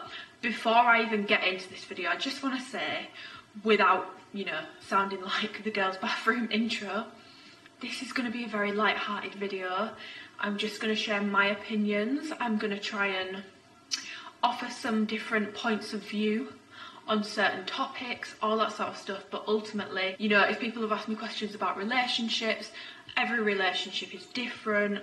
There is no like one size fits all approach to those sorts of topics. Yeah, you guys, you know, you're not stupid. You don't need me to tell you that every relationship is different, every scenario is different. So there were lots of very, very interesting topics, and some of them I feel like I'm going to end up going off on like a tangent.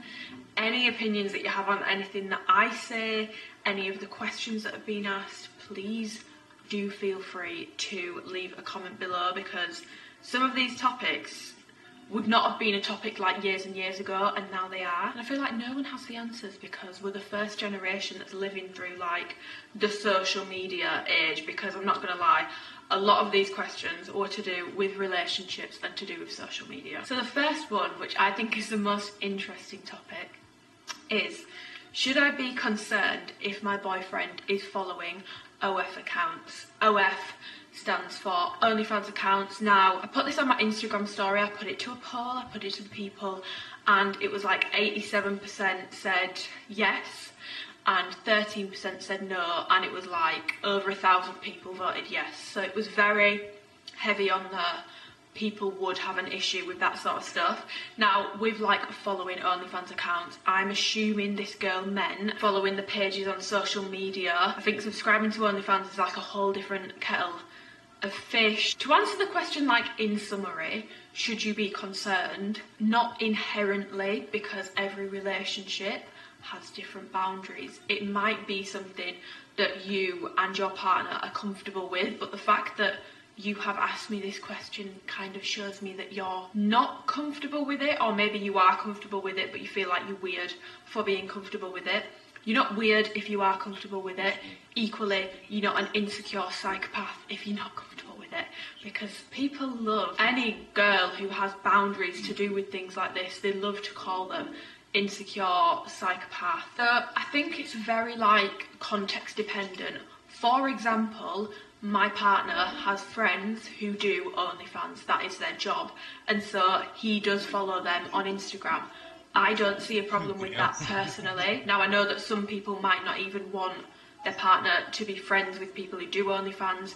I do think that's a step too far, because a job is a job. It doesn't make them any like less trustworthy of a human. I don't think there's an issue with them, with Dan being friends with people who do OnlyFans. Like, I know the girls, they're really, really nice girls. I would also class them as friends, and I see no issue with him being friends with them or following those accounts on Instagram, because they are his friends. It's very context dependent. If you are comfortable with it, then no, you don't need to be concerned. If, you know, that's a boundary that you guys have in your relationship, then no, it's not anything to worry about. It's not inherently bad. However, if it's something that you are uncomfortable with, as with anything, I think nowadays, especially with social media, because it adds hundreds more problems into relationships, and relationships are already very complex. You need to like communicate those boundaries and make them very clear. And relationships, in my opinion, are all about compromise. Everyone says that, it's such a cliche thing to say, but it's true. Relationships are all about compromise. You know, no one's perfect. You're going to have, there'll be things that you do that your partner might be uncomfortable with, and there'll be things that they do that you might be uncomfortable with. And ultimately, if it's something that really, really, really bothers you in the relationship, you need to let them know and have that conversation about it. Now, if it's a boundary that you like stand firm on, it makes you very, very uncomfortable, and your partner is not willing to bend or compromise to that, that is then on you. It's not on them to change. If that's something that they like strongly believe is okay to do, which everyone's got different opinions, different boundaries. If they strongly believe it's okay to do that, they're not going to stop doing it just because it upsets you. The responsibility of that kind of then falls on you to decide if that's a relationship you want to continue with, because ultimately you can't change someone.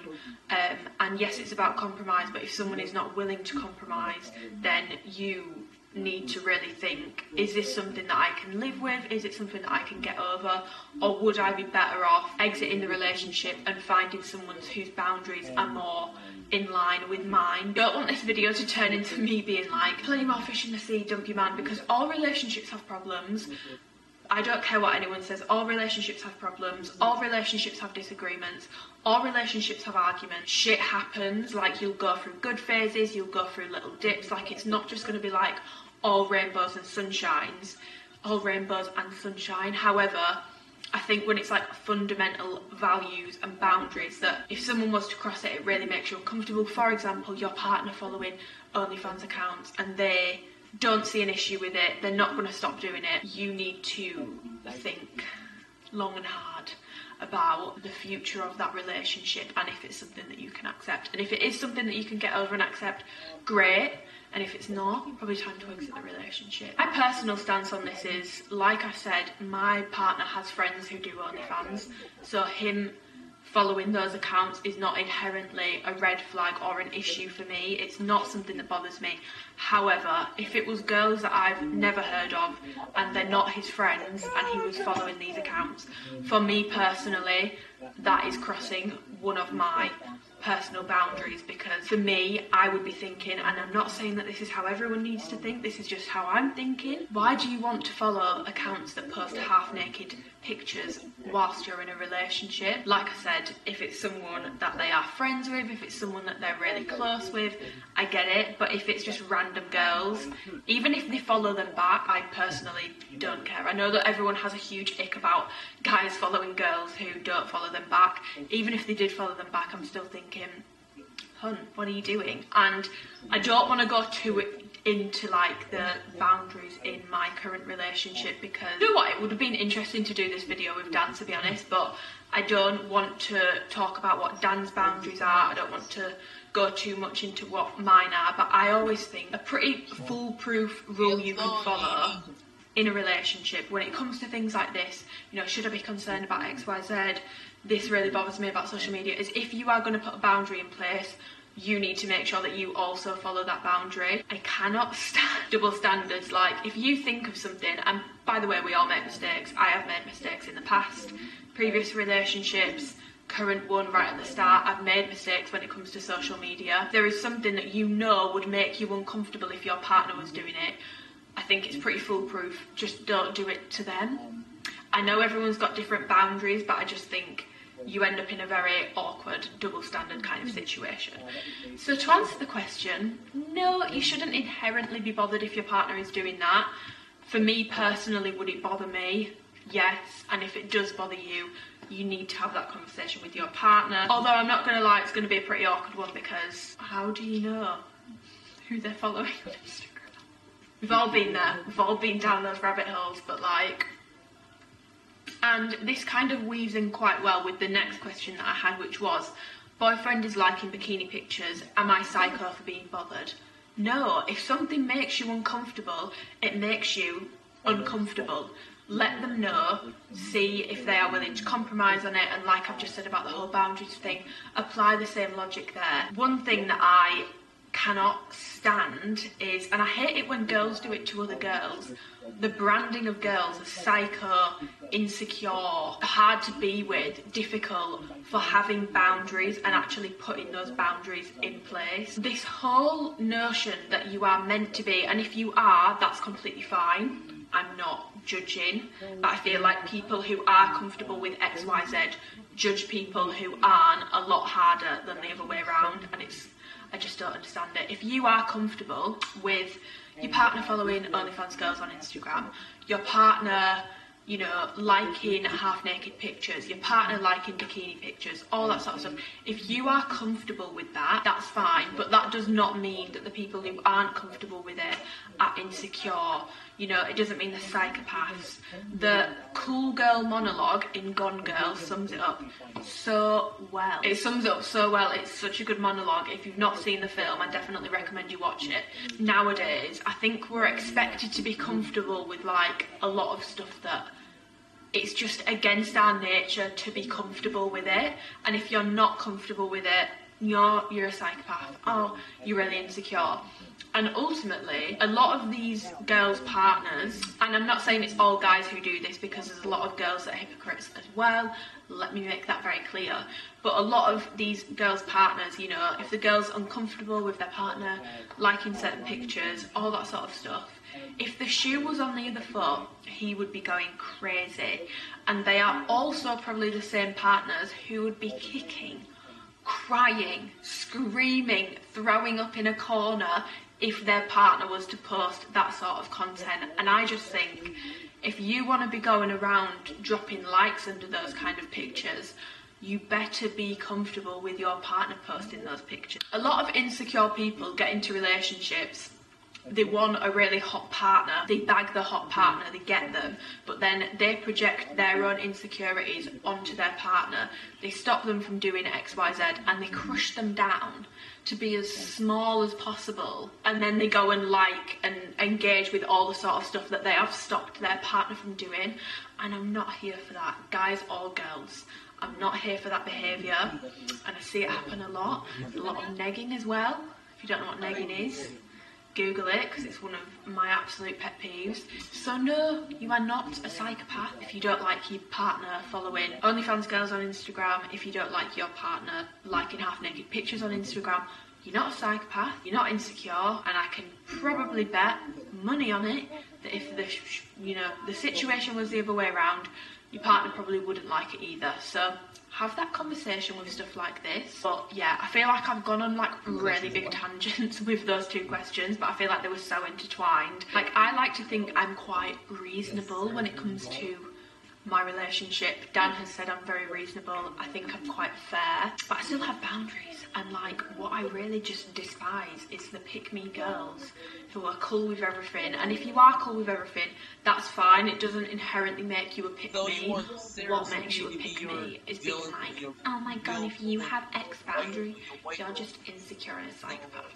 Because it's not true. No, that's all Sarah's. It's not true. Just say you're a pick-me. She's your pick-me girl.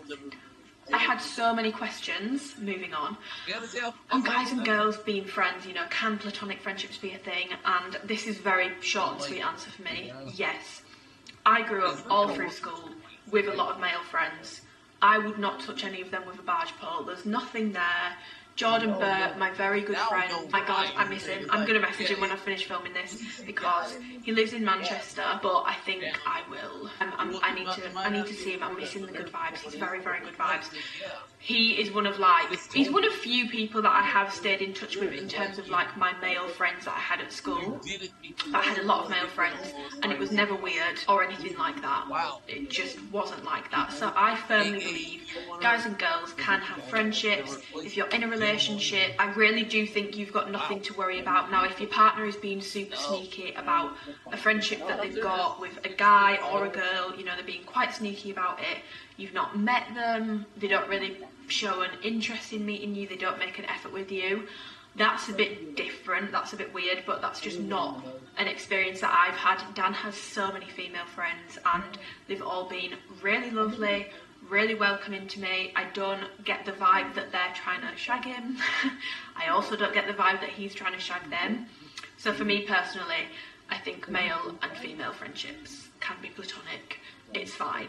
What I will say on this is, and I saw this TikTok the other day and it was so funny, is that some men, and women probably do it too, will say, oh, you know, I'm allowed female friends, I'm allowed male friends, but their partner's not. You can't have things like that. You can't have double standards. And the funniest thing is, when I can only speak on it from guys because it's because of the TikToks I've seen, but I'm sure that women do it as well. They'll be like, oh, I can have female friendships. It's not weird, blah, blah, blah. And then if their partner has like a male friend or is making male friendships, has male friendships that have been around for a while, their partner will be like, ah, you're not a guy. You're not a guy, you don't get it. You don't get it, you're not a guy. You think that they're your friend. And really, they're just secretly waiting for you to be single so that they can shag you. And it's just like, you're telling on yourself. Sir, you are telling on yourself. Those TikToks really make me laugh, but I'm sure women do it too, to be balanced. But yeah, overall, can men and women be platonic friendships? Yes, I've had them. I experience them, it's not weird. My 2 closest besties started dating this year and I feel like a loser for not finding someone. First of all, you're definitely not a loser. Your time to shine will come. I just think in these scenarios you've got to put a positive spin on it, and your friends have now got something that's, you know, adding to their lives. They've got partners, they're dating, all that sort of stuff. You've not found anyone. That doesn't make you a loser. And actually, your friends, and this isn't a bad thing because relationships are very rewarding. Relationships, dating requires a lot of time and effort. Like, you've got to put a lot of time and effort into that, and time and effort that you would normally spend maybe on yourself or elsewhere, or on your friends, on your family, does go down a bit because there's a new addition to your life and you've got to factor that in. So take it as a positive, the fact that you're not dating anyone, the fact that you are still by yourself, because you have that extra time that your friends don't, because they're putting that into a relationship, and there's nothing wrong with that. But you have that extra time, you have that advantage. You can pick up a new hobby, as stupid as it sounds, pick up a new hobby. You could start, I mean, I hate to sound like a hustle culture queen, but like, you could start a little business on the side. You've got plenty of time to work on you, read, chill, little independent breaks. Like, there's so many things that you can do when you're single that obviously you can't do in a relationship. Use this time to focus on you and do the things that you want to do, because you're not having to factor anyone else in. This is a time when you could be really, really selfish, at least in the romantic sense, because you're on your own. Make the most of that time, girl. You are not a loser because you haven't found anyone yet. The right person will come along eventually at the right time when it's meant to be. I'm a big believer in that. I don't think you have anything to worry about. Okay, someone has said, please talk about endometriosis. Now, I want to tread really carefully when I talk about this topic, because I feel like people weirdly like to gatekeep health conditions, and it's really weird. Like, if you don't have something bad enough, it's not worthy of talking about. Or because I've seen people that have come out and said they've got endometriosis, they've had the laparoscopic surgery, right? They've been diagnosed with it, and people are like, oh, well, they can do X, Y, Z. Oh, they can walk. Not everyone will experience the same symptoms. So I'm literally a bit nervous to speak about it. But I do have suspected endometriosis. Ever since I was 14, which is when I got my period, I've had really, really, really bad period pains. I would have 1 to 2 days a month off school, to the point where I remember getting called in for an attendance meeting, and I literally was just like, it was a male teacher as well, I was just like, I get my period every month and I'm in agony. And it used to really upset me because I thought I was just being a bit of a wuss because none of my friends got pains that bad. So I would take time off school and they'd be like, oh, period pains aren't that bad, me. And it's not only now that I'm older that I realise period pains are different for everyone, and if there's an underlying issue going on, you're going to get a lot worse pain. But I eventually went on birth control to help with the period pains, and it definitely did help, but there were a lot of issues that I had. I tried so many different pills. Honestly, I literally tried everything. I tried the injection, all that sort of stuff, and I ended up coming off every form of contraception about 2 to 3 years ago. I don't want to just keep masking why I'm masking the pain every month. I want to know why I'm getting the pain every month and manage it in a way that doesn't involve me having to sacrifice other areas of my life. Like, for me personally, I know that the coil, like the copper coil, is like non-hormone, but for me personally, with, you know, birth control I've been in the past, I've had so many issues with how it affects me mentally. Like, I have diagnosed anxiety and it makes it so much worse. Like, there's been points where I've been really mentally unwell, and it really just exasperated it. So I don't want to be on it. That's my personal choice. However, as I have been off it for like 2-3 years now, my pains are back, and they're back with vengeance. I get the worst cramping, I get the worst stomach. Like, my stomach when I'm on my period is like really not good, and I'm not going to go into too much detail, but like, it's not good. It's really bad. The worst pains, the worst bloating. I know that when you're in your period anyway, this happens to everyone, your temperature goes up, but I get very, very, very hot. Periods are just not a good time for me. I get really bad pains. I have been admitted into hospital twice. Once was around 2.5 years ago. I couldn't walk. They thought it was suspected appendicitis, scanned me for everything. It wasn't appendicitis, sent me home, went for an ultrasound, nothing showed up on the ultrasound, sent me home, was none the wiser, continued plodding on. Back end of last year, I got really bad stomach pains one night. The next morning, I came into Leeds, I was doing work in Nando's. I remember putting on my Instagram story, like, I think I've got like IBS or something, like, can people recommend stomach tablets I can take? Went to Boots, got a shit ton of medication. That did not help whatsoever. It continued to get worse to the point where, like, I'm quite a trooper, like, I will really try and push through things, but like, I couldn't. I was crying on the sofa, like, I couldn't stand up, I couldn't walk. So the next day I went to hospital, and again, they wanted to check me for appendicitis, and I was like, I know it's not appendicitis because of where the pain is, and the NHS is amazing, but I was like, I'm not staying in overnight for you to do an x-ray when I already know that it's not appendicitis. Like, it's a waste of my time, and it's also a waste of everybody else's time. So I ended up being diagnosed with, which isn't even a diagnosis, unexplainable abdominal pain. Sent away with codeine. That pain honestly lingered for like a solid week. It was very, very, very bad. I had to take quite a bit of time off the gym. I then decided, because Dad helped me out with this, obviously he's like works in healthcare, so he got me in some clinics for some scans. It was private and I did have to pay for it, and it was very expensive. Well, not very expensive, but like, considering you get stuff for free if you go through the NHS, it is expensive.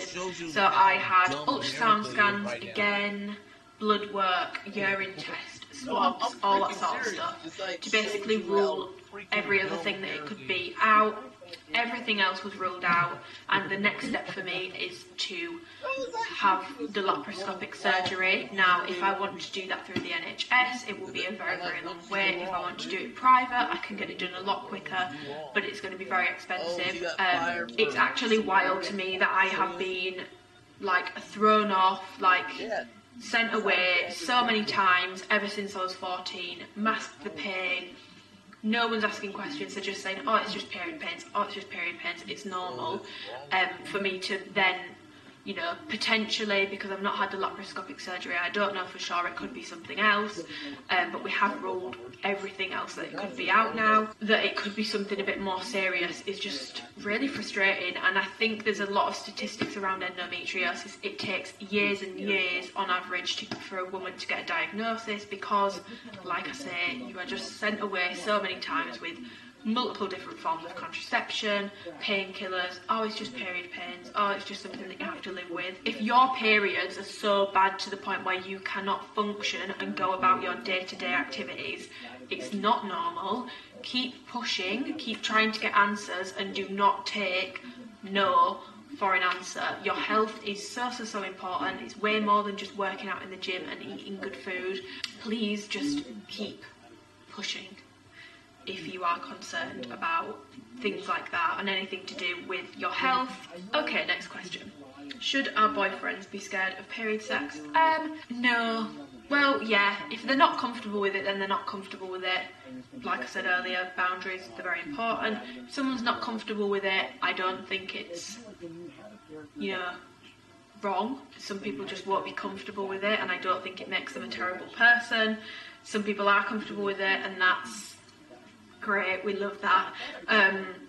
But yeah, I don't think they should be scared of it, but I also don't think they're wrong if they aren't comfortable with it and would rather just wait. Someone else has said, how do you deal with 2 of your best friends ghosting you within the last year? Probably not the answer that you want to hear, but first of all, a good place to start would be just having a think, is it anything that you've done? It's not always something that you've done, but if 2 best friends have done it in the past year, self-awareness and self-reflection is important. So you might just have a look at your friendships, you know, how you go about things, how you conduct yourself, and see if there's anything that could have been the cause of them ghosting you. If you're none the wiser and you have actually been very honest with yourself and you're like, no, I actually haven't done anything, you know, there's no patterns, they've not said anything. You know, people outgrow each other. It's quite normal as you grow up. You outgrow each other, you develop different interests, people go to uni, all that sort of stuff. There's so much that happens from like 16 to like your mid-20s. I feel like there's so many life changes, and I've had friendship fallouts. I've had people that I was friends with for years and years and years that I don't speak to anymore. Did I ever think that would happen? No, but it has happened. Shit happens. Not every friendship is going to last forever. I hate to say it, but you know, there is plenty more fish in the sea. You can make new friends, and you can find friends. Maybe those friends didn't align with your values or your interests or your hobbies, and maybe now those friends not being in your life is a way for you to have new friends come into your life that are more in line with the path that you're on. I'm not particularly religious, I'm not particularly spiritual, but I do believe in like something more than us, and I do think that sometimes things are taken off your path, people are taken out of your path, so that better people can come onto your path, or so that you can go on to a different path that where, you know, staying with certain people was going to prevent you from doing that sort of thing. It is shit. I think friendship fallouts are really, really bad, but I think it says quite a lot that they've ghosted you and not given you any explanation. I know that people love to say, you don't owe anyone an explanation, you don't owe anyone shit, you don't owe anyone anything. You owe people respect in life, in my opinion, unless someone's done you like disgustingly dirty, which I feel like you haven't, otherwise you wouldn't be asking the question. Unless you've done something like super, like you've really done someone fucking dirty, like you've slept with their partner, for example. Fair if they just ghost you and never speak to you again and leave you stewing. I think, yeah, people always like to say, oh, you don't owe anyone anything. I think you owe people common decency and respect, and I think if you don't want to be friends with someone anymore, you kind of need to tell them that you don't want to be friends with them anymore, or at least, you know, explain why you're going to distance yourself, or at least distance yourself slowly rather than ghosting someone, because I just think that's quite a rude thing to do, personally. Okay, negativity on the pill. Not sure why it's demonised when other contraception has issues too.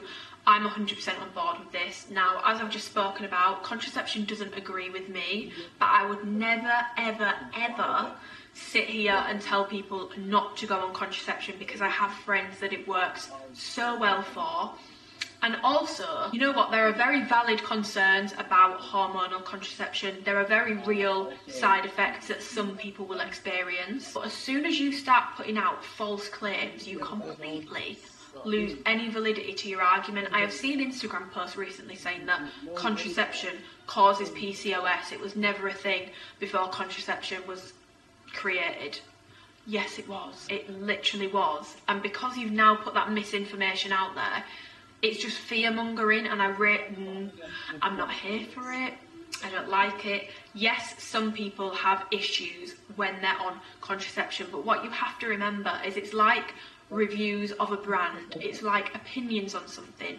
The people who've had a negative experience are so much more likely to speak about their experience, unfortunately, than those who had a positive experience, which then means you get a bias because it looks like everyone has had a really negative experience, when realistically there are millions of women who are just fine on contraception. Yeah, I feel like there's almost like a stigma, like, oh, you shouldn't really be putting that in your body. Let people do what they want to do, as long as they, you know, they're aware of the risks, because there are risks. They're aware of the side effects, because there are potential side effects that you could experience. As long as you are aware of all that, and you're healthy and fit, and you're not experiencing any of those issues, you don't need to be concerned, in my opinion. Ultimately, contraception is a very individual thing. What works for some people won't work for others, and yeah, you just need to find out what works for you. If you don't want to be on it, that's fine. If you do want to be on it, that's also fine, and you don't need to, you know, be aware of the side effects, of course, but like,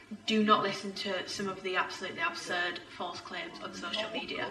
Also, because I'm like a fitness girl, PT coach, I feel like I need to say this. I've seen so many posts recently from girls saying, oh, I came off the pill and I gained muscle so much quicker. That's all well and good, and if that's your choice, that's your choice. If that's your experience, that's your experience. I'm not going to sit here and say I've read all the research on it, because I haven't. But even if it is true, I can tell you one thing that will slow down your progress a hell of a lot more than being on the pill, and that's having a baby. So that's always something to consider with those sorts of claims, to weigh up the options. Do you know what I mean? Should I be concerned that my boyfriend doesn't post me on Instagram, but everything else is perfect? If everything else is perfect, I feel like let's not pick, kind of, because I just feel like we expect perfection from people now, and you could have a really, really good, loving, caring, kind partner who fulfills a lot of your needs and all that sort of stuff, and it can get quite draining if someone just constantly picks up on the negatives. But if it does bother you, it's definitely worth having a conversation. You know, if you've sat on it for a while, I try not to be a super reactive person with issues. I try to sit on it for a while and really see how I feel about things, and then if it's still bothering me, I'll bring it up, sort of thing. You know, it's kind of context dependent, the whole like partners not posting you on Instagram. If that person shares every inch of their life on Instagram, and you know, they're on Instagram all the time, they have no concerns with sharing other things. I know that some people say that they just want to keep their relationship private, and I understand that on like a celeb influencer level, but if they're just like a normal Tom, Dick and Harry that happily shares every other aspect of their life, I'm not gonna lie, it's a little bit strange if they're not posting anything of you. But if it's someone who has Instagram but never uses it, it's not weird because they don't use Instagram ever. So why would they post you? I know it's hard to think that people don't use Instagram, but some people genuinely don't use it. So they're not going to post you because they're not going to be on there as much. It's a really tricky one. It's definitely context dependent. Like I've just said, I've just thrown a few scenarios out there. But ultimately, like the dilemmas I went through at the start of the video, if something's bothering you, the only thing that you can do is let your partner, you know, be aware of it, make them aware of it, have a conversation with them about it and see, you know, what their stance is on it, because they could have like a perfectly sound explanation for things, or they might have made a mistake. For example, like with the bikini thing earlier, I know that people think you don't like things by accident, but some people do scroll through on autopilot, and you don't want to go in all guns blazing being like, you've done this on purpose.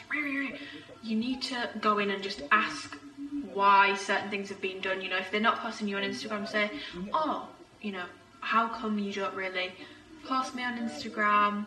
You know, I'm just curious, and ask the question rather than being like, you're not posting me on Instagram because you're trying to hide me. Especially if everything else is perfect, definitely give them the benefit of the doubt. And if you want to have the conversation, phrase it as more of a question. Focus on like how it makes you feel during the conversation rather than accusing them of doing X, Y, Z.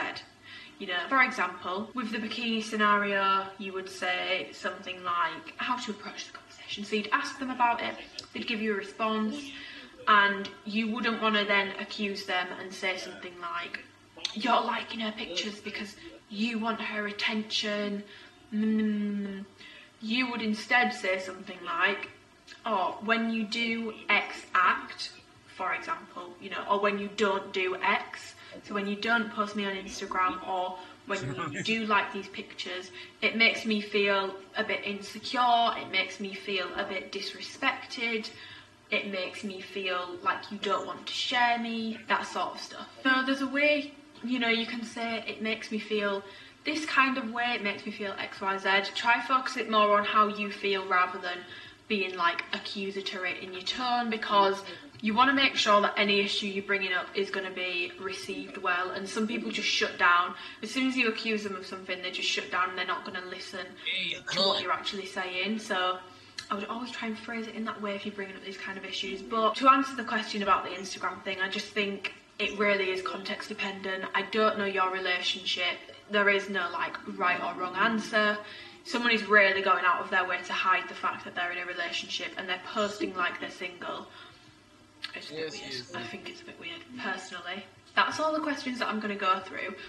Not gonna lie, I've really enjoyed doing this video. I think I'm definitely going to do more of these. I think I'll try and leave some things in the description box about endometriosis, some kind of like informational websites, more information, because if you're having those kinds of symptoms, it's definitely an avenue for you to go down and explore. I'm a big believer in like tracking period symptoms, all that sort of stuff, so I will leave that information below. If you have enjoyed the video, then please give it a thumbs up because it really helps. And like I said, opinions and all that sort of stuff, do leave a comment because that also helps with engagement. It helps to push my videos out, just being honest. The more engagement I get, the more my videos get pushed out. So yeah, subscribe if you want to and you haven't already. And yeah, if you want to get involved in these sorts of videos, follow me on Instagram. It's just at amyrookes, and I always do my question boxes on there. But yeah, have a gorgeous day, evening, afternoon, whenever this goes up, and see you in my next video.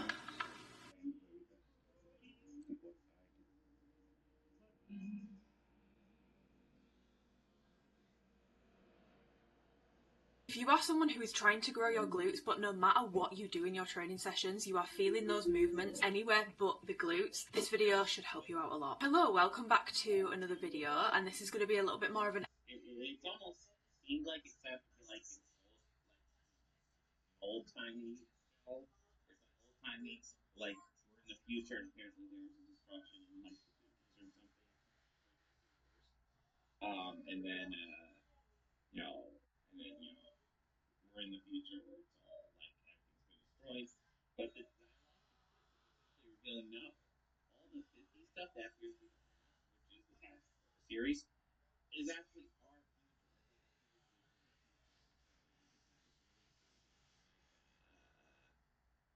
old school aesthetics, which is completely believable considering.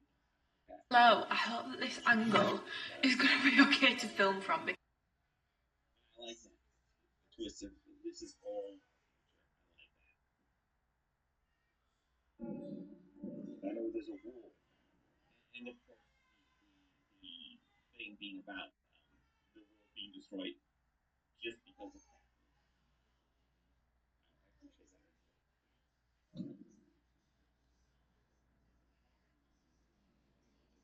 Hello, welcome back to another video. I feel like these videos are coming round quicker and quicker and quicker, but we're going to roll with it. We've got another Alphalete haul.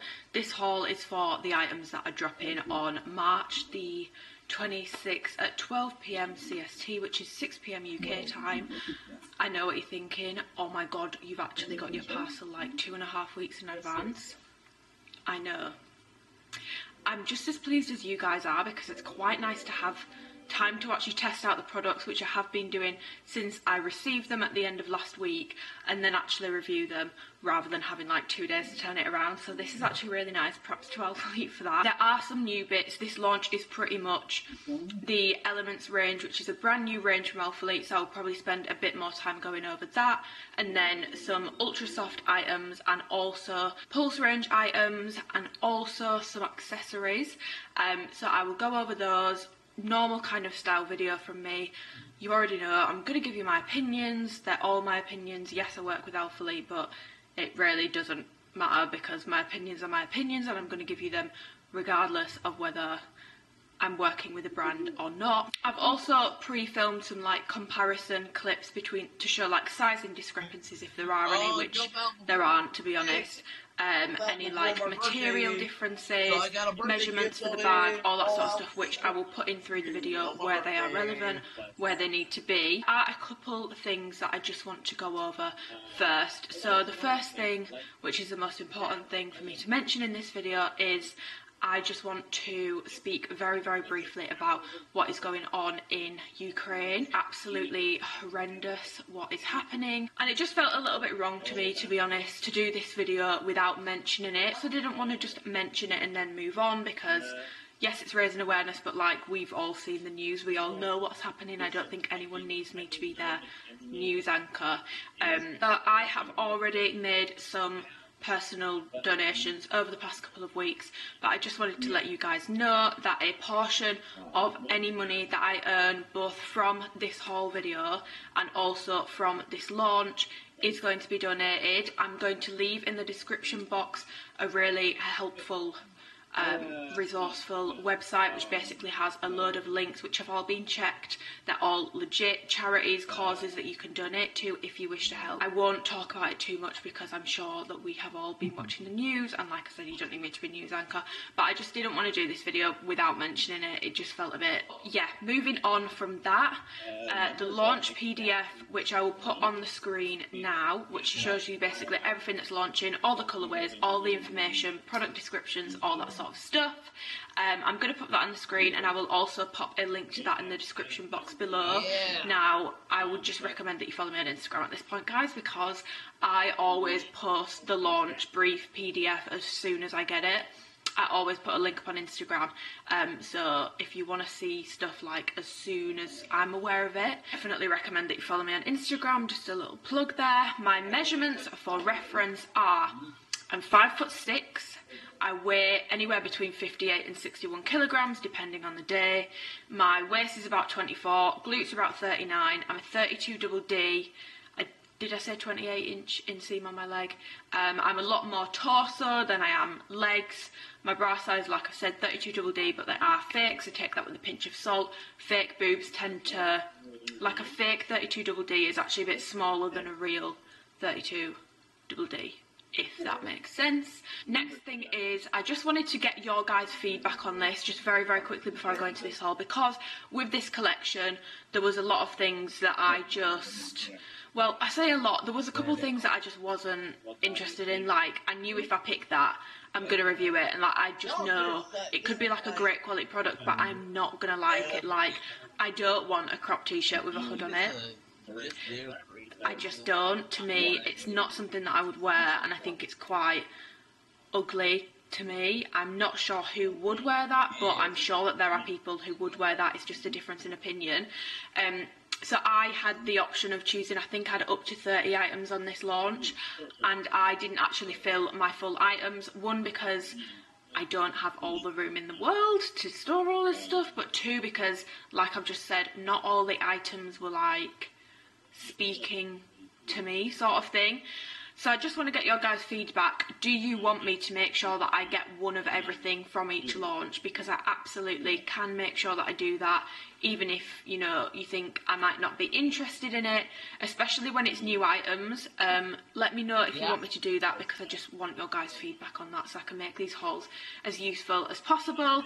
I just want to make sure that I'm not being wasteful and that I am actually getting stuff that I would wear, but I also want to make sure I'm balancing that and getting things for my review so that you guys can see things. So let me know what your thoughts are on that.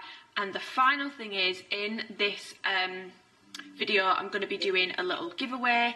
I will probably go over it at the end. It's not code use related, and it's just a few bits that I just want to give away to you guys. So yeah, stay tuned for that at the end of the video. But without further ado, I'm just going to get on with the video. So I'm going to go over the Elements collection first. So I'm going to go over the crop hoodies first, because spoiler alert, these are the only things from this range that I would like strongly recommend.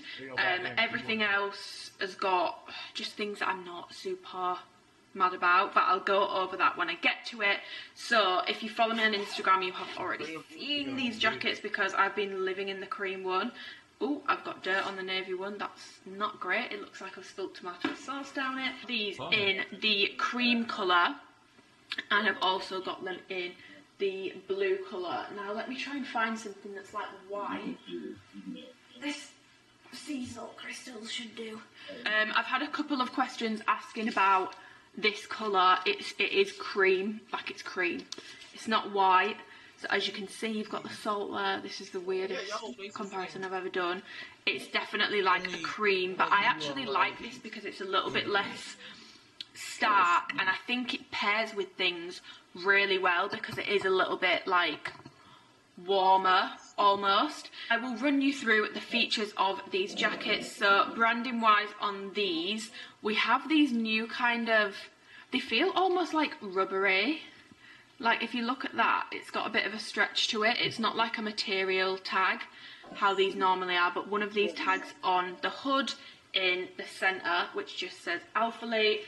Then on the inside, you've got a little bit of branding there. You've got the breakdown of the material of this range, which is 71.5% cotton, 22.5% polyester, and 6% spandex. I'll go over the material when I've gone over the features. Little tags on the crop zip hoodie. That's not even going to focus because these are so small, but it just says Alphalete. A little embossing in these little tags here. Then got on the left this very controversial new logo. Some people love it, some people don't like it. I understand why they're going down this road because it's very, it fits in more with minimal branding, which is what a lot of brands are kind of moving towards. Now, I know that some people think it's ugly, I know that some people think it's too similar to other brands, and I do agree, it looks quite similar to some other brands. There is no denying that. However, it's not the first time that this logo has appeared. Last year I had items like the ultra soft tank dresses had this logo on, so but maybe it's just because it's on more items this time that it's getting a bit more attention. It has been on products for around, some of the products for around the past like 6-7 months, I want to say, maybe even a bit longer than that. But yeah, some people don't like it, but some people really, really love it. It seems to be very, very split based off the messages I've had. What you've got to understand, even if you don't like this, is a lot of people do not want to walk around with Alphalete written, you know, whether it's on the back of their leggings or like on here. Like, some people just don't want branding like that. That's fine, each to their own. Equally, not everyone's going to like this branding, so you have got a mixture of both on this jacket if it makes anyone feel better. But yeah, I just wanted to address that very quick because I've seen a lot of comments about it. So then on the front, you've got all these like seams around the front of it. The zip comes up quite high, so this comes like up here, and it's almost like a snoody kind of effect at the top if you wear it zipped all the way up. Contrast zips, which I'm not gonna lie, I don't think I'm a huge fan of. I think it's grown on me more, but I do think I would prefer not to have a cream jumper with black zips. I don't know, something about it, I think I just prefer cream on cream. I like tonal branding though, so that's just my personal preference. You've then got two pockets on the inside here, which, yeah, I mean, oh, okay. Okay, my pocket's actually broken. Oops, I didn't realise that.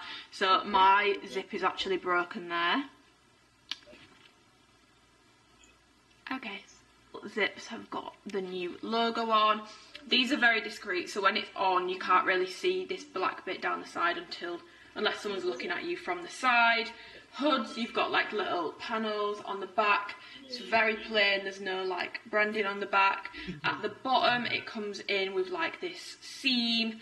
It's not like, so the capital crop zip hoodies, they're like cinched into your waist. These ones don't. Yeah, it's not cinched, there's no like drawstring so you can tighten it. And then just cuffs on the bottom of the sleeve. These are actually like quite big as far as cuffs go, which for this range is out of the ordinary. I'll elaborate on that further in the video when I go over the other products. The only other thing to mention is these zip sleeves that you've got down here, which, I mean, yeah, you've got a lot of pockets, a lot of like hidden pockets, a lot of attention to detail. The only thing that I just think looks a bit meh is the zip. I just think this tag with like this white dots on it, it reminds me of like a suitcase zip. Yeah, I've got these in a size small, which is my normal go-to size when I'm getting hoodies, cropped hoodies, all that sort of stuff. I would say I could actually go down to an extra small, because, you know, there is that little bit more room, and maybe if I had an extra small, the bottom would be a little bit more cinched. But I actually like the way a small fits, so I'm pretty happy with them. But the sizing is definitely interchangeable depending on what kind of fit you want. You can definitely size down if you want to try and have it a bit more cinched at the waist. Equally, you could size up like 1, 2, even 3 sizes if you wanted like a bit more length to it, or a more like super oversized look, because these don't come super oversized. It's just kind of the fit that you would expect from a hoodie sort of thing. But yeah, I've got those in the cream colour and the navy colour. The cream is definitely my favourite. I have been wearing this to death. This with the luxury green balanced bra and the old Ivy Amplify shorts is amazing.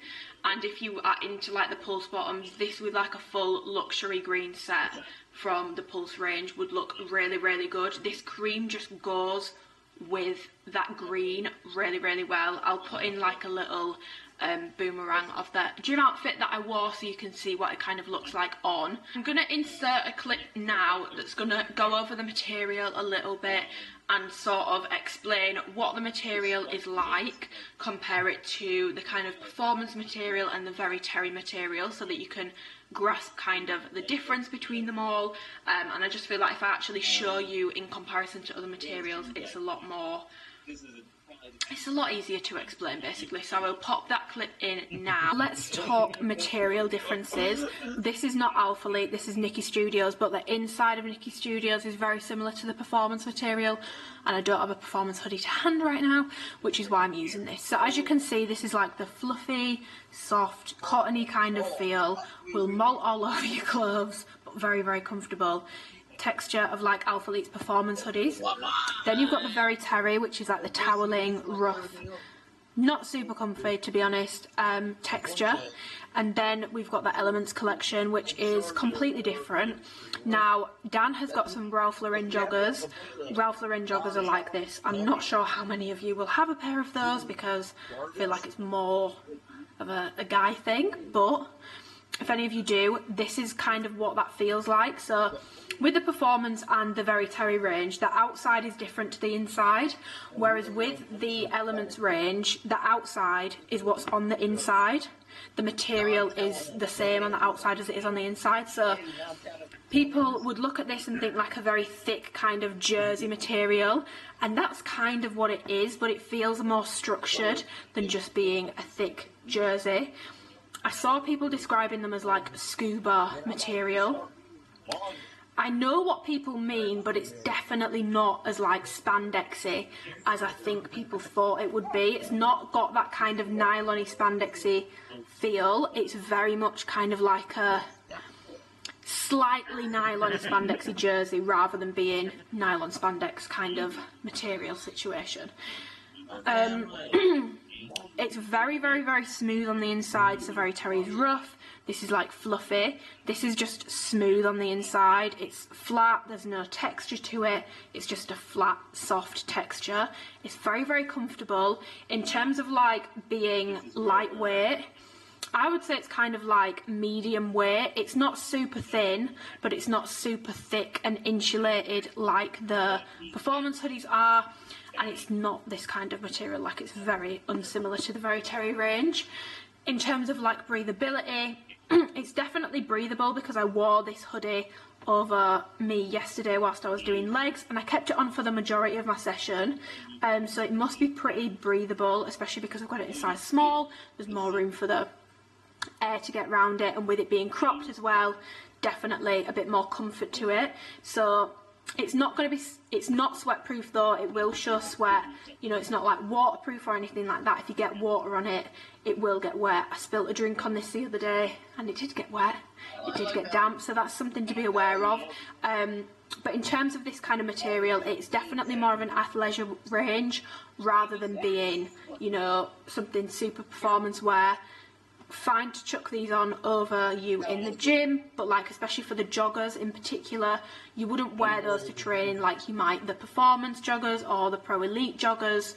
It's definitely more of an athleisure sort of range. The only piece from this range that I've tried that I truly recommend, I am gutted about the zip that I've just realised has like a hole in it, like it's not sewn in properly. It's definitely not being done on purpose because the other side is fully like sewn in. I'll probably just ask my dad to sew that up for me, but obviously when you pay in, I've got no idea how much these are going to be, but let's be honest, these are going to be expensive. You kind of don't want it to be coming with any issues that you've got to fix. Just to go over really quick, I know I mentioned the logo earlier. I just want to show you how it's kind of, it's not sewn in, it's a rubber, it's one of the rubber, like the textured resin logos that they've put on a few things. I personally have not had an issue with any of these things sorts of peeling off, all that sort of stuff. I know that some people are concerned about it, but I've never had an issue with my Alphalete logos peeling off. Follow the washing instructions that are on the inside of the garment and you will be absolutely fine. And with all your active wear, do not put it on in the tumble dryer. You need to make sure that you are hanging to dry. This is my favourite hoodie that Alphalete have ever done. I really, really like it. I love this cream colour. So yeah, if you're only picking up one item from this whole drop on March the 26th, that would be what I recommend. You've then got the half sleeve crop hoodies, which I don't have any of. And then we've got the full zip jacket, which I do have.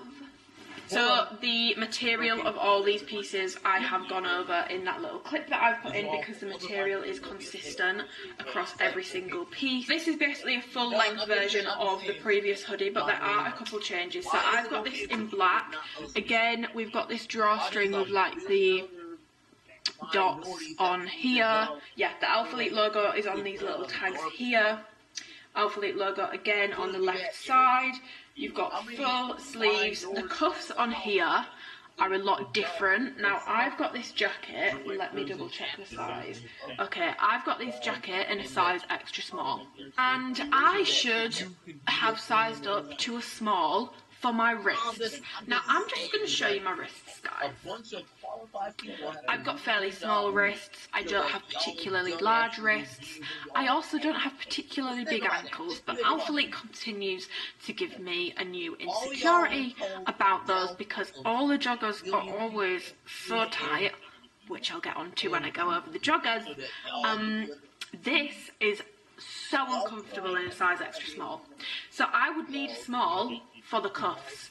Like, I would actually strongly recommend, if you want this jacket, there just isn't, like, there's a little bit of stretch to it, but there isn't much. And then you've got this seam at the bottom here, like, there really isn't much stretch to it. It's not completely rigid, but there really isn't much stretch to it at all. And it's incredibly tight, like, it's not comfortable at all. The sleeves are a good length, but like this cuff thing completely ruins it. I kind of wish that they just put the cuffs that are on the cropped hoodie on these, because this is really, really, really uncomfortable on me personally. Attention to detail is mad. Like, even on these little rings for the drawstring that runs through the hood, it says Alphalete on it. We love it. Alphalete do attention to detail very, very, very well, I will say that. We've got the same zip again on the full length jacket with these little tags here. So you've got Alphalete here on the drawstring that runs through the hood, and then you've also got the Alphalete tags again on the bottom on the main zip of the jacket. It is full in its length. It comes pretty much, yeah, kind of like hip height.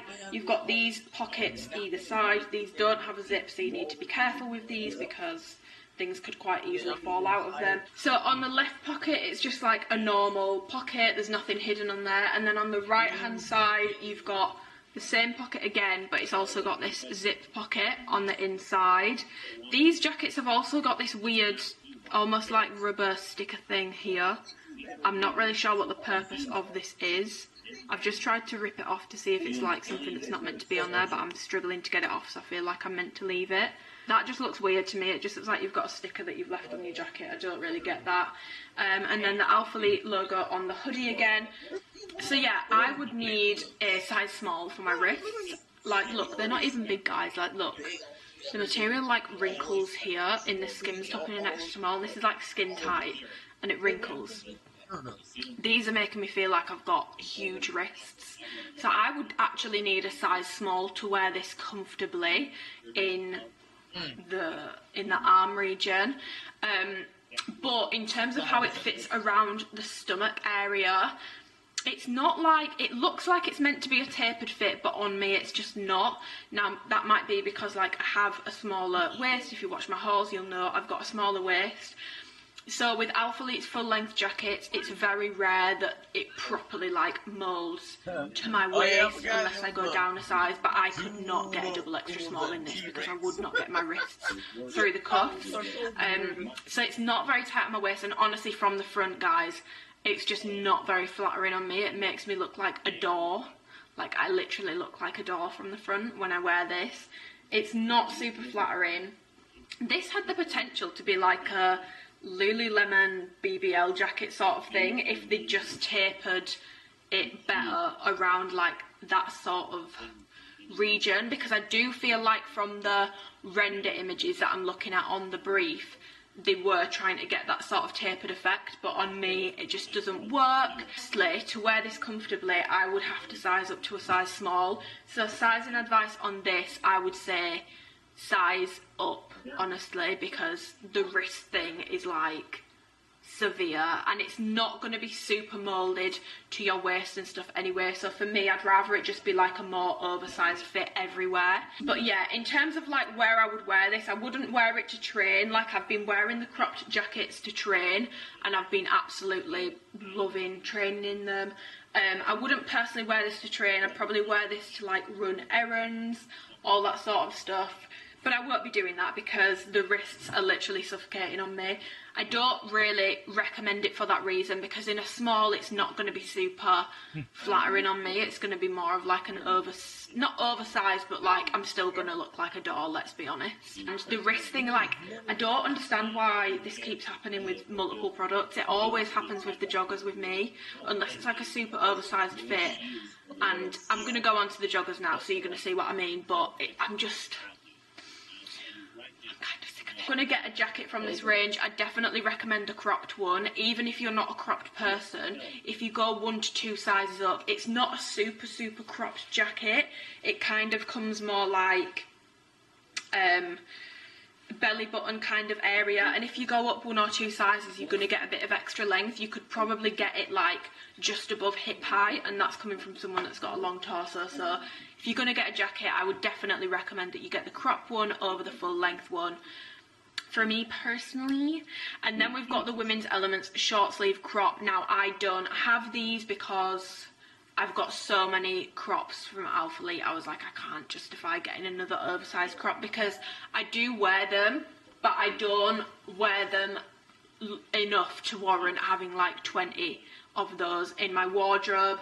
From what I'm looking at on here, the material is consistent across every single piece, so yeah, this would be quite interesting actually as a material in a crop top. Women's Elements relaxed short. Now I've got this in the teal colour, and can I just say, I don't know whose idea it was to not do the cropped jacket in the teal colour, but that was a crime. That was a literal crime, because this teal colour is really nice. Now it does actually go really well with the cream colour. I just think this goes really well with like bluey greeny kind of shades, if you're looking for like colours to wear it with. But yeah, it really is a shame that they didn't do these in this colour in the jackets, so you can't get like a matching set unless you go for a t-shirt. Now I've got these in a size extra small. Branding wise, you've got the rubber logo here. Again, it's the same again, rubber textured logo. You've got zip pockets at the side. I do really like that these zips are very thin. Like this almost just looks like another seam. Like they are very well hidden. They're not super bulky zips on the side of the shorts. I think these are very cute. Then if I turn them to the side, you can see that you've kind of got like a stepped hem sort of thing going on. So they're a bit like, they kind of come up at the side and then go back down again. But instead of like with the Identity Pro shorts, it fully goes like that. With this, it's more of like a subtle way of doing that, and it's more square. And then on the back, you've got this like rubber elasticy Alphalete tag again. I'm not gonna lie, I do have concerns about this because it feels like, oh my god, that's what it feels like. It feels like a resistance band, like a rubber resistance band. I do have concerns about how this is going to hold up, but I can't say for sure because I've only had these products for a few days. Now, I've got these in a size extra small. Couple things to go over. First of all, these have no drawstring, like even on the inside there is no drawstring, so you can't adjust these. They are a 3.5-inch inseam. So I didn't find these to be like batty riding shorts. They're fine, they're a good length, they're not super, you don't need to be concerned about having, you know, your ass hanging out basically. They're a good length, even in an extra small on me. I wouldn't need to size up for extra length or anything like that, which sometimes can happen with their more loungewear shorts. It says that these are a relaxed fit, and I would actually completely agree. They're not super tight, they're not super oversized. They're definitely more flattering than like the very terry shorts, but for me, in terms of Alphalete shorts that you don't work out in, they're active. Is it the active short? Like the essential short, the core short, I think that's what it's called. Their essential shorts, for me, are the best like loungewear, the most flattering loungewear kind of short that Alphalete do.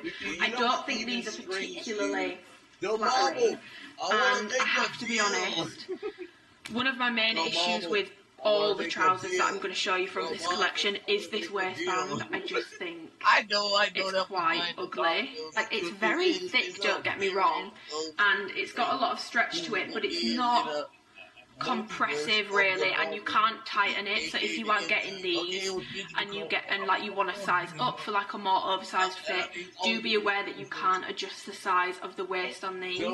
I just think this waistband is super unflattering. Again, like the jacket, it just kind of makes me look super boxy. I just don't think they're a particularly flattering short, and I'm quite sad because when I got these, I thought these would be like my airport outfit, but it looks like I'm going to be probably result into the essential shorts again, and I'm gutted because I really like this colour, and I kind of want to wear this to the airport when I go to Thailand, but I'm just complimenting the artist. yeah, it is what it is. If you like this kind of fit in a short, go for it. Like, they're not a bad quality product. I always like to say, when, you know, I don't have any concerns about this product like breaking or, you know, being bad quality. It's definitely a good quality product. All these pieces feel good quality. None of them feel cheap.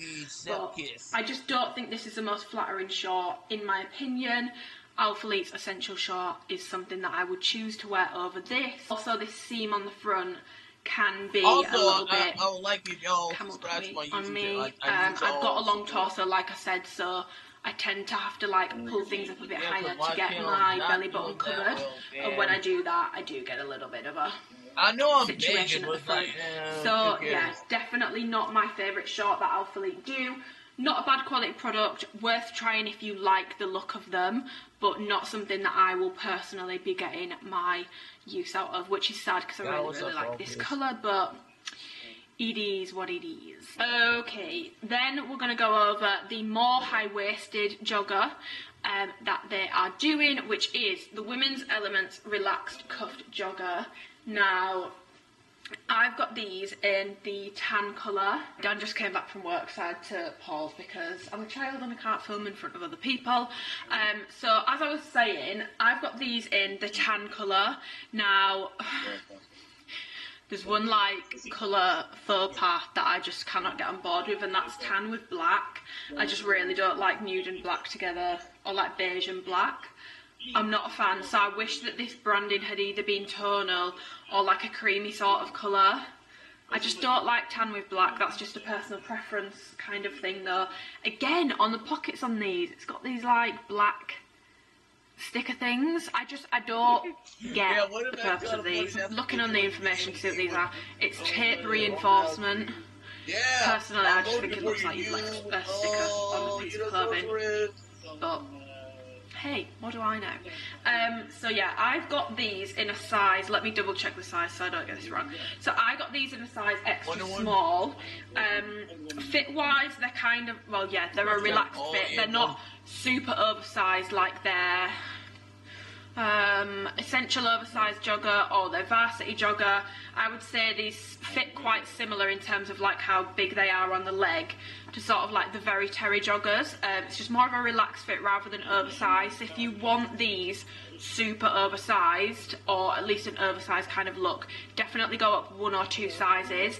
Like I said, I've got these in an extra small, but I would personally prefer these in a small. I'm sorry, I just really don't like this waistband. I think it's really ugly. Like, it looks frilly, and I just really don't like it. It's quite a tall waistband, so if I compare like the shorts, for example, it's got like, it's taller, but it's like a very, very thick waistband. It's got stretch to it. It's not super compressive, but unlike the shorts, you do have a drawstring on the inside of these. These are just cloth drawstrings. There's no branding on these.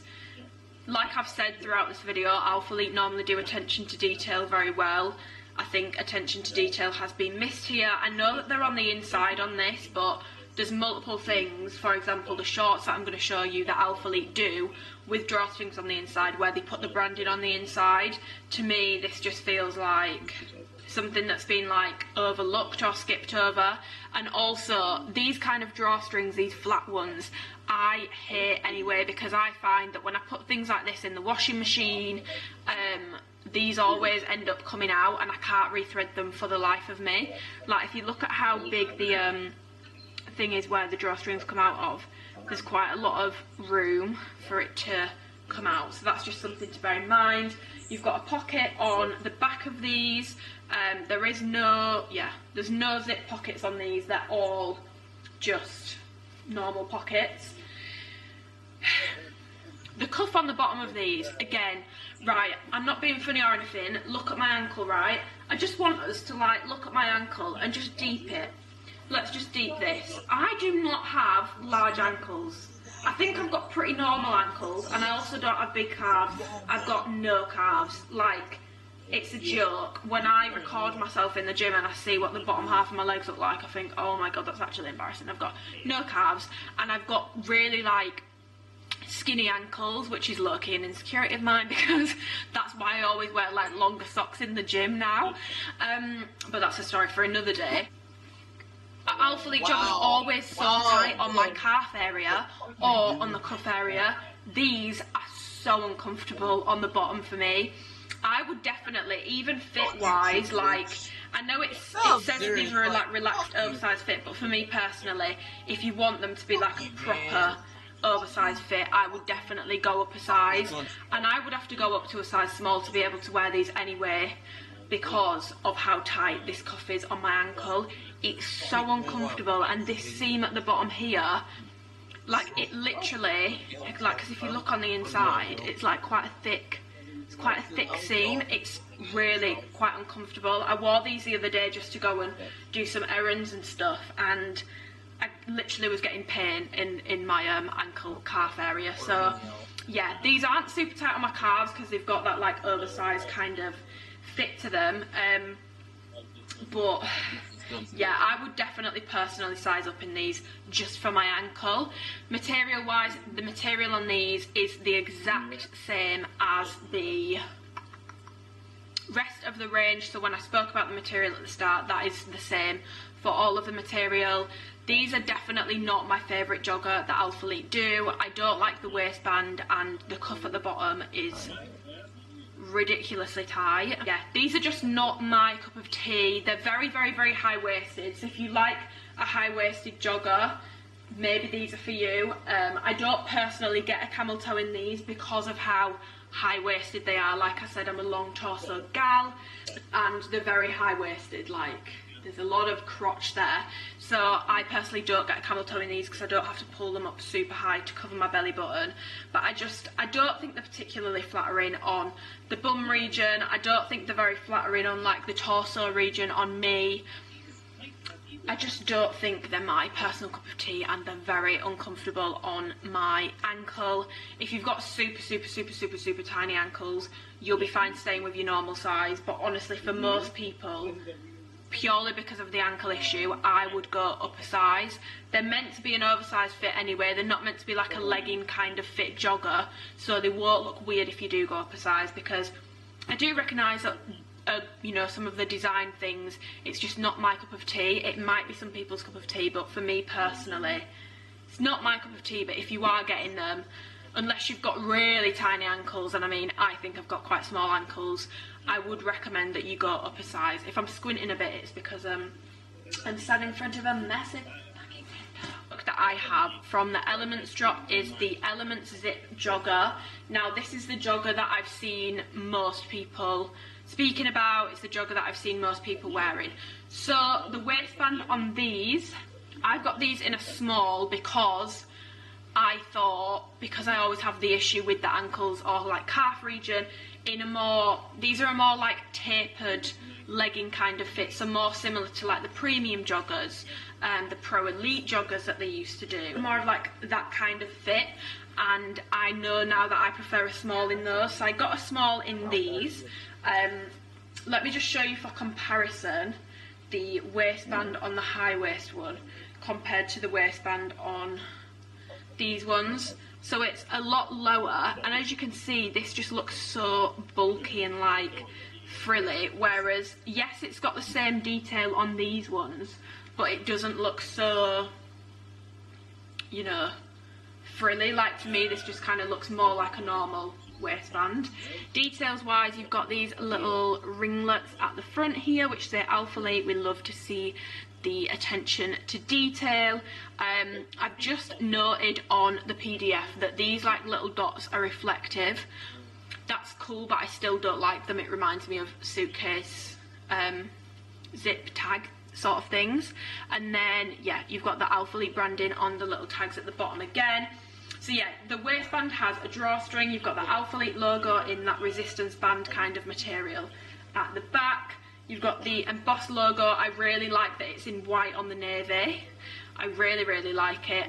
If you look at like the launch brief, you'll see what colour the branding is on each piece, but I like that this is white. I'm not sure why this is black and this is white, but I like that this is white on the navy. I think it looks really nice. They just come down into like, yeah, they're a very tapered fit jogger, completely different fit to the other ones I've just shown you. They're more kind of like a legging kind of fit. And waist wise on these, I'll insert a clip actually so I can show you better. Let me just add it to my notes to do that. Yeah, just to show you the two Elements joggers that are launching. As you can see, more of an oversized fit on the higher waist ones, more of a tapered fit on the lower waist ones. I think this probably isn't like a true representation of the difference between extra small and a small, because this is meant to sit a little bit lower, so it's going to be wider anyway, whereas because these are high-waisted, they obviously want them to sit like right on your waist, so it's going to be a bit more cinched. But this is the difference between an extra small in the high-waisted ones and a small in the more like low-waisted ones. And you can also see the difference in like the waistbands there. Yeah, neither are my favourite joggers that Alphalete have ever done, but just a little comparison there. And if we go like crotch to crotch, let me pull this down. If we go like crotch to crotch, you can pretty much see, one second, I've just lined up the crotches, you can pretty much see that there is like a big difference between how high-rise these are. It's almost like the full width of the bigger waistband, minus like the bottom tier bit.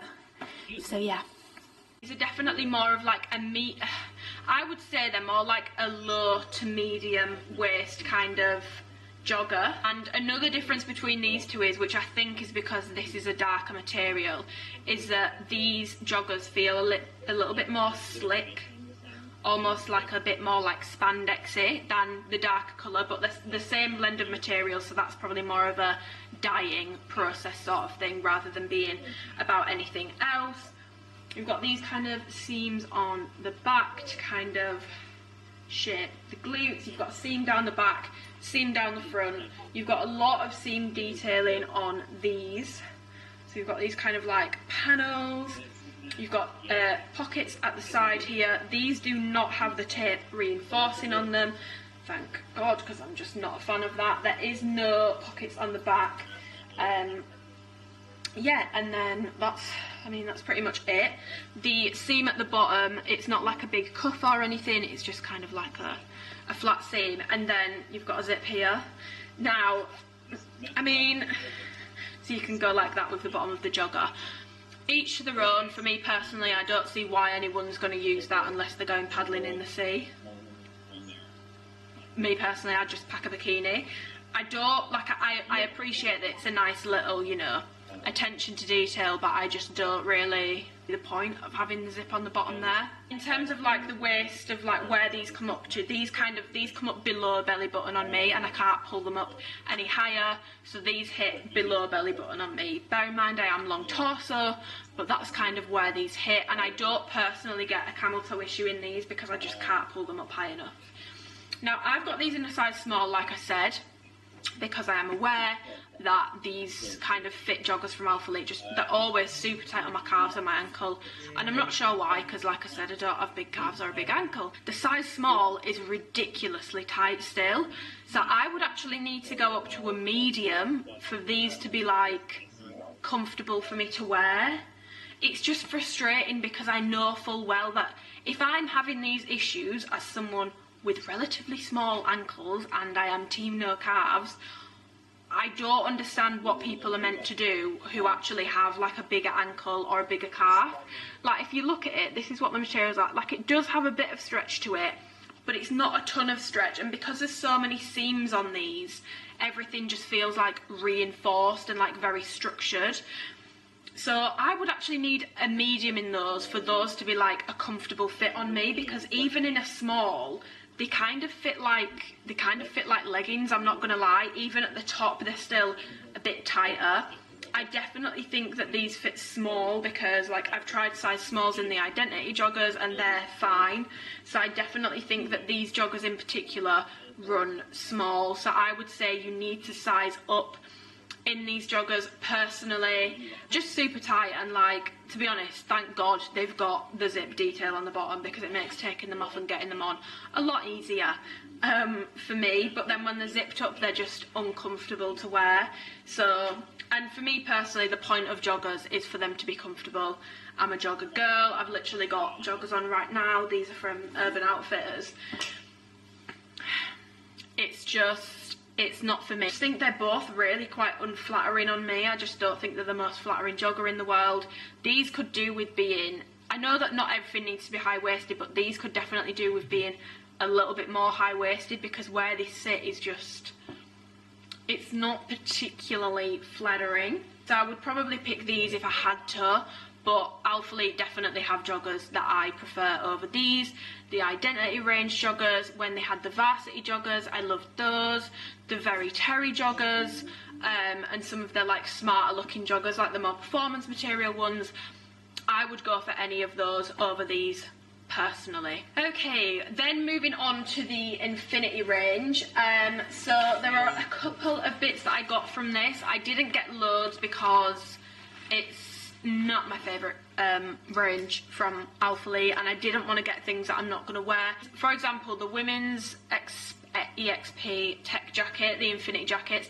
If you go to my first daily vlog of this year, I reviewed those jackets in there. The only difference between those ones and the ones that are dropping now, obviously there's new colourways which I'll put on the screen, is the fact that they've got rid of like the really obnoxious, let's be honest, branding down the sleeve. They had a massive Alphalete down the sleeve, and they've got rid of that and they've replaced it with just the little new logo on the side there. Said I already have a few of those jackets. They're not my cup of tea, so I didn't want to add to it, but they are the exact same as the previous jackets that dropped. If you want a review on those, I have reviewed them and it's in that video.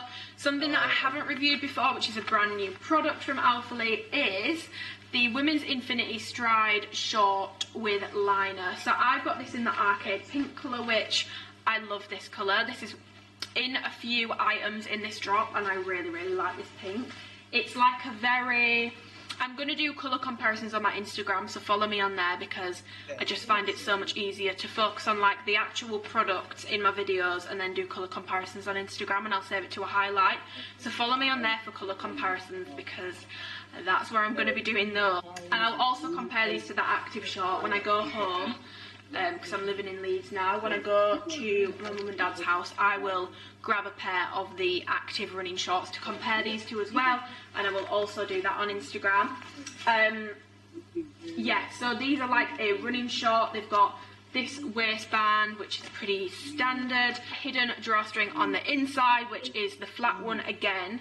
This looks so much better than the flat drawstring that's inside the Elements high waist joggers. Like, that branding I think looks, ooh, there we go.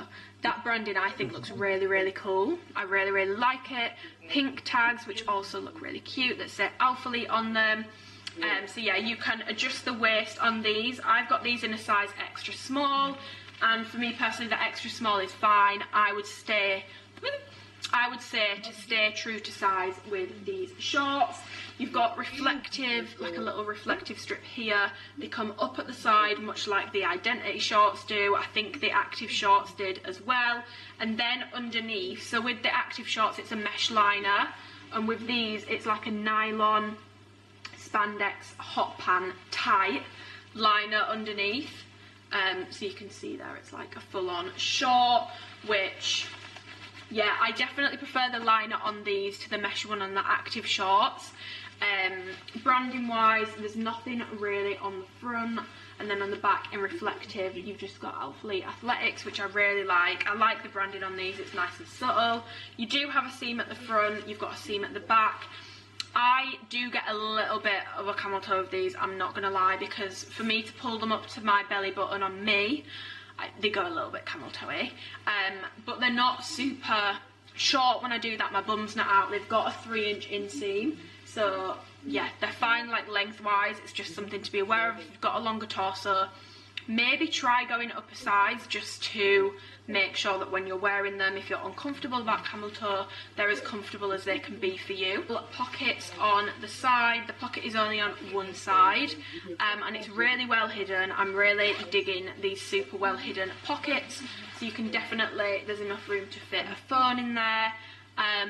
Again, I love that all of this is pink, like it hides it really well. I'm glad that they did that and they didn't do like black on pink or something like that.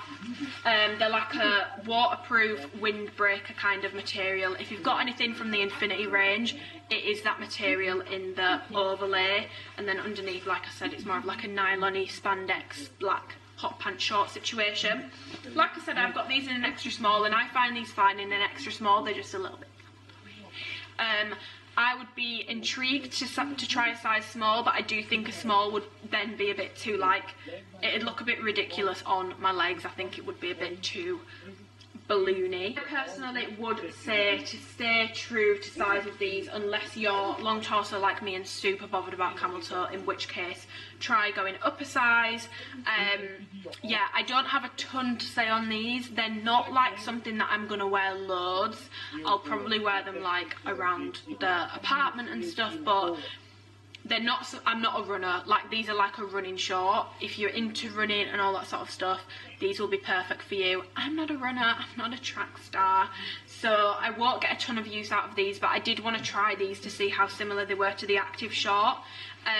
And what I will say is, with this overlay, it's got like not a ton of stretch to it, but it does have like a little bit of stretch to it, which the Active shorts definitely didn't. So yeah, I think these are definitely better than the Active shorts in my opinion.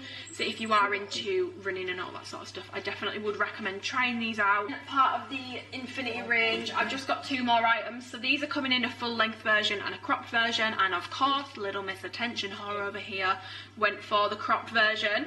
Now, I didn't actually realise which t-shirts these were until they came, and then I was like, because they didn't look quite as like capped at the sleeve as the Velocity t-shirts that I tried before, but they're the exact same. So these have dropped before. It's the Velocity tee, so I won't spend too much time going over them, but they're basically like a very thin jersey material, a lot of stretch to it. You've got the branding on the front here, so you've got black logo on the white logo on the black, The sleeves are like cut off at like a really, it's a very unique point. Not many tops and t-shirts are cut off at that point. And it's kind of like a raw hem, so it kind of rolls. Then at the back you've got, it's all like mesh, so it's good for like ventilation and stuff. And the hem at the bottom is like curved. Crop wise, these hit like just above the belly button, so they're not super cropped. They're definitely a more comfortable crop. I've got this in the resin colour and I've got it in the black colour. Now to show you the difference between the resin and the cream, they're pretty much the exact same. The cream is just a little bit darker. The resin is definitely like, it's not a bright white, but it's definitely a lot brighter than the cream colour. It's kind of like an off-white. It's like if you were painting your house white but you didn't want like clinical white, you'd probably go for a colour like this. So yeah, I wear these in an extra small. I don't need to size up, I don't need to size down. These fit true to size. You don't need to size up or size down in these. You are all good. And I've actually shown in the try on clip, I was like, I want to work out a way to wear these because I don't want to be wasteful. And what I ended up doing is kind of rolling the sleeve into more of like a straight up like shoulder thing, and tucking the bottom under, just because I'm not a huge fan of like the curved hem at the bottom, and I find it kind of, because I'm quite like lean in that region, it kind of just like dips off after my boobs, because my boobs are a bit bigger.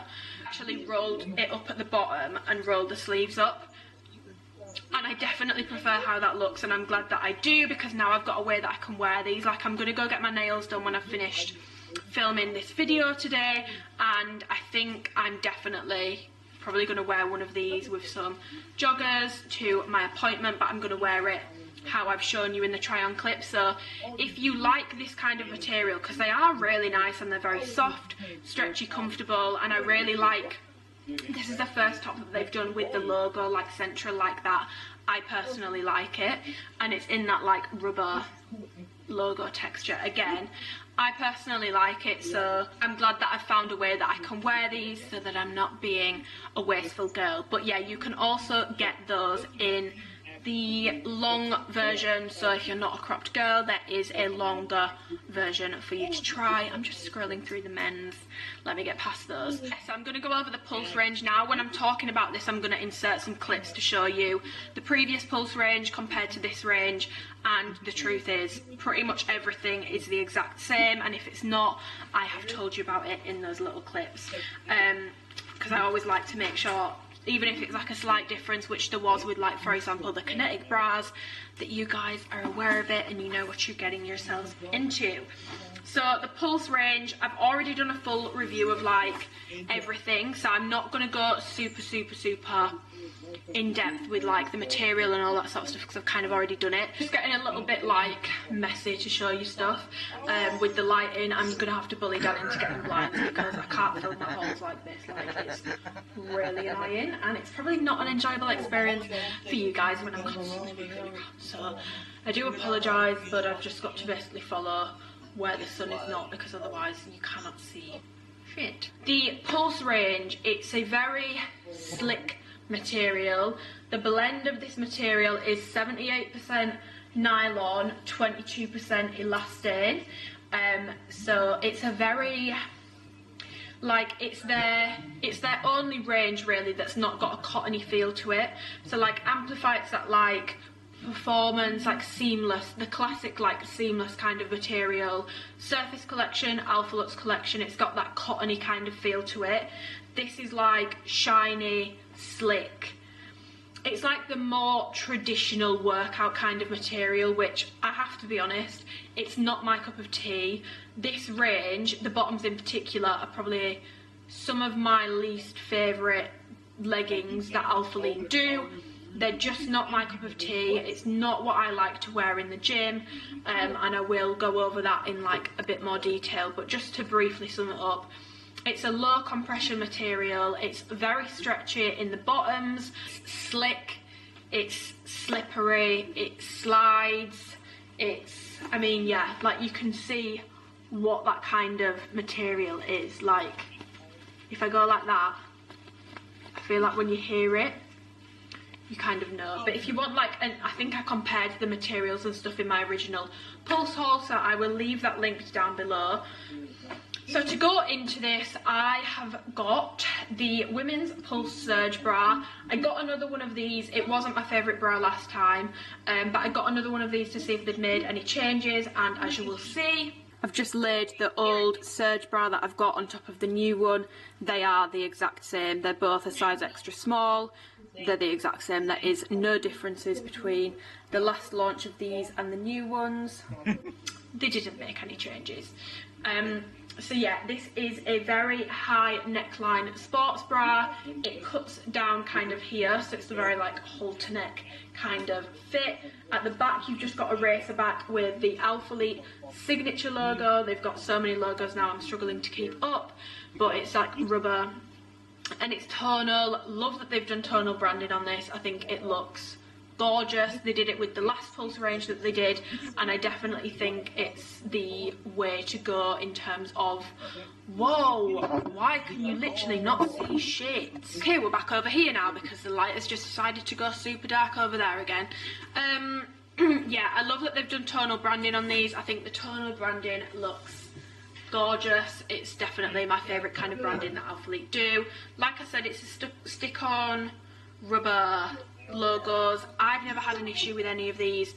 You just need to be very, very careful with washing them and make sure that you follow the washing instructions. Do not tumble dry these. Do not put an iron over the logo. It will stick to the iron and it will come off. So just make sure that you're following the washing and the care instructions, and with these, if you are doing all of that, honestly, you should be fine. I see no reason why you would have an issue. The surge bra pretty much summed up. This is definitely a like medium to high support sports bra.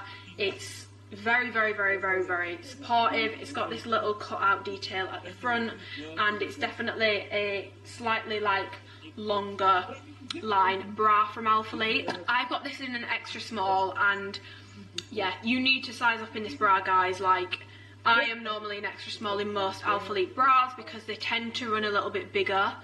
I'm a 32 double D, but they tend to normally run a little bit bigger, so I always get an extra small. I cannot wear this, like, it's so uncomfortable. It's really, really tight around the trap area. It like bulges here, which we all have back fat, guys. It happens. If you're wearing something tight, it's probably going to bulge a little bit, but like, it's an excessive amount of bulge. Like, it's just too tight because these seams around the edge here are pretty tight, and this bottom bit is just super like tight and unflattering. So if you are going to get one of these bras, you definitely need to size up. These are not sweat proof. They will show sweat. This is your cup of tea. Go for it, go up a size. Not my favourite bra that Alphalete do. Probably one of my least favourite bras. Then moving on to another bra that Alphalete do, which is one of my favourite bras that they do. I think when I did the pulse haul last time, my favourite bra was the kinetic bra. It's definitely been taken over by the balance bra now. Like, these bras are just so flattering. So with these, you've got more of like a square kind of neckline, which not many of the Alphalete sports bras have, but it's super flattering. It's not super low cut, it's not super high cut, it's kind of just like bang in the middle, and it sits really beautifully. The straps come up like this because of the cut of it. It's kind of like halter neck. You've got like a skinny racer back at the back, and then you've got the Alphalete tonal branding at the front on these ones. They do come with padding which you can take out, and there's also like a sewing down the middle here so that the pads stay separated, and when you put them in the washing machine they don't like go over the other side. Band here at the bottom is quite like thick, so if I show, I don't know, it's not really showing up on camera how thick this seam is here, but it's a very thick seam like on the Trinity bra, but on these it's not super uncomfortable. So I've got this in a couple of colours. I've got it in the chestnut colour, I've got it in luxury green, and I've got it in the tartan red colour. These are all quite, I want to say unique, especially this colour. Like, Alphalete hasn't really done a colour like this before. It's kind of like a dark mustard tan colour. Now in terms of what you're going to wear this with, I'm not going to lie, it is quite hard to pair with things, but if you're wearing anything kind of neutral, this looks quite good with mocha actually, because it has a kind of like brown tinge to it. But yeah, it is quite hard to pair with, so just something to bear in mind if you're not going to get a matching set. I wouldn't say this is the most versatile colour you can get. I normally, so in the last video that I did, I got these in an extra small and I said I would size up. The issue that I normally have with a size small in Alphalete is the band. If I go up a size small, the band just doesn't stick to my ribs, like it flares out, and it just, I mean, it's just pointless then, because like it's just flapping in the wind and there's like not much support there. But this time I decided to order extra small and small, and I'll put a clip in now so you can see the difference between the two. I'm just going to pop this in here to show you the difference between an extra small balance bra and a small. So there's not a huge difference between the two, but the difference does make the world of difference. For me, I really regret just only getting the red in a size small.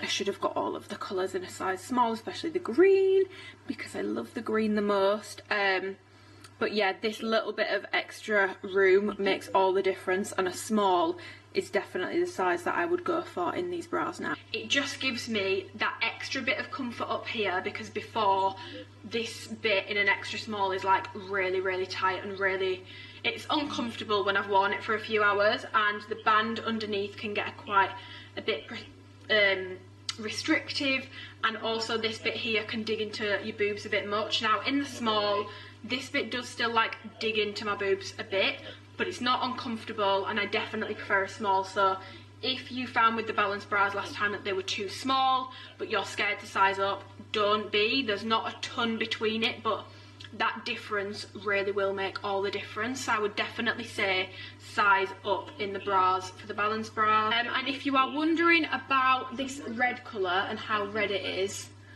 this is it compared to the Alphalete copper colour, I think it's called. And then I've got a really old pair of bright red halos. So just a little colour comparison. I'm not doing tons in this video, but you can see it's like a muted dull red, rather than being like a copper. It's not a copper, and it's not a true bright red. It's definitely more of a dull burn red sort of colour. I recommend these. They're so flattering. They make your boobs look so good. They're like a medium support. They're definitely one of Alphalete's more supportive bras because of how tight they fit. Even in a small, I get a good amount of support in these, so I would say medium, verging on high support for me personally in these bras. I love them. They're a bit more of a shorter line than some of Alphalete's sports bras, but yeah, I love these. I think they're super flattering. And also this luxury green colour is my favourite colour in the Pulse range. Like, this with dark hair looks so good, and it pairs beautifully with the Ivy Amplify. Now as you can see, they're not the same colour, there is a difference, but the Ivy Amplify, this bra, and the cream crop jacket, I'm going to put a boomerang in, it's a sick fit. Like, it looks so good. I literally cannot recommend this combination enough. Alphalete bring back Amplify because it's such a gorgeous shade of green. I love this combination together. If you have Ivy Amplify, get this bra. Get the luxury green balance bra and thank me later. We then have the Kinetic bra, which last time was my favourite bra. It's still a really nice bra, but I've just found that I haven't reached for it as much as my balance ones when I realised how much I like them. So I've got this in the arcade pink colour. Again, you've got the square kind of fit at the top. I've compared this to an old Pulse bra so you can see that. I'm going to insert it now because there is like a slight difference. Interestingly, with the Kinetic bra, there is actually a little bit of a difference between the old ones and the new ones. So these are laid like flat on top of each other. You can see that the seams are all lined up there. The new ones, the neckline is ever so slightly higher, just something to be aware of. And size wise, these are both a size extra small, and the new extra small is a tiny bit bigger. I still wouldn't go down to a double extra small personally, but something to be aware of if this much difference would make a difference to your sizing. Yeah, I have this in an extra small. I personally would stay true to size in these. If you are very small chested, definitely you can size down because these definitely do run a little bit bigger. But if you have boobs, I would honestly stay true to size. I know some people say size down, but for me personally, I would just stay true to size. Again, you've got the separating stitching to separate the padding on the inside. I take the padding out. The straps come up like this, and then at the back is like the selling point of this bra because it's one of Alphalete's most flattering backs of a bra. The straps at the top kind of come down into 2, and then they split into 4 at the bottom with this like joining panel here. I think this is a really, really, really flattering bra. Do it against the Balance bra, you can see that the Kinetic bra is definitely a more longer line bra, and it's a little bit of a higher neckline. You can just tell from how much extra length there is there. So if you want something that's a little bit longer, a little bit higher in the neck, definitely for you. It's got these seams down the side. It's a very, very, very nice sports bra, I cannot lie. So really good sports bra. I need to compare this pink to like the pinks of like Revivals, the Paradise pink. I need to do those comparisons, so I'll do those on Instagram, like I said, and make sure you're following me. But yeah, support wise on this, I find this to be the least supportive bra, which kind of makes sense because it's so open at the back. I would rate this as like low to medium support, fine for weightlifting, but I wouldn't want to be doing any like crazy jumping around in this bra. I definitely do recommend this bra, but if you're only getting one, definitely get the Balance one, and if you're going to get 2, try a Kinetic one as well, because I do really, really love these bras. So that is another thing that I would actually recommend from this launch if you are getting anything. I just got this in the luxury green colour. It's the cropped zip pulse tank. I've got the label hanging out there, I need to cut that off. I get these in an extra small. These fit true to size. You don't need to size up, you don't need to size down in these. Your normal size will be fine. You have the quarter zip at the front with the little Alphalete logo on the zipper. It comes up nice and high if you want to zip it all the way up, but for me personally, it looks ridiculous on me. So the sun is fucking changing again. For me personally, it just looks a bit stupid zipped all the way up, so I like to wear it zipped down. In terms of what bras you can wear underneath this, the back, it has like this kind of cut out at the side, but all Alphalete's bras do tend to fit well under this. Obviously you wouldn't want to be trying to put the Surge bra under it, but if you want to wear the Kinetic bra, the Balance bra, the Tri bras, they fit well underneath it, so you don't need to worry about that. It's a very thin layering of the pulse material. It's not a thick throw over. It is cropped. You've got the Alphalete signature logo at the side there, internal branding. It kind of comes to about belly button height, so it's not super cropped. It's not supportive. You do need to wear a bra with it if you're going to train, because it doesn't offer any support just on its own.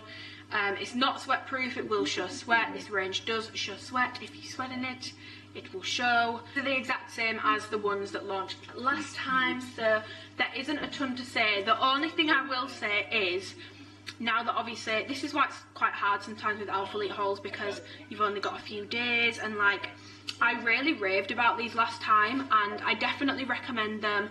They're definitely cute, they look good, but I thought I'd get a lot more use out of them than I have. I've barely worn mine.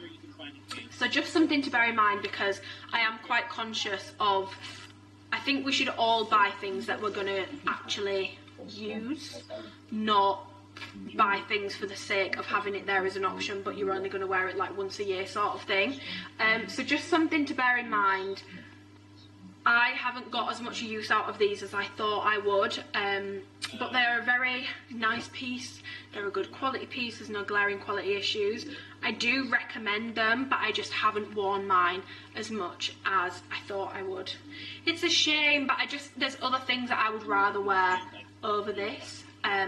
So yeah, that's just something to bear in mind. And then we have the women's pulse jackets. I've got this in the obscure grey colour. Not really sure why this is called obscure grey, because like this is stone grey. 1 second. This is a stone grey colour. This is obscure grey. This is not grey. This is like a dark chocolatey, almost got a hint of purple in it, brown. Like this is not grey. It's a purpley brown sort of colour. So it is a very obscure grey, because it's not fucking grey. So the pulse jackets, I have reviewed these before. It's the same material as the little cropped tank that I've just shown you, so it's a very like thin version of the pulse material. These are cropped. They're a little bit longer than the cropped zip tanks that I've just shown you. These hit around belly button height, so they're not too much longer, they just have a little bit extra length, I find. Alphalete tonal branding on the side there. I love this tonal branding, and I love the Pulse range for that reason. Like, I'm dead into the tonal branding. I love it. So I think that looks really cute. You've got the full long sleeves, and then you've got the cuffs at the end with a little thumb hole. It zips all the way up to the top. You've got some nice seams at the front. Yeah, I've reviewed these before, so I won't spend too much on them. They're very thin, they're very lightweight, they're very breathable. If you wanted to train in this, you definitely could, because it's lightweight enough to do so. But for me personally, these are more of a running errands jacket. If I'm going to train in something, I'd rather train in something that's a bit more oversized. The only top I really train in from Alphalete that's jackety is the seamless pullover, because I find it like very, very comfortable to train in. On the zip also, you've got the little signature Alphalete logo. So yeah, this is definitely a performance material. You can wear it in the gym. It says it's sweat wicking, but it will show sweat. Like, it will show sweat, but it does dry quick, like I said before. Yeah, I wear these in an extra small. I don't think you need to size up or size down in these. The only thing, again, Alphalete, you are giving me new insecurities by the hour. These, and I said this last time, this here, this cuff here, so tight. This room for your wrist here, yeah, it's stretchy, but like it's a very small amount of room. And this thumb hole has like a hard seam on the inside, which when you've worn it for a little while, let me tell you, it's so uncomfortable. When I've worn my white and black ones before for like a few hours and I've had my thumbs through the holes, I actually get marks, and like it's almost feels bruised. Like, that's how tight it fits around my thumb. It's not quite as tight, like skin tight fit, as like the Amplify seamless jackets or the Trace jackets, because this, as you'll see in the try and clip, it kind of bags away from my stomach at the bottom. They're not quite as skin tight, they've got a bit more room in them, so I'm not sure I would want to try a small. But this situation, I know that they order things like months and months in advance, so they'd probably already maybe ordered this Pulse lot before they even launched it originally, so maybe they've not had time to take feedback into account. But like, this thumb hole, it's very, very, very uncomfortable, and it's frustrating because I like the jacket, and I do recommend it, but if you want to use the thumb holes, unless you've got tiny, tiny thumbs, I think you're going to find it quite uncomfortable. Yeah, I really, really like this colour though. I wish I'd got more stuff from this range in this colour, because I think it's going to pair really well with mocha. It's like a deep chocolate brown with almost like a hint of purple in it. I'm not getting grey from this, I'm not going to lie, so it's definitely an obscure grey, like I said. Okay, and then there's the women's Pulse Surge legging, which I'm just going to leave below linked my review of the Pulse range originally with a timestamp for those leggings, because I didn't pick any up this time because I don't like them. They're just going to sit under my bed. I'm not going to use them. I don't like those leggings from Alphalete. That is probably my least favourite product that Alphalete have ever done. I don't like the leggings. I don't think they're flattering. There's nothing about those leggings that I like, to be honest. So I will leave that review below so you can go back and watch that. But I decided not to pick any up because, as you've seen from this range already, the items have stayed the same. They're just in different colours. So there was no point in me getting a new colour in an item that I'm never going to get use out of. And I've already reviewed them and said everything I think about them. Not a fan, probably my least favourite legging that Alphalete do. I did, however, pick up a pair of the Kinetic leggings in the luxury green colour, because, who did I see these on? It was either Gabby or Katie Craig, I'm not sure, she's like a TikTok fitness girl. And I just thought, even though they're not my favourite, even though they're not my favourite leggings, I kind of just want like a matching set. The fashion over there is just doing my absolute sweet nutting, and the lighting is horrific, so we've moved. So, like I was saying, I've just put these down in some protein powder. The Kinetic leggings have got these like two seams on the back, which kind of act like very weak boning, like the boning that you weird word. The boning that you would get in like a corset, but like a weird version. like these seams are described as like reinforced seams, and they definitely are, because they help to kind of like shape the legging, if that sort of makes sense. You've got the Alphalete logo on the back, a V on the back there with a back seam to separate those cheeks. No front seam on these, and then yeah, these kind of seams just run down the side of the leggings. They're a full length legging. These come to like just above the ankle on me, but do bear in mind that I've got a long torso, so I have to pull the leggings up a bit more, and then I do also like to just pull a bit more material to the top of the legging. For me personally, that's how I like to wear my leggings. So I've got these in a size extra small, and I wouldn't size up or size down. However, in sizes, you should definitely stick with your size down. Like for me personally, I can wear an extra small or a small in most stuff. It depends how I want it to fit, but I wouldn't even attempt to try a small in these because they would be too big. So if you are between sizes, go with the size down would be my advice, but other than that, stay true to size. Sweatproof, these are not a sweatproof legging. The material, like I said, it dries quick, but it's not sweatproof. Yeah, these are not a sweatproof legging. They are going to show sweat. They're that like nylon, spandex kind of material. They are going to show sweat. These will not pill. Pilling was something that came up quite frequently, and I have obviously not worn the leggings a ton. They're not my favourite leggings, there's no surprise there. But I have worn the bras a lot, and none of my bras have pilled, so these are not prone to pilling in my personal experience. There's a little bit of pilling on my serge shorts waistband, which you will see in a clip that I put in, but it's not a ton, and there's none where I would get loads of friction. So for example, on the bum, when I'm sitting down on the gym floor, it's on the waistband, so it looks like I'm more likely to have caught my nail on it or something like that, rather than it being pilling and wear and tear sort of thing. Squat proofness, the luxury green colour is the only colour that I've got, and it is squat proof on me.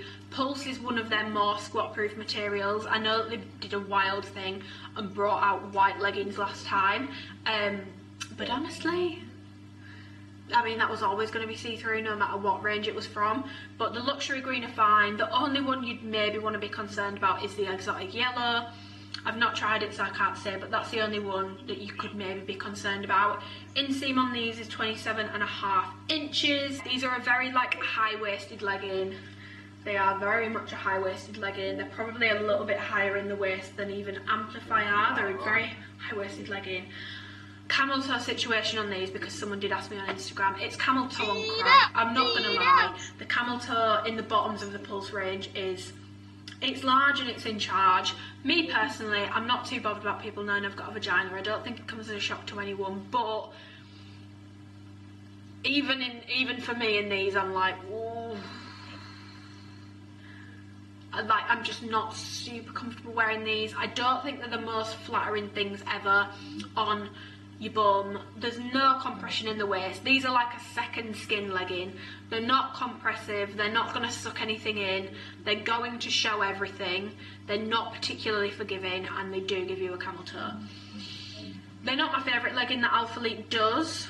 I'm really annoyed that they didn't bring out the kinetic biker shorts, because they were quite a slept on item. They were very, very flattering on the glutes in particular. If you go back and watch my haul, you can see they're very flattering on the glutes.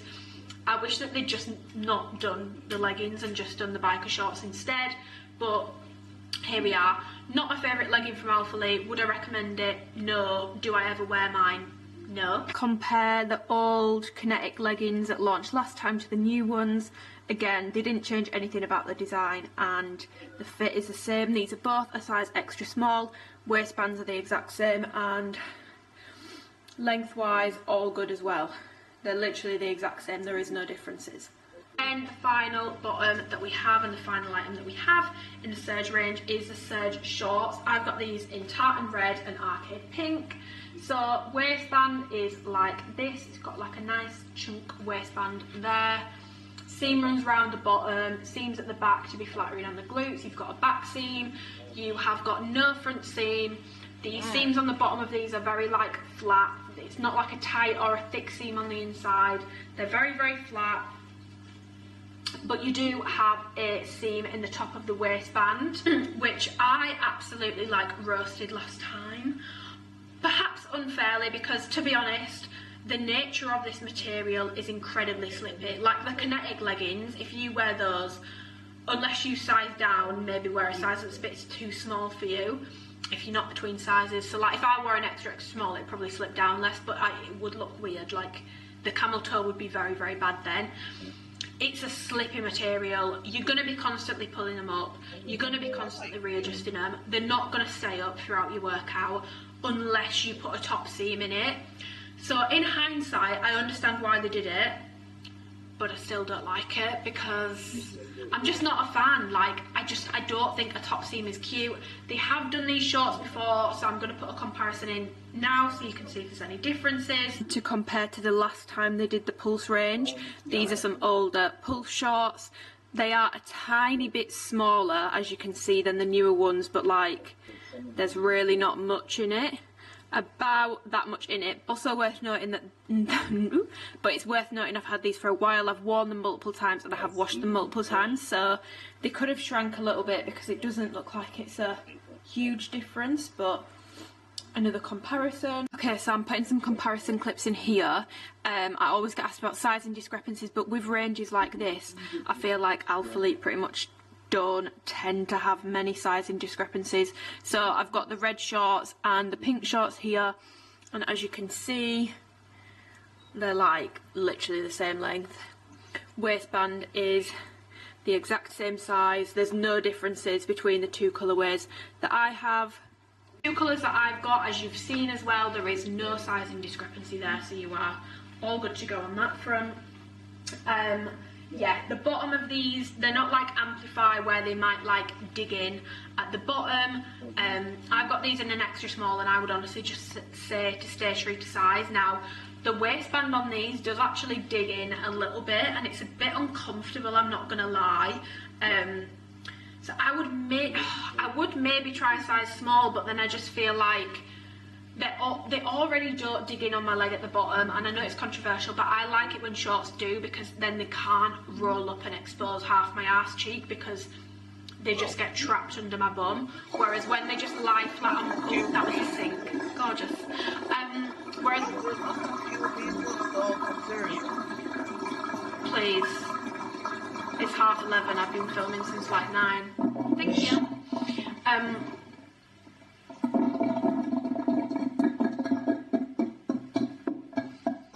When it's something flat like this, it can just roll up. So in a size small on me, I think that issue would get worse, but the waistband at the top might be a little bit more comfortable. If you're concerned about this top waistband digging in and you want to try these or the leggings, then my advice to you is definitely size up if you don't want to have that like digging in sort of effect.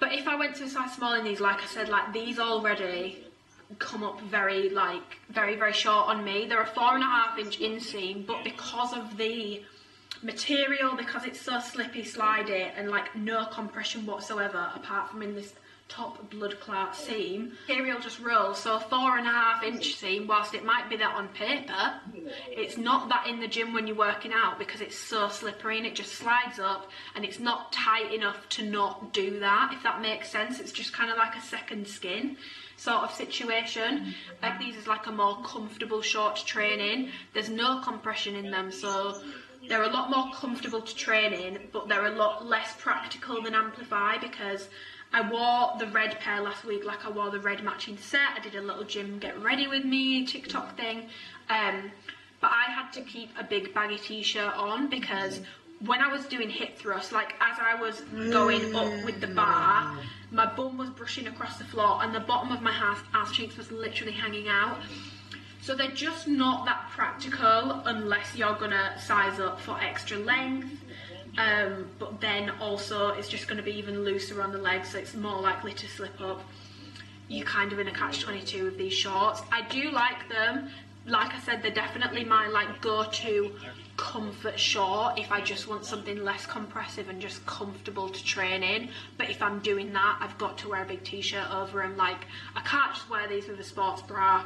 not on a leg day, maybe on an upper body day, but not on a leg day. Okay, so moving on to the ultra soft range, there's a couple things that I didn't get from here because I've tried them before, and yeah, I mean, I've tried them before. Two things that I didn't get is the ultra soft allure dress, which I've reviewed before. I'm going to leave that linked down below in the description box with a timestamp.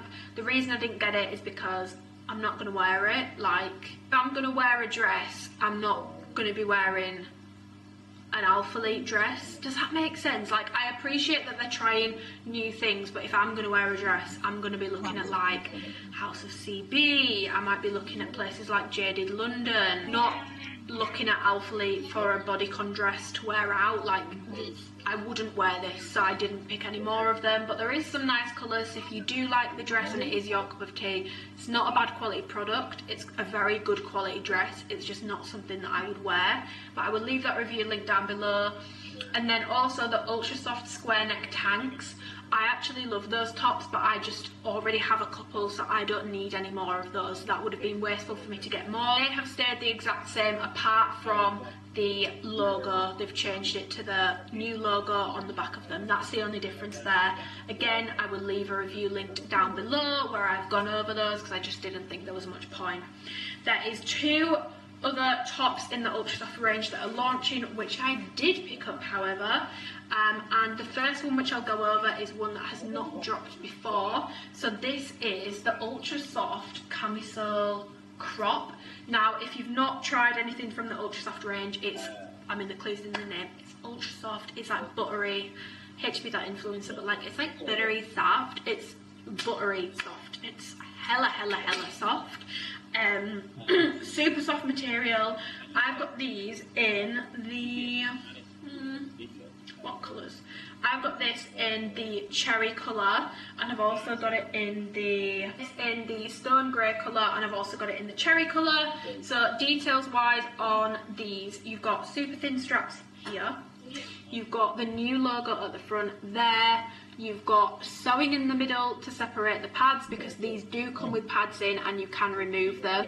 It's like a double layered top. It's a very thick top in terms of like the quality on this is, it's there, guys. Like, the quality on these tops is definitely there.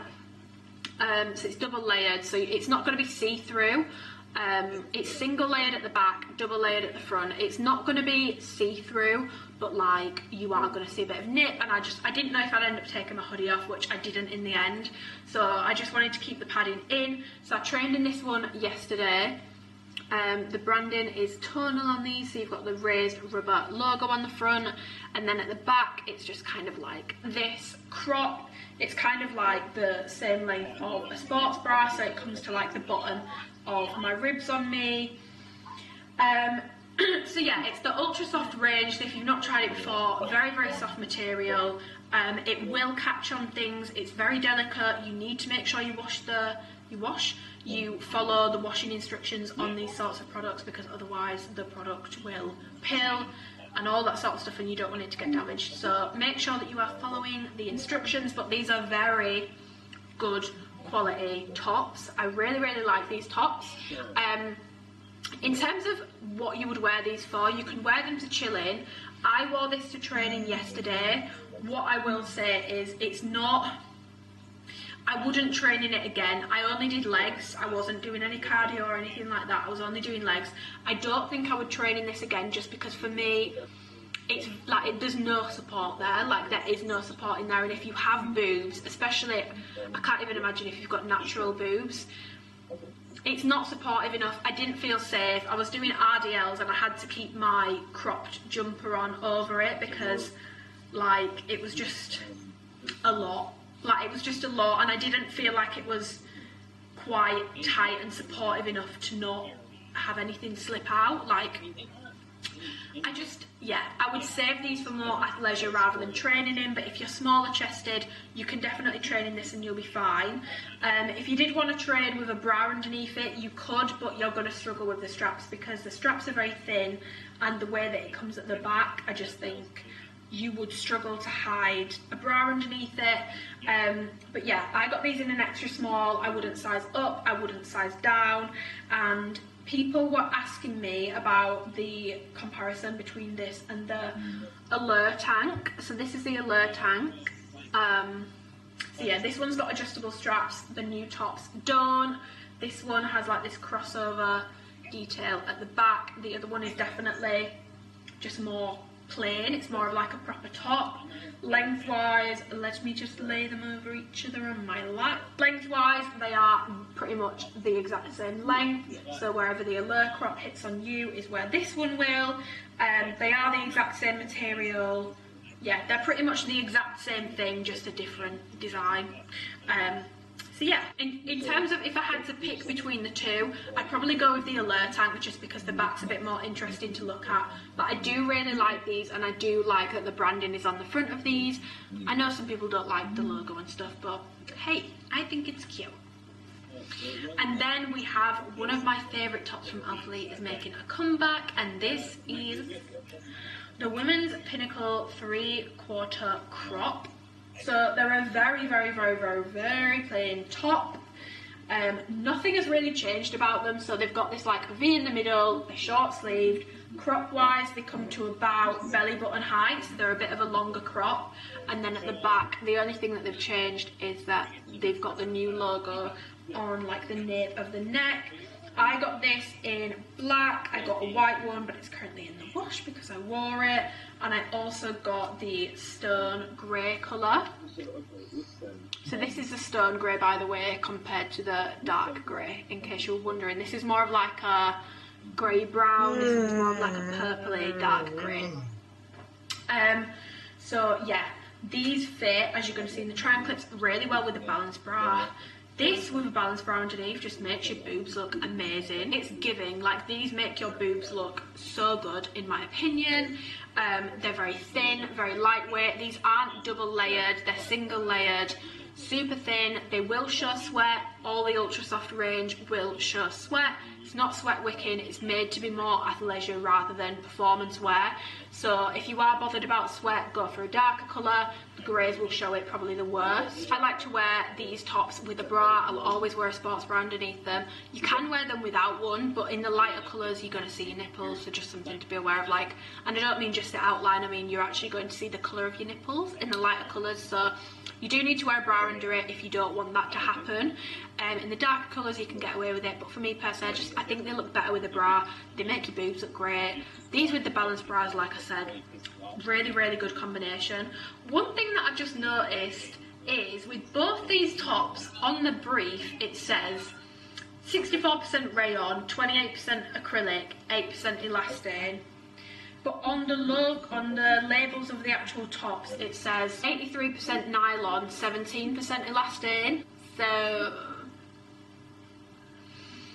if someone can explain that one for me, please do, because maybe I'm missing something and this is including what's in there, but to me that's just completely different to what it says on the label. I'm going to go with the label because the labels come with the manufacturing, so go with the label in terms of like what the material breakdown is. I'm not sure why there's such a big difference with that. I'm really confused by that. Alphalete, explain. I don't get it. I've also just realised that on the launch brief for these tops, it says low profile adjustable shoulder straps. There is no adjustment on these. Like, there is no adjustment. Have I been sent like a dodgy batch because I don't have adjustments on mine? But on the picture, on the render, it literally shows them with adjustable straps. These do not have adjustable straps. Wow, I'm so confused. I will now insert a clip about the duffel bag, which I have in a medium, and I will show you the dimensions and all that sort of stuff. I'll go over that. So this is the duffel bag. I've got it in a size medium. I've just measured it. This way comes out at about 50 centimetres, and it's by about 26 centimetres. Dan has actually got a load of stuff in this, so I won't open it because Dan's actually got a load of stuff in this. He's definitely going to be using this a bit more than me. So all the zips have got the little Alphalete branding on. If it'd focus, that'd be great, but it's not gonna. So whatever. This is like a rubber, it's the raised rubber logo basically. One second, let me pull it out of the sun. Shock, the sun's ruining shit again. Then you have the two handles which you can attach together. 1 second, it'd actually make more sense for me to do that. You've got the two handles which you can attach together using this that's attached to one of the straps. So if you want them to be like fully together, you don't need to hold them together, you can just strap them together. It's got the crossbody strap which is adjustable, so you can alter that how you like. You can also remove it. It is removable. You've got the clasps on both sides. Moving into the sides of the bag, you've got netting pockets either side. You've got this neat little pocket here which is perfect to pop your phone in. If you want to film in the gym, you can pop your phone in there, have a little tripod moment.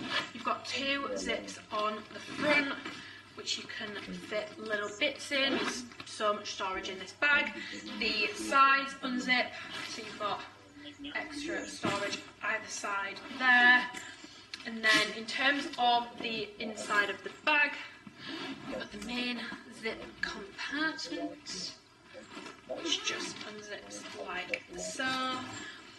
And then in terms of the inside of the bag, it's very much like a plain kind of situation. Dan's just got his hoodie in there at the moment. You've got a little zip on the back here, but other than that, it's just a duffel bag. You can fit loads of stuff in this. This is the medium. I honestly wouldn't say many people would get full use out of a large. Like, the medium is big enough in my opinion.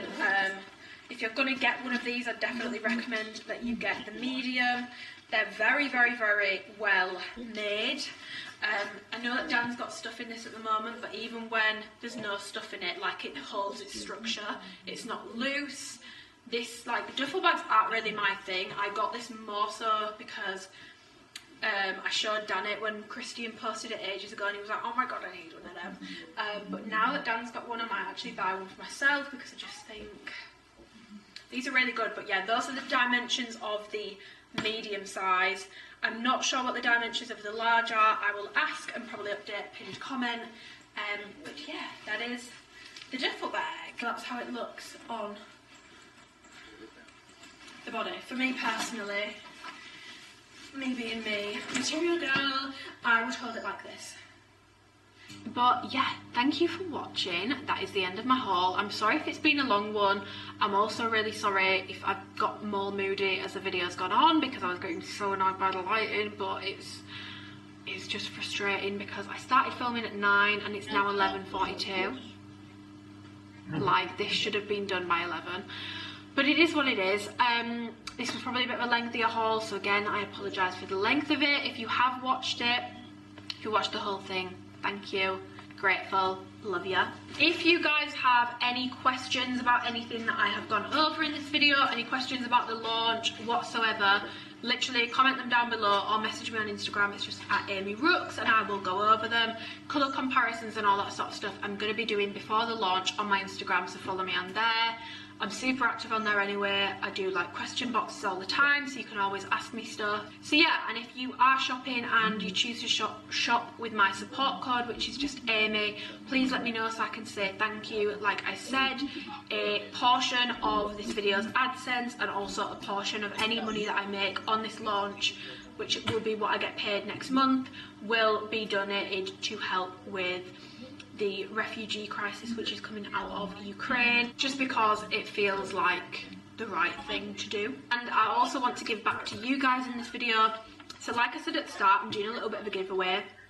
This came about because I nipped home yesterday to get some of like the previous Pulse range stuff to do comparisons to, and when I was looking under my bed I was like, why don't I just give away a few of these things? Like, some of them are still in packaging even, because I just never took them out. So all you need to do to enter is just comment below letting me know your favourite item from this upcoming launch and your least favourite item. So the thing you're most likely to be picking up, the thing you're least likely to be picking up. And then also let me know if you have a preference from these items, which item you would want. Now I know that one particular item that I'm giving away is going to be more requested. So if everyone requests the same thing, I'm just gonna have to like divvy stuff out. And then also leave your Instagram handle in the comments so I can respond to you. I will pick a winner on the 27th of March, so the day after this launch, and then I will aim to get this stuff shipped out to you before I go to Thailand. So I'm going to be giving away 3 of the original Infinity tech jackets, so the ones that have the bigger branding from the previous launch.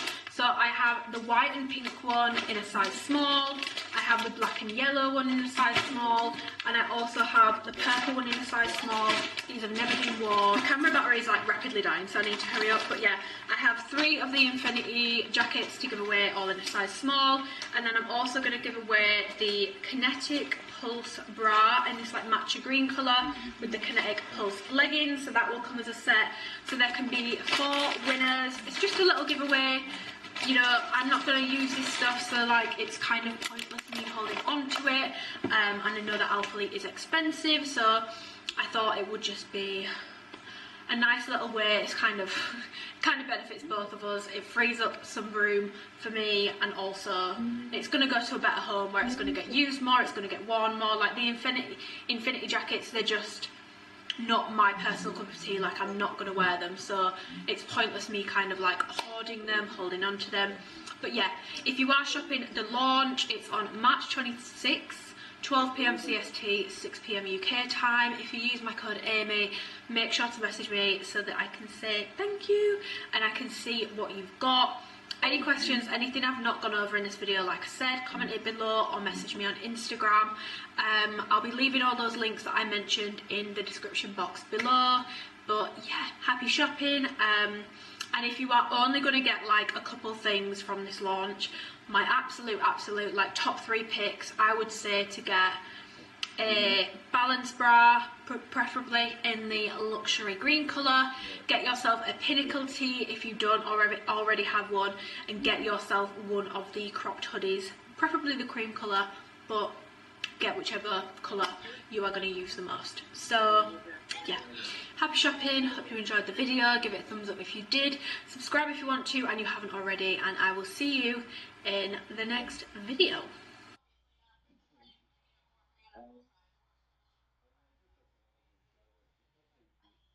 Hey guys, it's actually is fastest per se.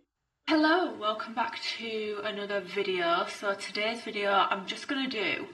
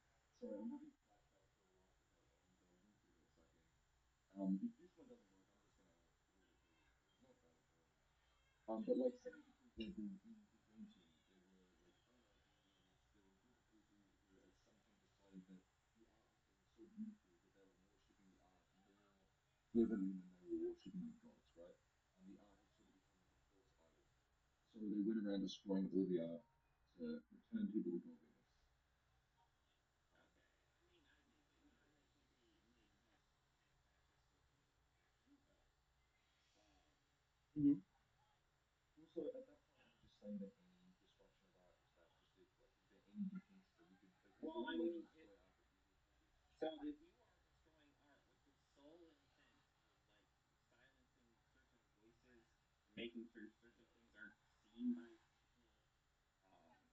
in favor of a certain authoritarian. Yeah, that's pretty consistent. a like fitness Q&A sort of thing, because by the way, if I'm talking weird, it's because I've got a new aligner in and it's like very tight, so I'm a little bit like lispy. Yeah, I've not done one of these videos where I basically just sit down, well in this case stand up, and answer some of your guys' fitness dilemmas, fitness questions. I've not actually done a video like this since, I want to say since I was at uni. Because I always do Q&As on my Instagram, I kind of like forget that actually doing it like long form content on YouTube is very helpful, because I can give you a way more in-depth answer. I'm gonna pick some now. There were lots and lots of questions, like I had over 70, so if I've not answered your question, I am sorry, but I'm gonna try and pick the ones that are very like they've been asked in a different way multiple times so that I'm answering as many people's queries as possible. But yeah, by the way, if you're not following me on Instagram, my Instagram is just amyrookes, and I definitely recommend following me on there because I do a lot of Q&As on there, and when I do questions for videos like this, I will always put it to Instagram to get the questions there, so definitely recommend following me on there if you're not already. First question. Really struggling with feeling confident about how my glutes look. I have hip dips and I know they aren't really bad. It's a load of shite, true that. But it's really hard to actually apply that to how I feel, question mark. I completely understand because, you know, it's no secret here. I've had my boobs done, I've had my nose done, so I've been that person who has an insecurity, and it didn't matter how many times someone said to me, there's nothing wrong with your nose, there's nothing wrong with your boobs. It didn't change how I felt about myself. With things like this, there's nothing really that anyone else can say to you that is going to change how you feel about it. Having said that, I'm going to give it a good go. So, hip dips. These are something which have only very recently, in recent years, become an issue or a problem area through social media. Now, my personal hypothesis of why they've become an issue is because of the trend of BBLs, which has been spearheaded by the Kardashians. Now, I actually like Keeping Up with the Kardashians. I really like Kim. I like Skims. I think they're an entertaining family. However, they have popularised this new beauty ideal, this new beauty standard, which is basically very unnatural in most cases, very exaggerated proportions. So like we're talking, oh, if the lighting's going funny, it's because the sun's just come out, and Dan's got like a massive window basically behind where the camera is, and no blinds, so we're just gonna have to roll with it. Yeah, so they have kind of popularised very exaggerated body proportions, and that for the past few years, especially with the rise of Instagram, the Instagram baddie aesthetic, that's become like the beauty standard, the new beauty standard now. But this rise in like the super round hips, the super tiny waist, the crazy proportions has kind of almost like demonised anyone not having perfectly round hips. Now, I go to the gym very frequently and I can confidently say, I also train women, I've trained hundreds of women, and I can confidently say most women have got visible hip dips. Not all, but most. And the reason I say visible is because everyone has a dip in their hips, like skeletally. Most people will have a dip there. Now, what's going to impact whether they're visible or not is things like body fat percentage, where you store that body fat, muscles, your anatomy, all that sort of stuff, because every single person is unique. And whenever I say you can't really get rid of hip dips, people come at me with anecdotal evidence. Now, I am getting really sick of this, because every single time I say the appearance of your hip dips depends on your genetics. And then people say, oh well, I trained XYZ, or I lost weight, or I gained weight and they disappeared. That is because, let's say for example, you gained weight and your hip dips disappeared. You are genetically predisposed to gain fat in that area to minimise the appearance of the hip dip. Not everyone has that. And then because like they've been kind of demonised, you've got hip dip reduction workouts, do this to get rid of your hip dips. Now, they're just a huge issue, because yes, some people, depending on genetics, will be able to reduce the appearance of their hip dips. No one is getting rid of a skeletal feature. Like, it's not happening. For the vast majority of women, I'm pretty confident in saying this, in order to get rid of your hip dips and like fully mask the appearance, you would have to get BBL. Now, a BBL, a Brazilian butt lift, is where they take fat from one area of your body and they inject it basically into your butt. They're basically playing around with the positioning of your body fat and where it is. If you want to go for that, I'm not going to judge anyone. I've had 2 surgeries. I'm in no position to judge. However, it's one of the most dangerous cosmetic procedures that people can have done. I feel like plastic surgery in general can follow a trend.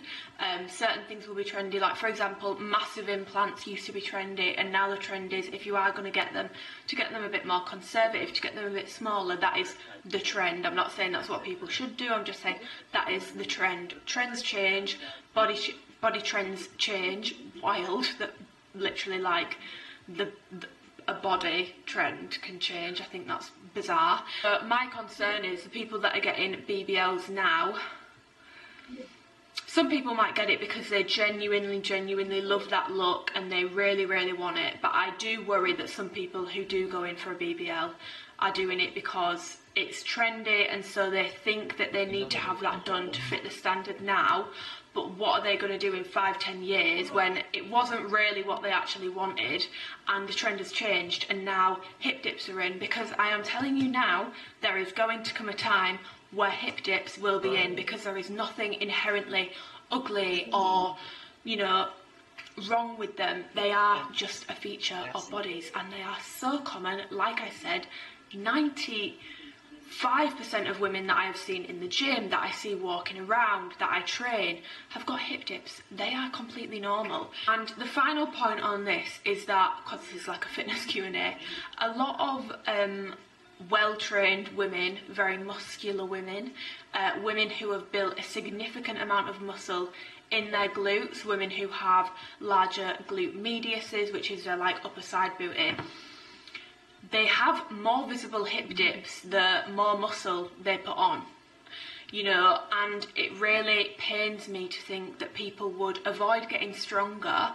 avoid building muscle if that's their goal, avoid pushing themselves, avoid seeing what their bodies are truly capable of, because they're concerned it's going to make, you know, the hip dip a bit more visible. Like for example, if you look at someone like Tammy Hembrow, now I know that people think she's had like a BBL and stuff like that. I personally don't. And if you look at her from behind, you look at some of the hauls that she's done, she's got hip dips, and that girl trains her ass. Like, she's got a huge bum, she's got very well developed glutes, very well developed legs, and she has got hip dips. So I personally don't think that there's anything wrong with them.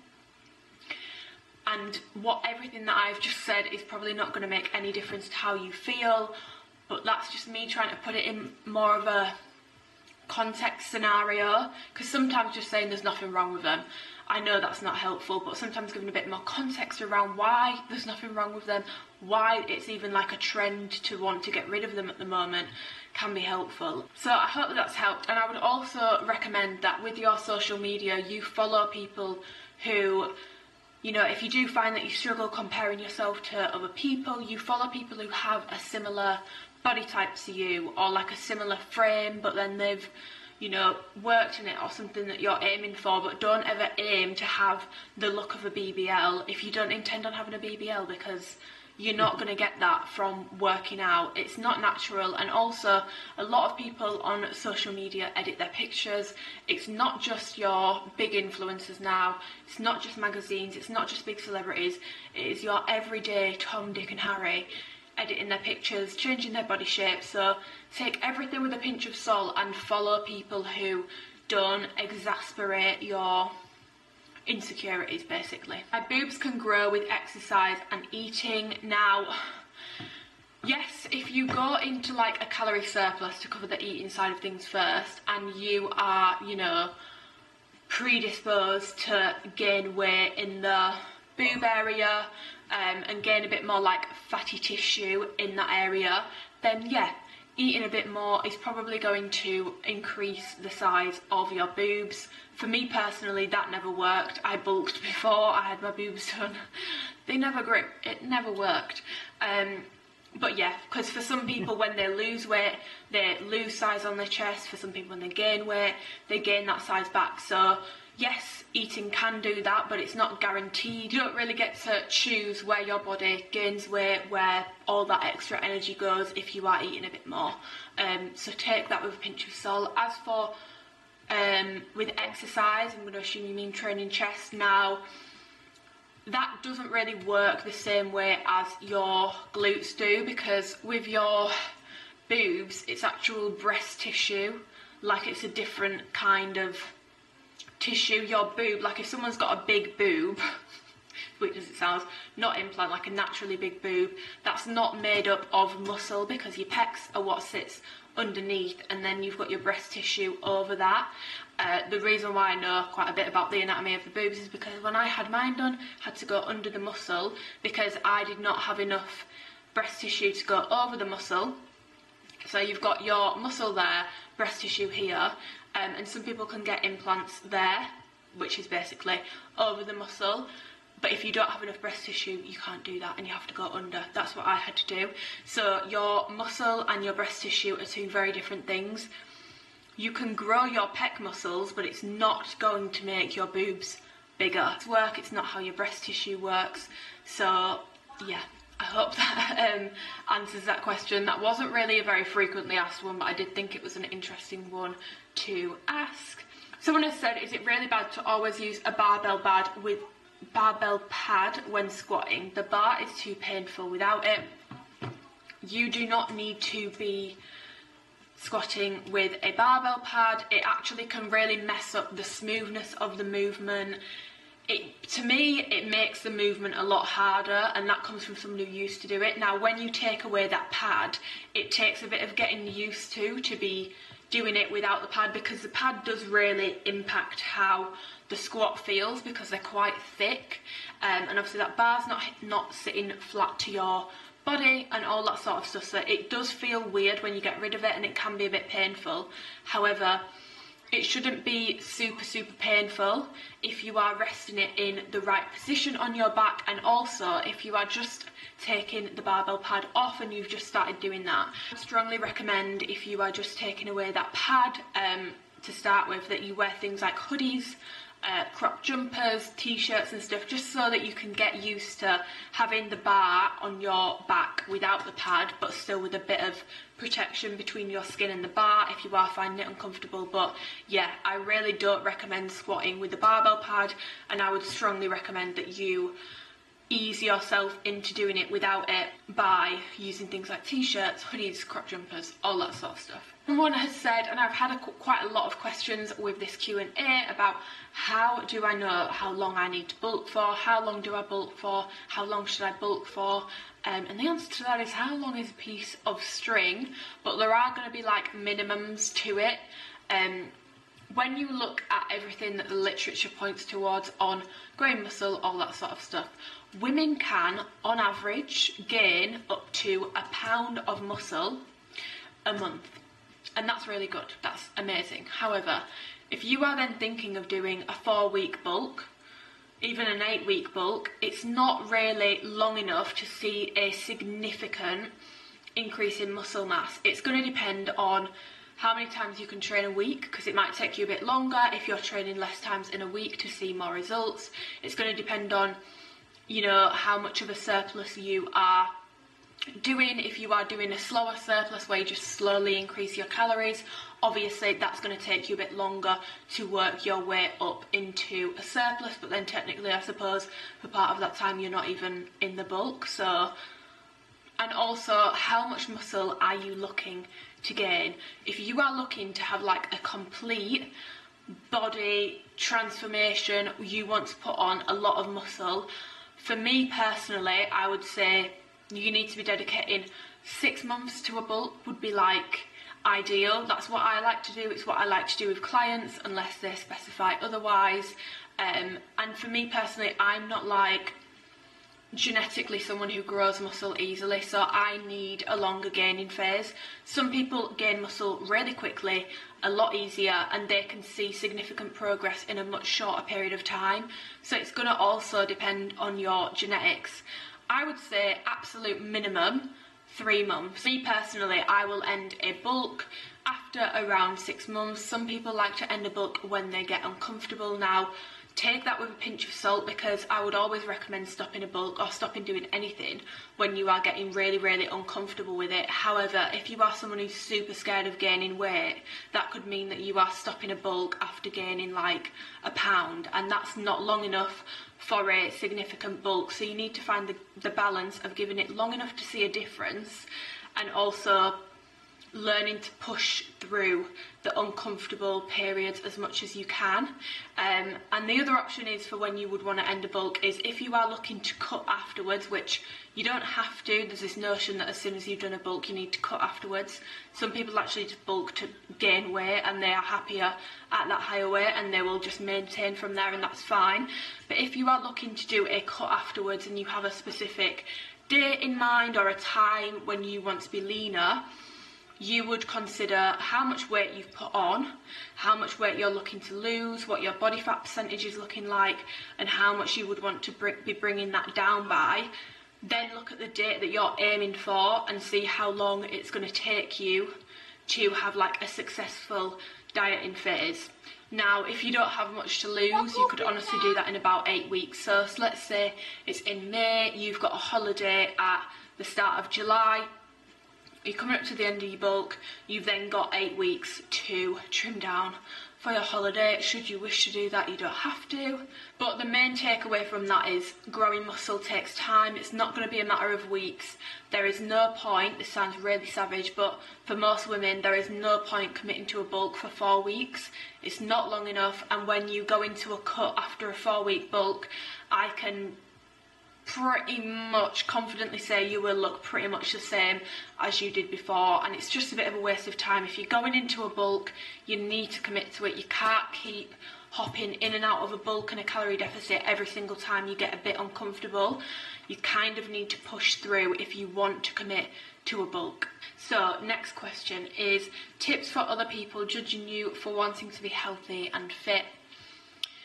I'm going to keep this one short and sweet. If someone is judging you for a certain thing that you're doing and it's not harming you, it's not harming anyone else, you know, let's say you are going about it in a very healthy manner, you're not teetering on like disordered behaviour, all that sort of stuff, you're going about it in a very healthy, balanced manner, there is no reason for anyone to be judging you for that. And if people are, you just need to know that that is coming from something within them. It's not about you, as with 99% of things that people say about other people, and that's coming from someone who, let's be honest, we have all said things that we probably wish we hadn't said about other people within our lifetimes. No one's perfect, but when you reflect on the times that you've judged someone for a lifestyle choice or a particular behaviour, you know, considering if it's not harmful, it's not hurting anyone, the chances are that's because it's mirroring an insecurity within you or something that you kind of wish that you could do. So,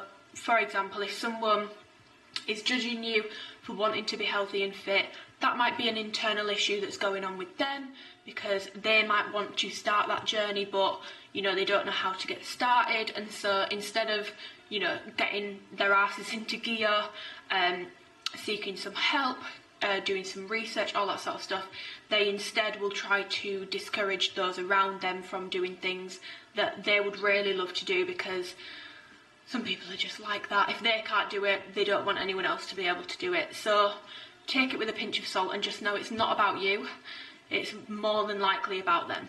Someone else has asked, and I'm not going to answer this really, but I am going to touch on something about the question, which is how to prevent or manage knee pain when doing squats, lunges, etc.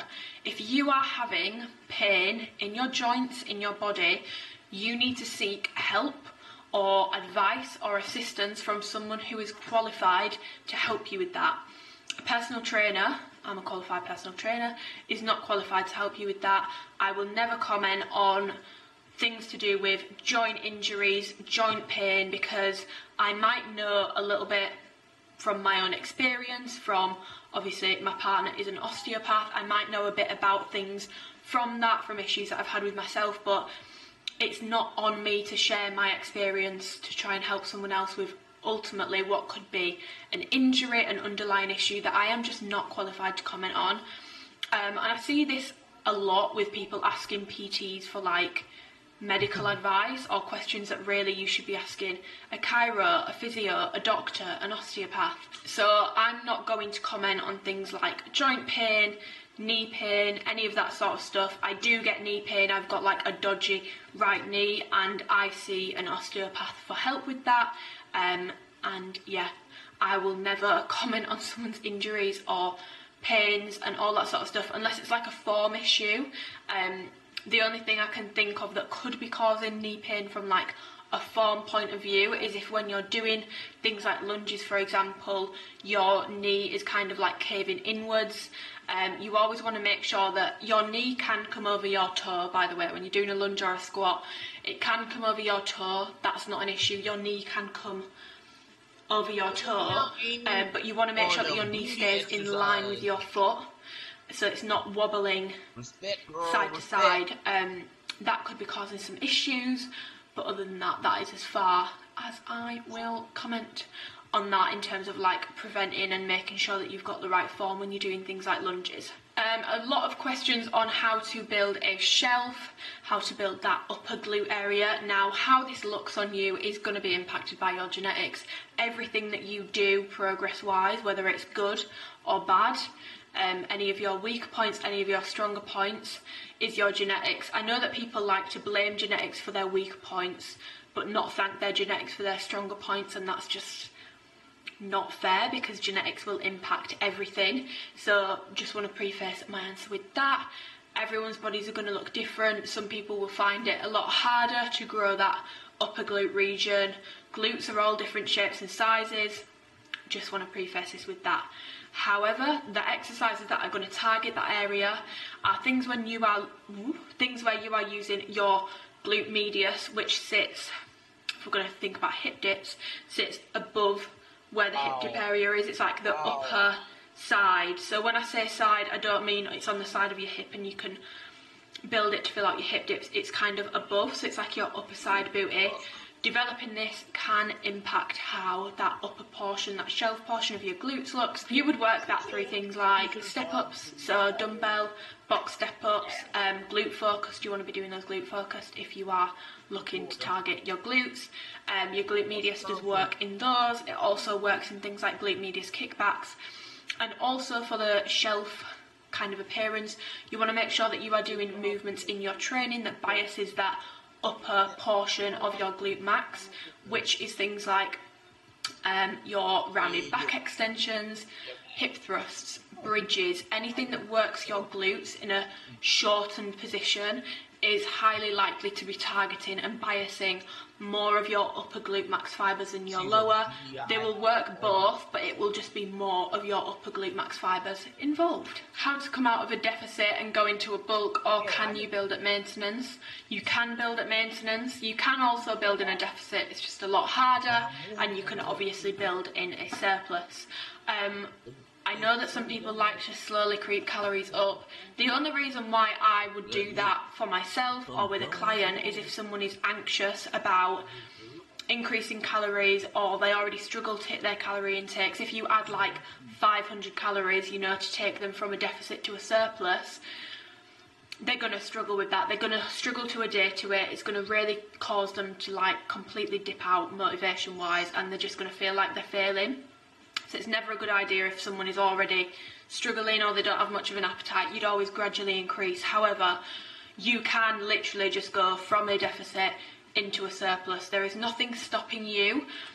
All that gradually increasing or decreasing your calories from a surplus to a bulk, or bulk from a surplus to a bulk, from a deficit to a surplus or a surplus to a deficit, all you're really doing is kind of prolonging how long it's going to take you to reach the point of being in a deficit or the point of being in a surplus.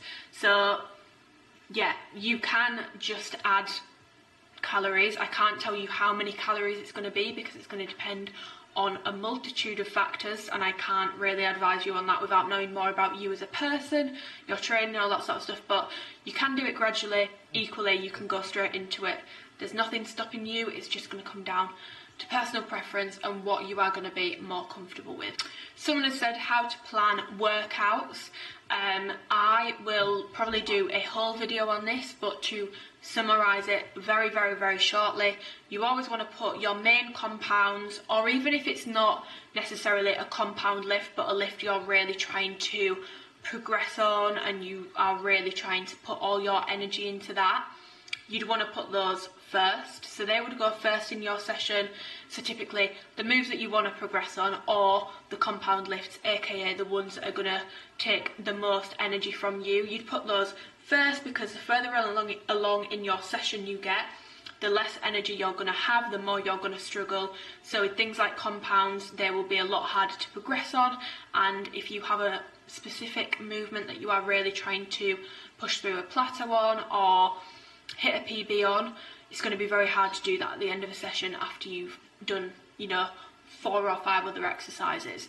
You would then put in your accessory, isolation work, and you would be looking at having, like, it's really hard to say because it's going to depend on how many times you train in a week, how much volume is in each session, to make sure that you're getting the right amount of volume a week. If you're training less times in a week, you can get away with more volume in a session. If you're hitting a muscle group more times in a week, the volume needs to be a little bit lower. So let's say you are training lower body 2 to 3 times a week. 4 to 6 exercises within a session is going to be just fine. I would say to pick 1 to 2 compound lifts per session, then move on to some accessory and isolation work. And yeah, but I will do a whole video on that because I feel like there's a lot of different scenarios, and I could probably do a good, like, whiteboard video. I kind of want to buy a whiteboard, not gonna lie. Let me know if you would like whiteboard videos where I, like, take you through things more in depth. Obviously I'm doing these questions a little bit more in depth than I would maybe on my Instagram stories, but it's still not, I can't spend, you know, 20 minutes answering one question. But some of these questions could be dragged out to a 20-minute long video if I wanted to do it super in depth. So let me know if there's any questions that have come up in this video that you want a more in-depth video on, and I'll definitely do that. To navigate all the TikTok fitness advice you see online, TikTok fitness advice, TikTok fitness space has literally, like, exploded. There are so many creators on the app, so many trainers, so many great educational people, and there's also, with that, you're going to get, the more people you've got, the more clashing of opinions you are going to get. So the best advice I can give really is take everything with a pinch of salt and don't rely on just one person to get all your information from. I know it's really easy to do that because it makes your life so much easier, but you know, if someone says something that you think, oh, I didn't know that, or I'm not sure of that, or there's conflicting opinions on that, you can go ahead, you can go through Google, you can go through YouTube and find different opinions, do your own research, be your own scientist. That's kind of the best advice I can give on that. There is a lot of advice on the app, there's a lot of clashing opinions, but even people like, for example, JPG Coaching, he encourages his following to not see him as some kind of, like, know-all, be-all god of fitness. He encourages people to question him on what he's saying, to go and do their own research based off what he's saying. He's not encouraging people to just blindly follow everything he's saying, and I really, really do respect that about him. We all fall into the trap of just following one person and everything that they say is Bible, but the more diverse range of opinions you're getting, yes, the more complicated it gets, but the way more enriched your knowledge can be, because you should always apply critical thinking to what you're seeing, what you're reading, what you're hearing. No one knows everything. Even the people that you might look at, even the people that do, you know, super jazzy courses, they will tell you they do not know everything. And the stuff that they are teaching now, more research could come to light and they could have to correct the things that they're doing. But as long as someone is being very open and honest about the fact that, you know, research changes all the time, new research comes out, all that sort of stuff, I don't think you have too much to worry about. Another question, I'm really sorry for how up and down this lighting is in this video. I know that I've just come, like, so tanned, and a minute ago I was like ghostly pale. Really sorry about the lighting. Someone has said, how do you know if you're overtraining? Recovery is going to give you, your recovery in progress is going to give you a pretty good idea of if you're overtraining. If you are overtraining, you will probably find that you are not progressing on movements, you're hitting a lot of plateaus, and recovery wise you will not be recovering from your sessions as well as you should be. You'll be finding that you're way too sore, you're not getting the most out of your sessions. Another question, I can't decide if I want to lean out or gain muscle. Can you do both at the same time? You can do both at the same time. It's very possible to do both at the same time. The longer you've been training, the harder this will get. So, you know, if you are an advanced lifter, you've been training properly for, you know, years and years, you're super advanced, that's going to be a lot harder for you to lean out and gain muscle at the same time. If you're a bit newer, you're going to find it a lot easier. Also, your body fat starting point, if you have more fat to lose, it's going to be a lot easier for you to build muscle whilst losing that fat. So your starting body composition will impact that as well, compared to someone who is already like fairly lean to begin with and is going into a deficit to try and build more muscle. They're going to struggle a bit more. I'm going to do one more question.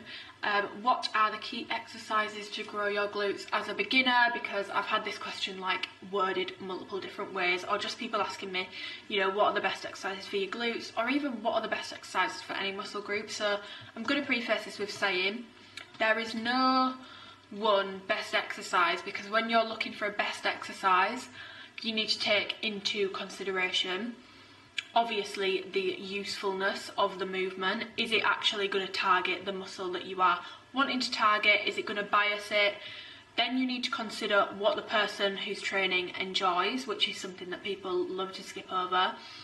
If someone does not enjoy doing a certain movement, so for example, someone does not enjoy doing rounded back extensions, they are a great glute movement, but if someone does not enjoy them, there's no point in putting them in the program, because I can guarantee after a couple of weeks they'll just start skipping it out for another movement, or not doing a movement to replace it full stop and just skipping it.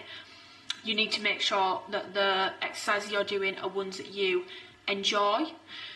And then third of all is going to be you as an individual. Some exercises work better for some people than others. Obviously there are guidelines that we can follow with this. You know, no one is a unicorn. No one is going to be finding that they grow their glutes massively through doing dumbbell lateral raises. Like, there is an element of logic and science behind everything. But if you are a beginner, first of all, you just need to be focusing on getting the movement patterns right. So doing things body weight only, doing things like a hip thrust, a glute bridge, a lunge, leg press, because machine work is often a lot easier to get to terms with than things like free weight, you know, barbell squats. For example, a leg press would be a good place to start if you are intimidated by doing a back squat, which a lot of beginners are. Kickbacks, cable work, all that sort of stuff. You would want to start off practicing those movement patterns. Obviously leg press is a bit different because it is a machine and you would just do it on like the lowest weight option. Body weight only, or with a very, very light weight until you've perfected your form, and then from there you can try out different variations, you can start adding weight, start progressing on the movements. But there's no point in throwing a beginner in at the deep end with a really, really complex movement that they're not going to be comfortable with. So you need to make sure, if you are a beginner, that you are picking movements you are comfortable trying and you are nailing your form down first of all. Now, my favourite glute exercises would probably be, I love a hip thrust, I love a calf glute bridge, I really, really love a leg press, either a single leg press or my feet kind of higher on the pad and like not super narrow but like a little bit more narrow, kind of like shoulder width apart. I really like that for my glutes. What else do I really love? I love a glute medius kickback, and I really like step ups at the moment. They're probably like my favourite glute exercise at the moment. They're ones that I enjoy, they're ones that I find work well for me, and they're ones that I enjoy progressing on, and so therefore, and they work the glutes, so therefore they are, for me, the best glute exercises. So yeah, that was my little Q&A. I've said little, but I feel like this video might actually be quite long. If you want to see me do more of these, let me know. Let me know what other kind of videos you want to see me do. You know, if there's any questions, like I said, that I've gone over in this video, and you think, actually, I'd love a bit more information on that, just drop me a comment below. Let me know what kind of content you want more in-depth information on, and I can do like whiteboard videos, or I can try and do something with my iPad so that I've got like, I can write and draw and fully like explain things. Yeah, let me know what kind of videos you want to be seeing. But yeah, thank you for watching. I've really enjoyed doing this video. It's nice sometimes to just stand and answer some questions, but like not vapid questions, like actual like questions with substance that I know are going to help people, because that's kind of why I started doing what I do, to help people. But yeah, give the video a thumbs up if you enjoyed it, subscribe if you want to and you haven't already, and yeah, I'm gonna go because I need to go to the gym. I'm so like dehydrated. It's a bit of a joke, not gonna lie. My lips are like really chapped, and I need to put my eyeliners back in, but they're so painful right now. They're so like tight in my mouth. But yeah, bye. Bye bye, baby.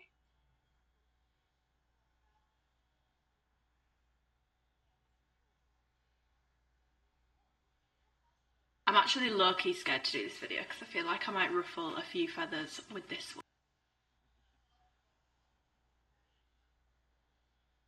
Hi guys, welcome back to another video. Today's video is something a bit different from me, but it's a video that I have been wanting to do for a very long time, and today's video is going to be all about editing on social media, on Instagram, on TikTok even, as I have come to learn, which I didn't even know was a thing, but we'll get to that when we get to that. I'm a little bit mind blown by it. I have wanted to do this video for so long, but I'm glad I've waited until now to do it, because I feel like if I'd have done this maybe like 6 months ago, it wouldn't have had as much empathy. Maybe there wouldn't have been as much empathy in the video. So what do I want the outcome of this video to be? Let's go over that first of all. I'm not naive. The outcome of this video is not going to be everyone that follows me, that watches this video, that edits the pictures, puts down Facetune, puts down Photoshop, puts down Pretty Up, Face App, whatever it is that they use, and says, do you know what? I'm not doing this anymore because amyrookes said it's bad. I don't think that's going to be the outcome of this video. If this video helps one person realise the damage that they are doing to themselves in editing their pictures, brilliant. Like, that to me would be a good takeaway from this video. But the main reason why I'm doing this video is because I'm not naive. Editing has been around for years and years and years. Before social media, you had magazine, editorial editing, which obviously still goes on now, but it's, I mean, social media has kind of overtaken the print world, so everything's a lot more digital now. So people have been doing this for years, they've done it for years, they'll continue to do it for years. It's not going to stop, and that is why I want to do this video. If people aren't going to stop doing it, fine, cool, knock yourself out, go for it. The least we can try and do is educate people on the fact that people do edit their photos, because some people actually don't some people still think it's just like magazines and celebrities that edit their pictures, and it's not. I personally know people who are not influencers. They are normal, I hate that word, but normal people, just your standard human being, and they edit their pictures. Some of them edit their pictures more than some influencers that I know. So we're living through a time now where it's not just your celebrities, it's not just your magazines, it's everywhere.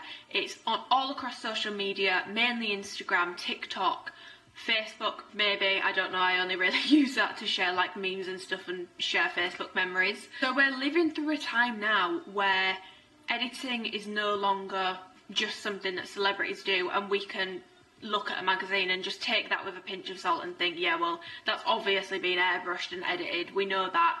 We're living through a time where everyone's doing it, and because everyone's doing it, I don't think people realise one, how much people can edit, but two, how many people are actually editing, like the volume of people that are reshaping themselves on social media into something that is not what they actually look like. I want to make sure that people can spot an edited picture, they know the telltale signs where possible, because some people, I'm not going to lie guys, some people will be either one, very good at editing, or they will hire like your big influencers like Kim Kardashian, for example. I'm pretty sure she will have professional editors who do her photos for her, who, you know, it's going to be, little old me, it's going to be very hard for me to spot and edit. Although, to be fair, there are some slip-ups sometimes, not going to lie. And the reason why I want people to be able to tell an edited picture is not, and I want this to be super clear, is not so they can comment saying this is edited, stop editing, and give people shit for it. That is not the path that I want people to go down. I just want people to be able to spot it so they can clock it on their Instagram feed, think, oh, that's edited, cool picture, but it's edited, take it with a pinch of salt, keep scrolling. Or if they choose to do so and they don't want to follow people who are editing their pictures, unfollow that person. I don't want anyone to be sending like hate people's way and being like, oh, I know that this is a sign, I know that you've edited this, because let's be very clear, we all have insecurities. I've got insecurities, and the people who are editing their photos, they're not doing it for the fun of it, guys. They're doing it because they have insecurities. So these people who are editing, they are insecure about things and they're not happy with the way that they look, and the worst thing that we can then do is point out what they've edited, because you are essentially pointing out their insecurity. And I don't agree with that, and that is why in this video I'm going to be using examples of myself. I've gone on Facetune, I've gone on Pretty Up, those kinds of apps, and I've edited myself rather than edit, you know, screenshotting some influencers' posts or some normal people's posts and showing you the telltale signs that way, because that just made me feel a little bit uncomfortable. These people are already very insecure to be editing their pictures in the first place, and I'm not saying that as like a sly dig or a disrespectful remark, it's just like the facts. You're not, these people, you know, they've got issues with how they look. That is why people edit, and I don't want to make that any worse personally by poking holes in people's selfies, in people's pictures. So that's why in this video I will be using myself. So let's go into the background of editing before I get into probably the more interesting part of the video, which is what most people are here for.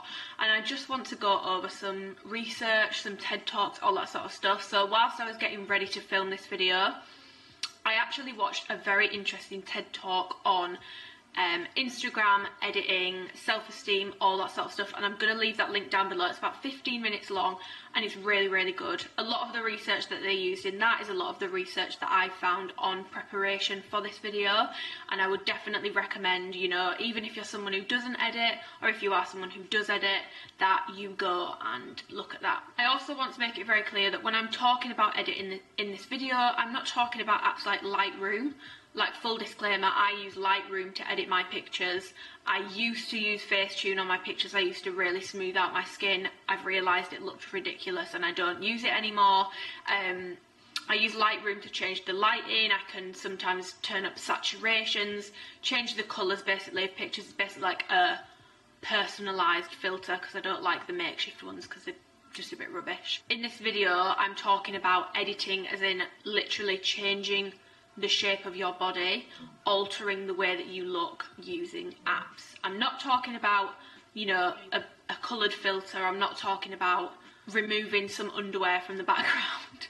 I'm not talking about that, just to be clear. And for context, if you are new here, I am in the fitness space. I'm an online coach and I also do some influencing work on the side. I work with Alphalete, which is a fitness apparel brand, and so when I'm doing this video I am kind of gonna gear it more towards the fitness side of things, because I don't think people realise that people, you know, fitness influencers and all that sort of stuff, they've got amazing bodies but they're still editing. So this video might kind of be skewed in some areas to the fitness side of things, but it's all still very relevant. regardless of the industry that you're looking at. So let's go over some research in general. I'm not going to go in depth. I might leave like a compiled link down below. If people want to refer to things, let me know and I will put that together so that you can go and read through things. I'm just going to basically summarise the different points that I've got from the papers I've looked at, from the articles I've looked at. Yeah, so we already know from research that the use of apps like Photoshop, and Facetune wasn't included in this, but the things that you would do on Facetune are the things that you would do on Photoshop. It's basically a more accessible, easy to use version. I've used Photoshop, I did GCSE photography. I don't find it that easy to use. Use of those applications has been linked to lower self-esteem. We also know that things like body dysmorphic disorder are on the rise, and it seems to be rising quite sharply with the rise of the use of social media apps, especially in the younger generation. I'm looking over here at all, it's because I am reading my notes, but we also know that, like I said with the point before, body dysmorphia, the more girls are engaging in photo editing, the worse their self-esteem is getting. And researchers have found that teenage girls who are manipulating their photos are more likely to be concerned with their body appearance, and those with dysmorphic body image seek out social media as a means of validation. The more likely you are to suffer from things like body dysmorphic disorder, low self-esteem, the more likely you are to edit, and then the more likely you are to use social media as a means of validation for how you look and to get compliments and stuff. Now the problem there is the compliments that you are getting, the compliments that these people who are editing their pictures are getting, it's not a compliment to them. They don't look like that. It's a compliment to an edited version of themselves that does not exist. And we know from multiple different areas of research to do with general overall happiness and well-being, unhappiness in a lot of scenarios stems from the difference between your expectations and reality. Now let's say young girls are putting their expectations at, you know, their peers, influencers, edited images, and the people who do edit, they're putting their expectations at the edited version of themselves. The reality is, no one looks like that. It's not real, it's not realistic, and so this is why I personally think we've got so many people really struggling with their confidence, really struggling with how they look, because that gap between expectation and reality, because of all the editing that's going on, is getting bigger and bigger and wider and wider. The apps are getting better, the technology is getting better, it's getting harder and harder to spot and edit, and it's getting easier and easier to edit yourself and to have access to these apps. Just some little statistics regarding social media in general. 2 in 5 girls aged 11 to 16 in the UK have said that they've seen images online that have made them feel insecure or less confident about themselves, and this increases to half in girls aged 17 to 21. Now that is just below my age range. I'm 22 and I don't find these figures hard to believe at all. Like I've just said, we are comparing ourselves to something that literally doesn't exist, so it's no wonder why we are all struggling so much with how we look, and it's no wonder, to be honest, why people think, do you know what, fuck it, if you can't beat them, join them, and people are starting to edit their pictures to fit this standard. Now in this video I'm going to be focusing more on women, that side of things. As you can probably tell by the research that I have pulled up, the sole reason for this is not to rag on women and women are terrible, we're all so insecure, we all edit our shit. That's not the purpose. My audience is predominantly female. I run a female-only online coaching business. All my clients are females, they're all women. I see every day the repercussions that editing, whether it's individuals themselves or just consuming so much edited content without knowing it's edited, is having on people. And because my audience on here and Instagram is predominantly female, I am focusing on that side of things, because I don't think women are going to be comparing the size of their bicep to, you know, Mike Thurston's bicep. I don't think that's going to be happening. You're more likely to make a comparison to another woman than you are a man. So that's just a little bit of background into the research. I mean, the research is pretty clear. Edited images are not good for the individual, and they're also not good for the people who are going to be consuming that content. No one really wins in this scenario, because even if, you know, you are getting so much attention and love and you're able to grow a following from editing yourself to fit into the standard, that's not really going to bring you the individual doing that happiness. Now, I can't say for sure because I don't know, but I can't imagine it's great for your self-esteem to be getting compliments on something that is not you. Like, you don't look like that, if that makes sense. Like I said, I run a women's only online coaching business, and I know that some people will think, Amy, people edit, it doesn't matter, it's not that deep. And I just don't agree with that at all. I've just gone through the research, and that's like a brief bit of research. The research is very clear. Editing is not good for the individuals doing it, and it's also not good for the people who are then going to be consuming that edited content. You can sit and say it's not that deep until the cows come home. I personally disagree, and there is, you know, a couple reasons for this, but the main one being I see the repercussions of this every day. I get girls coming to me with body goals of people who are notorious for editing their images. These women that these girls are aiming to look like, those women don't even look like that. Like, their pictures are so edited, and I'm not going to name anyone, but like, they're either incredibly edited or the person has had a BBL and not disclosed it, because that seems to be just the look that everyone wants to go for at the moment. Make of that what you will. That is the look that is getting most requested. I get clients coming to me saying they want to grow the hips. You can't do that. They want to shrink their waist and they want to get a bigger bum. Everyone is after the kind of unattainable Kim Kardashian look, because Kim Kardashian doesn't even look like Kim Kardashian. We saw that a few years ago. So all these girls are coming to me and this is their body goals, that's how they want to look, and they don't realise, and this is kind of what's really spurred me to do this video, they actually genuinely don't realise that these images that they're looking at, they're not real, they're edited. Even the person that they want to look like doesn't look like that. Like, it's not how they look, it's not them, it's not real, it's edited. And like I've said, there is an immense pressure on women to live up to a standard. I don't blame people for editing their pictures. I don't blame people for trying to do things that make them feel more comfortable in the society that we live in, that is so obsessed with how you look. And like, the BBL trend, like I've just said, is very, very, very much in at the moment. But yeah, people can sit there and they can say it's not that deep, it's not that deep, until the cows come home.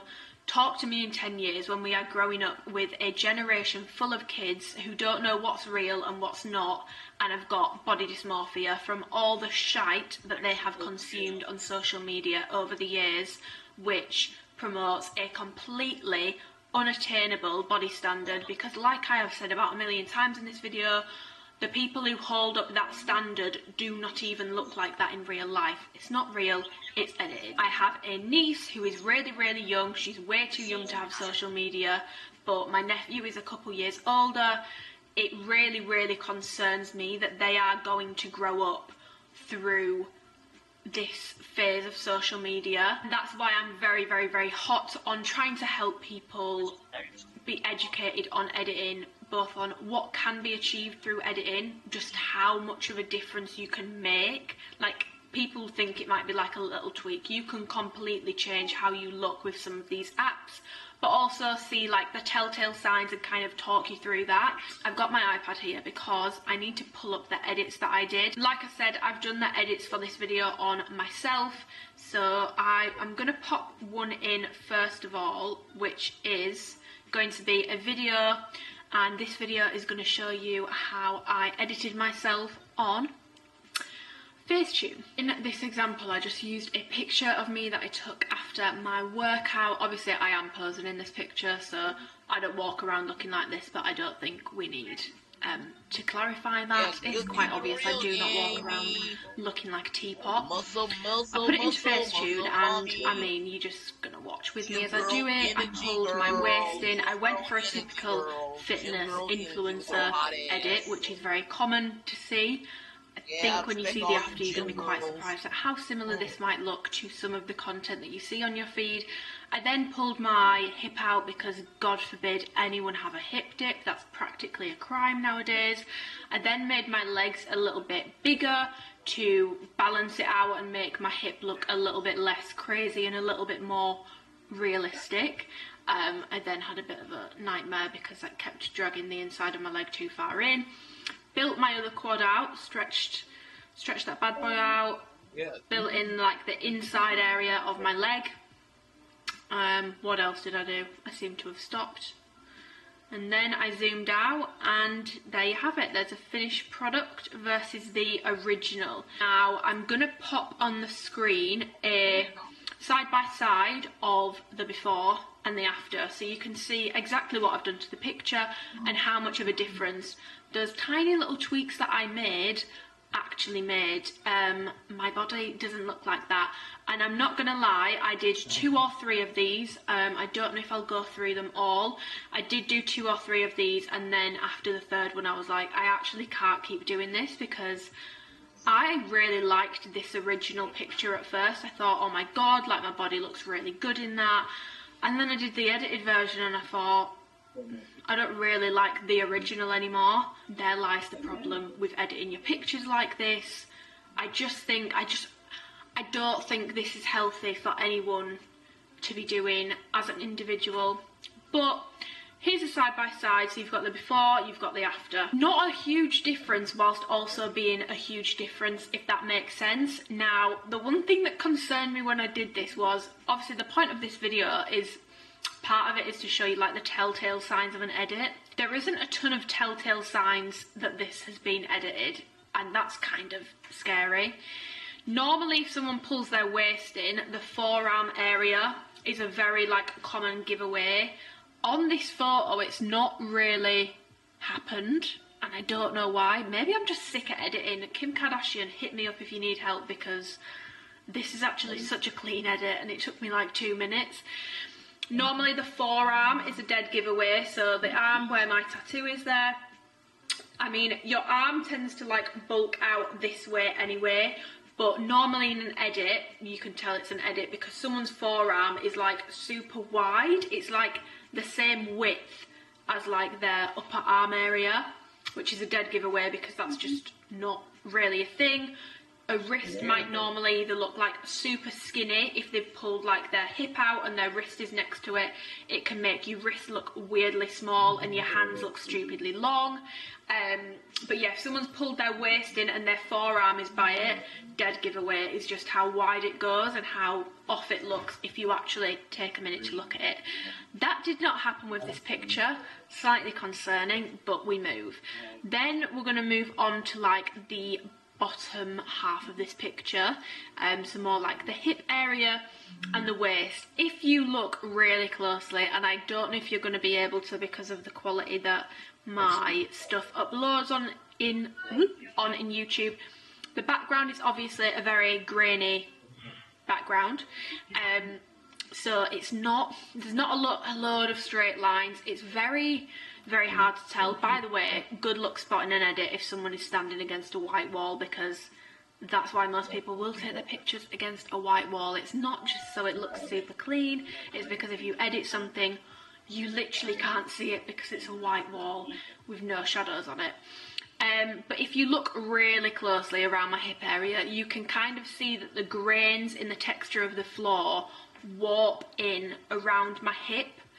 Dead giveaway if something is warping in around a body part. So for example, if someone's taken a picture in front of a brick wall or bushes, if every other brick on that wall is straight, I can probably bet £10 that the ones around the waist and hip area, which is typically where people tend to edit, I'm making generalisations here, it's very unlikely that it just is a coincidence that those 2 bricks are not rectangular and they're actually quite squiggly and bendy in texture and in shape. That's just not really a thing. That's a telltale sign of an edit. Someone's taken a picture in front of plants, a bush. Plants do not, I know that like women are like we're very powerful people, but like plants do not bend to us. We're not superwoman. That's not a thing. That's also a dead giveaway. But yeah, this picture, it is quite hard to tell, but if you do look close, I feel like I would on this spot because I know what I've done to my picture. You can see that the floor kind of warps in around my hip. Last point where it's very obvious, and the same thing about the hip area goes for the quad area and on the inside of the legs. The only other thing where it's very obvious, there is a man on Instagram doing this at the moment. I'm not sure I want to name him just because he is literally calling out every man and their dog, and I'm not 100% sure I agree with the way he's going about it. Just my opinion. I just think if people are already editing their pictures, they're probably super insecure. The last thing you want is to be sending like that hundreds of thousands of views on a video exposing them for editing. I don't know how I feel about it. It makes me a bit uncomfortable. But what he's doing, which is a really good way of spotting an edit if there's any straight lines in the picture, is like a red line theory. So he'll put like straight red lines through a picture, and it's very easy to spot where something's been edited because a line will bend.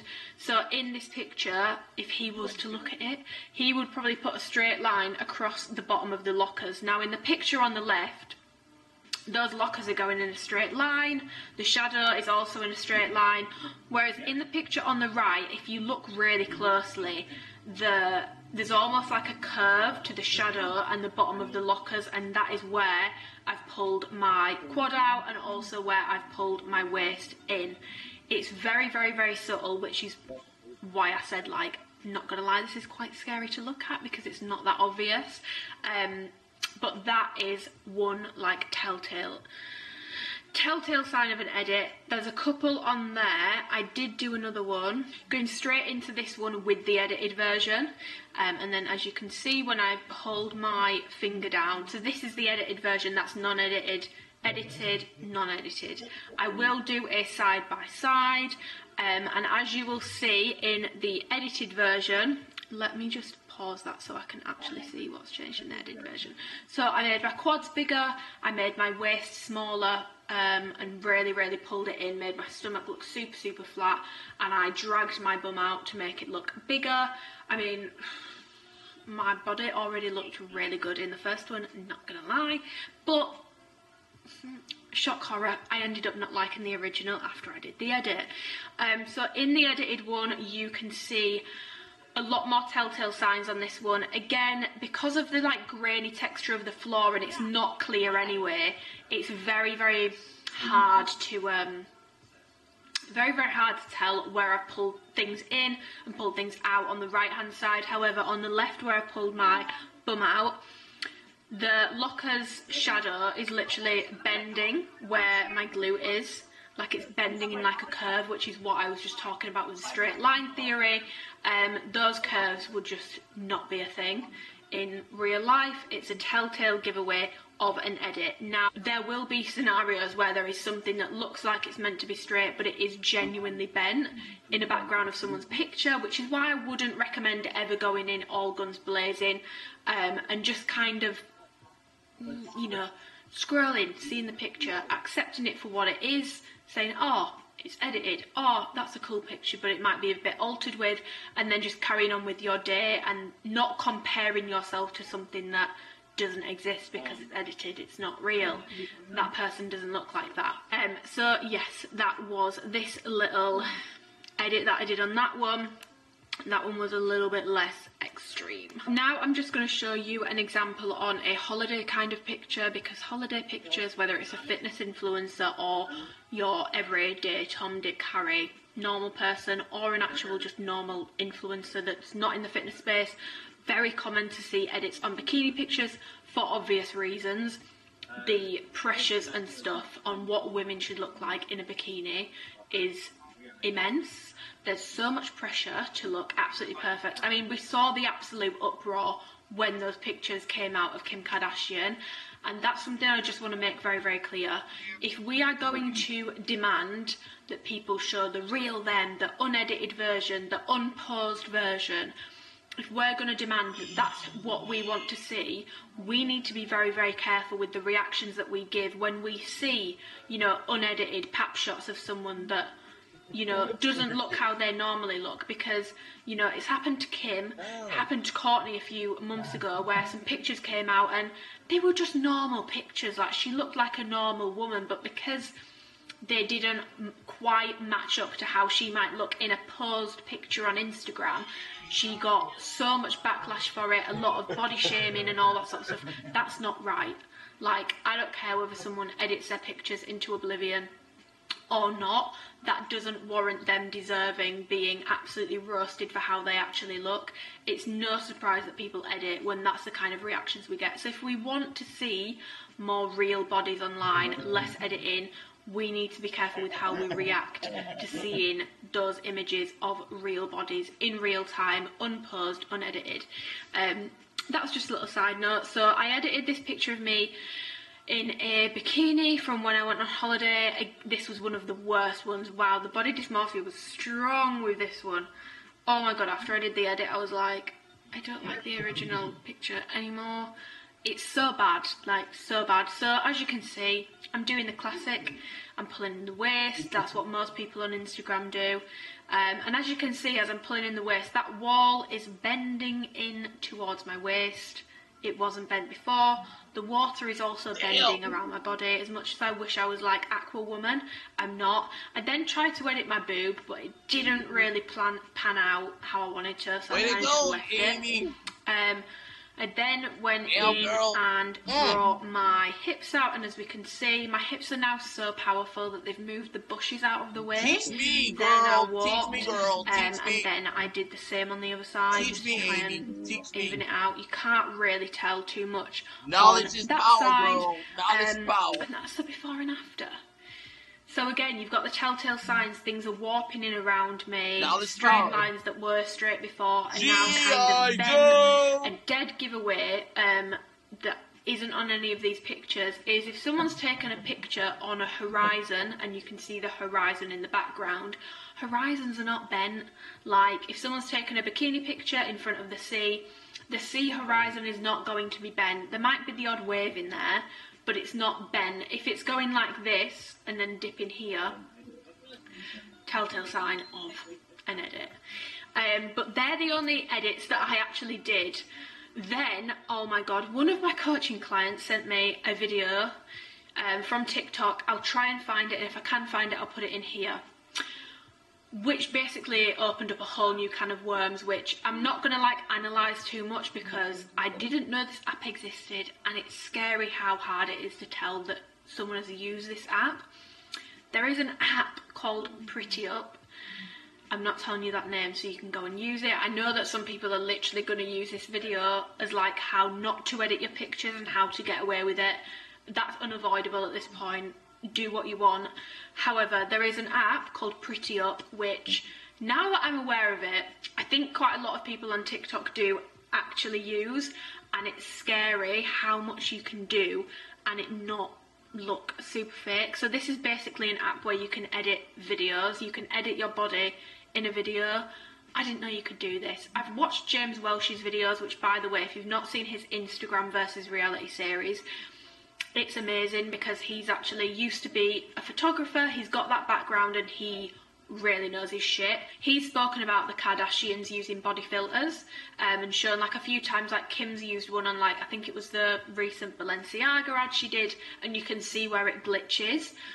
But I didn't know that this was something that people could actually have access to as like I thought that was like millions of dollars worth of equipment.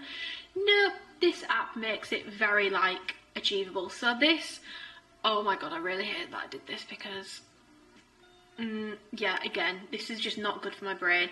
So I edited a boomerang of myself. This boomerang, when I took it, I was like, wow, I actually really like that. And shock horror, now I don't like it anymore because I've done this to it. So I put it in the app, I edited my body basically. I think I made my shoulders more narrow, I made my waist more narrow, I brought my hips out, I did a couple of other things, but basically this is the result, and then the original will show in a second. That's the original, that's the edit. That was the original versus the edit, and that's a video. Now, I'm not going to analyse that too much because I actually don't know the telltale signs of that one. I just want to make people aware that, because sometimes when people get called out on very obvious editing, they'll upload a video and they'll be like, this is how I actually look, like video, no filter. I can't even trust that now, can we? Because people can edit the videos. So, even more reason to just take everything that you're seeing online with a very, very, very big pinch of salt. So yeah, I think that is this video pretty much done. I want to reiterate a couple of things. First of all, to people who do edit their pictures, like, I don't blame people for editing it, especially as women. I mean, men have it too, but like, the pressure to look like you've just been fresh back from Turkey with the BBL, which, by the way, even people that have BBLs then edit their pictures to look even more BBL-ish, like the cycle never ends. There's an insane pressure to look smaller or to look bigger, depending on what culture you're in, because like the beauty standard is not global. It does it does change depending on where you are. There's an immense pressure on women to live up to like completely unattainable standards. I understand why people edit.